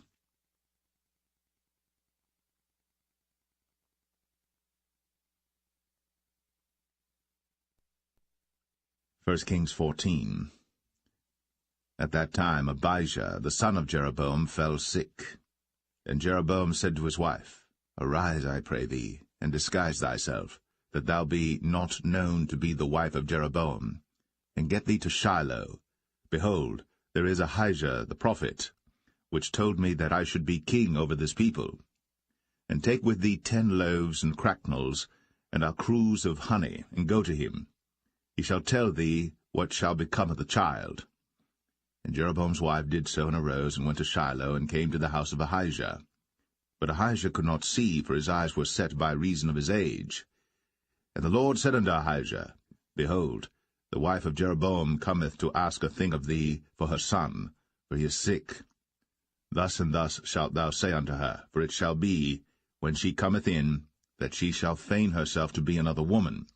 And it was so, when Ahijah heard the sound of her feet, as she came in at the door, that he said, Come in, thou wife of Jeroboam. Why feignest thou thyself to be another? For I am sent to thee with heavy tidings. Go, tell Jeroboam, Thus saith the Lord God of Israel, Forasmuch as I exalted thee from among the people, and made thee prince over my people Israel, and rent the kingdom away from the house of David, and gave it thee, and yet thou hast not been as my servant David, who kept my commandments, and who followed me with all his heart, to do that only which was right in mine eyes, but hast done evil above all that were before thee. For thou hast gone and made thee other gods, and molten images, to provoke me to anger, and hast cast me behind thy back. Therefore, behold, I will bring evil upon the house of Jeroboam, and will cut off from Jeroboam him that pisseth against the wall, and him that is shut up and left in Israel, and will take away the remnant of the house of Jeroboam as a man taketh away dung, till it be all gone. Him that dieth of Jeroboam in the city shall the dogs eat, and him that dieth in the field shall the fowls of the air eat. For the Lord hath spoken it. Arise thou therefore, get thee to thine own house, and when thy feet enter into the city, the child shall die. And all Israel shall mourn for him, and bury him. For he only of Jeroboam shall come to the grave, because in him there is found some good thing toward the Lord God of Israel in the house of Jeroboam. Moreover, the Lord shall raise him up a king over Israel, who shall cut off the house of Jeroboam that day. But what? Even now. For the Lord shall smite Israel, as a reed is shaken in the water, and he shall root up Israel out of this good land, which he gave to their fathers, and shall scatter them beyond the river, because they have made their groves, provoking the Lord to anger. And he shall give Israel up, because of the sins of Jeroboam, who did sin, and who made Israel to sin. And Jeroboam's wife arose and departed, and came to Tirzah. And when she came to the threshold of the door, the child died, and they buried him. And all Israel mourned for him according to the word of the Lord, which he spake by the hand of his servant Ahijah the prophet. And the rest of the acts of Jeroboam, how he warred and how he reigned, behold, they are written in the book of the Chronicles of the kings of Israel. And the days which Jeroboam reigned were 22 years, and he slept with his fathers. And Nadab his son reigned in his stead. And Rehoboam the son of Solomon reigned in Judah. Rehoboam was 41 years old when he began to reign, and he reigned 17 years in Jerusalem, the city which the Lord did choose out of all the tribes of Israel, to put his name there. And his mother's name was Naamah, an Ammonitess. And Judah did evil in the sight of the Lord, and they provoked him to jealousy with their sins which they had committed, above all that their fathers had done. But they also built them high places and images and groves on every high hill, and under every green tree. And there were also Sodomites in the land, and they did according to all the abominations of the nations which the Lord cast out before the children of Israel. And it came to pass in the 5th year of King Rehoboam that Shishak king of Egypt came up against Jerusalem. And he took away the treasures of the house of the Lord, and the treasures of the king's house, even took away all, and he took away all the shields of gold which Solomon had made. And King Rehoboam made in their stead brazen shields, and committed them unto the hands of the chief of the guard which kept the door of the king's house. And it was so, when the king went into the house of the Lord, that the guard bare them and brought them back into the guard chamber. Now the rest of the acts of Rehoboam, and all that he did, are they not written in the book of the Chronicles of the kings of Judah? And there was war between Rehoboam and Jeroboam all their days. And Rehoboam slept with his fathers, and was buried with his fathers in the city of David. And his mother's name was Naamah, an Ammonitess. And Abijam, his son, reigned in his stead.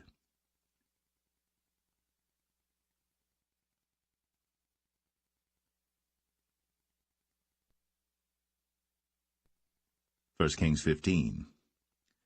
Now in the 18th year of King Jeroboam, the son of Nebat, reigned Abijam over Judah. 3 years reigned he in Jerusalem, and his mother's name was Maachah, the daughter of Abishalom. And he walked in all the sins of his father which he had done before him, and his heart was not perfect with the Lord his God, as the heart of David his father. Nevertheless, for David's sake did the Lord his God give him a lamp in Jerusalem to set up his son after him, and to establish Jerusalem, because David did that which was right in the eyes of the Lord, and turned not aside from anything that he commanded him all the days of his life, save only in the matter of Uriah the Hittite. And there was war between Rehoboam and Jeroboam all the days of his life. Now the rest of the acts of Abijam, and all that he did, are they not written in the book of the Chronicles of the kings of Judah? And there was war between Abijam and Jeroboam. And Abijam slept with his fathers, and they buried him in the city of David, and Asa, his son, reigned in his stead. And in the 20th year of Jeroboam, king of Israel, reigned Asa over Judah. And 41 years reigned he in Jerusalem. And his mother's name was Maachah, the daughter of Abishalom. And Asa did that which was right in the eyes of the Lord, as did David his father. And he took away the Sodomites out of the land, and removed all the idols that his fathers had made. And also Maachah his mother, even her he removed from being queen, because she had made an idol in the grove.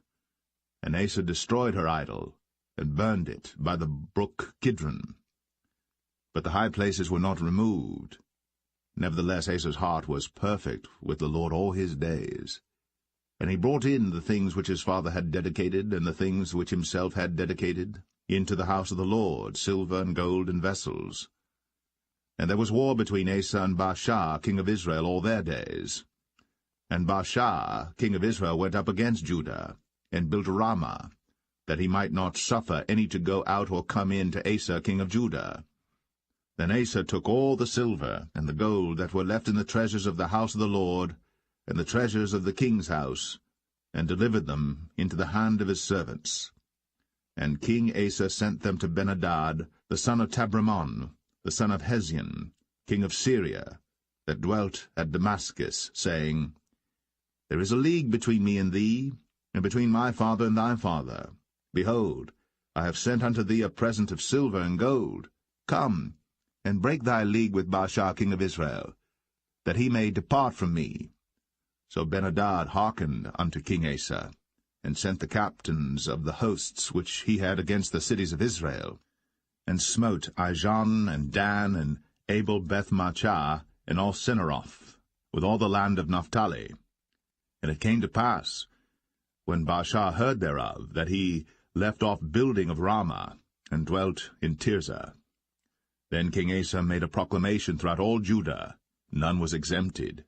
And they took away the stones of Ramah, and the timber thereof, wherewith Baasha had builded.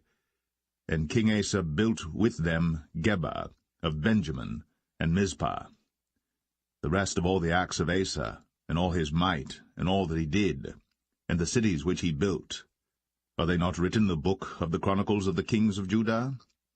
Nevertheless, in the time of his old age, he was diseased in his feet. And Asa slept with his fathers, and was buried with his fathers in the city of David his father, and Jehoshaphat his son reigned in his stead.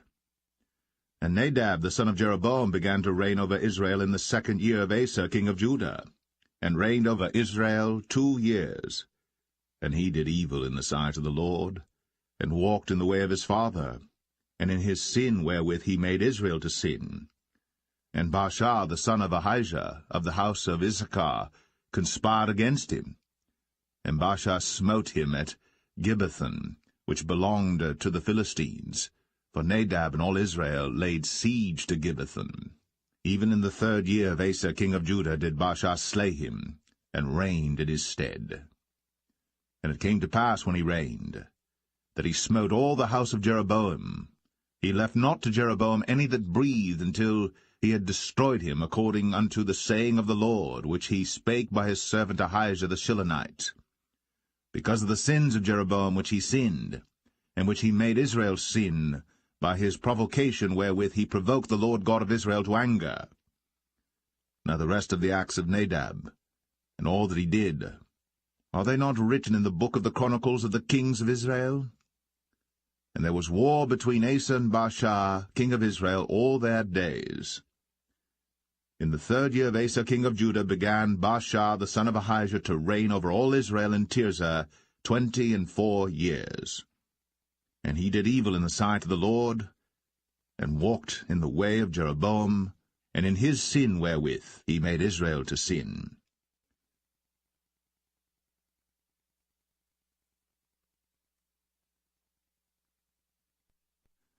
First Kings 16. Then the word of the Lord came to Jehu the son of Hanani against Baasha, saying, Forasmuch as I exalted thee out of the dust, and made thee prince over my people Israel, and thou hast walked in the way of Jeroboam, and hast made my people Israel to sin, to provoke me to anger with their sins, behold, I will take away the posterity of Baasha, and the posterity of his house, and will make thy house like the house of Jeroboam the son of Nebat. Him that dieth of Baasha in the city shall the dogs eat, and him that dieth of his in the fields shall the fowls of the air eat. Now the rest of the acts of Baasha, and what he did, and his might, are they not written in the book of the chronicles of the kings of Israel? So Baasha slept with his fathers, and was buried in Tirzah, and Elah his son reigned in his stead. And also by the hand of the prophet Jehu, the son of Hanani, came the word of the Lord against Baasha, and against his house, even for all the evil that he did in the sight of the Lord, in provoking him to anger, with the work of his hands, in being like the house of Jeroboam, and because he killed him. In the 26th year of Asa king of Judah began Elah the son of Baasha to reign over Israel in Tirzah 2 years. And his servant Zimri, captain of half his chariots, conspired against him, as he was in Tirzah drinking himself drunk in the house of Arzah, steward of his house in Tirzah. And Zimri went in, and smote him, and killed him, in the 27th year of Asa king of Judah, and reigned in his stead. And it came to pass, when he began to reign, as soon as he sat on his throne, that he slew all the house of Baasha. He left him not one that pisseth against a wall, neither of his kinsfolks, nor of his friends. Thus did Zimri destroy all the house of Baasha, according to the word of the Lord which he spake against Baasha by Jehu the prophet. For all the sins of Baasha, and the sins of Elah his son, by which they sinned, and by which they made Israel to sin, in provoking the Lord God of Israel to anger with their vanities. Now the rest of the acts of Elah, and all that he did, are they not written in the book of the Chronicles of the kings of Israel? In the 27th year of Asa king of Judah did Zimri reign 7 days in Tirzah. And the people were encamped against Gibbethon, which belonged to the Philistines. And the people that were encamped heard say, Zimri hath conspired, and hath also slain the king.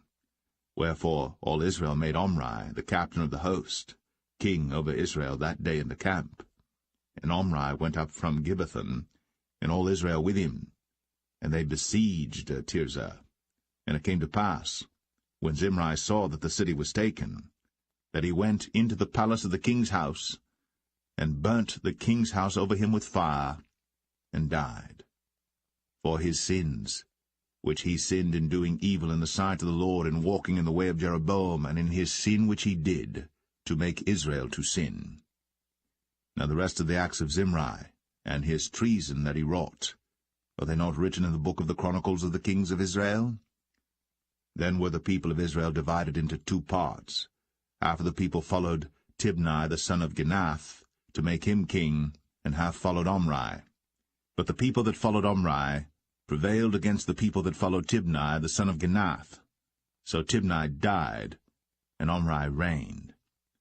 In the 31st year of Asa king of Judah began Omri to reign over Israel 12 years. 6 years reigned he in Tirzah. And he bought the hill Samaria of Shemer for 2 talents of silver, and built on the hill, and called the name of the city which he built after the name of Shemer, owner of the hill, Samaria. But Omri wrought evil in the eyes of the Lord, and did worse than all that were before him. For he walked in all the way of Jeroboam the son of Nebat, and in his sin wherewith he made Israel to sin, to provoke the Lord God of Israel to anger with their vanities. Now the rest of the acts of Omri which he did, and his might that he showed, are they not written in the book of the Chronicles of the kings of Israel? So Omri slept with his fathers, and was buried in Samaria, and Ahab his son reigned in his stead. And in the 38th year of Asa king of Judah began Ahab the son of Omri to reign over Israel. And Ahab the son of Omri reigned over Israel in Samaria 22 years. And Ahab the son of Omri did evil in the sight of the Lord above all that were before him. And it came to pass, as if it had been a light thing for him to walk in the sins of Jeroboam the son of Nebat, that he took to wife Jezebel, the daughter of Ethbaal, king of the Zidonians, and went and served Baal, and worshipped him. And he reared up an altar for Baal in the house of Baal, which he had built in Samaria. And Ahab made a grove, and Ahab did more to provoke the Lord God of Israel to anger than all the kings of Israel that were before him. In his days did Hiel the Bethelite build Jericho. He laid the foundation thereof in Abiram his firstborn, and set up the gates thereof in his youngest son Segub, according to the word of the Lord, which he spake by Joshua the son of Nun.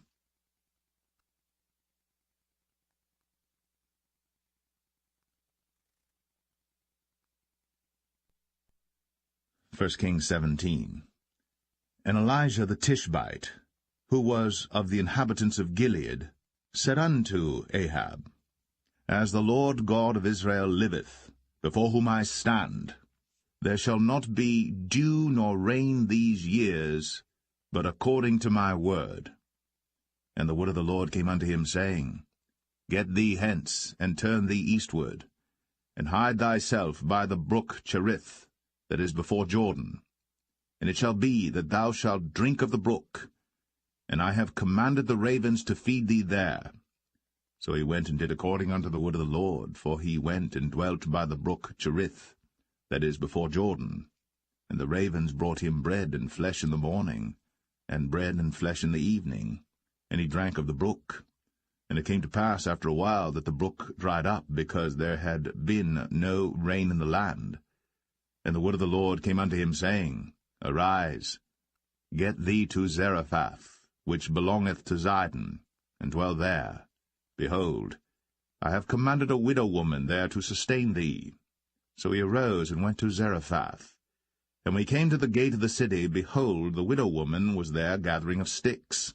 And he called to her, and said, Fetch me, I pray thee, a little water in a vessel, that I may drink. And as she was going to fetch it, he called to her, and said, Bring me, I pray thee, a morsel of bread in thine hand. And she said, As the Lord thy God liveth, I have not a cake, but an handful of meal in a barrel, and a little oil in a cruse, and behold, I am gathering 2 sticks, that I may go in and dress it for me, and my son, that we may eat it, and die. And Elijah said unto her, Fear not, go and do as thou hast said, but make me thereof a little cake first, and bring it unto me, and after make for thee and for thy son.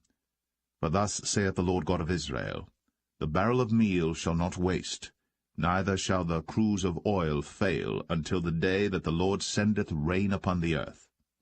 And she went and did according to the saying of Elijah, and she and he and her house did eat many days. And the barrel of meal wasted not, neither did the cruse of oil fail, according to the word of the Lord which he spake by Elijah. And it came to pass after these things, that the son of the woman, the mistress of the house, fell sick, and his sickness was so sore, that there was no breath left in him. And she said unto Elijah, What have I to do with thee, O thou man of God? Art thou come unto me to call my sin to remembrance, and to slay my son? And he said unto her, Give me thy son.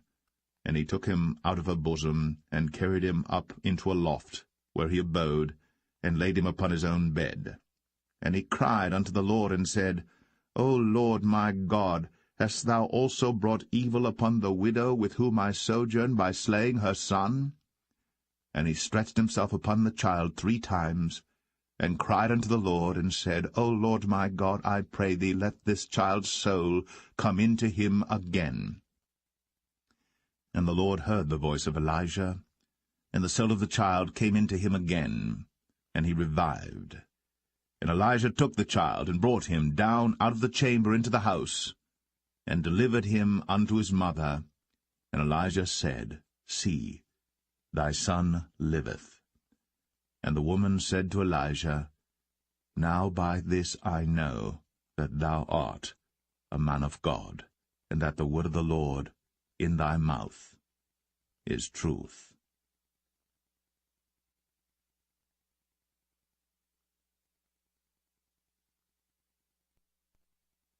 1 Kings 18. And it came to pass, after many days, that the word of the Lord came to Elijah in the 3rd year, saying, Go, show thyself unto Ahab, and I will send rain upon the earth. And Elijah went to show himself unto Ahab. And there was a sore famine in Samaria. And Ahab called Obadiah, which was the governor of his house. Now Obadiah feared the Lord greatly. For it was so, when Jezebel cut off the prophets of the Lord, that Obadiah took 100 prophets, and hid them by 50 in a cave, and fed them with bread and water. And Ahab said unto Obadiah, Go into the land, unto all fountains of water, and unto all brooks. Peradventure we may find grass to save the horses and mules alive, that we lose not all the beasts. So they divided the land between them to pass throughout it. Ahab went one way by himself, and Obadiah went another way by himself. And as Obadiah was in the way, behold, Elijah met him, and he knew him, and fell on his face, and said, Art thou that my lord Elijah? And he answered him, I am. Go tell thy lord, Behold, Elijah is here. And he said, What have I sinned that thou wouldst deliver thy servant into the hand of Ahab, to slay me? As the Lord thy God liveth, there is no nation or kingdom whither my lord hath not sent to seek thee. And when they said, He is not there, he took an oath of the kingdom and nation that they found thee not. And now thou sayest, Go, tell thy lord, Behold, Elijah is here. And it shall come to pass, as soon as I am gone from thee, that the Spirit of the Lord shall carry thee whither I know not.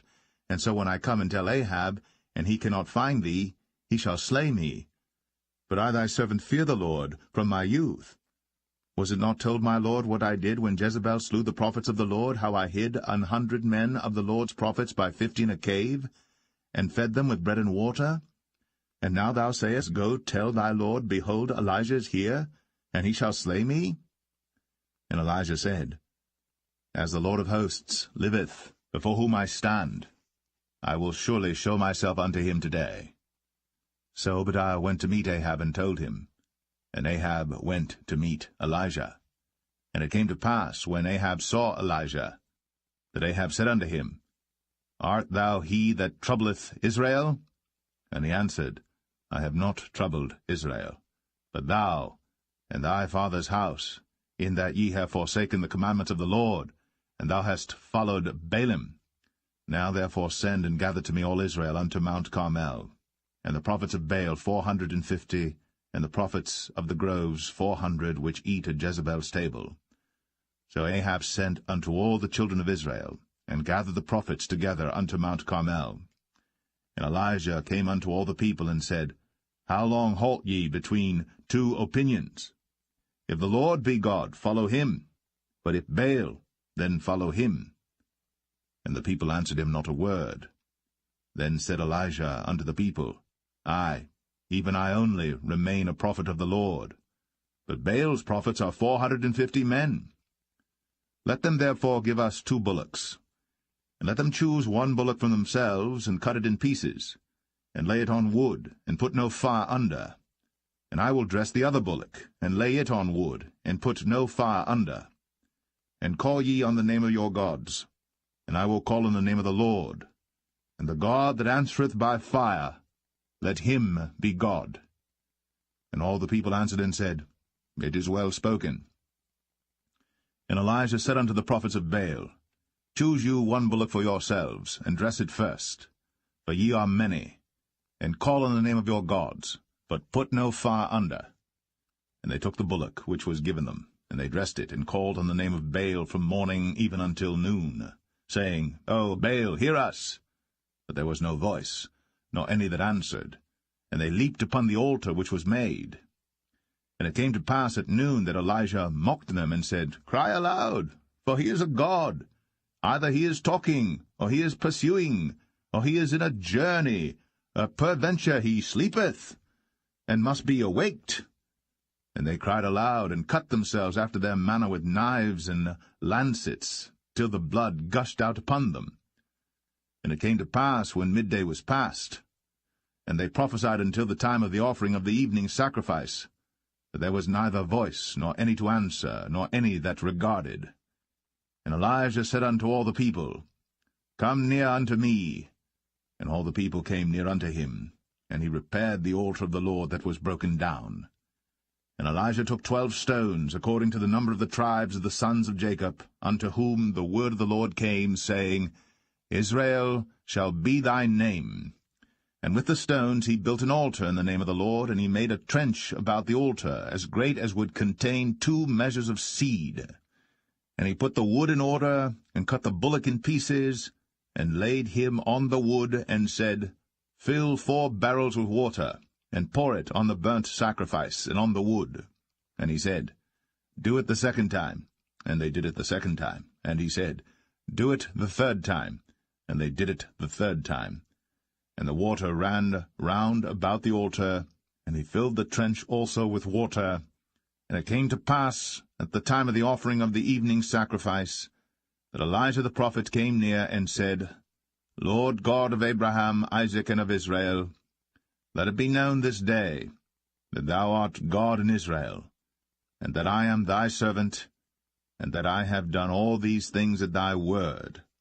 Hear me, O Lord, hear me, that this people may know that thou art the Lord God, and that thou hast turned their heart back again. Then the fire of the Lord fell, and consumed the burnt sacrifice, and the wood, and the stones, and the dust, and licked up the water that was in the trench. And when all the people saw it, they fell on their faces, and they said, The Lord, he is the God. The Lord, he is the God.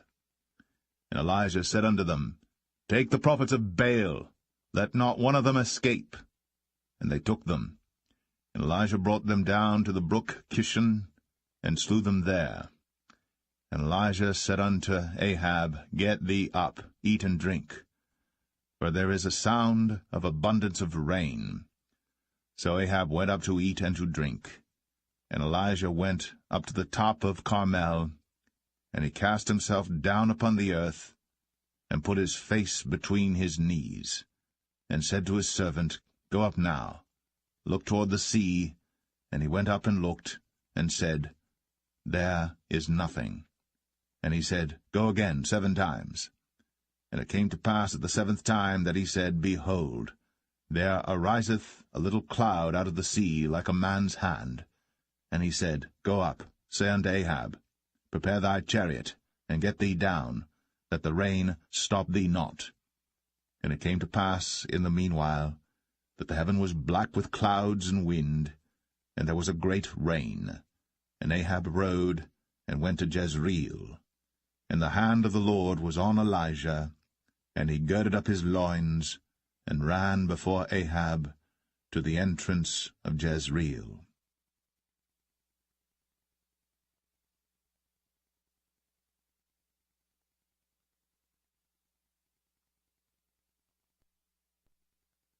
First Kings 19. And Ahab told Jezebel all that Elijah had done, and withal how he had slain all the prophets with the sword. Then Jezebel sent a messenger unto Elijah, saying, So let the gods do to me, and more also, if I make not thy life as the life of one of them by tomorrow about this time. And when he saw that, he arose, and went for his life, and came to Beersheba, which belongeth to Judah, and left his servant there. But he himself went a day's journey into the wilderness, and came and sat down under a juniper tree. And he requested for himself that he might die, and said, It is enough. Now, O Lord, take away my life, for I am not better than my fathers. And as he lay and slept under a juniper tree, behold, then an angel touched him, and said unto him, Arise and eat. And he looked, and behold, there was a cake baked on the coals, and a cruse of water at his head. And he did eat and drink, and laid him down again. And the angel of the Lord came again the 2nd time, and touched him, and said, Arise and eat, because the journey is too great for thee. And he arose, and did eat and drink, and went in the strength of that meat 40 days, and 40 nights, unto Horeb the mount of God. And he came thither unto a cave, and lodged there. And behold, the word of the Lord came to him, and he said unto him, What doest thou here, Elijah? And he said, I have been very jealous for the Lord God of hosts, for the children of Israel have forsaken thy covenant, thrown down thine altars, and slain thy prophets with the sword, and I, even I only am left, and they seek my life to take it away. And he said, Go forth, and stand upon the mount before the Lord. And behold, the Lord passed by, and a great and strong wind rent the mountains, and brake in pieces the rocks before the Lord. But the Lord was not in the wind. And after the wind, an earthquake. But the Lord was not in the earthquake. And after the earthquake, a fire. But the Lord was not in the fire. And after the fire, a still, small voice. And it was so, when Elijah heard it, that he wrapped his face in his mantle, and went out, and stood in the entering in of the cave. And behold, there came a voice unto him, and said, What doest thou here, Elijah? And he said, I have been very jealous for the Lord God of hosts, because the children of Israel have forsaken thy covenant, thrown down thine altars, and slain thy prophets with the sword, and I, even I only, am left. And they seek my life, to take it away. And the Lord said unto him, Go, return on thy way to the wilderness of Damascus, and when thou comest, anoint Hazael to be king over Syria. And Jehu, the son of Nimshi, shalt thou anoint to be king over Israel. And Elisha, the son of Shaphat, of Abel-Meholah, shalt thou anoint to be prophet in thy room. And it shall come to pass, that him that escapeth the sword of Hazael shall Jehu slay, and him that escapeth from the sword of Jehu shall Elisha slay. Yet I have left me 7,000 in Israel, all the knees which have not bowed unto Baal, and every mouth which hath not kissed him. So he departed thence, and found Elisha the son of Shaphat, who was plowing with 12 yoke of oxen before him, and he with the 12th, and Elijah passed by him, and cast his mantle upon him. And he left the oxen, and ran after Elijah, and said, Let me, I pray thee, kiss my father and my mother, and then I will follow thee. And he said unto him, Go back again, for what have I done to thee? And he returned back from him, and took a yoke of oxen, and slew them, and boiled their flesh with the instruments of the oxen, and gave unto the people, and they did eat. Then he arose, and went after Elijah, and ministered unto him.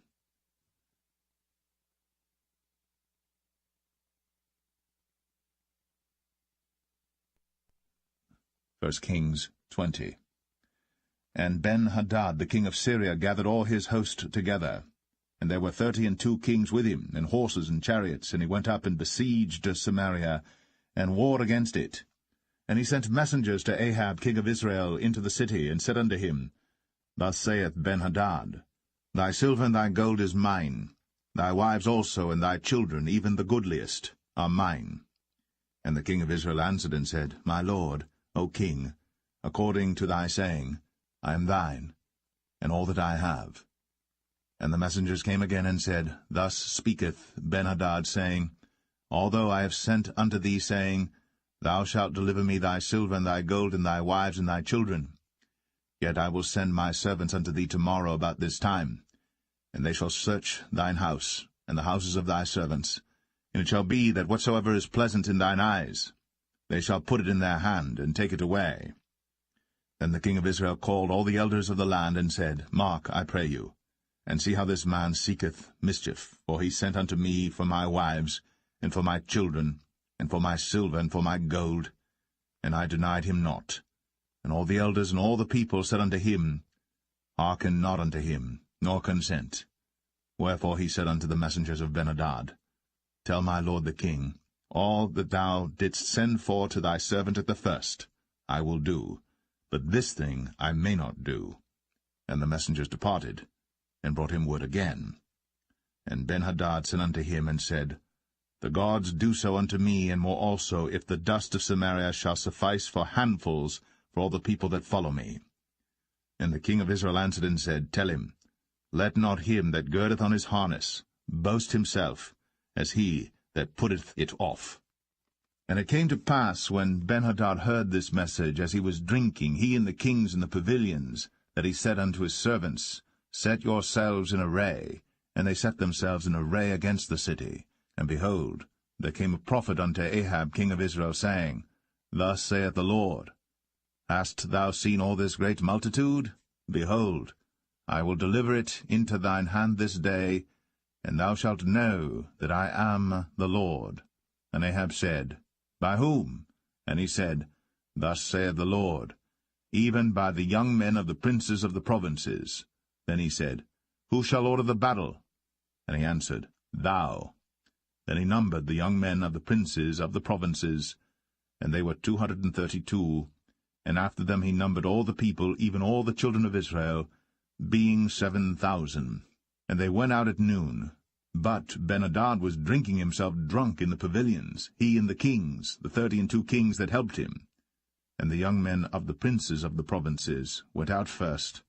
And Ben-Hadad sent out, and they told him, saying, There are men come out of Samaria. And he said, Whether they be come out for peace, take them alive, or whether they be come out for war, take them alive. So these young men of the princes of the provinces came out of the city, and the army which followed them, and they slew every one his man, and the Syrians fled. And Israel pursued them, and Ben-Hadad the king of Syria escaped on an horse with the horsemen. And the king of Israel went out, and smote the horses and chariots, and slew the Syrians with a great slaughter. And the prophet came to the king of Israel, and said unto him, Go, strengthen thyself, and mark and see what thou doest. For at the return of the year the king of Syria will come up against thee. And the servants of the king of Syria said unto him, Their gods are gods of the hills, therefore they were stronger than we. But let us fight against them in the plain, and surely we shall be stronger than they. And do this thing, take the kings away, every man out of his place, and put captains in their rooms. And number thee an army like the army that thou hast lost, horse for horse, and chariot for chariot, and we will fight against them in the plain, and surely we shall be stronger than they. And he hearkened unto their voice, and did so. And it came to pass, at the return of the year, that Ben-hadad numbered the Syrians, and went up to Aphek to fight against Israel. And the children of Israel were numbered, and were all present, and went against them. And the children of Israel pitched before them like two little flocks of kids, but the Syrians filled the country. And there came a man of God, and spake unto the king of Israel, and said, Thus saith the Lord, Because the Syrians have said, The Lord is God of the hills, but he is not God of the valleys. Therefore will I deliver all this great multitude into thine hand, and ye shall know that I am the Lord. And they pitched one over against the other 7 days, and so it was, that in the 7th day the battle was joined, and the children of Israel slew of the Syrians 100,000 footmen in 1 day. But the rest fled to Aphek into the city, and there a wall fell upon 27,000 of the men that were left. And Ben-hadad fled, and came into the city, into an inner chamber. And his servants said unto him, Behold now, we have heard that the kings of the house of Israel are merciful kings. Let us, I pray thee, put sackcloth on our loins, and ropes upon our heads, and go out to the king of Israel. Peradventure he will save thy life. So they girded sackcloth on their loins, and put ropes on their heads, and came to the king of Israel, and said, Thy servant Ben-hadad saith, I pray thee, let me live. And he said, Is he yet alive? He is my brother. Now the men did diligently observe whether anything would come from him, and did hastily catch it. And they said, Thy brother Ben-hadad. Then he said, Go ye, bring him. Then Ben-hadad came forth to him, and he caused him to come up into the chariot. And Ben-hadad said unto him, The cities which my father took from thy father I will restore. And thou shalt make streets for thee in Damascus, as my father made in Samaria. Then said Ahab, I will send thee away with this covenant. So he made a covenant with him, and sent him away. And a certain man of the sons of the prophets said unto his neighbor in the word of the Lord, Smite me, I pray thee. And the man refused to smite him. Then said he unto him, Because thou hast not obeyed the voice of the Lord, behold, as soon as thou art departed from me, a lion shall slay thee. And as soon as he was departed from him, a lion found him, and slew him. Then he found another man, and said, Smite me, I pray thee. And the man smote him, so that in smiting he wounded him. So the prophet departed, and waited for the king by the way, and disguised himself with ashes upon his face. And as the king passed by, he cried unto the king, and he said, Thy servant went out into the midst of the battle, and behold, a man turned aside, and brought a man unto me, and said, Keep this man. If by any means he be missing, then shall thy life be for his life, or else thou shalt pay a talent of silver. And as thy servant was busy here and there, he was gone. And the king of Israel said unto him, So shall thy judgment be. Thyself hast decided it. And he hasted, and took the ashes away from his face. And the king of Israel discerned him that he was of the prophets. And he said unto him, Thus saith the Lord, Because thou hast let go out of thy hand a man whom I appointed to utter destruction, therefore thy life shall go for his life, and thy people for his people. And the king of Israel went to his house, heavy and displeased, and came to Samaria.